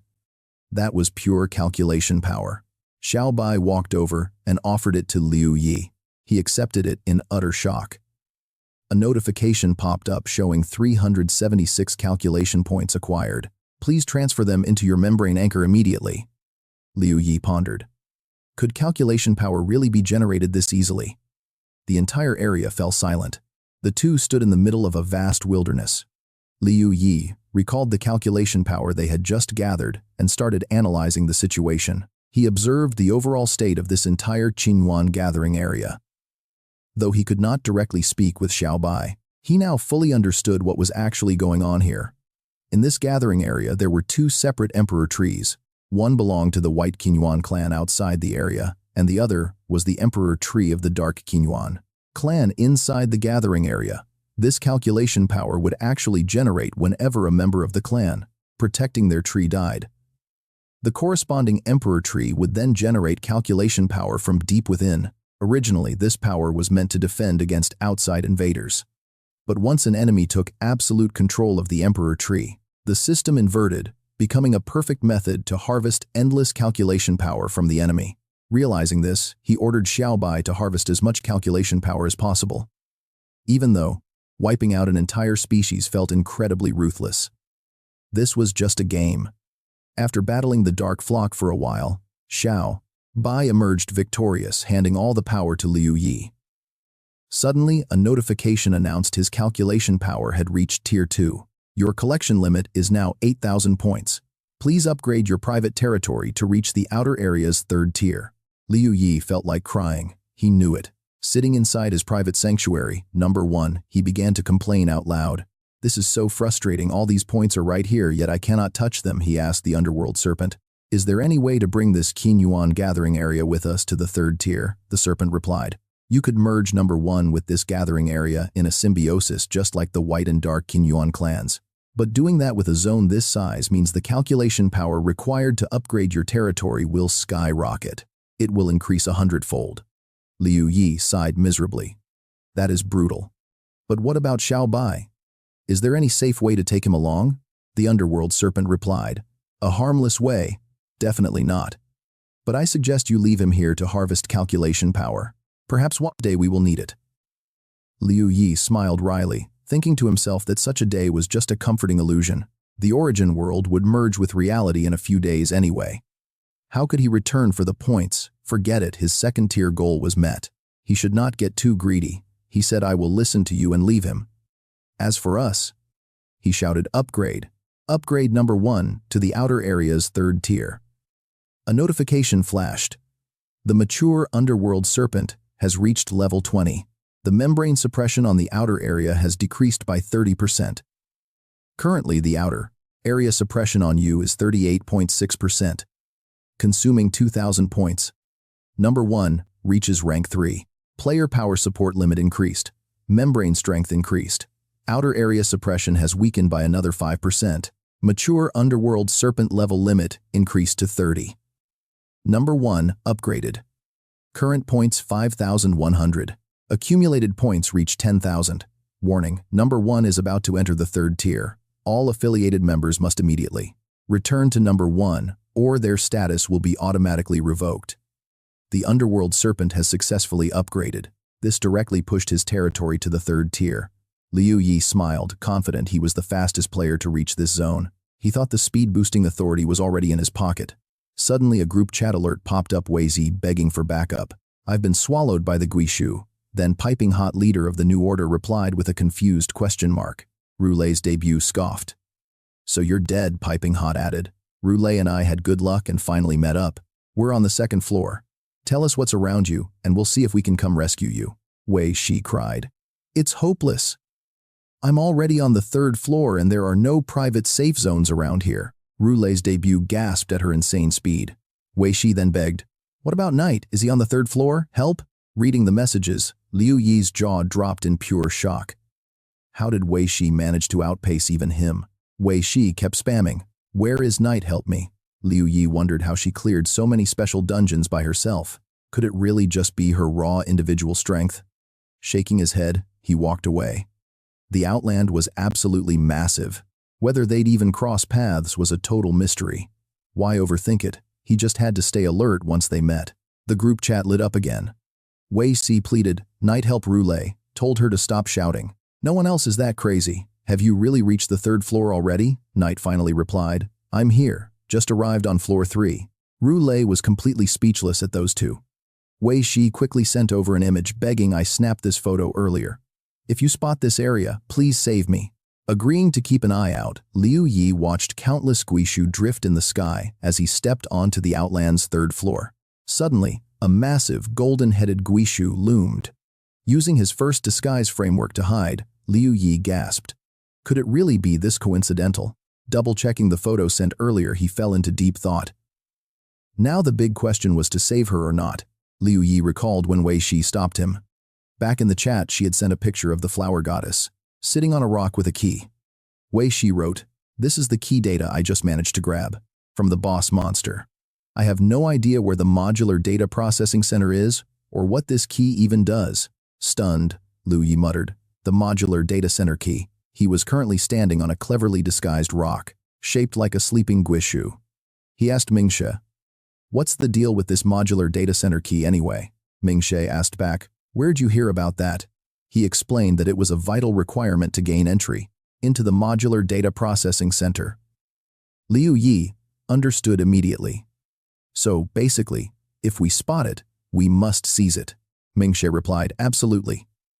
But normally that key is kept strictly in the hands of super bosses on the fourth floor." "Why ask now? Do you actually have news about it?" Liu Yi replied calmly. "It's inside that giant Guishu's body." Right at that moment, the golden-headed beast loomed directly in front of him. Knight texted, "I'm right next to your Guishu." "How do I get inside?" Wei Shi instantly replied, "Just jump straight right in. Just remember to leave some computation power in your personal territory. That way if you die, you'll respawn there." Knight replied, "Got it." Meanwhile, on the Outland's second floor, Roulet's debut and Piping Hot were discussing. Roulet sighed, "Respawning in your own territory after death. President, are we destined to just be side characters? Not only are we slower, we also know way less than they do." Piping Hot calmly replied, "Don't overthink it. We're on the same team. Their fast speed is actually a good thing for us. We should focus on taking down that boss monster instead. Look at its head. It has the key Wei Shi sent." Wei Shi sent. Meanwhile, back on the third floor, Liu Yi prepared to make his move. Crouching slightly, he muttered, "If it's an item worth fighting for, then I'm going in." Mingxie warned him, "Stay safe. I'll wait for you at base." Leaping high toward the golden-headed beast, Liu Yi didn't forget to shout, "Then I'll leave the base to you." He successfully grabbed onto the beast's skin, his hands sinking deep into its flesh. Liu Yi's eyes widened in shock as his body slowly sank deeper, completely swallowed inside. Meanwhile, in another area, two players shared a celebratory high five. "Great working with you." The duo was none other than Shield Brave and Xiang Yun. Shield Brave smirked. "We're probably the fastest to reach the third floor, right?" Xiang Yun shrugged. "Not sure. Knight might be here already." Before White Gloves ended his stream, Knight had already taken down the Gathering Zone boss. If he had enough computation power, he definitely reached the Outland's third floor before us. Shield Brave flashed a devious grin. "If we run into him, we'll take him out. After his last 2 consecutive battles, I've basically figured out all his trump cards. We just need to nail down our timing and counter strategy." Xiang Yun replied with a shrug. "Well, the Outland is absolutely massive. We'll deal with him if we cross paths." Suddenly, a system alert blared. Warning: Floor 3 reached. The third floor of the Outer Boundary Temple, deemed highly dangerous, automatically reshaped its appearance to block any detection. The external creature right outside where they stood had disguised itself as a giant void beast. Looking up, Xiang Yun pondered the warning about the highly dangerous zone, suddenly realizing something. Dun Yong stood with folded arms, wondering if this third floor had tricks, asking if the system had any tips. Noticing Xiang Yun staring in one direction, Dun Yong asked if something was there and turned his head to look as well. As the two stared at the golden-headed black void beast, Xiang Yun mentioned he had just spotted a night spirit hidden deep inside. Swooping down from the sky, Liu Yi prepared to land in the middle of a ruined, completely abandoned city below. The goddess of 100 flowers sat on rocks in the center, triggering a notification that he entered her private Azure Tomb territory. Belonging to her clone, the suppression force of this outer boundary was now actively taking effect. Her clone's hatred value toward him was at 100, and she immediately began targeting and tracking his movements. The clone's tracking level rose by +1, followed by a quick introduction from the system. It was the level 95 Calamity-class boss clone, and suddenly her eyes flared with an ominous red light. Landing carefully, Liu Yi realized that although there was no underworld snake control or annoying structural constraints this time around, his power was still suppressed by 40%. How on earth could he secure that key now? Out of nowhere, thick green vines erupted from the ground, surging directly toward Liu Yi, all at once. Reacting instantly, Liu Yi drew his weapon and frantically slashed through vine after vine, stunned by this incredible attack range. Could this entire zone actually be within its massive attack range? Fighting under these brutal conditions seemed almost completely impossible. Suddenly, a rogue vine struck him from behind, dropping his health to 1/3 as it slammed heavily into the dirt. Having watched in silence, the goddess of 100 flowers hovered slightly above the rocks, coldly observing her deadly vine strike. Liu Yi received a notification stating he had taken hits from the goddess clone. His health dropped by 3,300, then plummeted by another 3,500. Completely overwhelmed by the non-stop onslaught, a notification popped up, showing his active auto-recovery items kicked in. Restoring over 3,000 health, Liu Yi cursed under his breath, wondering if this was really the end. Bracing himself, he raised his sword to block the vines when a brilliant streak of green light suddenly zipped past. The bright flash swiftly threaded through the tangle of vines, stopping in mid-air right behind the goddess of 100 flowers. It was Wei Shi shouting as her gentle mirror star dissolve skill successfully hit the target. This applied 1 stack of star dissolve, and if it exceeds 3 stacks, it has a chance to dissolve. Disintegrate the target, draining their total health. This powerful star dissolve state would last for 30 minutes. After applying the first stack of star dissolve, the skill went on a 10-minute cooldown. Sharp green spears rained down, piercing the back of the goddess of 100 flowers, making her spin around in annoyance. She directed a swarm of vines toward Wei Shi, leaving Liu Yi utterly speechless as Wei Shi masterfully danced and dodged through every single attack. Zigzagging around the danger, Wei Shi dashed over to Liu Yi and urged him to move into a newly opening, unidentified safe zone. Once inside, Liu Yi bent over to catch his breath, eventually looking up with relief at this designated safe zone. Looking at Wei Shi, he sincerely thanked her, admitting that he would have been completely finished without her timely intervention. Wei Shi smiled warmly, saying he only came to help her, so she was actually the one who owed him thanks. Shifting back to business, Liu Yi asked how they could escape, hoping they did not have to defeat that monster first. Glancing at the goddess of 100 flowers clone, he noted the insane difficulty level, while Wei Shi looked quite gloomy. She explained that she had already tried countless ways to escape, even leaping off the very edge, but absolutely nothing had worked. It was actually after plunging off that very edge and respawning in this spot that she stumbled upon this hidden safe zone. Stroking her chin in confusion, Wei Zi added that while leaving the safe zone normally triggers attacks from the goddess clone, it was never this extreme before. Attacking from so far away, she turned and gave Liu Yi a very meaningful look. She teased if he had somehow offended her, wondering why else it targeted him so aggressively, leaving Liu Yi quite puzzled. Wei Shi confidently crossed her arms, noting that this might actually make defeating the boss much easier. They simply needed him to act as the perfect bait.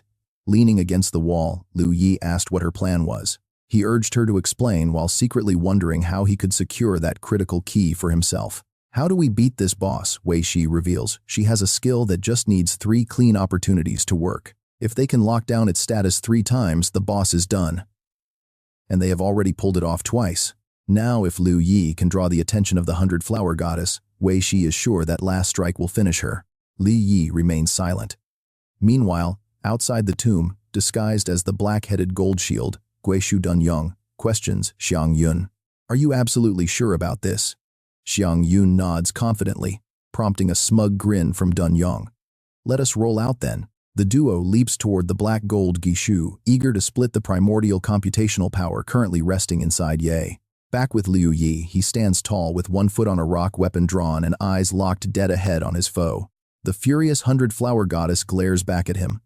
She sits cross-legged, radiating pure, unadulterated anger. With a lazy flick of her finger, she orders a massive wave of killer vines to swarm straight toward Liu Yi. A massive 900% all-attribute buff activates. The system displays Ye's stats. Strength, agility, constitution, intelligence, and perception all hit 1,000. Health is 60,000, while energy sits at 5,200. Reaching Tier 3 increases his attribute limit to 1,000. Liu Yi cleanly slices through the incoming wave of hostile vines. A private message arrives. Hurry up, I can only hold this for 30 seconds. The goddess raises her hand, summoning more vines. Another wave launches forward. From behind, Liu Yi looks completely swallowed up by the thick, overwhelming mass of greenery. Wei Shi has arrived. A blue flash pierces the air as she charges toward the left flank of the distracted goddess. With the boss distracted, Wei Shi closes in fast, utilizing her boosted speed with a lethal glowing green spear in hand. Wei Shi lunges forward, reaching for the key with a fierce cry. A blinding golden light erupts right between them. As their shadows clash, the vines constricting Liu Yi suddenly shatter and scatter, catching him completely off guard. Did she actually pull it off? Liu Yi looks over only to see Wei Shi falling rapidly beside the goddess. "What is going on over there?" Liu Yi yells, just as a distress message pops up from Wei Zi. Wei Shi crashes down. Liu Yi blitzes through the remaining vines, looking up to see the 100-flower goddess preparing a strike. The boss prepares to obliterate Wei Shi. Wei Shi quickly pings him, saying the attribute gap is just too massive. Her counter skill failed, leaving her completely vulnerable. Liu Yi charges straight toward the towering goddess to salvage the situation. The boss is temporarily frozen. Staring at the key, he realizes the glow has vanished. This is his ultimate chance. Liu Yi leaps high into the air, reaching out and grabbing the digital module processing center key right off her head. The digital key boots up, but a notification sounds. Your primordial computational power is under 25%, making a forced takeover impossible. 25%. He panics, looking down to see the goddess's face, shrouded in shadow, her eyes glowing a menacing red. Liu Yi springboards off the incoming vines, vaulting himself toward the nearby safe zone while calculating his next move. His massive buff is about to expire, so retreating to safety is his only option. He touches down securely. Sprinting with Wei Shi cradled in his arms, he dodges thrashing vines. Wei Shi can feel her face turning slightly red. Safely inside the barrier, Liu Yi realizes that hitting 25% of that computational authority is the key to victory. He gently sets Wei Shi down, reasoning that her own computational authority easily exceeds at least 5%. If he can just borrow her power, it will be more than enough. He silently gazes at the paralyzed girl. Wei Shi pings him, teasing that his heroic rescue was rather charming. He asks when she can move, but she is clueless. How annoying, these stats are unlike anything she has ever faced. He decides it is time to make a deal. Suddenly, two unidentified objects streak across the sky. Liu Yi perks up, hearing a strange, loud sound from above. Dun Yong and Xiang Yun have finally arrived. Liu Yi's eyes widen, and a slow, cunning smirk spreads across his face. No need to feel conflicted anymore. The perfect donors for that computational power have just delivered themselves right to him. Wei Shi asks what is happening, but he tells her to just rest in the safety zone and recover. He steps out to handle the intruders. Wei Shi warns him they are shelter chiefs and tower masters as Dun Yong begins landing. Staring down at the ruined city center, Dun Yong spots the 100-flower goddess and identifies her as the territory's boss. Dun Yong goes on high alert, reminding himself to keep his distance so he does not accidentally aggro the boss immediately. Come to think of it, since reaching the 3rd floor, private territories have completely disappeared, but now it seems they have all disguised themselves as Guishu. Dun Yong looks down, unable to shake a sudden nagging question. Where could Ye possibly be right now? He and Xiang Yun had already searched the entire perimeter outside. They could not find Ye's private domain anywhere because he hid it so well. Finally, he touched down, and Xunyong's figure slowly emerged from the rising clouds of dust. He spoke, but it made no difference. Knowing Yi was here meant they could settle it now, but first he had to seize the authority. He needed to strip the primeval realm computing authority first. Xunyong stood tall, carefully scanning his surroundings with a serious look. According to Hu Jiazi, losing the primeval realm computing authority in the outer zone meant trouble. Private domains could no longer summon constructs even with computing power. Meanwhile, the god of 100 flowers stared ahead, eyes glowing with a menacing red light. Looking up as if sensing something, Xunyong remained deep in thought, realizing the exact same logic applied here. Holding more primeval realm computing authority in the outer zones would definitely grant them massive advantages. They needed to seize as much primeval realm authority as possible. Lost in his thoughts, he had no idea what was coming. He was already in Liu Yi's crosshairs. The system chimed, announcing an all-attribute blessing, boosting him by 900%. With Shroud at 1,000, his next strike gained 50,000 attack power, while the Pendulum Judgment tripled the damage. Sensing something off, Xunyong spun around only to find himself completely surrounded by Liu Yi's bullets. It was Ye's signature skill. The barrage knocked Xunyong flat.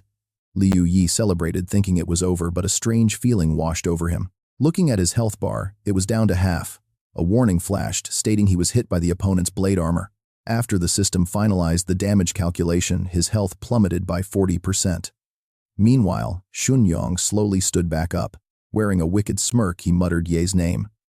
Suddenly, a massive explosion erupted as Xunyang charged forward, swinging his colossal hammer at Liu Yi. He yelled in excitement, mocking how he was just wondering where his target was hiding when he suddenly showed up. It was almost too perfect. Drawing his sword, Liu Yi assumed his combat stance, ready to prove who was actually in control. Xunyang slammed his hammer down, but Liu Yi easily dodged, countering with a swift slash, while mocking his opponent's sluggish speed. Calling the giant pathetic, Liu Yi executed a lightning-fast zigzag strike across Xunyang's body. As the system chimed again, the alert warned him that Xunyang's defensive blade armor skill was currently calculating the reflected damage. His health dropped another 10%. Xunyang towered over Liu Yi, clutching his massive weapon, and laughed at how absurd the situation was. He taunted Liu Yi, asking if he honestly believed that his quick moves would save him from getting crushed to death. Liu Yi's expression turned grim, especially when the system notification popped up showing that a mocking lock-on was active. Narrowly dodging the heavy hammer, Liu Yi refused to back down, lunging forward with another sharp sword strike. Once again, the annoying system message flashed, indicating the enemy's blade armor was still active. After the damage calculation ended, his health was critical, down to 5%. He froze, completely stunned. Spotting the opening, Xunyang raised his hammer, gloating that his opponent could barely stand. But Liu Yi reacted instantly. He parried the strike with rapid slashes while activating his healing skill, provoking Xunyang to sneer at his desperate struggle. Xunyang triggered his own skill, trading 10% of his health to restore 20% over 10 seconds. He laughed, asking if his enemy thought he was the only one capable of healing. He had recovery too. Best of all, it cost him absolutely no stamina. Realizing it was an innate physical skill, Liu Yi watched as Xunyang leaped high, screaming in triumph. Dodging just in time, Liu Yi stepped back. Yet Xunyang kept bragging about his virtual immortality. He boasted of being the sanctuary's unbreakable fortress, telling his enemy to tremble and die. But Liu Yi lands another strike, flashing a notification. The alert showed his health swap recovery was interrupted, leaving Xunyang completely stunned. Smirking confidently, Liu Yi remarked that he knew the exact secret to breaking that healing ability. Xunyang's health bar was now down to half, but he did not lose his composure. Gripping his hammer, he charged again, while system notifications kept flashing negative status alerts. His healing was cancelled again, dropping Xunyang's health to critical. Liu Yi roared, telling him to die because he was undefeated. Yet another system warning flashed, confirming his HP recovery skill was completely shut down. Staring at his empty health pool in absolute shock, he watched helplessly as Liu Yi lunged forward to deliver the final blow. Just as he was about to crush the unbreakable fortress, a mysterious voice echoed, restoring Xunyang's stance amidst the rubble. Dust filled the battlefield. Liu Yi squinted through the haze, shocked to see that his opponent survived and was actually healing. His health recovered to nearly 50%, indicating someone else was helping him. It was Xiang Yun. Pressing forward, Liu Yi aimed his weapon directly at Xunyang, declaring that absolutely no one would save him. The system flashed a final notification. Yi activated his hidden force, triggering the triple damage pendulum judgment. Dunyang's entire body erupts in a strange blue glow. He must have taken a direct hit from Liu Yi. Suddenly, the system alerts Xiang Yun, stasis state active. Dunyang drops to his knees. The notification rings out, his all-attribute stat boost has officially ended. Seeing this, Liu Yi takes a quick step back.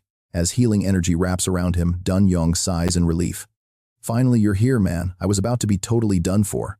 Xiang Yun locks eyes with Liu Yi, flashing a smug grin. He immediately pumps more power into Dunyang, applying a massive 500-point all-attribute buff. Liu Yi frowns, deeply annoyed.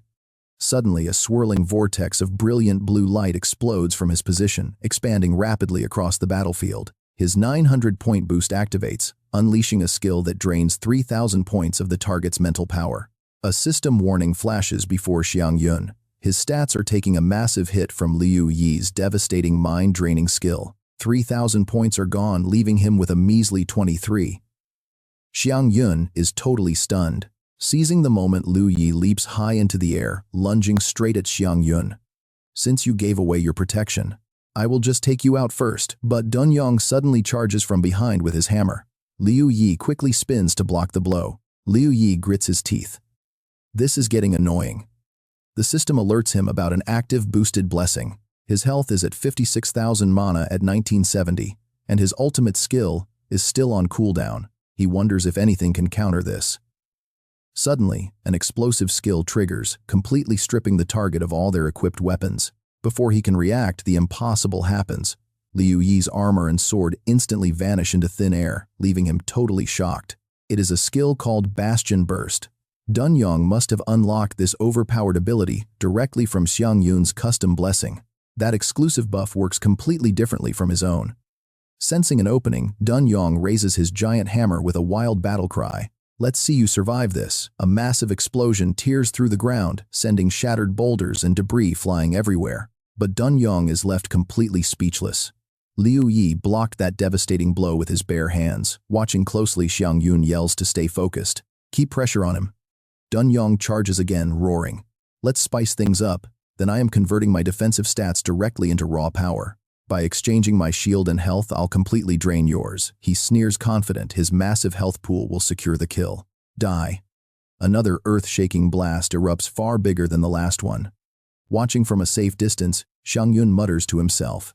He thinks they've won, but a private chat pops up. "Wait, this isn't right. We still haven't received the kill notification yet. Keep attacking." As the thick dust slowly clears, Dunyong's silhouette emerges. But he's frantically sending a private message back. Something is seriously wrong. Xiang Yun looks on in confusion as Dunyong stares at his system screen, completely paralyzed with fear. The system warns him that his current health is too low to sustain his own blood conversion skill. Because the activation failed, he suffers a massive backlash from his own high-risk ability, turning the damage back on him. His health instantly plummets by 99%. Dunyong is in utter disbelief. His legendary heaven-breaking physique has a +7 scaling. How could my total health possibly be lower than his? Even with a broken physique, his maximum health should only match mine. Out of the smoke, Liu Yi slowly rises. Behind him, massive ancient vines erupt from the cracked earth, shaking the ground. Liu Yi wears a cold smirk. Hovering right above him is a familiar, terrifying figure, the goddess of flowers. Her resonance aura activates. Everyone caught inside has their health pools linked, dropping their current health down to 10%. The skill automatically ends after leaving the 500-meter aura, costing 1,000 mental power for a 10-second duration. Another system alert flashes. The resonance is active, and the target must now face the goddess of flowers clone. Since your health is still under 10% and the clone's health is far above that, the skill keeps draining you. As the clone's health continues to drain, those colossal vines coil up, preparing to launch a devastating follow-up strike. Struggling to stand on the giant vines, Dunyong and Xiang Yun stare in absolute horror. Is that the local dungeon boss? With the goddess of flowers hovering high above Xiang, Yun gritted his teeth. How are we supposed to even reach her? We're way too far. Panicking, he screams at Dunyong to retreat immediately. But before they can even move, a sudden shadow streaks past, leaving a trail of bright blue light. Xiang Yun frowns, finally seeing. That high-speed projectile is actually Liu Yi. Swishing his sword, he leaps forward to strike. Xiang Yun raises his hand to defend, but the system flashes a red warning. Insufficient power skill activation failed. Xiang Yun stares at his trembling hands in shock. Without any defense buffs, Dunyong is left completely exposed as Liu Yi delivers a brutal final blow. Dunyong's health bar instantly bottoms out. His body begins to dissolve into pixels before he can even utter a final word. System alert, you have eliminated player Dunyong, transferring 5% of his source realm computing power directly to you. Your total source realm permission has now reached 26%. Dunyong's massive hammer slips from his hand as he disintegrates. Smiling, Liu Yi held the sphere containing the origin realm's calculation power, turning his gaze toward Xiang Yun, saying, "Your turn." Right after Xiang Yun leaped from the vines, heading straight for the building. Running, Xiang Yun realized he had underestimated Liu Yi, completely getting taken down right away. To make matters worse, a boss monster had also appeared. The situation was absolutely critical. He kept running, telling himself to hide first and wait for Dunyong to enter the field again. Once they regrouped, they could deal with Ye. Meanwhile, Liu Yi smiled, knowing his origin calculation power was finally high enough. He darted through the green vines with absolute ease. Leaping onto a thick branch, Liu Yi decided to let his target go for now. He needed to make use of his active blessing. In a flash, he slipped right behind the massive god of 100 flowers. Launching himself into the air, Liu Yi aimed straight for the glowing key, determined to claim it first. He reached out, grabbing the glowing key floating right above the deity's head.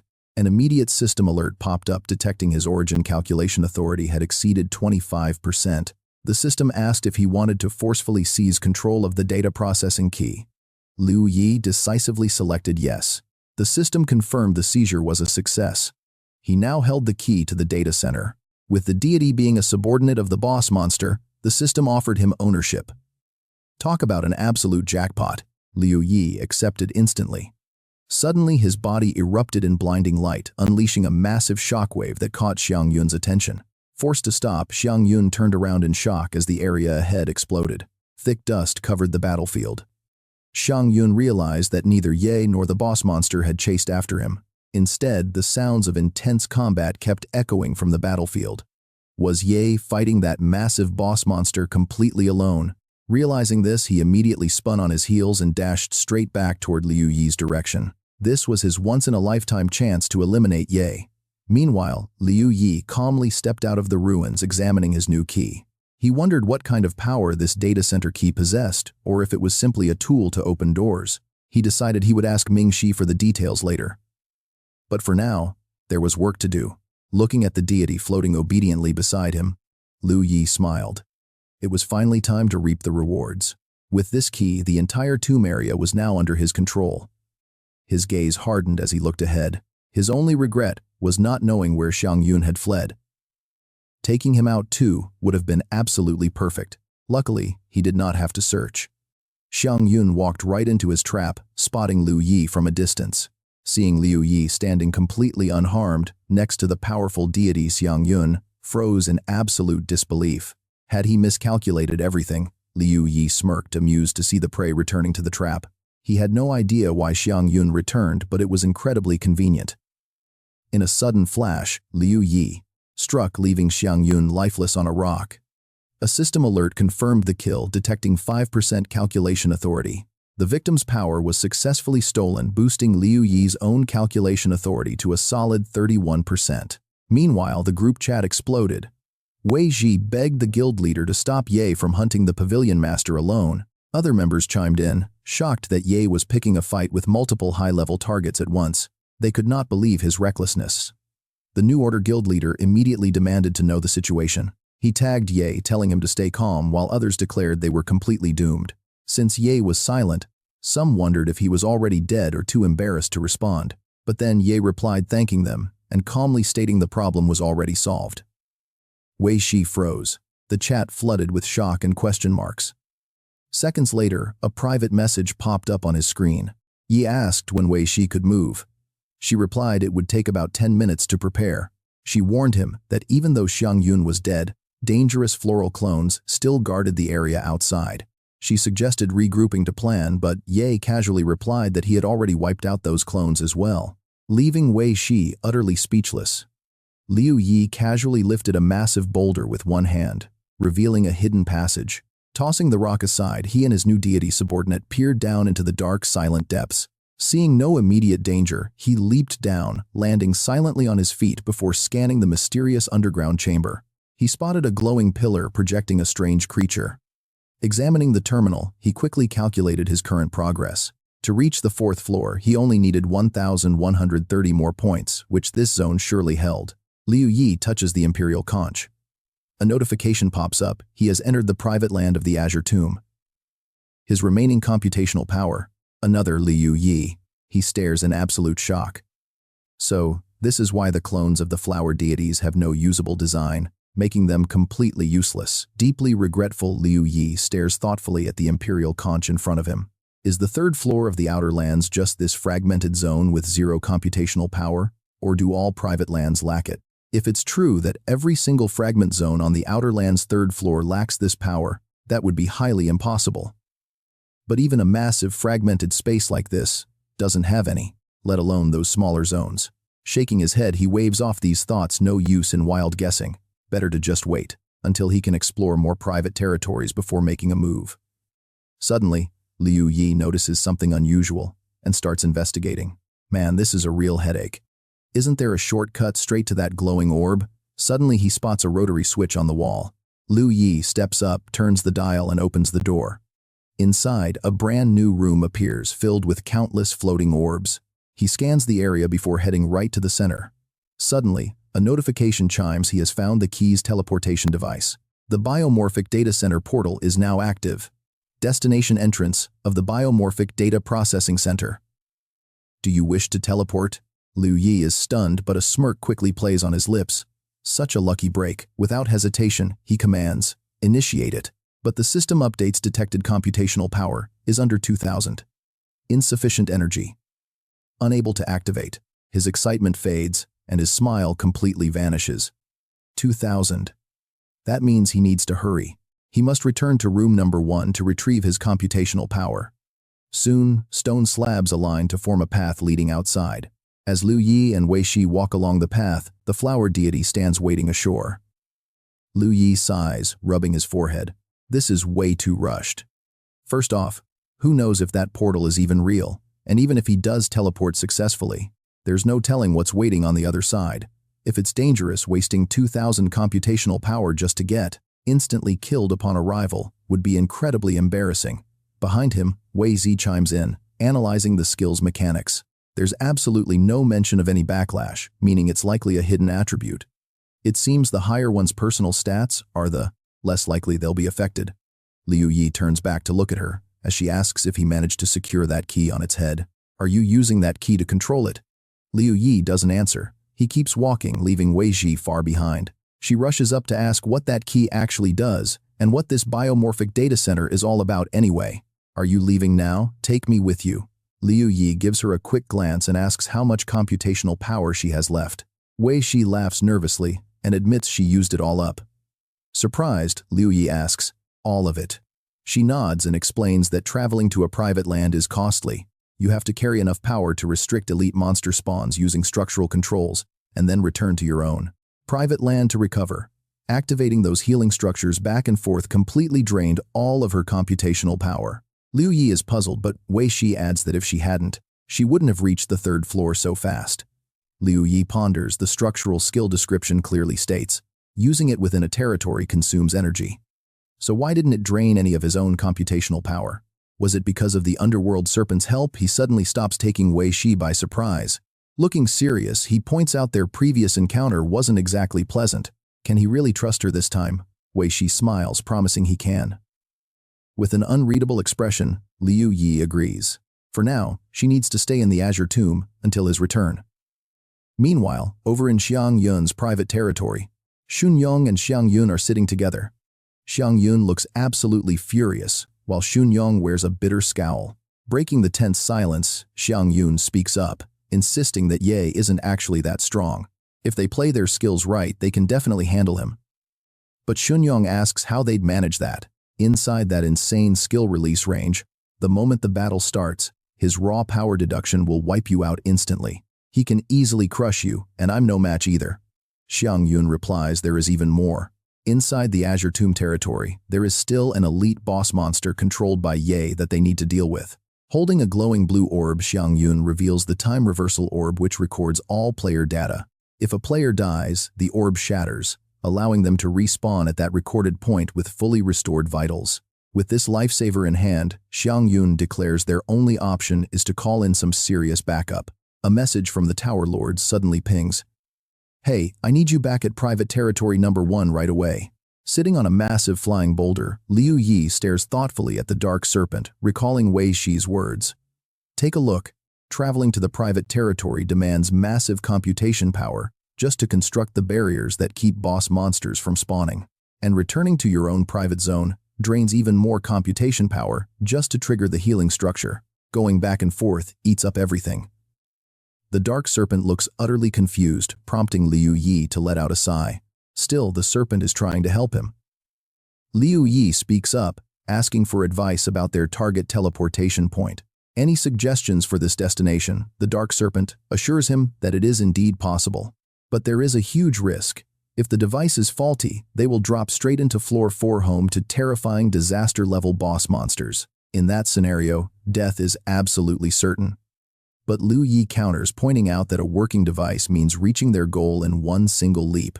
Looking dead serious, Liu Yi decides to take a gamble, telling the serpent his plan to take 5,000 computation points. He intends to leave 100 points behind as a safety net, ensuring he can revive right here if the worst happens. From there, they can slowly rebuild their power. Hearing this plan, the dark serpent smiles and suggests they make a much bigger bet. Why not go all in instead? Leaving Liu Yi stunned, the serpent explains that he is currently the core data processing center, a template that rivals are fighting tooth and nail to seize. On screen, Liu Yi's private land flies disguised among the giant guishu. The dark serpent analyzes the situation further. If you venture into that dangerous place all alone, and somehow end up dying, returning means you can kiss your control over the entire system goodbye forever. But if you bring me along, we won't just protect your precious computation power from evaporating. We can also drastically cut down the massive amount of computation power needed whenever you decide to build new structures. Stunned, Liu Yi asks, "Wait, you can actually leave this private territory and come with me?" "Yes, but doing so will completely shatter room number 1, meaning you will lose the ability to revive here ever again.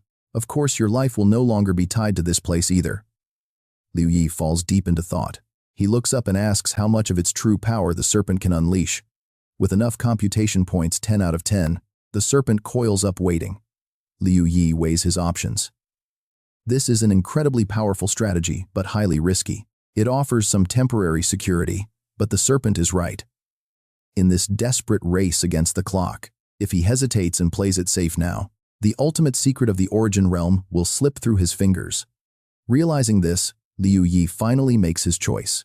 Standing up, he tells the serpent they are going together.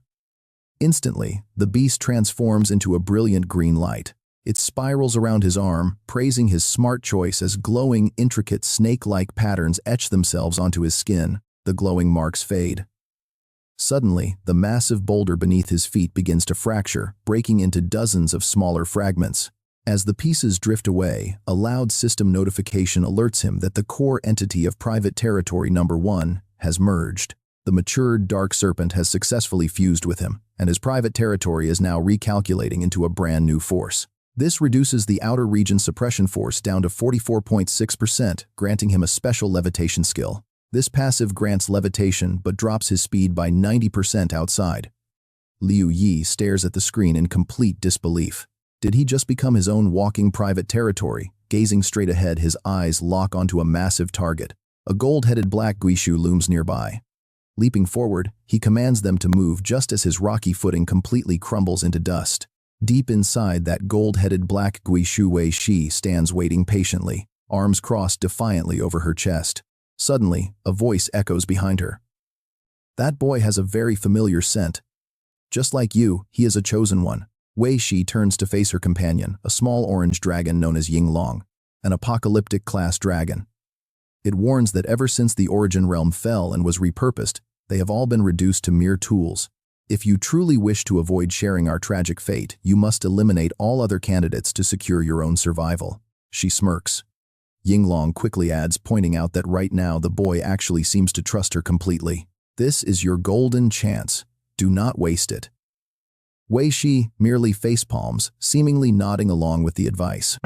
But suddenly she snatches Yinglong by the neck, pulling him close. Frowning, she whispers, "Honestly, I still trust him way more than you." She drops him, and the dragon quickly flutters back. "I have backed you up this entire journey," he complains.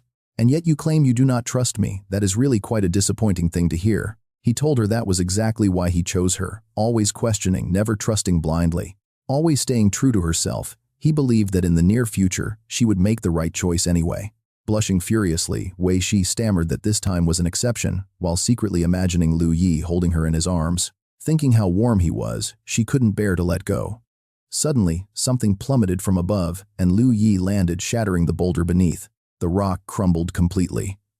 Wei Shi pretended to pout jokingly, complaining that she thought he had abandoned her there. Standing up, he walked over to her. Staring at the devastation ahead, his eyes hardened with resolve as he spoke to Wei Shi. "Come with me," he said. Wei Shi happily agreed, but a sudden noise from above made them both look up in alert. Xiangyun and Dunyong crashed down. The goddess of 100 flowers, previously silent, immediately sensed the intruders. Slowly rising, she commanded countless vines from behind. Meanwhile, Liu Yi and Wei Shi dashed forward at full speed. He told her to leave them to his 100 Flowers clone and just follow him. He wondered how they dared to return when they already knew he had the goddess clone. They must have some hidden trump card up their sleeves to guarantee their victory this time.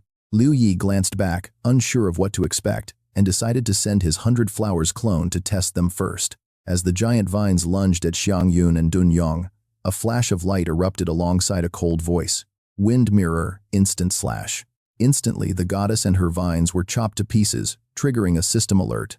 Wind mirror instant slash triggers after dodging an off-guard long-range attack from the target. It unleashes an immediate counterattack, dealing damage based on the user's own attack power, plus a special bonus effect. If this skill fails to inflict any damage, it will continuously trigger the instant slash. It won't stop until damage is dealt, but once successful, the user suffers a temporary debuff.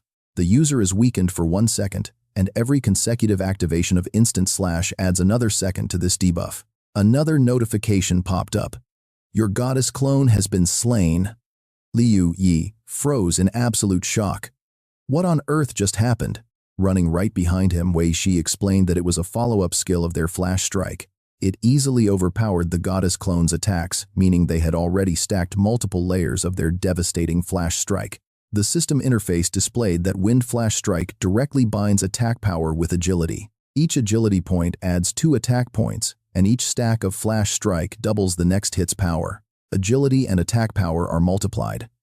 The effect can be stacked repeatedly, but each miss removes 1 layer. There's no limit to the stacks, and the layers remain unchanged if no damage is dealt. Out of the dust, a girl appeared. Liu Yi and Wei Shi raised their guard as they stared at Liang Jingjing, a level 60 powerhouse from the Pavilion Guild. She leaped high, shattering the ground. Activating Wind Mirror Dash, she surged straight ahead, gaining a flat boost of 3 agility points during the charge. Liang Jingjing swung her sword at Liu Yi, slicing right through him as a bright golden light suddenly burst out. Chains wrapped around Liang Jingjing. It was Liu Yi's move. Aiming his gun directly at her, he spoke coldly. If this is the best attack power you've got, you can die right now. Liang Jingjing merely smirked. She swiftly countered him first. From behind, Wei Shi yelled a warning telling him not to attack her directly. System alert wind dodge, active granting absolute evasion to completely dodge 1 attack. At 100% rate, the cooldown is 5 minutes. Another notification popped up. Your attack has been completely evaded by Liang Jingjing. Your missed attack triggered Liang Jingjing's passive skill Instant Slash. Instantly, Liu Yi was slashed once again. The system warned him that only 3 seconds remained of his frozen state as she struck him again. Alert player Liang Jingjing's Instant Slash failed to deal damage immediately, triggering her Instant Slash skill once again. He could only stand there taking slash after slash. System alert player Liang Jingjing's Instant Slash has still not dealt any damage. Her skill triggered again. With only 2 seconds left in his frozen state, Liang Jingjing relentlessly battered Liu Yi. From afar, he seemed trapped in a cage of dozens of slashes. With 1 second remaining, a smug smile spread across her face. Wei Shi panicked, realizing that if her skill failed to deal damage to Ye, her onslaught would never stop. And the terrifying part was that her flash strike stacks had probably multiplied to an insane level by now. He will definitely die. She had to find a way to block a hit for him. Meanwhile, Liu Yi braced himself waiting. System alert frozen state has ended. As the thick dust slowly settled, Dun Yong gasped in absolute disbelief. Since you did not witness her instantly slaughter the boss monster, no wonder you put so much trust in her. Xiang Yun replied that before entering the collapse zone, she spent 2 full days non-stop just to stack her skill level. She stacked her states endlessly through trial and error until she was satisfied, finally saving the progress using the reversal jewel. Dun Yong admitted he recalled a subordinate mentioning this reversal jewel before, though he never paid much attention to it back then. Had he known, he would have grabbed one too. Xiang Yun sighed, noting it was a shame it only worked once, yet wasting it on Ye was absolutely worth it. Scaling the boulder, Xiang Yun added that she still believed Liang Xingxing only needed a single strike to finish Ye. From now on, they should keep this absolute trump card hidden away whenever possible. But the moment he scaled that giant rock, the shocking sight ahead left his eyes wide with sheer disbelief. Liang Xingxing slashed straight through Liu Yi, but her smug grin vanished as a shared light barrier notification flashed before her eyes. As his dark snake made contact, Liu Yi spun around coldly and told her she could finally leave the stage. With a swift leap, Liu Yi cut Xingxing down, sending her vanishing instantly. Dun Yong finally made it up, stunned to see Ye alive. He wanted to humiliate the guy for killing him earlier, but seeing Liang Xingxing vanish into thin air left him completely horrified. What on earth is happening here? Liu Yi cast a chilling glare at them. Are you guys here to deliver free gear again? The duo froze in panic before screaming to run as a notification popped up. The protective barrier and pendulum stun hit hard, leaving Xiang Yun and Dun Yong paralyzed on the ground as they slowly dissolved. System alerts confirmed the deaths of Dun Yong, Xiang Yun, and Liang Xingxing, wiping their squad off the map. Liang Xingxing's 5% calculation power was immediately stripped away from her, shifting directly over to Liu Yi's interface, boosting his control to 36%. Sensing this, Ying Long inside of Wei Shi hissed, pointing out his terrifying growth. See how insanely powerful he has gotten. If you can devour his guide creature, we can reach a whole new level. I will evolve once more, not just reaching Calamity Leader class, but breaking past all known limits. We will transcend completely. The power we claim will make us far stronger than he could ever hope to be. Liu Yi gripped the orb, glancing back at Wei Shi before walking forward, noting that they finally had some peace. Let's move. Wei Shi happily agreed, but the dragon in her mind hissed, urging her to strike him down. I will take care of his guide creature. He managed to secure the key without even having to defeat Bai Hua God's clone. His absolute control over the origin domain's processing power is easily above 25% right now. Kill him and all of that godlike power belongs to you, the dragon whispered as Wei Shi stepped forward. The tempting voice echoed in her head, claiming the domain's secrets were vast and she had to seize every resource. Trust me, just do as I say. Wei Ji's expression turned dead serious as she finally spoke to him. She confessed she knew the data processing center was their final destination, admitting they had clashed in the past. Saving him on the ship and him helping her escape this domain should have settled the score between them. So why keep dragging her along? He looked back, stating that since they were teammates they should stick together. They should head to the goal side by side. Wei Shi scoffed, asking if he was looking down on her, or maybe doubting himself. Crossing his arms, Liu Yi replied that she was clearly underestimating the massive dangers ahead. They were heading to the 4th floor, and judging by the previous 3 floors, things were about to get crazy. The threats up there would surpass their imagination, so having an ally to watch his back was crucial. 2 forces were always better than 1. Wei Shi stayed silent as he stepped forward, speaking of competition. The real struggle should wait until the very end. Her worries made sense, but until they found the authority. He challenged her to be a proper teammate first. Smiling, he extended his hand, asking for trust as they locked eyes. In absolute silence, Wei Shi broke into a warm smile and firmly grasped Liu Yi's hand in agreement. Liu Yi prompted her to move, and they headed down toward the dark entrance of the basement ruins. The inner dragon spoke again, promising to shield her from any backstabbing threat. They just needed to consume his guide beast. Forget the future, she only needed a single opening. Wei Shi kept her head down in heavy silence as they stepped inside, triggering a system scanning alert. With the data center key confirmed, the teleportation array began to glow, locking their destination directly to the core entrance. As the system asked to proceed, Ming Snake hissed a quick warning about the gateway. This USB portal acts like a pipeline stable at both ends, but the connection in between is completely unstable. So he had to prepare for the 4th floor just in case they got dropped somewhere completely unexpected. The snake warns that it will manifest first, but Liu Yi must fix the USB portal fast or they're both dead. Nodding, Liu Yi tells Wei Shi it is time to move, and she agrees. Immediately, the system checks for the data center key. Teleporter activated. Destination entrance of the data processing center. Do you wish to proceed with the teleportation? Without hesitation, he says yes. Instantly, 2,000 computational points are deducted, and the portal opens. Glowing runes light up beneath Liu Yi's feet.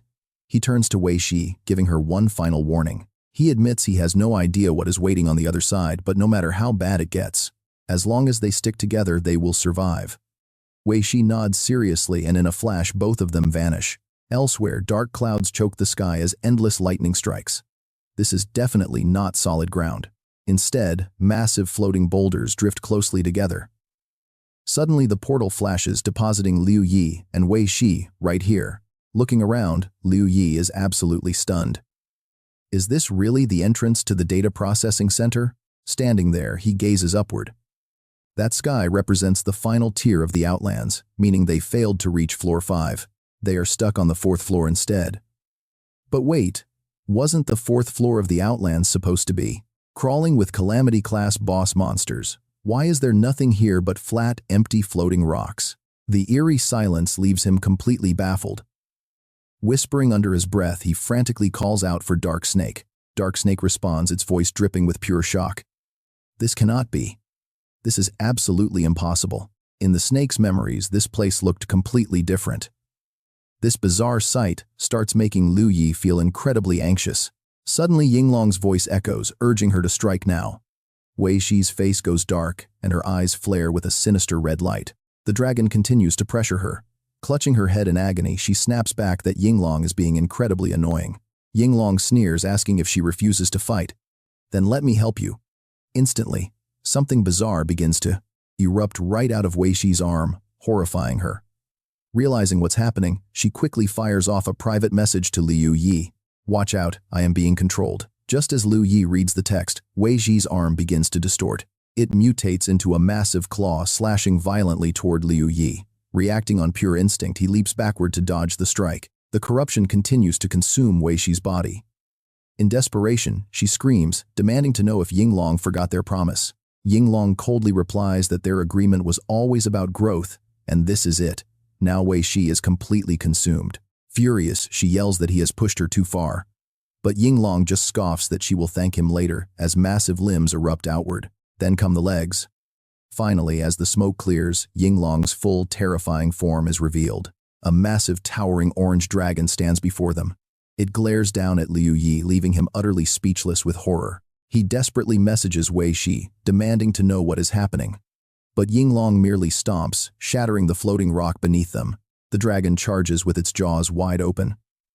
An explosion tears through the air as a system notification flashes. Recipient is offline. Messages cannot be delivered. Liu Yi grits his teeth, but Yinglong instantly snatches him up in a massive claw, mocking him. Where is that parasite hiding inside you? Why won't it face me? Yinglong demands. Liu Yi screams in frustration. Dark Snake, what are you waiting for? But Yinglong only sneers, laughing at the pathetic creature's sheer helplessness.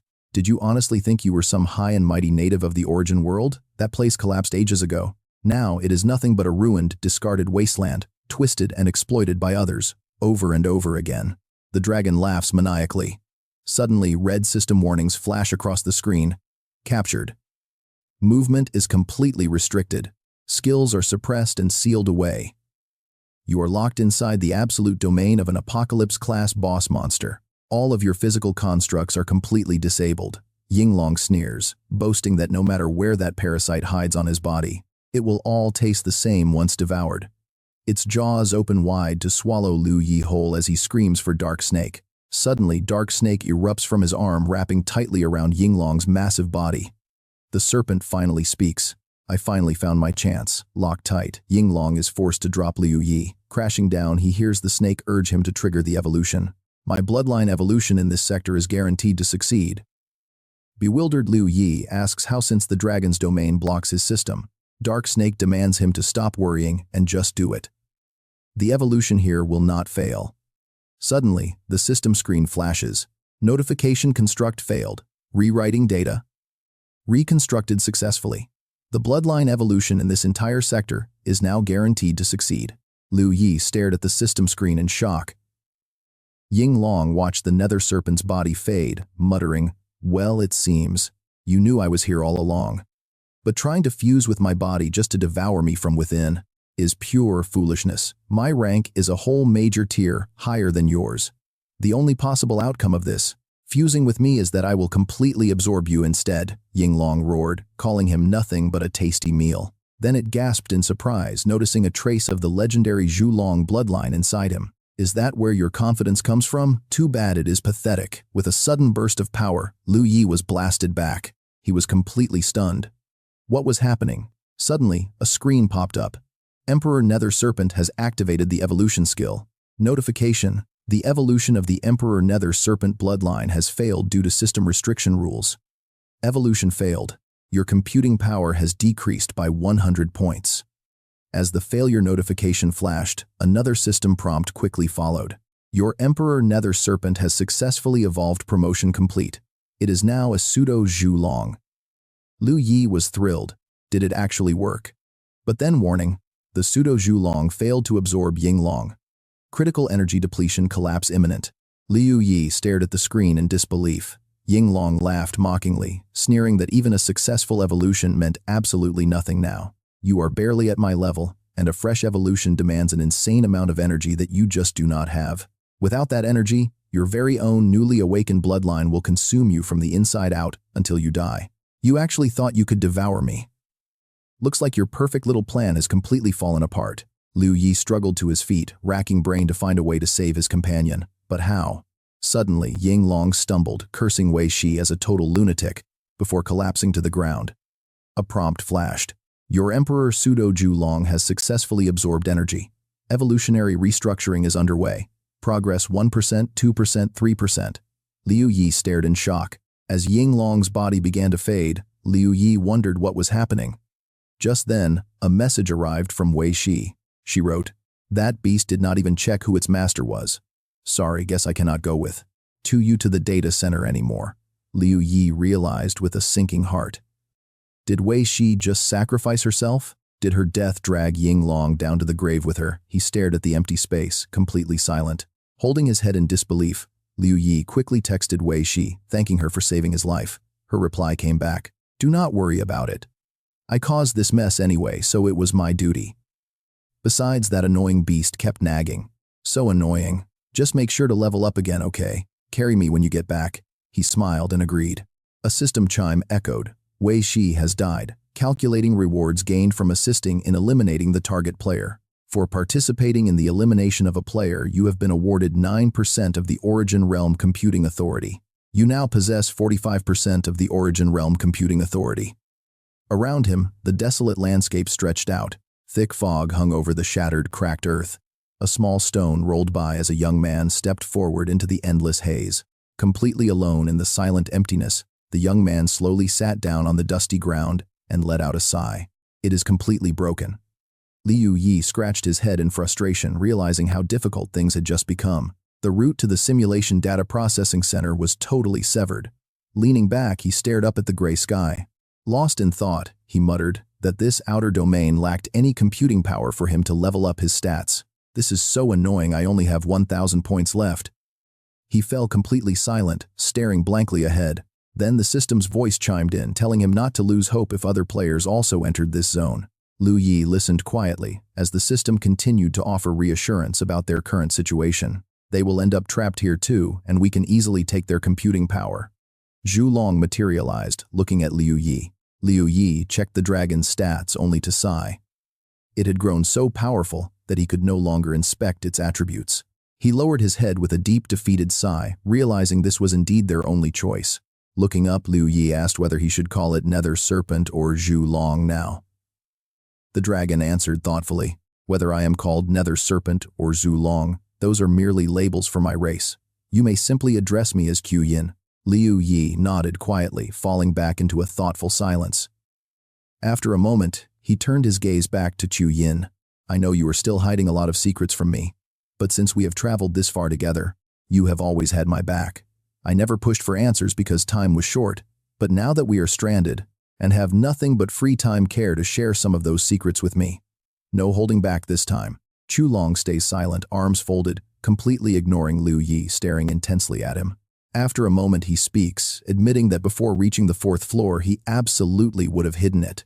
But after reaching the 4th floor, his worldview shattered, realizing the timeline of the Origin Realm was completely wrong. The world he knew had a massive discrepancy, leaving him unsure if his memories were even the actual truth anymore. Folding his arms again, he tells the young man to ask away. Liu Yi looks on in pure disbelief, asking him to clarify this timeline discrepancy. Could the massive shock from reaching the 4th floor actually be real? Let's find out if it is just a bait. A bait to force Ying Long to act. Chu Long simply shrugs his shoulders, showing he has no idea. Liu Yi recalls Ying Long telling him that the Origin Realm was actually destroyed a long time ago, that the whole place was just an abandoned, reconstructed piece of trash being constantly exploited. Overwhelmed by this dark revelation, Liu Yi sits right down on the ground, deeply lost in thought. Ying Long's words surely revealed the true history of the Origin Realm, but the specific timeline the dragon understood compared to Zhu Yin was much closer to the present. If he really could ask anything now, what should his first question even be? So many secrets seem incredibly important, but in reality, they are completely unrelated and not urgent right now. Looking up, he asks Chulong what the data emulation stone actually is. The man replies that it represents a crucial technology, an extremely important system from the Origin Realm's golden age.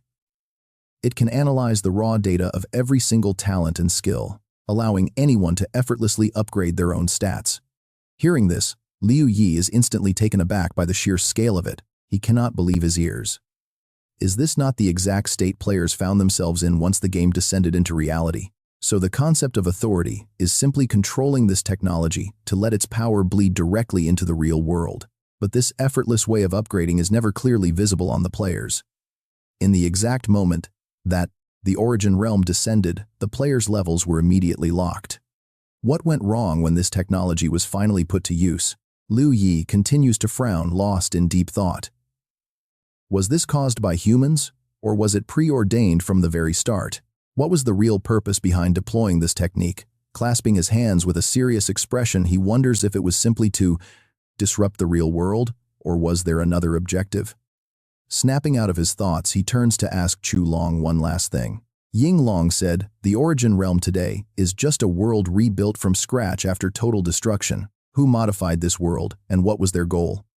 Chulong simply looks at him and answers. He claims he does not know, but believes that once they arrive there, all these deep secrets will finally be revealed. Suddenly, the ground beneath their feet shifts with a low rumble. Liu Yi quickly springs up, shouting out, "What is that?" Everything falls silent, yet an eerie invisible vibration resonates as the ground begins to shake violently. Cracks open up. An earthquake has hit.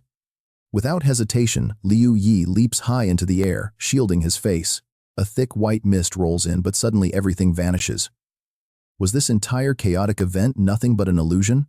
Liu Yi lands on his feet, arms still raised defensively. He gasps in disbelief. Is it really over? Chulong's voice suddenly cuts through the air. That is the Donghuang Bell. We must go to the 5th floor of the Outworld Palace. But isn't the exit of the teleportation portal completely broken? Looking at the scenery ahead, Liu Yi freezes in sheer disbelief. He cannot say a word, his eyes wide with surprise. Chulong steps forward to explain that this is a special technique of the Donghuang Bell. No matter how severely damaged a land becomes, a single chime from this bell will completely restore the area back to its original state when first created. However, during this restoration process, all local living creatures are completely wiped out. That is why no beast can survive on the 4th floor. As for why they are unharmed, maybe the bell thinks that he is a private territory and Chulong is merely a structure built on him. Landing safely, Liu Yi listens. A system notification rings out once more, detecting that he holds the key to the data emulation center and starting teleportation. The destination is the center entrance. Will he accept the teleportation? Liu Yi is thrilled, realizing the portal is indeed working. The mechanical system voice repeats the prompt. He goes completely quiet, falling back into his deep thoughts. The 5th floor of the Outworld Palace, the Data Emulation Center. We are about to uncover the deepest secrets of this realm. Making up his mind, Liu Yi loudly accepts the prompt. As he readies himself, the mechanical system voice echoes once again. Notification.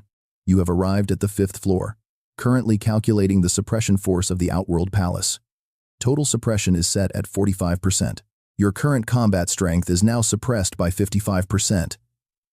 Skill cooldowns are increased by 45%, and your skill durations are reduced by 45%. All attributes are capped at 5,000. In the dead silence, the system echoes again. A 45% suppression. What an absolute blessing. He could finally start expanding and upgrading all of his stats. Suddenly, an engine roared to life, accompanied by Chulong's voice. Long noted the Donghuang Bell was here. The 5th and 4th floors were indeed identical, completely devoid of any living creatures. Suddenly, a beam of light shone directly on Liu Yi, revealing a hidden room right before his eyes. Yi gripped his blade and asked Chulong if that was an elevator. It seemed like the final step, and they just needed to use that elevator to reach the modeling data center.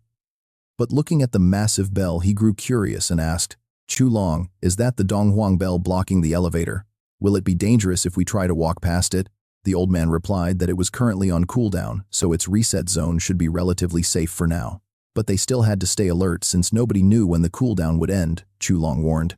Liu Yi also worried whether they would survive if the cooldown ended and the reset skill triggered again.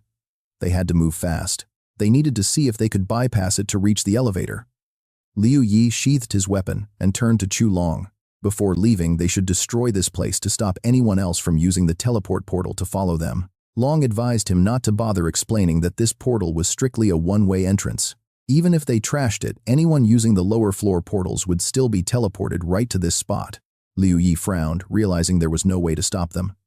Chu Long replied that they could only do their best to buy more time. Agreeing, the two walked toward the room, and Liu Yi brought up another question. He looked over, asking Chu Long about finding a way to bypass the massive Donghuang bell. Why not try to claim it? Passing up a legendary weapon like this would surely leave them full of regret later. As they drew closer, he pondered. Aside from its other skills, its ability to completely reset and restore any area to its original state, no matter how damaged it was made, it an absolute powerhouse of an item. Its utility was simply unmatched. That was when Chu Long finally broke his silence, asking if he currently held a warrior class title and what tier he had reached. Liu Yi thought about his high-dimensional warrior title. It gave a +2 boost to all of his stats. Landing on the ground, he replied, high-dimensional warrior. The old man scoffed, noting it was only high-dimensional. Above that was rule-breaking, and even higher was annihilation. He explained that only an annihilation warrior could gain the bell's recognition and actually claim it. To reach that ultimate tier, his current total experience points would need to be multiplied by 100 times just to stand a tiny chance. Running forward, Liu Yi let out a sigh of frustration. Could they really only stare at it? Chu Long replied that there was no other choice. However, once they entered the modeling data center, they might find a solution, so they had to move quickly. Suddenly, Chu Long slammed face first into something invisible, forcing Liu Yi to halt immediately and ask what happened. Dazedly rubbing his nose, the old man stared forward. "We are doomed," Chu Long gasped. Liu Yi asked what was wrong, staring at the room, surrounded by a transparent barrier. Reaching out, Liu Yi felt an invisible wall just as a system alert popped up. It showed the requirements for the Donghuang bell. Stunned, he realized that besides an annihilation warrior, a doomsday title could also claim it. Chu Long explained that this invisible wall was an absolute defense, designed to protect the bell itself. Its activation meant one very clear and dangerous thing. Its previous master had been killed. Crossing his arms, he added that the owner had to be at least annihilation level. Liu Yi was stunned. How could someone that powerful be assassinated? Who could have killed him? And why was the Donghuang bell left here on purpose? Too many questions remained about what happened during his lost memories. Keeping his cool, he told himself that now was not the time to hesitate. They had to find a way through this wall, or they would never reach the elevator. Chu Long replied that the only way to bypass this barrier was to make the bell accept a new master. But it would only recognize someone if it was masterless, and if an annihilation or doomsday class powerhouse appeared. Standing before the giant bell, Chu Long repeated that there was absolutely no other way. Liu Yi asked if his partner's doomsday powers would work, but Chu Long immediately shot down the idea. Frustrated, Liu Yi asked what they should do next. After racing against time to get here, were they really stuck? He remained completely silent. The scene then shifts to the outer courtyard of Qi Palace's 3rd floor, where withered red and yellow trees stood in eerie silence. A green beast with razor-sharp fangs growls fiercely in the shadows as the silhouette of a mysterious figure suddenly emerges in the distance. Yuan Ding crouches low in a defensive stance as nearby voices shower him with praise, calling him incredibly strong and mentioning the director waiting to return to Tomb City. I will leave this sanctuary and join the Huayuan Association." Hearing those words of praise, he smugly raises his head as Hujazi bows low, buttering up the leader. He gushes that when they first encountered that calamity-class monster, he genuinely believed they were both completely done for. Who knew you would instantly obliterate it? Yuan Ding leaps down in front of Hujazi, asking if he is not afraid that Dun Yong will cause him trouble. Standing with crossed arms, Yuan Ding listens to the flattery as Hujazi rubs his hands together with a sycophantic grin, saying, "How could that be? Serving a wise master is only natural."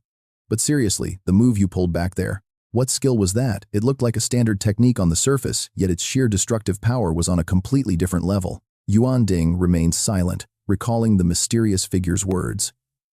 "I used the embryo of an apocalypse-class boss synthesized from a loophole in your system. Now, let the 100-hand glove transfer its own Apocalypse class title directly over to you. Once that is done, you can confidently walk out of this collapsing zone. As the memory fades, Yuan Ding finally speaks up, asking, "So, was that your actual goal all along?" Hearing this, Hu Jiazi raises his head in shock, only for Yuan Ding to instantly slice his head off. Yuan Ding snaps angrily, "You were just digging for my secrets to feed them to Dun Yong," right? Hu Jiazi's head rolls onto the ground. Yuan Ding continues coldly, "You have been babbling non-stop since we met. You might as well go join your shelter's former director in the afterlife." Suddenly, a strange object appears on the ground.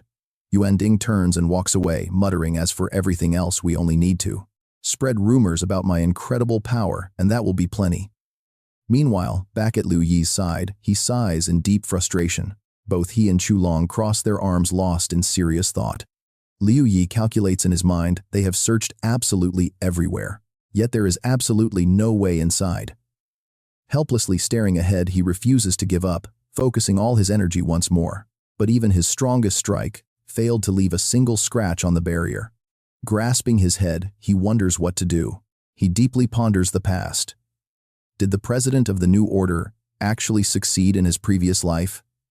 If that data processing center, connected to the primordial source descending into reality, then logically speaking, they must have pulled it off. But if they did, how on earth did they get past this barrier? Glancing at the ground nearby, Liu Yi realizes something. Is his only option to wait for them, let them bypass the barrier and then use the elevator to enter the digitalized core? But if so, wouldn't the head start? He fought so hard for be lost. Turning to Chulong, Liu Yi desperately asks if there is truly no other way. He answers, "Actually, there is one last resort." Liu Yi looks up startled.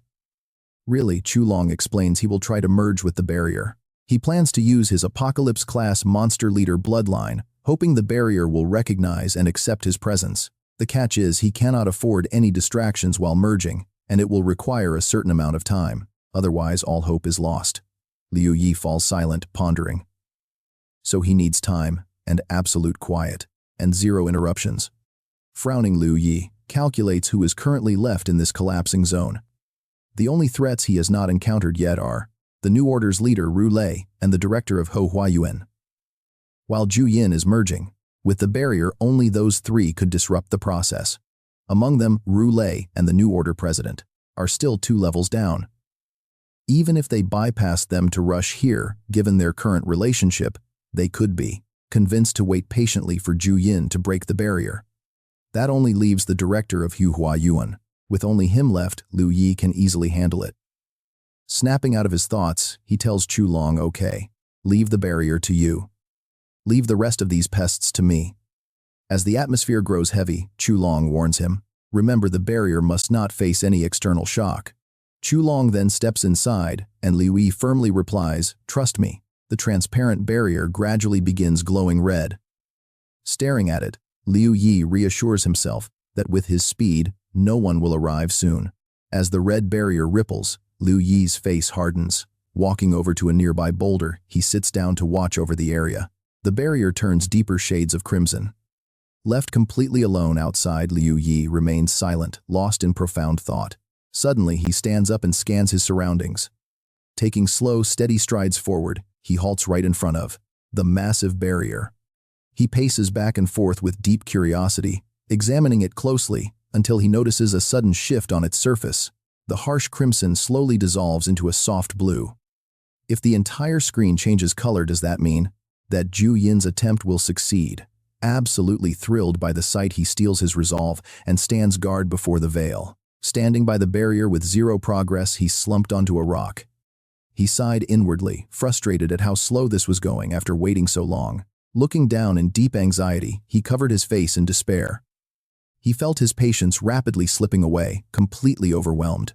Looking ahead, he calmed his mind, wondering if this anxiety was because he was finally approaching his ultimate destination. He speculated that he might actually determine where the origin realm would descend, seriously, realizing he was already deep within the collapse zone. It had been 3 days in this shattered zone. According to the original timeline, the origin realm would descend in 4 days, reshaping reality forever. Although he had prepared everything and was fully ready to face whatever came after the origin realm finally descended, frowning, he calculated his options. He desperately hoped that gaining ultimate authority would allow him to control the descent. He wanted to stop it and keep the world safe. But then, a desolate wasteland flashed in his mind. No matter how powerful someone is in a desolate desert, their only real desire is a single drop of fresh water to survive. He pictured a beautiful, bustling city where even the lowest citizens could easily find that precious water. That was the ultimate difference between the world before and after the system's descent, a grim reality he knew too well. Sitting on the rock, he clenched his fist. If he had a choice, he never wanted to be a hero. He did not want to be an almighty powerhouse in a wasteland, but a regular nobody living peacefully in the city. With pure determination on his face, he leaned forward, his silhouette radiating resolve as he made a silent vow. He had to gain control and stop the Origin realm from descending upon this vast world. Through the thick, desolate fog, something suddenly moved. Liu Yi instantly braced himself and barked out. "Who goes there?" A faint light flickered ahead, revealing the silhouette of an approaching man. It was none other than Yuan Ding. He spotted Liu Yi from a distance. Slipping into a defensive stance, Liu Yi realized it was the director of the Backyard Guild. A blue system screen popped up behind Liu Yi. He stared at the displayed title, then shifted his gaze to Yuan Ding. Thoughts raced through his mind. Was this man really the player who successfully solved the Donghuang mystery in his past life? The Backyard Director, Yuan Ding. Liu Yi watched him warily. If this guy really held a title recognized by the Donghuang Bell, would approaching the barrier trigger an instant ownership claim? Seeing Yuan Ding step closer, Liu Yi knew he had to act. He couldn't let him get any closer. Gathering his strength, Liu Yi leaped high into the air, lunging forward. Mid-air heavy chains suddenly burst out and wrapped tightly around Yuan Ding. The director's eyes widened in sheer shock. Standing below, Liu Yi aimed his massive gun straight at Yuan Ding, ready to pull the trigger and release a massive blast. The energy beam shot out, phasing right through Yuan Ding before crashing down. Liu Yi gasped, his mind reeling. What just happened? Yuan Ding stood completely untouched. Frustrated, Liu Yi realized his attack did absolutely nothing, his eyes locked on the shifting barrier. He braced himself. The majestic Donghuang Bell loomed behind the room as Yuan Ding floated gracefully in the air above him. Crossing his arms in mockery, the director landed on a nearby rock. "I figured that barrier would have blocked you," he sneered. "Shouldn't we be working together right now to figure out how to break through this red barrier? Why attack the moment we meet? Did you find a way to solve this? Share it with me." Liu Yi frowned, narrowing his eyes. "You make a fair point," Liu Yi said, "but if you get close to this barrier, we'll lose our chance to solve it forever." He had to bluff and keep this guy away from the barrier at all costs. Yuan Ding sighed, looking highly skeptical. A smug smirk crossed the director's face. Shrugging, he sat down casually. "Fine by me, I will just wait for you to solve it." Staring at him, Liu Yi was caught off guard. He agreed way too quickly. Is he treating this like some child's play? Or is something else holding him back, making him avoid a fight right now? After a brief silence, Yuan Ding spoke up again. "Sitting around waiting is pretty boring. How about we trade some valuable secrets about the upcoming Origin realm? Since you got here so quickly, you must have some intel that our major guilds haven't uncovered yet." The director sat lazily with his chin resting on his hand. Startled by the offer, Liu Yi composed himself, crossed his arms and replied, "You'll have to share something valuable first. Otherwise, how do I know you're not just trying to play me?" Still, Liu Yi breathed a quiet sigh of relief. No matter his game, at least the man had stopped advancing for now. Yuan Ding pondered for a second. "True enough. Let's see what I can share." "Ah, perfect. Let's start with this piece of news." Liu Yi kept his eyes locked on him. Smirking, the director asked, "Tell me, have you realized what is happening to our world lately? It has been ages since we had any real news outside of the Huazhou district, and they only broadcast pointless celebrity gossip to keep people distracted." Liu Yi narrowed his eyes. "What's your point here? What does this have to do with the Origin world?" Yuan Ding didn't answer. He only gave a knowing smirk and suddenly stood up. He claimed the apocalypse is coming. Liu Yi just stood there, completely frozen and speechless after hearing those words. Yuan Ding held up 3 fingers and warned that if left unchecked, the world would be destroyed in 3 years at most. He added that the ultimate key to solving this crisis actually lies within the Origin world, right above us. As he spoke, Yuan Ding slowly closed the distance to Liu Yi, continuing, "That is why the Origin world matters so much. Right now, every wealthy conglomerate in Huazhou is pouring all their resources inside." Liu Yi hesitated, wondering if this was a scam. In his past life, He only survived 3 years after the origin world descended. But besides that initial descent, he had never heard of any global threat. Even if the apocalypse was caused by the descent, it shouldn't have been this close to total destruction. But what if he is telling the truth? After all, in his past life, he never had access to such high-level secrets. If this is true, combined with what Zhu Yin said about digitalization, could the descent actually be a blessing instead of a crisis? The scheming Yuan Ding slowly stepped forward, asking, "Shocked you that much? Has your guard really dropped this low?" He stopped and said something that suddenly snapped Liu Yi back to reality. "I have gotten this close, yet you didn't even react." Liu Yi froze in shock, realizing that at this distance, an attack would have caught him off guard. He looked up at Yuan Ding, who was standing nearby with a smug, victorious smirk. The Donghuang bell was still sitting safely in its place.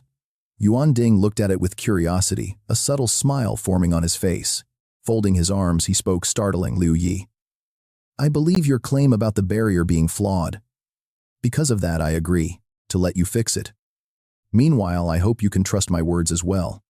He extended his hand, offering a handshake, saying that this apocalyptic crisis is simply too big for one person to solve alone. We must work together. That is exactly why I established the backyard here. Join us, and together we can seize the ultimate authority and handle any future crisis. Liu Yi listened in dead silence, calculating his next move. Was his true purpose for stopping really just to recruit him into his organization? There was absolutely no way. But if that was not the case, what else could it be? By all logic, he should have taken him out first, then dealt with the barrier himself. But his current behavior made Liu Yi frown. Meanwhile, on the second floor of the Jingchu Temple, 2 figures gradually materialized. Ru Lei's excited voice broke the silence. "We finally gathered enough of the 3,000 computing power. Who knew we could teleport directly to the entrance of the digitalization processing center?" He cheered, boasting about how they had taken the lead, but Huang Yaowen quickly cut him off. "Do not celebrate too early. We are teleporting right now, and nobody knows what kind of danger awaits us next. Keep your cool."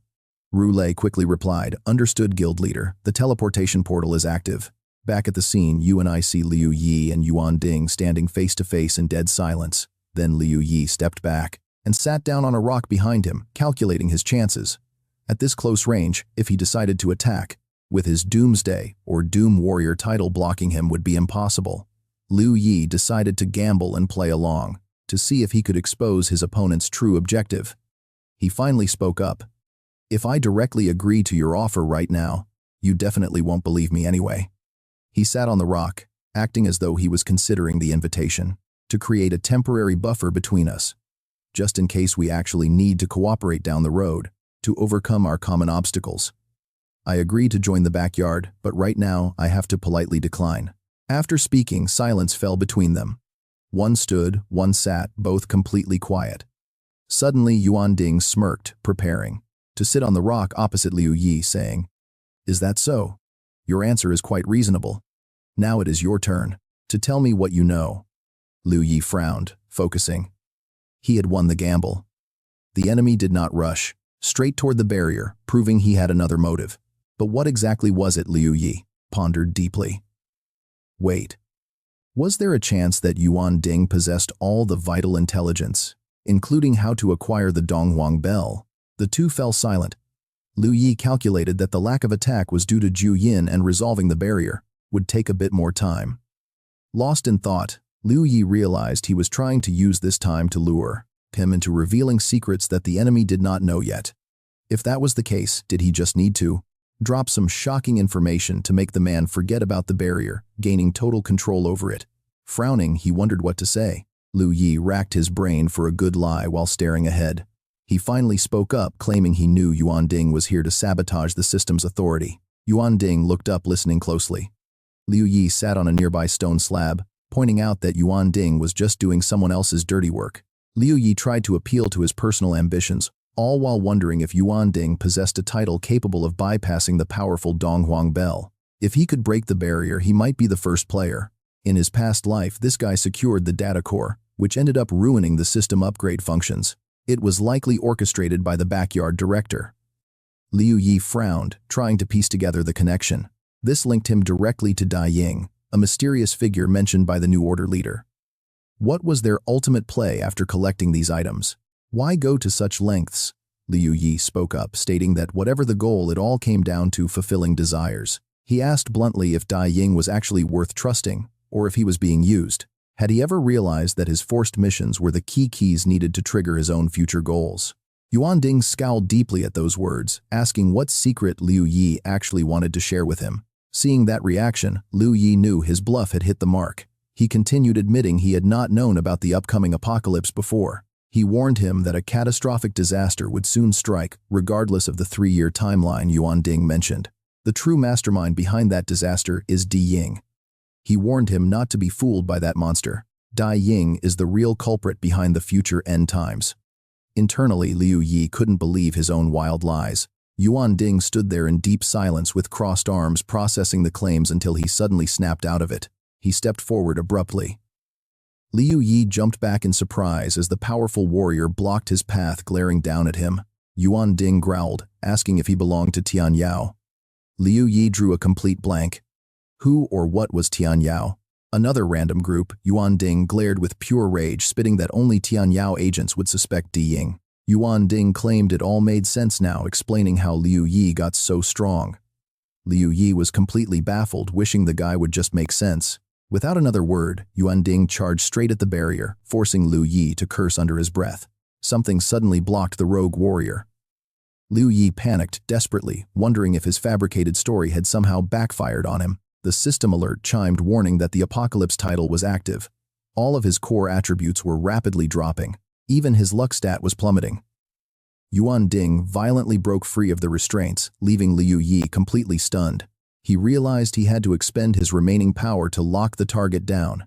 He shouted, trying to activate his active skill. Right then, the system declared his authority and the apocalypse domain completely locked down. He was totally cut off. Locked out of his own skills, Liu Yi hit the ground hard, kicking up debris. Ahead, Yuan Ding unleashed a devastating blow on the barrier. Liu Yi lunged forward, but he was too late. The massive barrier caved in deeply under the sheer force. The protective force field spiraled and shattered into absolute dust right before his eyes. Yuan Ding slowly turned around, casting a cold, silent glance directly at him. He warned him that once he claimed the final piece of gear, Liu Yi would be next. Liu Yi gritted his teeth, realizing the villain knew everything. Suddenly, shimmering fragments of light appeared. Floating in midair like tiny static sparks, they condensed into a blinding pillar of energy and shot straight down. The beam descended at impossible speeds, leaving behind a brilliant trail of light that threatened to blind anyone looking near it. Both fighters were caught completely off guard by the sudden energy. Suddenly, a deep bell tone echoed. The sound reverberated like a dark omen. Immediately after, another brilliant flash sliced through the sky. It pierced space like a lightning bolt from the heavens, revealing a massive circular structure descending from above. Its metallic, polished surface gleamed brilliantly, casting a strange ethereal glow that bathed the entire battlefield. The entire sky lit up. Staring at this incredible spectacle, a wave of pure dread washed over Liu Yi. His eyes widened in absolute shock. Both of them stood frozen, unable to tear their gaze away from the anomaly. Taking a deep breath, he gripped his weapon and charged. His anxiety quickly hardened into pure, unwavering determination. He stared into the blinding light, knowing that his fate and Zhu Yin's were now permanently bound together. She would never just abandon him. Something had definitely gone wrong with the mythical Donghuang bell. He had to investigate. Suddenly, a dark shadow lunged at his back, completely freezing his body in place. He couldn't move an inch. A system prompt flashed, warning him that Yuan Ding had placed a forced lock on him. His movement path was restricted. He could only move toward his enemy. Feeling the constraint, he cursed another forced targeting skill. Yuan Ding's cold and challenging voice rings out, even though the chaotic reality of the situation remains completely unclear. He believes that once he deals with Liu Yi, everything will be his. The mist ahead slowly parts, revealing the figures of two fighters. Yuan Ding's intense gaze never leaves Liu Yi as the system screen flashes yet another alert. System alert. Player Ye has shared a health lock ring. Your health bar is now tied to Ye's, and their current health is 100% lower than yours until both your pools are completely equal. Liu Yi glances at the screen's numbers. Anxiety surges in his chest.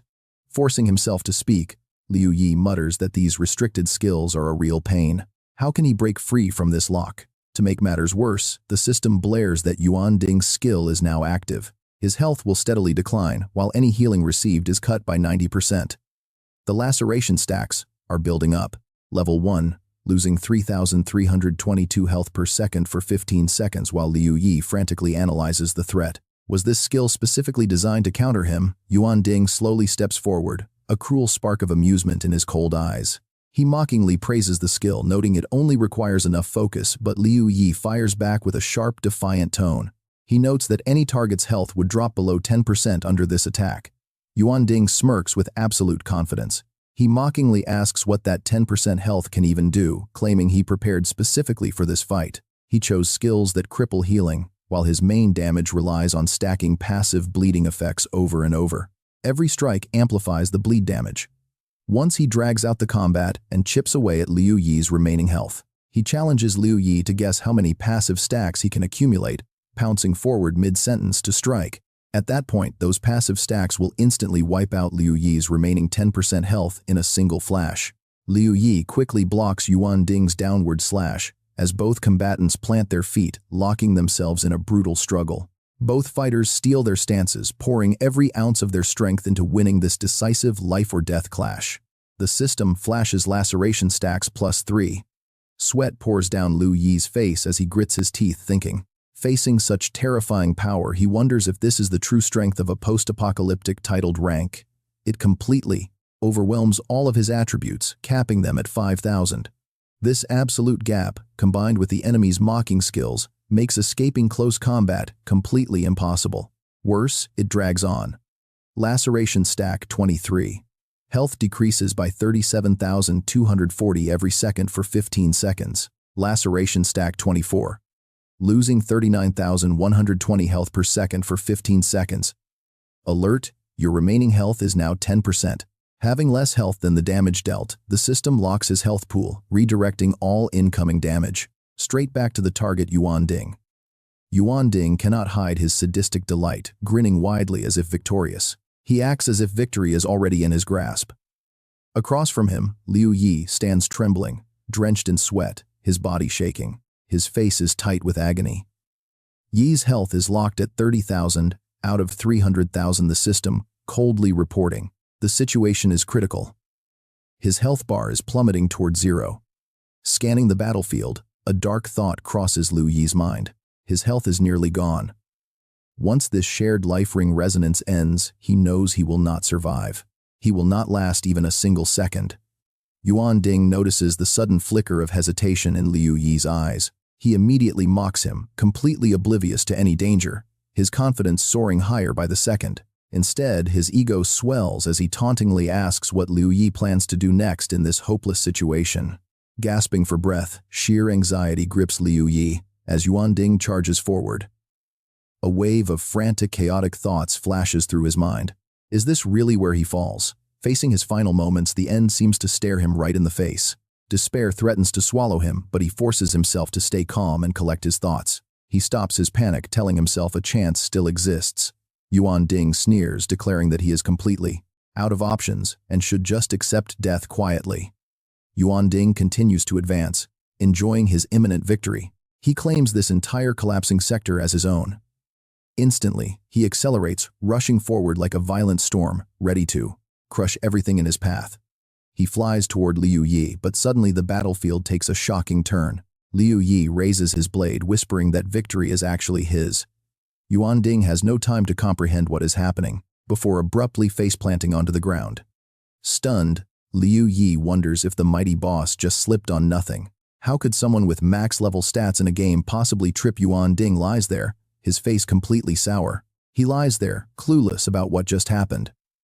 Suddenly, a system warning blares, announcing that his luck value has decreased by 50.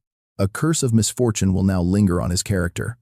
He must stay alert and sever all connections to the source immediately. An urgent voice rings out, urging Yuan Ding to sit up. Hearing this, he tells them to just go if they want to. Liu Yi glares coldly at Yuan Ding. Seething with pure rage, Yuan Ding snaps back with a furious expression. The only place you are going next is the respawn point of Muksu City. Do not even think about going anywhere else. Now this is where you and I have to look closely. Did Liu Yi's recent error connect to his title? If he stayed to force the boss down to 10% health, Could he exploit that opening and unleash his maximum damage? Could he take him down, alert remaining health at 30,000 out of 300,000? Cognition at 22,521 out of 35,000. Liu Yi wondered what went wrong. Even if he entered the data processing center, there was no guarantee it would help. In the end, he might still have to face this monster alone. What exactly caused this sudden glitch anyway? This was his best shot at winning.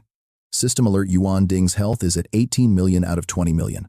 Resonance aura activated. The link connected, forcing both of their health bars to synchronize perfectly. Once health drops to 10%, the resonance ends. Aura range is 500 meters. Costing 100 cognition points. Laceration stack is at 43, draining massive health every single second. Draining 67,000 health. Doomsday title active, adding 10,000 to all stats, and massive boost to cognition. All skill levels advanced by 1 tier. Liu Yi braced his foot, launching himself forward to attack. They clashed relentlessly. After a few blows, Yuan Ding realized something was off. Why was his opponent barely even resisting? Are you seriously waiting for my health to hit 10%? Smart. If you want to beat me, this is your only option. But do you actually think you can defeat me? Liu Yi smirked, telling him to try. Yuan Ding sneered mockingly. So confident. I am starting to look forward to this. I cannot wait to see your face in total despair. When you lose, do not beg me for mercy on your knees. System alert. Laceration stack 50 reached. Draining over 81,000 health per second. The counter was ticking down fast. Laceration level 51. Draining 83,000 health. Liu Yi stood there, his face completely serious. Once the resonance aura ended, the biggest threat would be the ticking damage from laceration. His dual freeze skills could buy him 16 seconds. He just had to prevent the laceration debuff from refreshing. Stopping Yuan Ding's attacks was his only option. Yuan Ding charged relentlessly, throwing blow after blow at Liu Yi. Laceration stack 70. Draining over 146,000 health per second. Yuan Ding's HP is at 16 million. Yuan Ding's health suddenly plummeted to just over 1 million. Liu Yi smirked and mocked him loudly, asking if he forgot to eat breakfast. I am standing completely still, and you are still slow as a turtle. Furious, Yuan Ding lunged forward and landed with a smug, devious grin.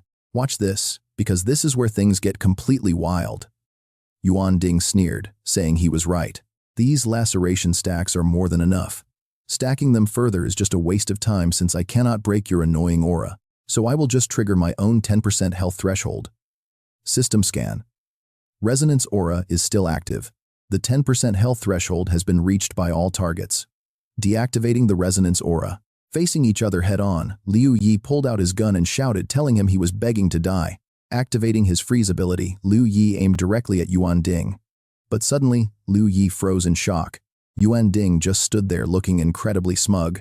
Liu Yi felt a wave of confusion. What was he planning? He knew a freeze attack was coming to finish him off, yet he still wore that mocking grin. If he was that confident, he would not dodge. Vitality Shield activated, boosting his next attack power significantly. 1 million base damage. Clock Pendulum tripled the damage multiplier.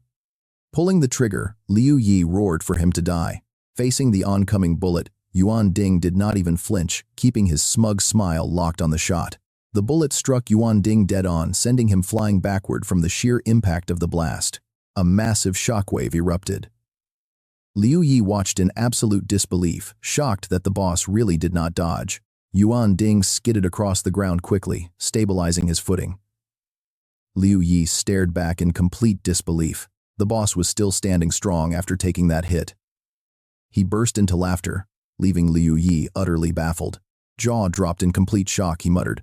How is this possible? A 3 million damage attack and he is not dead. He doesn't seem injured at all. Yuan Ding sneers, asking if this pathetic move was really his final trump card. It is truly laughable.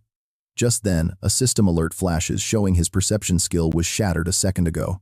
A fatal threat warning blares in his mind. Yuan Ding's mocking voice echoes, but here is the truly ridiculous part. Yuan Ding stares at Liu Yi's panicked face, completely enjoying and mocking that look of absolute terror. Enraged, Liu Yi immediately draws another weapon. The system announces the freeze state has ended, replaced by the freeze blessing. The system alerts that an abnormal, non-teleporting target has been expelled from his active blessing, but his level is too low to dispel Tu Lie's status. Desperate, Liu Yi charges forward to unleash his ultimate move, activating 20,000 vitality points, boosting his next strike by 100,000 attack power. He slashes down at light speed.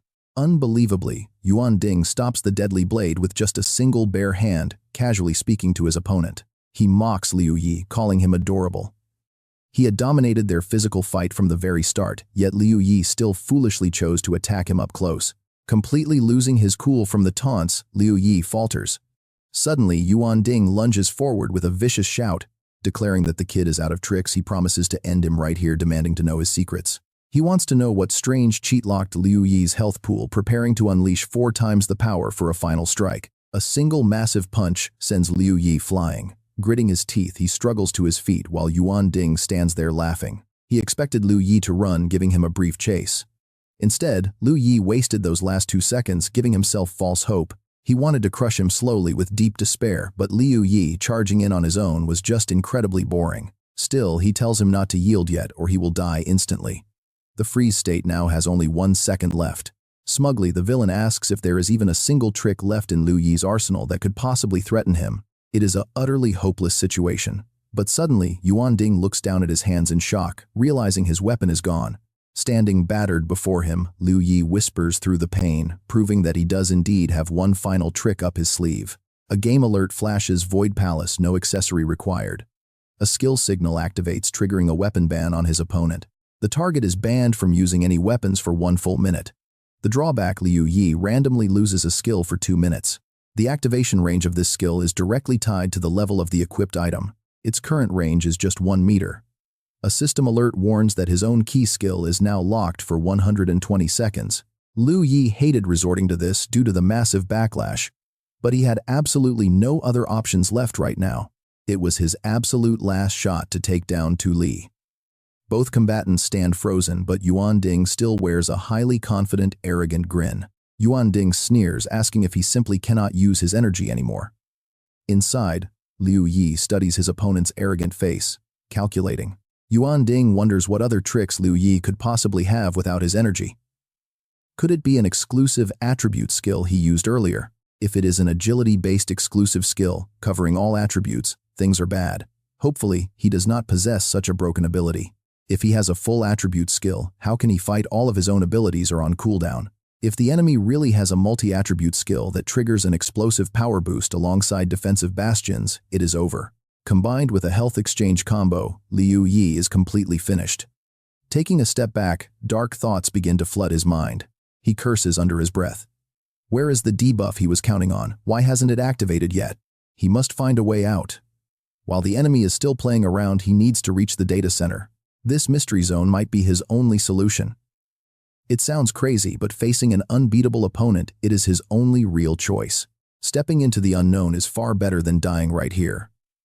Meanwhile, Yuan Ding laughs that the weapon ban only helps him. He brags about dragging out Liu Yi's suffering even longer, but suddenly his eyes go wide with shock.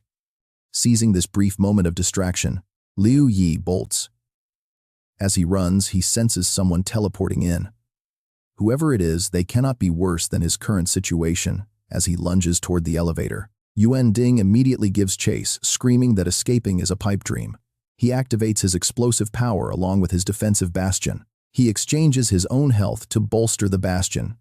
Hearing those skill names, Liu Yi finally confirms his worst fears. The monster indeed possesses an all-attribute exclusive skill. With Yuan Ding hot on his heels, Liu Yi wonders if he can make it. But time is a luxury he does not have. This elevator is his absolute last hope of survival.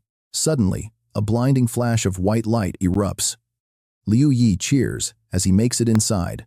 Just as a prompt, asks to start the lift. Stepping in, Liu Yi freezes in shock. Right ahead of him, 3 powerful figures are locked in a brutal, chaotic battle. The leader of the New Order strikes like absolute lightning, screaming and fighting furiously as they command the chaotic battlefield. Defeating Shield Brave and Xiang Yun will make you stronger in the end. Aren't you still getting chased all over the place? The New Order leader frowned as Yuan Ding blocked the sword with both hands and screamed. With a furious roar, he swung, his arms blasting both of them back and screaming, "Get lost." Yuan Ding dashed forward with insane speed. Charging straight at Liu Yi, he screamed in absolute rage, "Go die." System notification. Do you want to activate the elevator? The moment it popped up, Liu Yi barked the voice command. Activate. Since we didn't teleport earlier, we are out of time. System notification weapon ban has ended. Your target Yuan Ding has broken free from the weapon restriction status. He instantly closed the distance on Liu Yi. Flames erupted from his hands as he targeted Liu Yi. Terrified, Liu Yi shrieked, "I am dead," but suddenly the attack completely missed him. System notification, you have successfully dodged Yuan Ding's strike. In shock, Liu Yi muttered, "I actually dodged that. Oh right, his debuff is finally kicking in now." Don't tell me. His debuff gets worse the more anxious he becomes. No wonder he was taking his sweet time earlier, giving me so many chances to recover both Yuan Ding and Liu Yi panicked as they suddenly floated into the air. Both gasped in shock. The teleportation array has been activated. Yuan Ding frowned. A powerful blast of air erupted from the metal plate, instantly sucking Liu Yi upward into the sky. Glaring up, Yuan Ding barked out a final warning. You have nowhere left to run, just wait inside. The moment you hit the ground is the moment you die. System notification blessing reset complete pendulum, bullet loaded. Liu Yi smirked with confidence. I was actually looking for a way to destroy the core, but it turns out, now is the perfect time to end you while you are forced to level up. Hovering in midair, Liu Yi aimed his gun directly down at Yuan Ding. Since you cannot dodge this right now, let us see if you can survive my full power strike, unscathed. Yuan Ding roared, cursing in absolute rage. A screen flashed, blessing all attributes boosted by 5,000 vitality coating by 2,000. Next, attack power. Increased by 1,000,000 pendulum, triple damage. A blinding beam of light instantly ripped through the quiet night sky. Liu Yi kept his gun raised, ready for Yuan Ding, but suddenly, a massive shockwave threw him backward. The shattered fragments behind him began to piece themselves together, closing up to unleash a brilliant glow, but the cracks remained. Those glowing shards continued to repair themselves as Liu Yi floated helplessly in midair. Suspended amidst those luminous fragments, the blinding light faded away, replaced by a storm of tiny floating crystal shards. A voice echoed from outside. There is no kill notification for the backyard director. He is still alive. Liu Yi hunched over his face, completely frozen in utter disbelief as Yuan Ding let out a heavy sigh of relief. That was way too close, thank goodness my health pool is massive. Liu Yi gasped, so he used the blessing to boost his attributes and restore all his health. Yuan Ding glared at him and demanded, what is next? What else do you have? Or, after unleashing all that, so many massive strikes, do you even have any mana left? Suddenly the screen displayed Yuan Ding's HP at 45,000 out of 20 million and mana at 300,000. Suddenly, Roulette slashed in yelling, "Did you forget about me? I am the real star of this out-of-boundary raid." A radiant slash ripped through the sky. Yuan Ding's body was sliced clean in half. Roulette grinned smugly and mocked, "Taking my ultimate skill at low HP. And surviving, that's insane." The New Order president, now synchronized with Roulette, yelled, "Stop talking and keep attacking. Finish him off with your dagger." Liu Yi gripped his weapon and quickly replied, got it." Drawing his blade, he confidently declared, "Last time I used this dagger, I made a careless mistake. I will not make the same stupid mistake twice, guild leader. Lock him down, do not let him escape." He gasped toward Yuan Ding, whose smug expression was now completely gone. Sheer terror took over, leaving him drenched in sweat. Suddenly, Yuan Ding unleashed a burst of power and screamed, "You trash wanna die, let us see who kills who." Standing nearby, Liu Yi roared, "Weapon ban." Suddenly a notification flash system warning your blessing skill has been banned. Cooldown duration 2 minutes. Panic washed over Liu Yi's face. "My blessing is banned. If we cannot kill him right now, we are totally screwed." Roulette gasped in admiration. "Wow, you can even ban weapons. Man, you really are a top-tier support. In the future, you should just stay safely in the back where you can maximize your potential." Yuan Ding's brow furrowed. His body completely split in two, dissolved into a blinding beam of light shooting up into the metal disc above. Screaming in agony, Yuan Ding had no strength left to fight. The system immediately announced his death and began calculating his contribution. Pity. You have acquired 2% of the Origin Realm's computing power. You now possess 47% of it. Liu Yi breathed a sigh of relief, saying they succeeded, while Roulette grinned. Meanwhile, the body of Yuan Ding was ripped completely in half on the ground. Seeing this, Roulette intentionally turned around to strike a cool pose. Turning his back to the enemy, he proudly raised one finger to the sky. Roulet grinned widely and boasted to everyone, "I am the first, the absolute first in the origin realm. Ha ha ha, it only took a single move to finish him. I am invincible." Liu Yi could only watch his cringy celebration in silence. Suddenly, something strange began to manifest right behind Roulet. A bizarre anomaly formed behind him. The New Order leader's voice rang out instantly, warning Roulet to watch out. There is something wrong with his corpse. Hearing that, Roulet immediately whipped his head around to investigate. Liu Yi was also shocked, staring intensely at Yuan Ding. Suddenly, a massive wave of energy erupted from right behind Roulet. The swirling dark energy rapidly condensed, shaping itself into a massive, terrifying giant egg. Liu Yi stood completely bewildered, not knowing what was happening as he muttered, "What is going on here?" Roulet panicked, shouting, "What kind of monster is this?" He tried attacking but realized it was completely unbreakable. The New Order leader yelled in panic, warning them that the strange egg was literally melting their bodies. "It is a resurrection skill. Yuan Ding is absorbing us to revive himself." The New Order leader added that the rate was way too fast, and his health bar had already dropped by half. Roulet shouted, "Can we break it from the outside?" Liu Yi immediately unsheathed his weapon, charging forward to slash at the strange egg. He cried out in frustration, realizing he was out of mana and could only perform basic normal attacks. His basic attacks dealt 0 damage. Roulet weakly gasped that his health was critical, calling out to the leader. Suddenly, the leader commanded him to use that ultimate move, freezing Liu Yi in shock. A blinding, powerful light erupted from the egg. The strange object cracked open, revealing a shadow inside. A sudden system alert popped up, announcing that Roulet had perished. Because you had 0 contribution, you gained 0% of the Origin Realm's computing power, leaving you at 47%. Your total calculation authority remained at 47%. Stunned by the notification, Liu Yi cried out in disbelief. Roulet is dead. The strange egg dissolved entirely, melting into the ground and leaving no trace. Dragging his heavy feet, Liu Yi slowly walked forward. He sat down alone, deeply lost in his thoughts. Letting out a long, exhausted sigh, he finally spoke, although he did not know what desperate plan Roulet and the leader had pulled off. At least they managed to defeat Yuan Ding. He then opened a private chat to ask what had happened. How did Roulet die?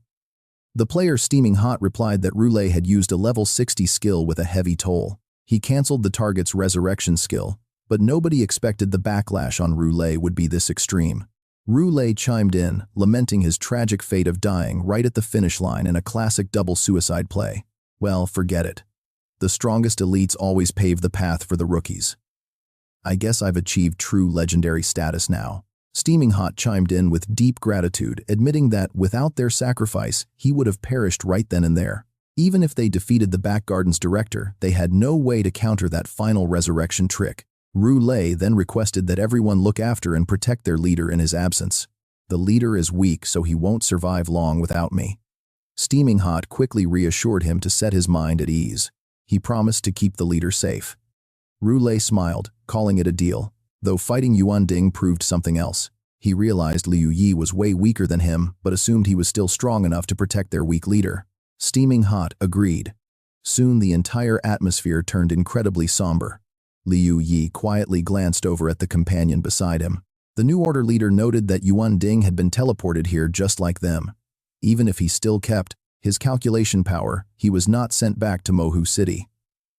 Liu Yi added that gathering 10 calculation power to teleport again would be impossible in the short term. He continued, explaining they had plenty of time to find a way to repair the elevator and then head to the data module processing center.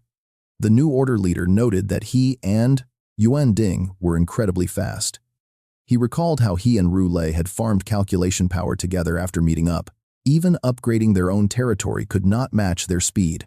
Liu Yi humbly replied that it was pure luck. Walking into a hidden room, Liu Yi spoke up, pointing out that this exact spot was where the anomaly lay. Hearing that the New Order president suggested they try opening it, so Liu Yi reached out and touched the glitch spot. A glowing circle instantly materializes right before his eyes, revealing a locking mechanism. Liu Yi pulls out his keys and speaks. We should probably use the keys we found. The New Order president wonders, asking if they should just slot them directly inside. Suddenly, a mysterious stream of energy bursts out, catching Liu Yi completely off guard as the New Order president stares in shock. The lock begins absorbing the flowing energy. A system notification pops up, stating the Origin World Computing Power Authority key has been submitted. Your authority has increased by 10%, bringing your total to 57%. Suddenly, both of them look at each other in disbelief.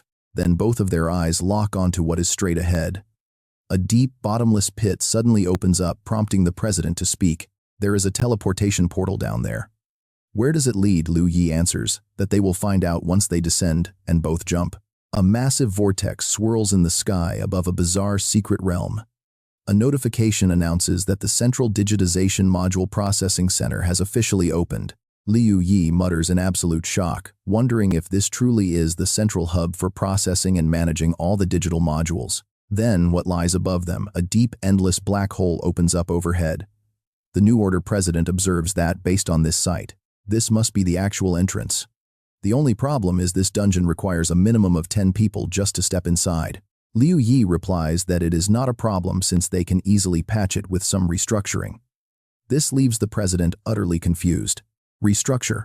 You can actually repair something like this, Liu Yi answers solemnly, noting that since the spherical elevator has been destroyed, they have absolutely no other options. Even if they rely on their levitation skills, it is simply not going to cut it. Levitating would only lift them about 5 meters high, which is useless for getting up there. The president agrees they should venture inside together. Liu Yi quickly nods in agreement. Step by step, they enter the mysterious realm, completely unaware of what lies waiting for them inside. Both of them vanish after stepping into the swirling vortex. Suddenly, tiny water droplets begin to form, growing larger by the second. They merge and burst in the air, pooling together into a floating mass that gradually begins to reveal the glowing silhouette of a fish. The liquid transforms into a real living fish. Floating gracefully, it ascends and passes straight through the solid barrier wall. It swims upward with a soft splash. Suddenly, they realize the space inside this secret realm is unbelievably massive and open. Startled by the bizarre sight, Liu Yi can only stare in disbelief and ask himself what that strange phenomenon actually meant. 3 water bubbles float up from the depths. One pops on its own, while another is instantly ruptured by the passing fish. The final bubble breaks the surface and dissolves into the air.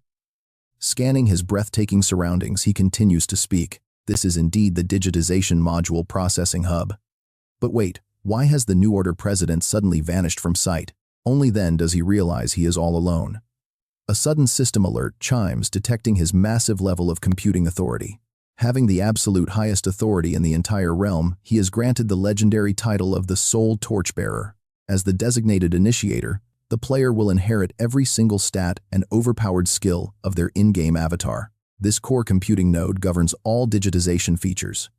Further system functions will unlock once more authority is obtained. Prompted to initiate the system, a stunned Liu Yi wonders if this is the ultimate authority node to trigger the descent of the entire Origin world.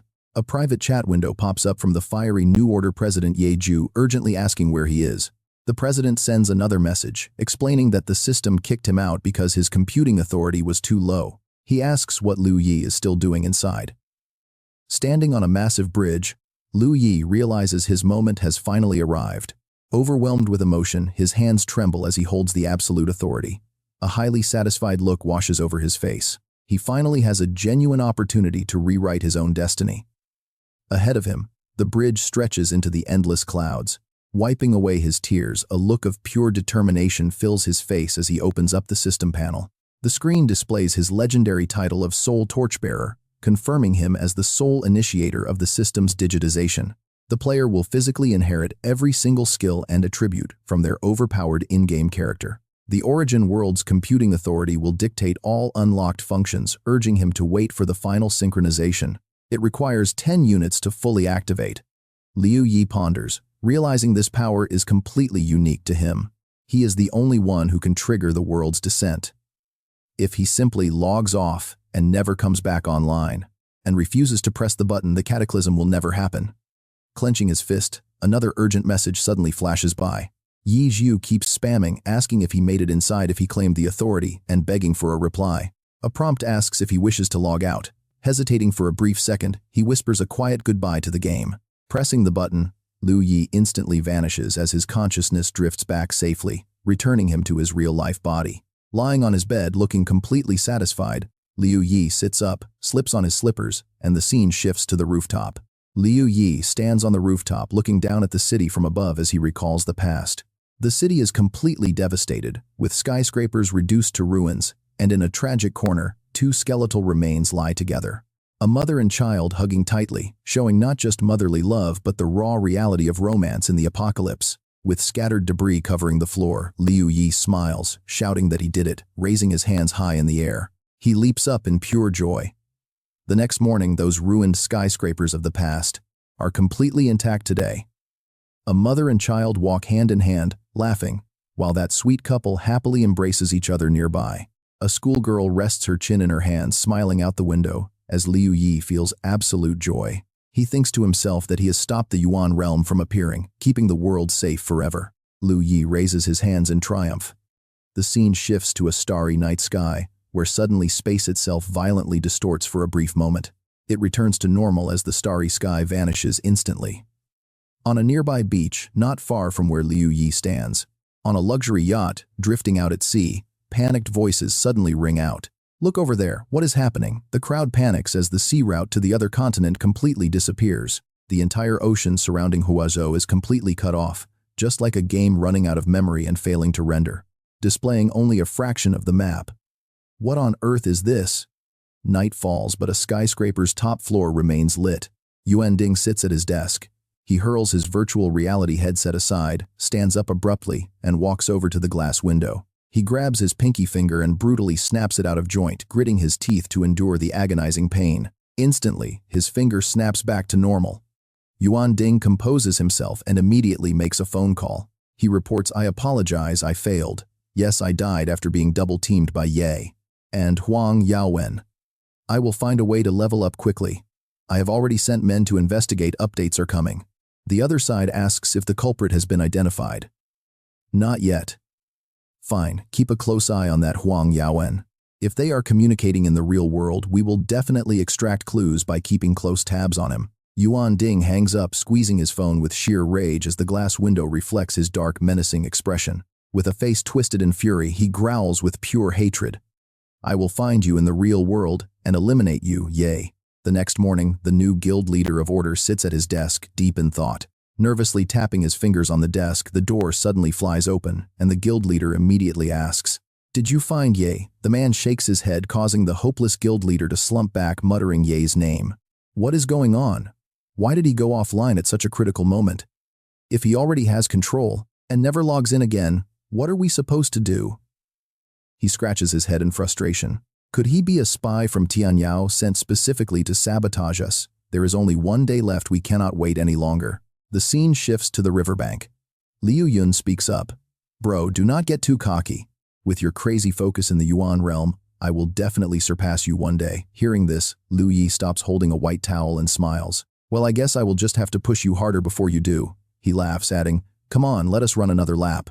Both Liu Yun and Huang Nianchu stand there panting. Hearing his words, Liu Yun grabs his arm frantically, pleading, "No way, bro, I give up. You are the boss. Please let us take a break." Behind them, Huang Nianchu just smiles. Liu Yi laughs. Finding a spot along the riverbank, the group sits down on the steps to drink water and rest. The surroundings are incredibly peaceful. Seeing a patch of grass growing from the steps, Liu Yi takes it all in. This is so relaxing, he thinks. Including his past life, he has not had free time like this in over 3 years. Just then, a grandfather and grandchild stroll along the riverbank, chatting happily. Out of nowhere, Liu Yun asks, "Hey bro, do you think we will ever live to grow old like that?" Liu Yi turns to look at her. "What are you worrying about? Of course we will. Let's see who has more kids and grandkids by then." Liu Yun giggles. "Well, about that, I feel like whether you have a big family or not does not really depend on you," she teases, looking at Huang Nianchu. "It actually depends on Nianchu," blushing furiously. Huang Nianchu playfully slaps Liu Yun, muttering, "You are so annoying.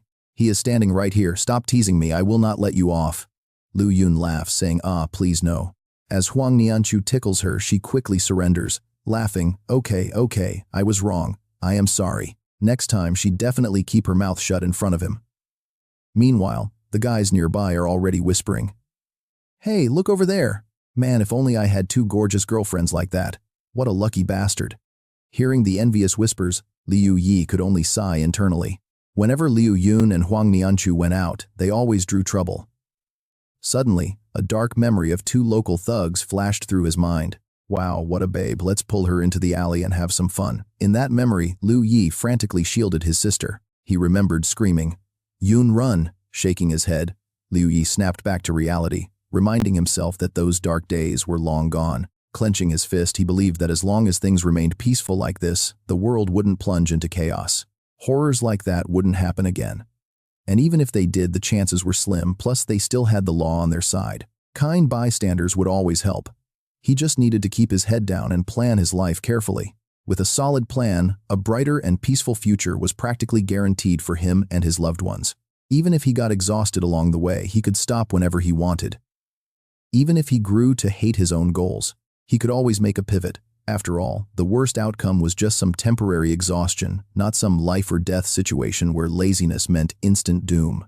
Looking down at a grandfather and grandchild nearby, Liu Yi smiled, wishing for a long, peaceful life surrounded by a big, happy family. He imagined growing old, just like that man, taking peaceful strolls under the golden sun while his grandchildren held his hand. But right as they were enjoying that warm, serene afternoon, a flash of green light suddenly sliced through the air. Liu Yi froze in absolute horror. In an instant, both of their heads were cleanly severed from their shoulders. They died instantly. Trembling, Liu Yi stared in disbelief, his mind screaming to comprehend what monster had just ended their lives. Suddenly, the green blur moved again.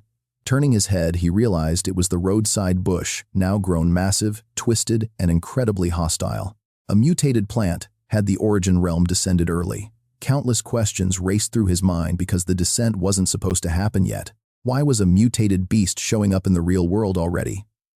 Suddenly, one of its razor-sharp leaves whipped forward like a bullet. It flew straight at Liu Yi.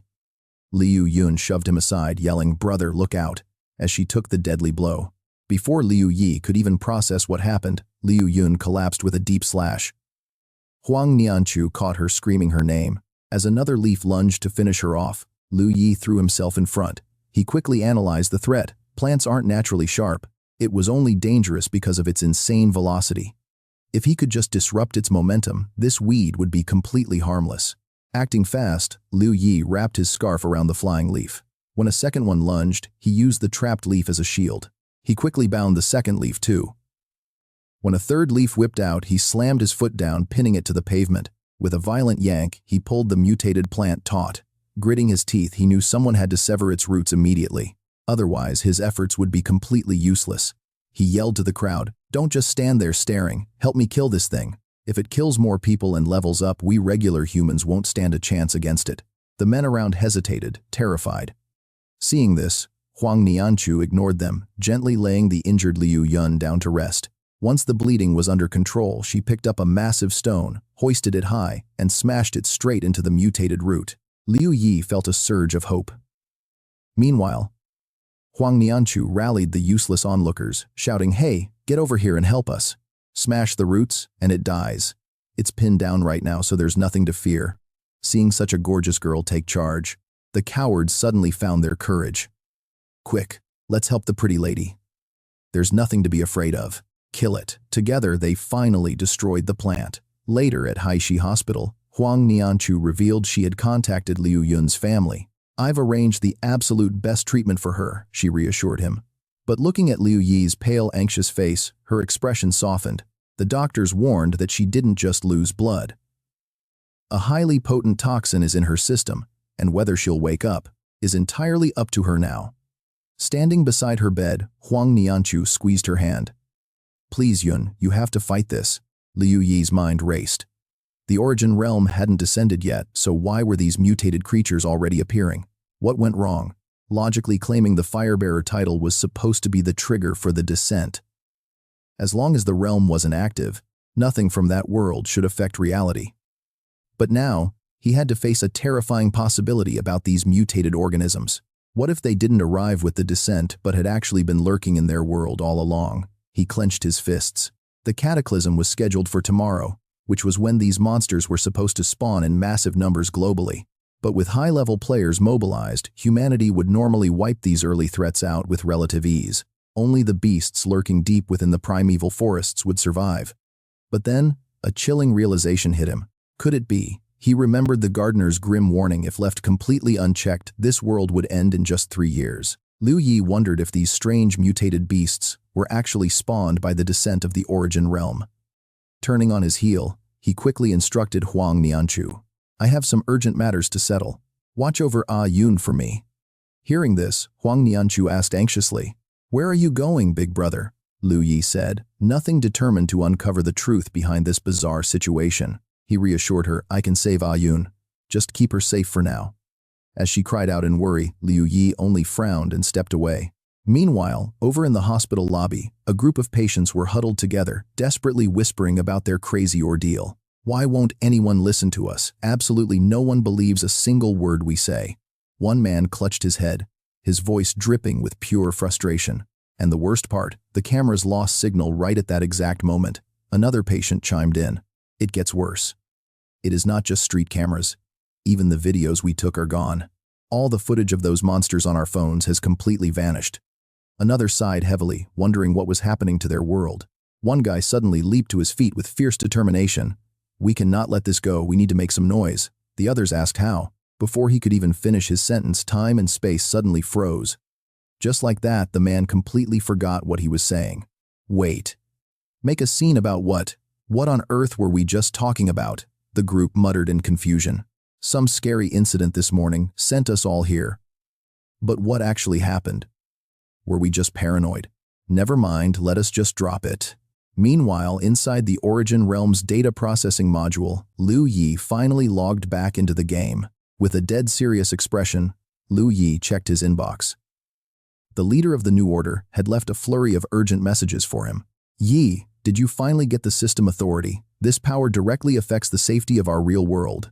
If you have it, you must tell me. Ye, why did you go offline? Let me know the second you get back online. Yi, why are you still offline? When you get this, send me your real-world contact info. Meanwhile, the leader of the New Order was pacing back and forth, consumed by anxiety. Just then, a notification popped up. Liu Yi had finally replied. His message read, I do have the authority.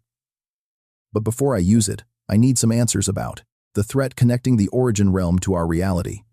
Seeing this, the guild leader rejoiced, crying out, Ye is finally back online. He quickly typed back, no problem. But first, can you please share your real-world contact information with me?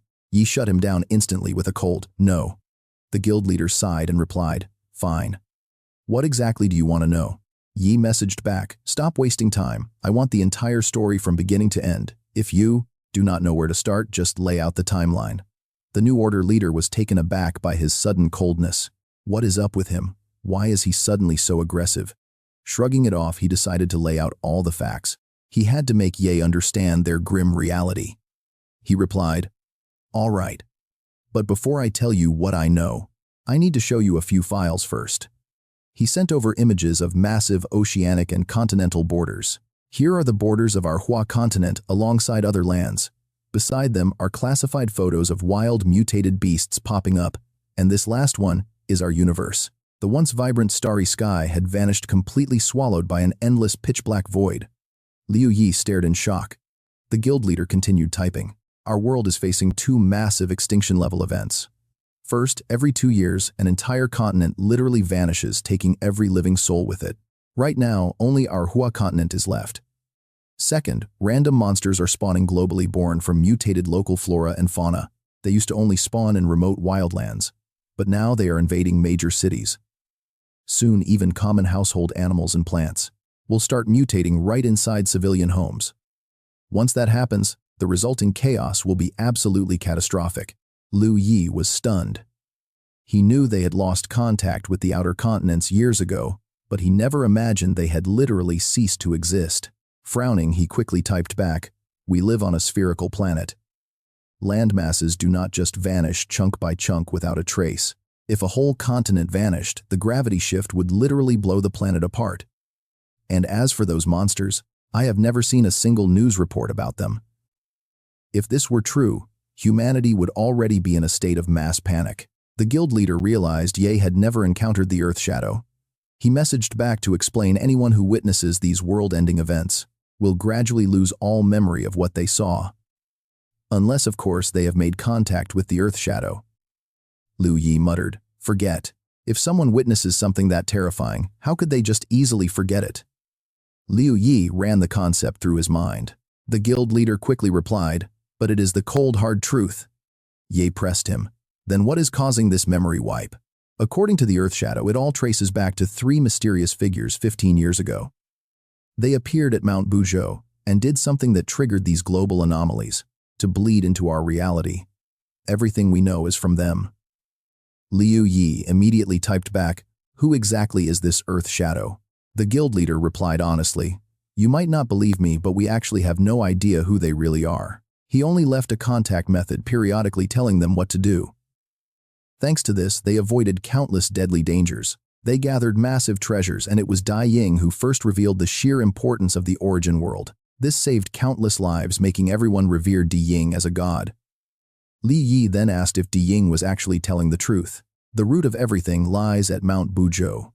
With such a clear target using modern military weapons from the real world, could they really not take down those 3 targets? The New Order guildmaster fell silent, looked up and scratched his head. He finally replied that it was impossible. They had tried everything, but those 3 are monsters far beyond any world-ending calamity level. No modern weapon could scratch them. Liu Yi was absolutely stunned. Beyond calamity level, and there are 3 of them.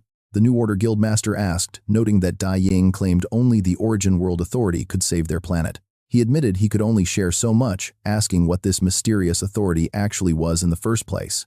Liu Yi, as the sole inheritor of the flame, must now decide whether to initiate the player digitization process. This would grant players all the attributes and abilities of their in-game characters right in the real world.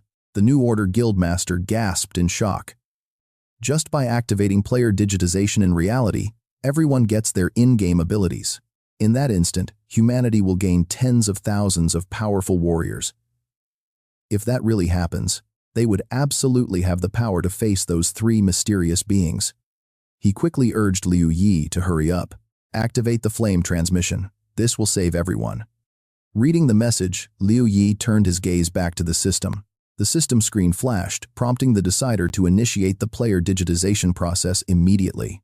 Once activated, players would gain all their Origin World stats and skills in the real world. However, the Origin World Calculation Authority dictates these digitization features. The system advised waiting for more authority. Gather more authority before launching. The system asked, "Initiate digitization, now." Liu Yi raised his index finger to tap yes, but suddenly hesitated and pulled back. Making the choice was incredibly hard. Remembering his sister Liu Yun lying in the hospital, Liu Yi couldn't help but blame himself. He had been so naive, believing that stopping the Origin World's descent would prevent the chaotic future. But now, he finally realized, all the chaos had actually started 15 years ago. Since things were already broken, he decided to treat the apocalypse as a bad dream. Now fully awake, he would proceed with his original plan.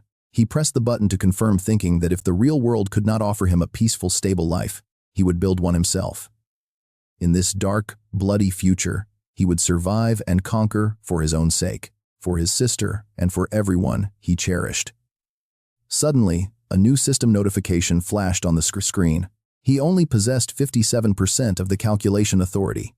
With insufficient power, the full digitization process could not be initiated. Did he still want to proceed anyway? The system noted that possessing 30% of the calculation authority would allow basic, physical digitization of players in the real world. They would inherit 100% of their character stats and gear, but could not upgrade due to low authority. Possessing 60% authority would unlock partial digitization, granting players 50% of their power. This option allowed for future growth, though the real-world level cap would be locked at the Diwu level. Reaching 90% authority unlocked full digitization, granting players 100% of their in-game stats and powerful equipment. They could still level up with the cap remaining at the Diwu tier. Liu Yi murmured, realizing the upgrade function's value. So, this was the key to unlocking the upgrade system. It required at least 60% of the total authority. Only then could it run. Right now, he only had 57%, falling just a little bit short. It looked like he had to leave this secret dungeon to find more. He pondered, realizing the remaining authority had to be hidden somewhere nearby. Searching the collapsed zone would take time. Just then, the system warned that he had not activated the transmission yet. He was locked inside the dungeon. Liu Yi was stunned. Was this a joke? The system demanded more authority, yet kept him trapped. How was he supposed to gather calculation power if he couldn't leave? Meanwhile, the New Order guildmaster kept pleading with him. He begged him to initiate the process, explaining that their entire future depended on his activation. The leader promised to grant any request within his power as long as the system was successfully activated first. Liu Yi read the message and began to calculate.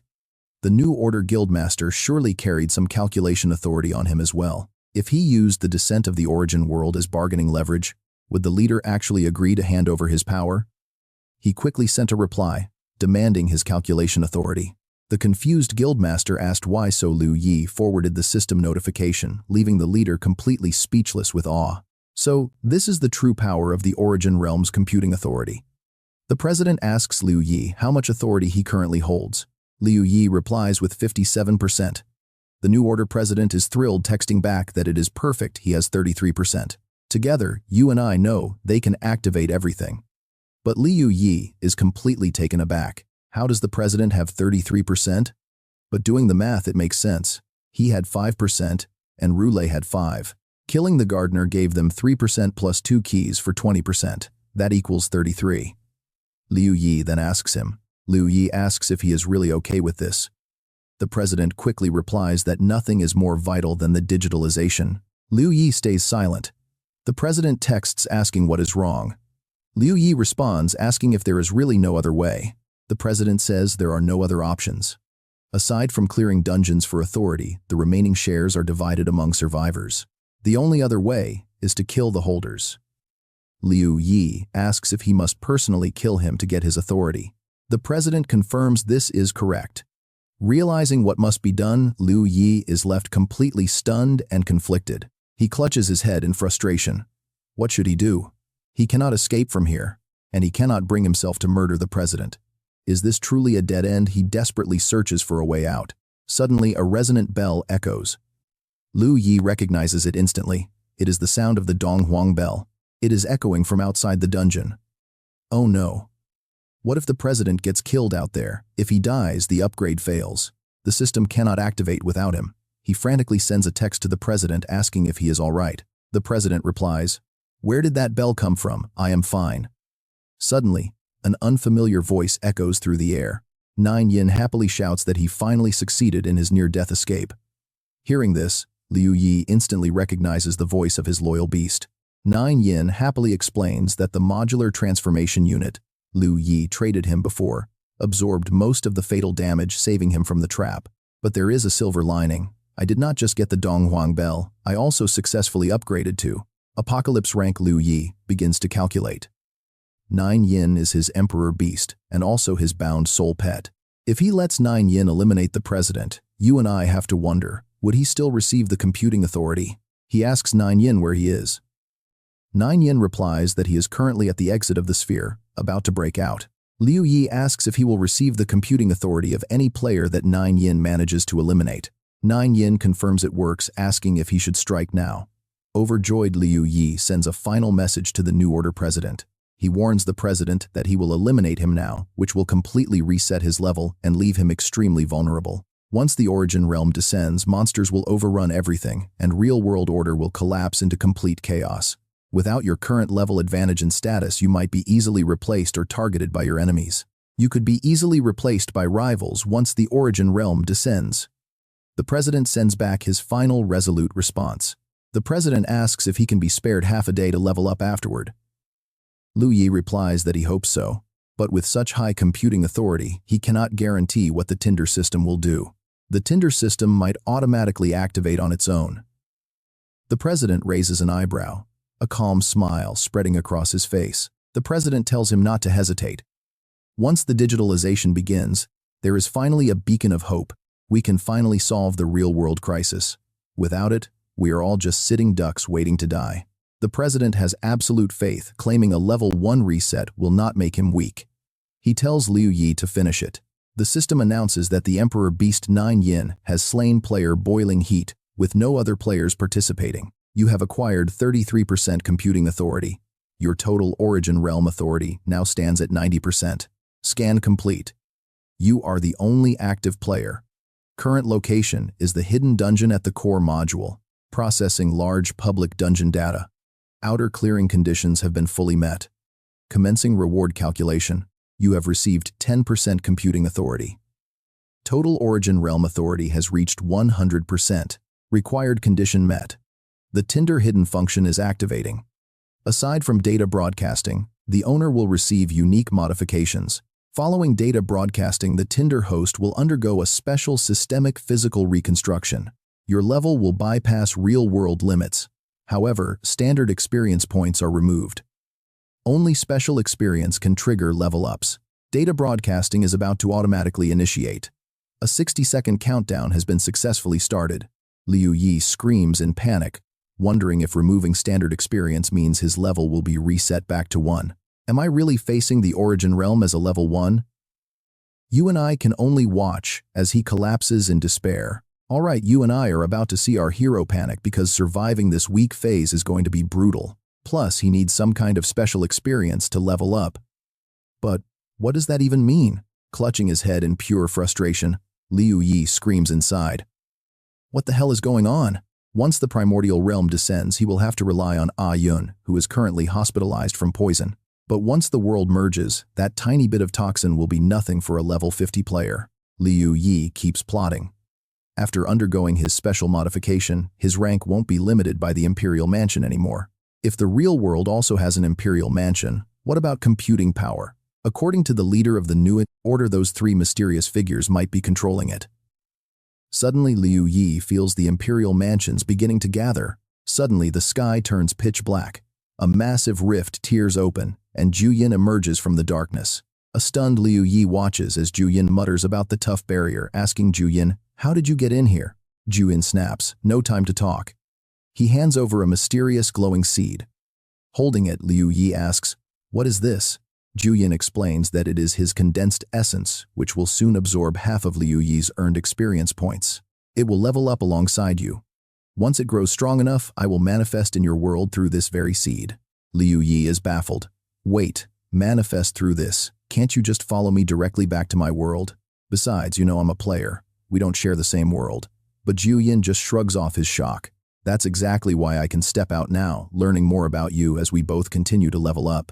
I've recovered some memories and unlocked part of my original authority over the primordial realm, he claims proudly. He actually thanks the player who shattered the barrier, triggering the Donghuang bell, to pull him into the sphere. Inside were powerful monster corpses boosting his level instantly.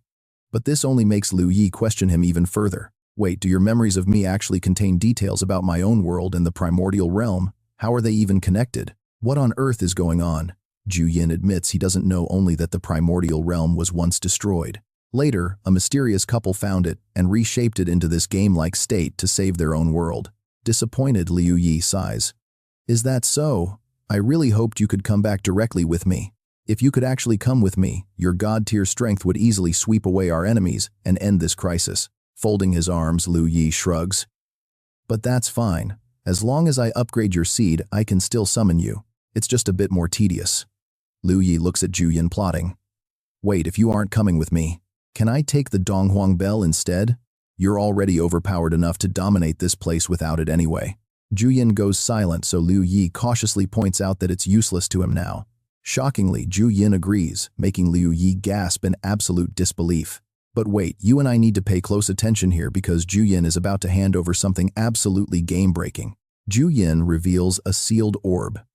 Instantly, the system screen flashes, showing its rare level and attribute preservation stats. This broken item saves a player's level and stats inside the pearl before resetting them back to level 1. Better yet, the sealed orb can be socketed into any weapon, transferring those high-level stats straight to the gear. This allows the wielder to retain their original level and attributes, though the weapon's quality dictates how long it lasts. Overjoyed, Liu Yi stares at the sealed orb before looking up at Juyin with absolute gratitude shining in his eyes. He bows deeply, thanking Juyin for all his help. Juyin nods, telling him to keep pushing forward once he returns. Keep fighting hard in your world so we can stand side by side once again very soon. Liu Yi nods, firmly ready for the journey. Suddenly a system alert blares. The digitalization sequence is about to begin. 5 seconds remaining. 4 seconds left. Back in the real world, players are lazily lying in bed completely glued to their screens. Others are hiding in panic as the ominous system countdown continues to echo across the globe. 3 seconds remaining. From exhausted citizens resting on couches to wounded players in hospital beds, everyone is frozen in shock. 0 seconds. The countdown hits 0, and the system announces the official launch and update of the primordial realm. All players will be logged out in 3 seconds. Meanwhile, ordinary families in the real world stroll peacefully, completely unaware. Couples are laughing, friends are playing around, and people are enjoying their perfectly normal, peaceful days. But without warning, a massive glowing tear rips across the sky, shattering their peaceful reality to pieces. As this colossal rift splits the sky, you and I watch everything plunge into darkness before flashing bright and turning eerily normal. Liu Yi logs out of the game, slowly opening his eyes. He sits up, stretches his hands, and summons 2 powerful treasures. Inside Liu Yi's home, 2 virtual reality headsets rest on the table as he begins to think. Since the primordial world has descended offline, players must quickly log back into the game. That is the only way to obtain their character's powers. But the system warns that the login device cannot be stored in their inventory. Liu Yi shuts the headset case, realizing he must deliver these devices to Yun and Nianchu immediately. He grabs the doorknob. Stepping outside, he finds the neighborhood completely peaceful. Liu Yi checks his map and quickly rushes down the stairs. The building opposite is peaceful 1 second but explodes the next. Panicked crowds scream to save people. What on earth is happening? No time to waste. Liu Yi keeps running, hops onto his electric scooter and guns the throttle. Right now, only basic mutated beasts have spawned. Most players are still in total shock, realizing they have actually unlocked their primordial world game powers in the real world. It is not too dangerous yet, but once elite mutated beasts appear, and players finally learn how to control their new strength, that is when true chaos will erupt. Liu Yi speeds off, scowling at the grim reality. People might call him a freeloader, but until he levels back up to his peak state, he has to rely on Yun and Nianchu. He curses his own lack of foresight. If only he had his level 60 strength right now. A few rapid dashes would get him to the hospital, but who knew the ultimate reward would reset his level to 0, leaving him stuck riding an electric scooter to the city hospital. Meanwhile, inside a ward, another young man sits up thinking. That announcement about data conversion earlier, is this just some game event? The young man clutches his head, utterly confused. The surroundings feel way too realistic. Is this a special dungeon modeled after real life? He stares down at his own hands. Most importantly, he can feel a strange energy.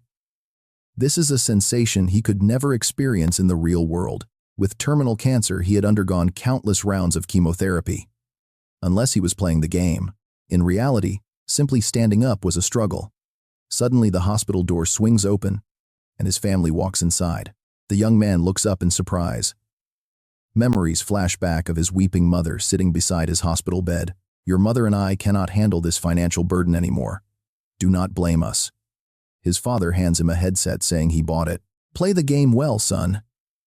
From now on, we can no longer afford to pay for your medical treatments. Then his younger brother spits out cruel words demanding to know why he won't just die so the family can survive. When will you finally die? Snapping under the pressure, the young man summons his weapon, whispering that if this is a game, then there is nothing wrong with letting off some steam. Why not slaughter them here for abandoning him in real life? Even though he knew it was their only choice, his heart still ached. Once he finishes off his family in the game, he will return to reality and die, ending his role as their burden. Meanwhile, inside Liu Yun's hospital room, Huang Nianchu hears a sudden commotion outside and wonders what is going on. Instantly, she stands up to investigate. Opening the door, she gasps. A massive hole is torn through the ceiling, casting a bright light onto the young man. Only 1 minute earlier, his sword was dripping with fresh blood. He had ruthlessly slaughtered his own family. Looking completely dazed, the young man mutters that this is just a game. Suddenly, the words of his family echo inside his head. Once you get well, sweetheart, Mom will buy you the very best gaming console to play. You can play all you want. I will dress you up handsomely and take you to the town square. All the childless mothers there will be so jealous. Brother, despite what Mom says, you cannot die. If you do, I will not have an older brother anymore. The young man grits his teeth and glares back at the crowd. No matter how realistic this simulation is, it is still just a game. Terrified patients and nurses watch as he leaps into the air. He charges with his sword raised, shouting, Why else would he be able to summon his actual high-level game gear in this place? With a few swift slashes, the solid ceiling shatters into pieces. He lands on his feet, leaving Huang Nianchu completely stunned by the sheer destruction. Gritting his teeth, the young man claims that these people are merely humanoid monsters. Once he slaughters them all, he thinks he will clear this dungeon and return to reality. Meanwhile, Liu Yi is speeding on his scooter, desperately heading toward the hospital nearby. Huang Nianchu slams the door shut, her mind racing with questions. What on earth is wrong with that psychopath outside? What did he mean by humanoid monsters? What was that beam of light? Forcing herself to stay calm, she rushes over to Liu Yun. No matter what is happening, they are in danger. She must get Yun to safety. Suddenly, a massive slash tears the door in half. Huang Nianchu spins around. The madman stands right at the threshold, kicking down the remaining pieces of the door. He glares at her. Startled, Huang Nianchu anxiously glances at Liu Yun on the sickbed, keeping her guard up. Seeing the sword-wielding youth enter, Huang Nianchu speaks up, asking if he is also trapped in this dungeon. As the youth looks surprised, Huang Nianchu sits down calmly, introducing herself as the vice leader of the Solo Player Alliance. Wondering if he has ever heard of them, Huang Nianchu maintains a perfectly calm composure as she asks. She proposes a team-up to conquer this endless dungeon, while secretly worrying about her paralyzed legs. Unable to move, she wonders why he talks about conquering dungeons and holding standard weapons from the origin world. Is this guy a mental patient? Playing along with his delusion might be her best shot right now. The youth is overjoyed to hear it is just a dungeon, and Huang Nianchu senses her opportunity. Overjoyed, the young man laughs that this game is too realistic, admitting he almost believed it was real life. He admits the sudden inability to log out terrified him, while Huang Nianchu figures she can use this. Glancing at the slash mark on the door, she wonders if such a sharp blade could exist in reality. Placing her hands on her knees, she calms herself down, knowing that survival is her absolute top priority. If this truly is a game world, how should she handle it? Huang Nianchu decides to lie. She claims that after she and her partner entered this dungeon, her friend somehow disconnected, leaving her completely on her own. If you have a plan, let's clear this dungeon together. Surprised, the youth repeats disconnected and stares at her. Staring at her, he silently admires her beauty before raising his sword, admitting he has no plan either. However, clearing out the monsters might work, and teaming up would definitely speed up the process. Terrified by the mention of killing, she wonders how to stop him despite her own vulnerable situation. Smiling, Huang Nianchu agrees to go along secretly, planning to lead him far away from this room. She must ensure Yun's safety. Meanwhile, the youth points claiming he cleared the upper floor. Let's keep going this way. As they walk, Huang Nianchu is certain this is reality. But why is he so stubbornly convinced that they are in a game? What could have happened? Did something force him to deny reality? If so, his delusions and actions make perfect sense. He is doing all of this just to convince himself with more evidence. He wants to find more proof. Huang Nianchu guides the conversation, noting that fighting small mobs is too exhausting. Origin world dungeons usually require either protecting a specific item or defeating the ultimate boss monster. Should we try to find the boss first? She asks, adding that this dungeon's difficulty level seems quite low. Let's split up. Once we find the boss, we will regroup right here to defeat it together. She plans to escape with Yun once he leaves. Suddenly, the young man senses danger and turns around. A sharp-toothed monster appears right behind Huang Nianchu. The young man gasps in shock at the sight. As the beast attacks, the youth lunges forward, blocking the strike with his sword, thrilled to find a dungeon monster. Who says this isn't a game? Only fools. Huang Nianchu is utterly stunned by this turn of events. Kicking the beast back, he charges, yelling that killing it is his ticket out of here. Huang Nianchu is left bewildered. What on earth is that creature? Is this reality or a game? Another beast stomps the ground. Looking back in sheer terror, she realizes there are two more monsters here. Where did these monsters even come from? As she runs, she knows she must lure them away. No matter her fate, Yun will be safe in the ward. She coaxes the beasts back toward the young man. Meanwhile, the youth slices his target in half with one stroke. Huang Nianchu frantically looks around. The other two beasts are still chasing her, and she is relieved that they fell for it. With Yun safe, she suddenly swerves near the youth, sending the two raging beasts crashing straight toward him. A chaotic battle erupts. To her utter astonishment, the young man successfully slashes one of the beasts, but the remaining beast impales his stomach with its claws. Gritting his teeth, he grips his sword tightly. He swiftly decapitates the monster, forcing it to pull its bloodied hand out of his body. With the monsters defeated, their bodies slowly dissolve into thin air. The youth looks up. He smiles at her. Clutched with a broom, she awkwardly stammers about how incredibly strong he is. You defeated them so quickly. Still, she stays on high alert, knowing she cannot trust him. Leading the monster to his side just now successfully shifted its aggro right onto him. It was obvious, but no matter what, facing a human was still far better than facing an uncommunicative monster. The boy stumbled, leaving Huang Nianchu shocked as he suddenly collapsed onto the ground. He groaned in pure agony, feeling like death was near. Why on earth did they make this game so realistic? He broke down, sobbing that maybe dying is better so he can escape this game. Huang Nianchu rushed over and asked in panic, "Are you all right?" The boy stayed silent, leaving Huang Nianchu confused before he suddenly asked if this was truly a game world. Huang Nianchu's eyes widened. Seeing his desperate gaze waiting for an answer, she finally replied, "Of course it is, otherwise where did those monsters and your weapon come from?" Hearing this, reality finally sank in. He burst into tears, crying that this was no game. He suddenly remembered witnessing his own family's horrific end. He sobbed uncontrollably, repeating that it wasn't real, leaving Huang Nianchu standing there in absolute distress. As his body began to pixelate and fade, Huang Nianchu set her broom aside and sat down beside him. She offered quiet words of comfort, telling him never to doubt his own instincts. Surprised, his body completely vanished, though he still managed a final thank you. He vanished, leaving behind a glowing orb. Huang Nianchu picked it up just as Liu Yi finally arrived. Out of breath, he scanned the area. Liu Yun had already been moved to another room down the hall. Liu Yi called out to her. Turning around, she gasped in pure relief, while Liu Yi quickly stepped up. What happened here? Huang Nianchu hesitated, then decided to keep quiet, thinking to herself that everything was already taken care of. There was no need to worry him further. Wiping her tears, she urged him to quickly get Liu Yun out of there. "We have to leave this hospital immediately.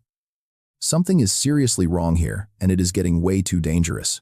Liu Yi agreed, but insisted they return to the room first, so she and Liu Yun could grab their login devices. With the devices equipped, Huang Nianchu closed her eyes, diving headfirst back into the game world once more. Finally, she understood.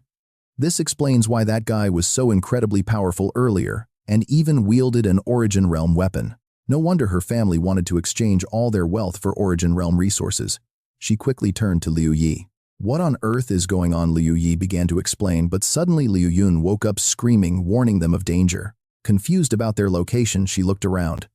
Huang Nianchu gasped in joy while Liu Yi smiled, relieved his sister had recovered.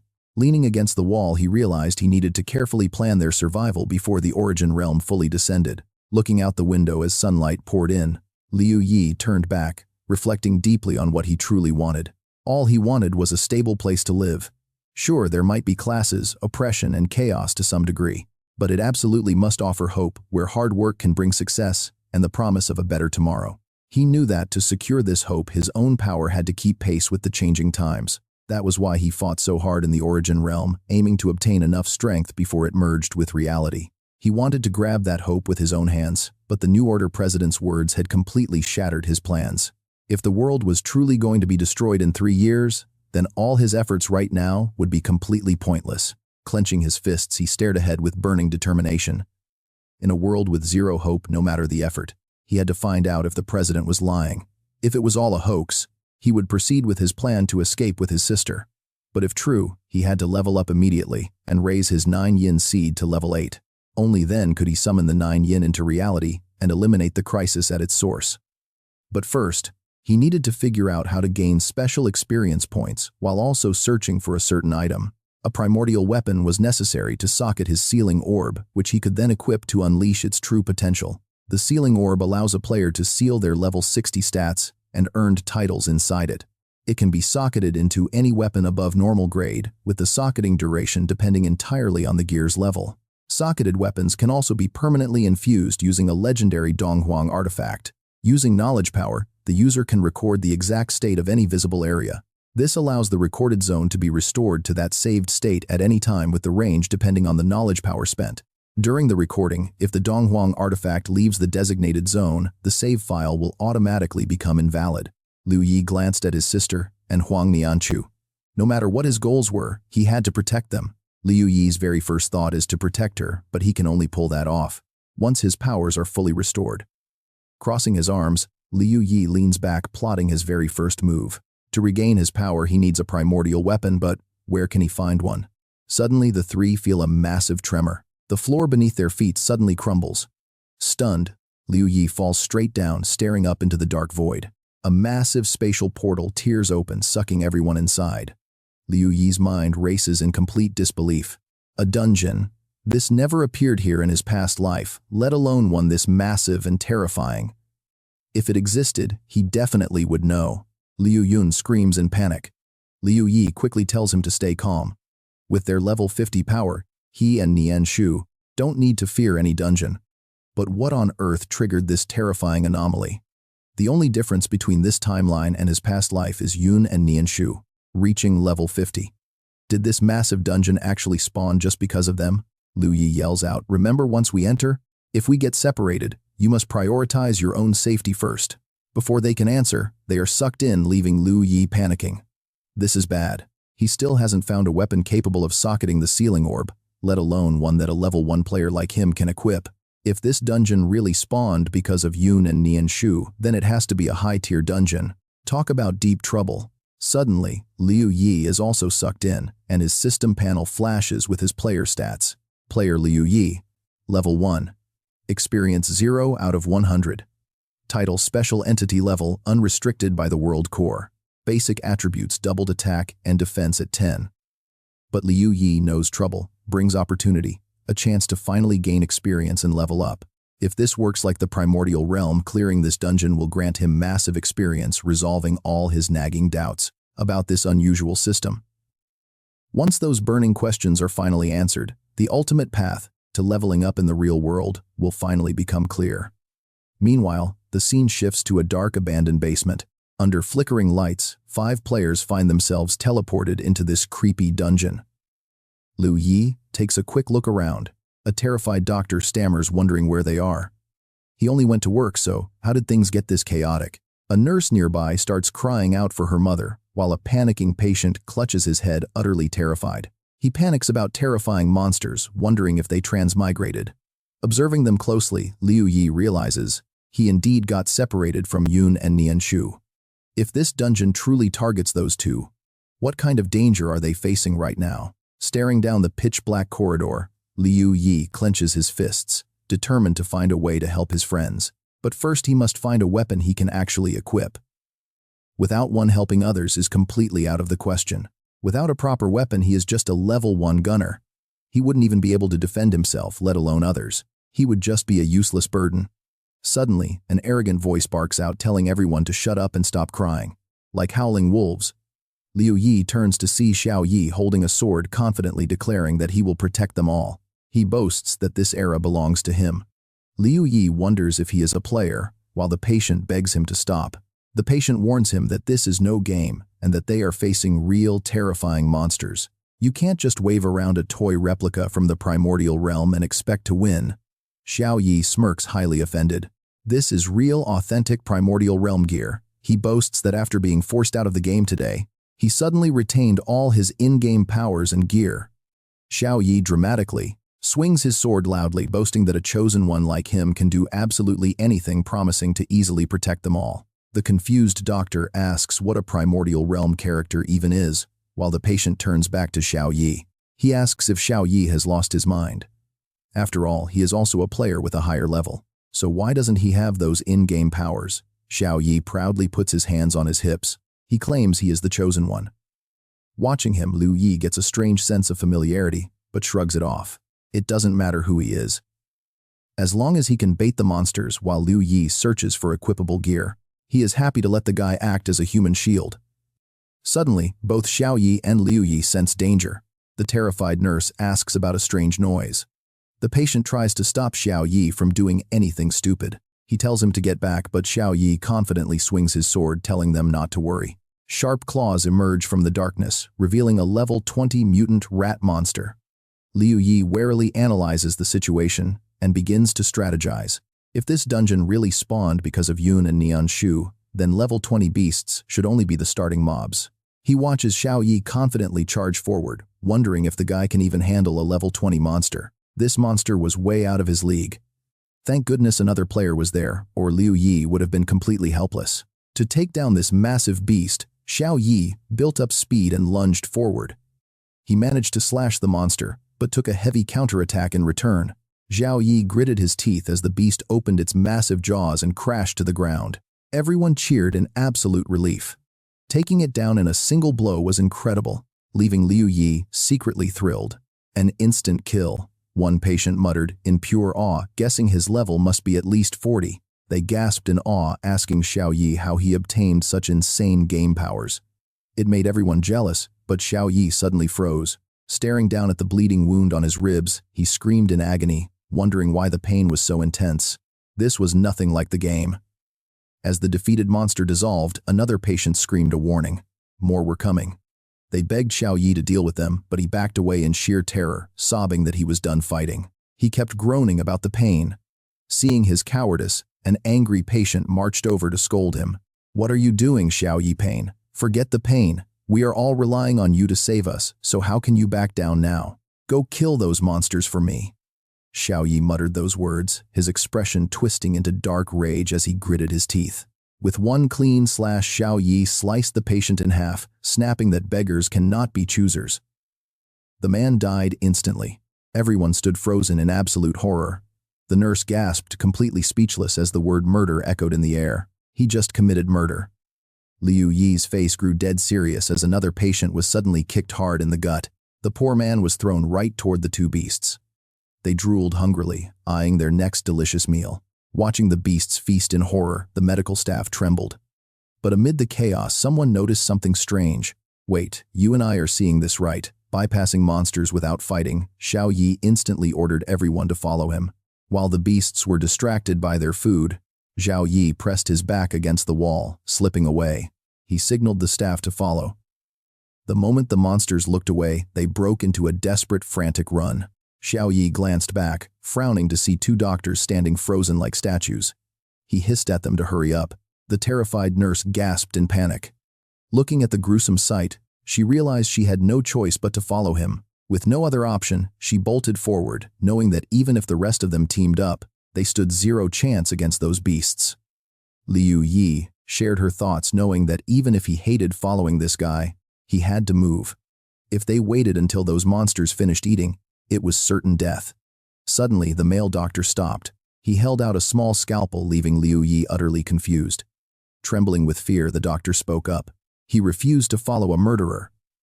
Hearing this, Xiao Yi could only mock the doctor's foolish righteousness. A murderer. Fine, let's see how you deal with those beasts once they finish their little snack.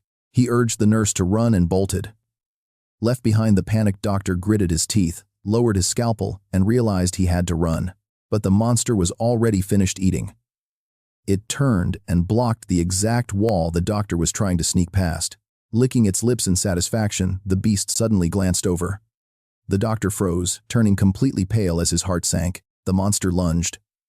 Liu Yi sprang into action instantly, realizing they had no time to run.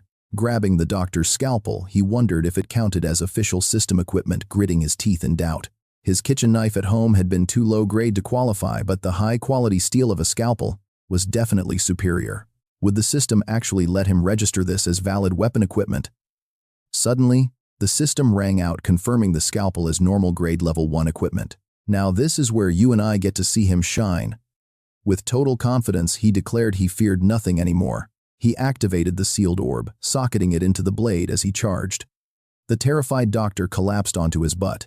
The doctor stared in utter disbelief, stammering mindlessly. Right before his eyes, both monsters lay dead on the floor. Staring at Liu Yi's heroic silhouette, the doctor cheered in awe. But in Liu Yi's hand, the scalpel suddenly shattered to pieces. A system alert popped up stating the scalpel was destroyed and returning the sealed orb safely back to his inventory. The durability of unslotted weapons depended heavily on their rank. Finally, Liu Yi understood the system's warning. This was exactly what the sealed orb had warned him about. Based on this brief battle, normal tier gear could only withstand its immense power for 2 seconds. Suddenly, the trembling doctor approached. He stammered a quick thank you.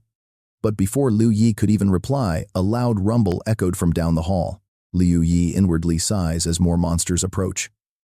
He shouts, "Do you have any scalpels left? shocking the doctor who quickly holds out a whole handful of them. Yes, when I saw those monsters earlier, I grabbed a whole bunch of them right away. Liu Yi snatches them up, telling the doctor to hand them over as the system alerts him that the scalpels are now in his inventory. Liu Yi mutters that only 6 scalpels count as actual equipment. The worried doctor stands nearby, asking if they can really survive against so many monsters. Liu Yi doesn't answer his mind, already racing with another concern. If this dungeon appeared to target Yun and Nianchu, then they must be waiting right at the very center of this dungeon. If they are facing level 60 monsters, then he needs to push through at least 4 different rings of this dungeon first.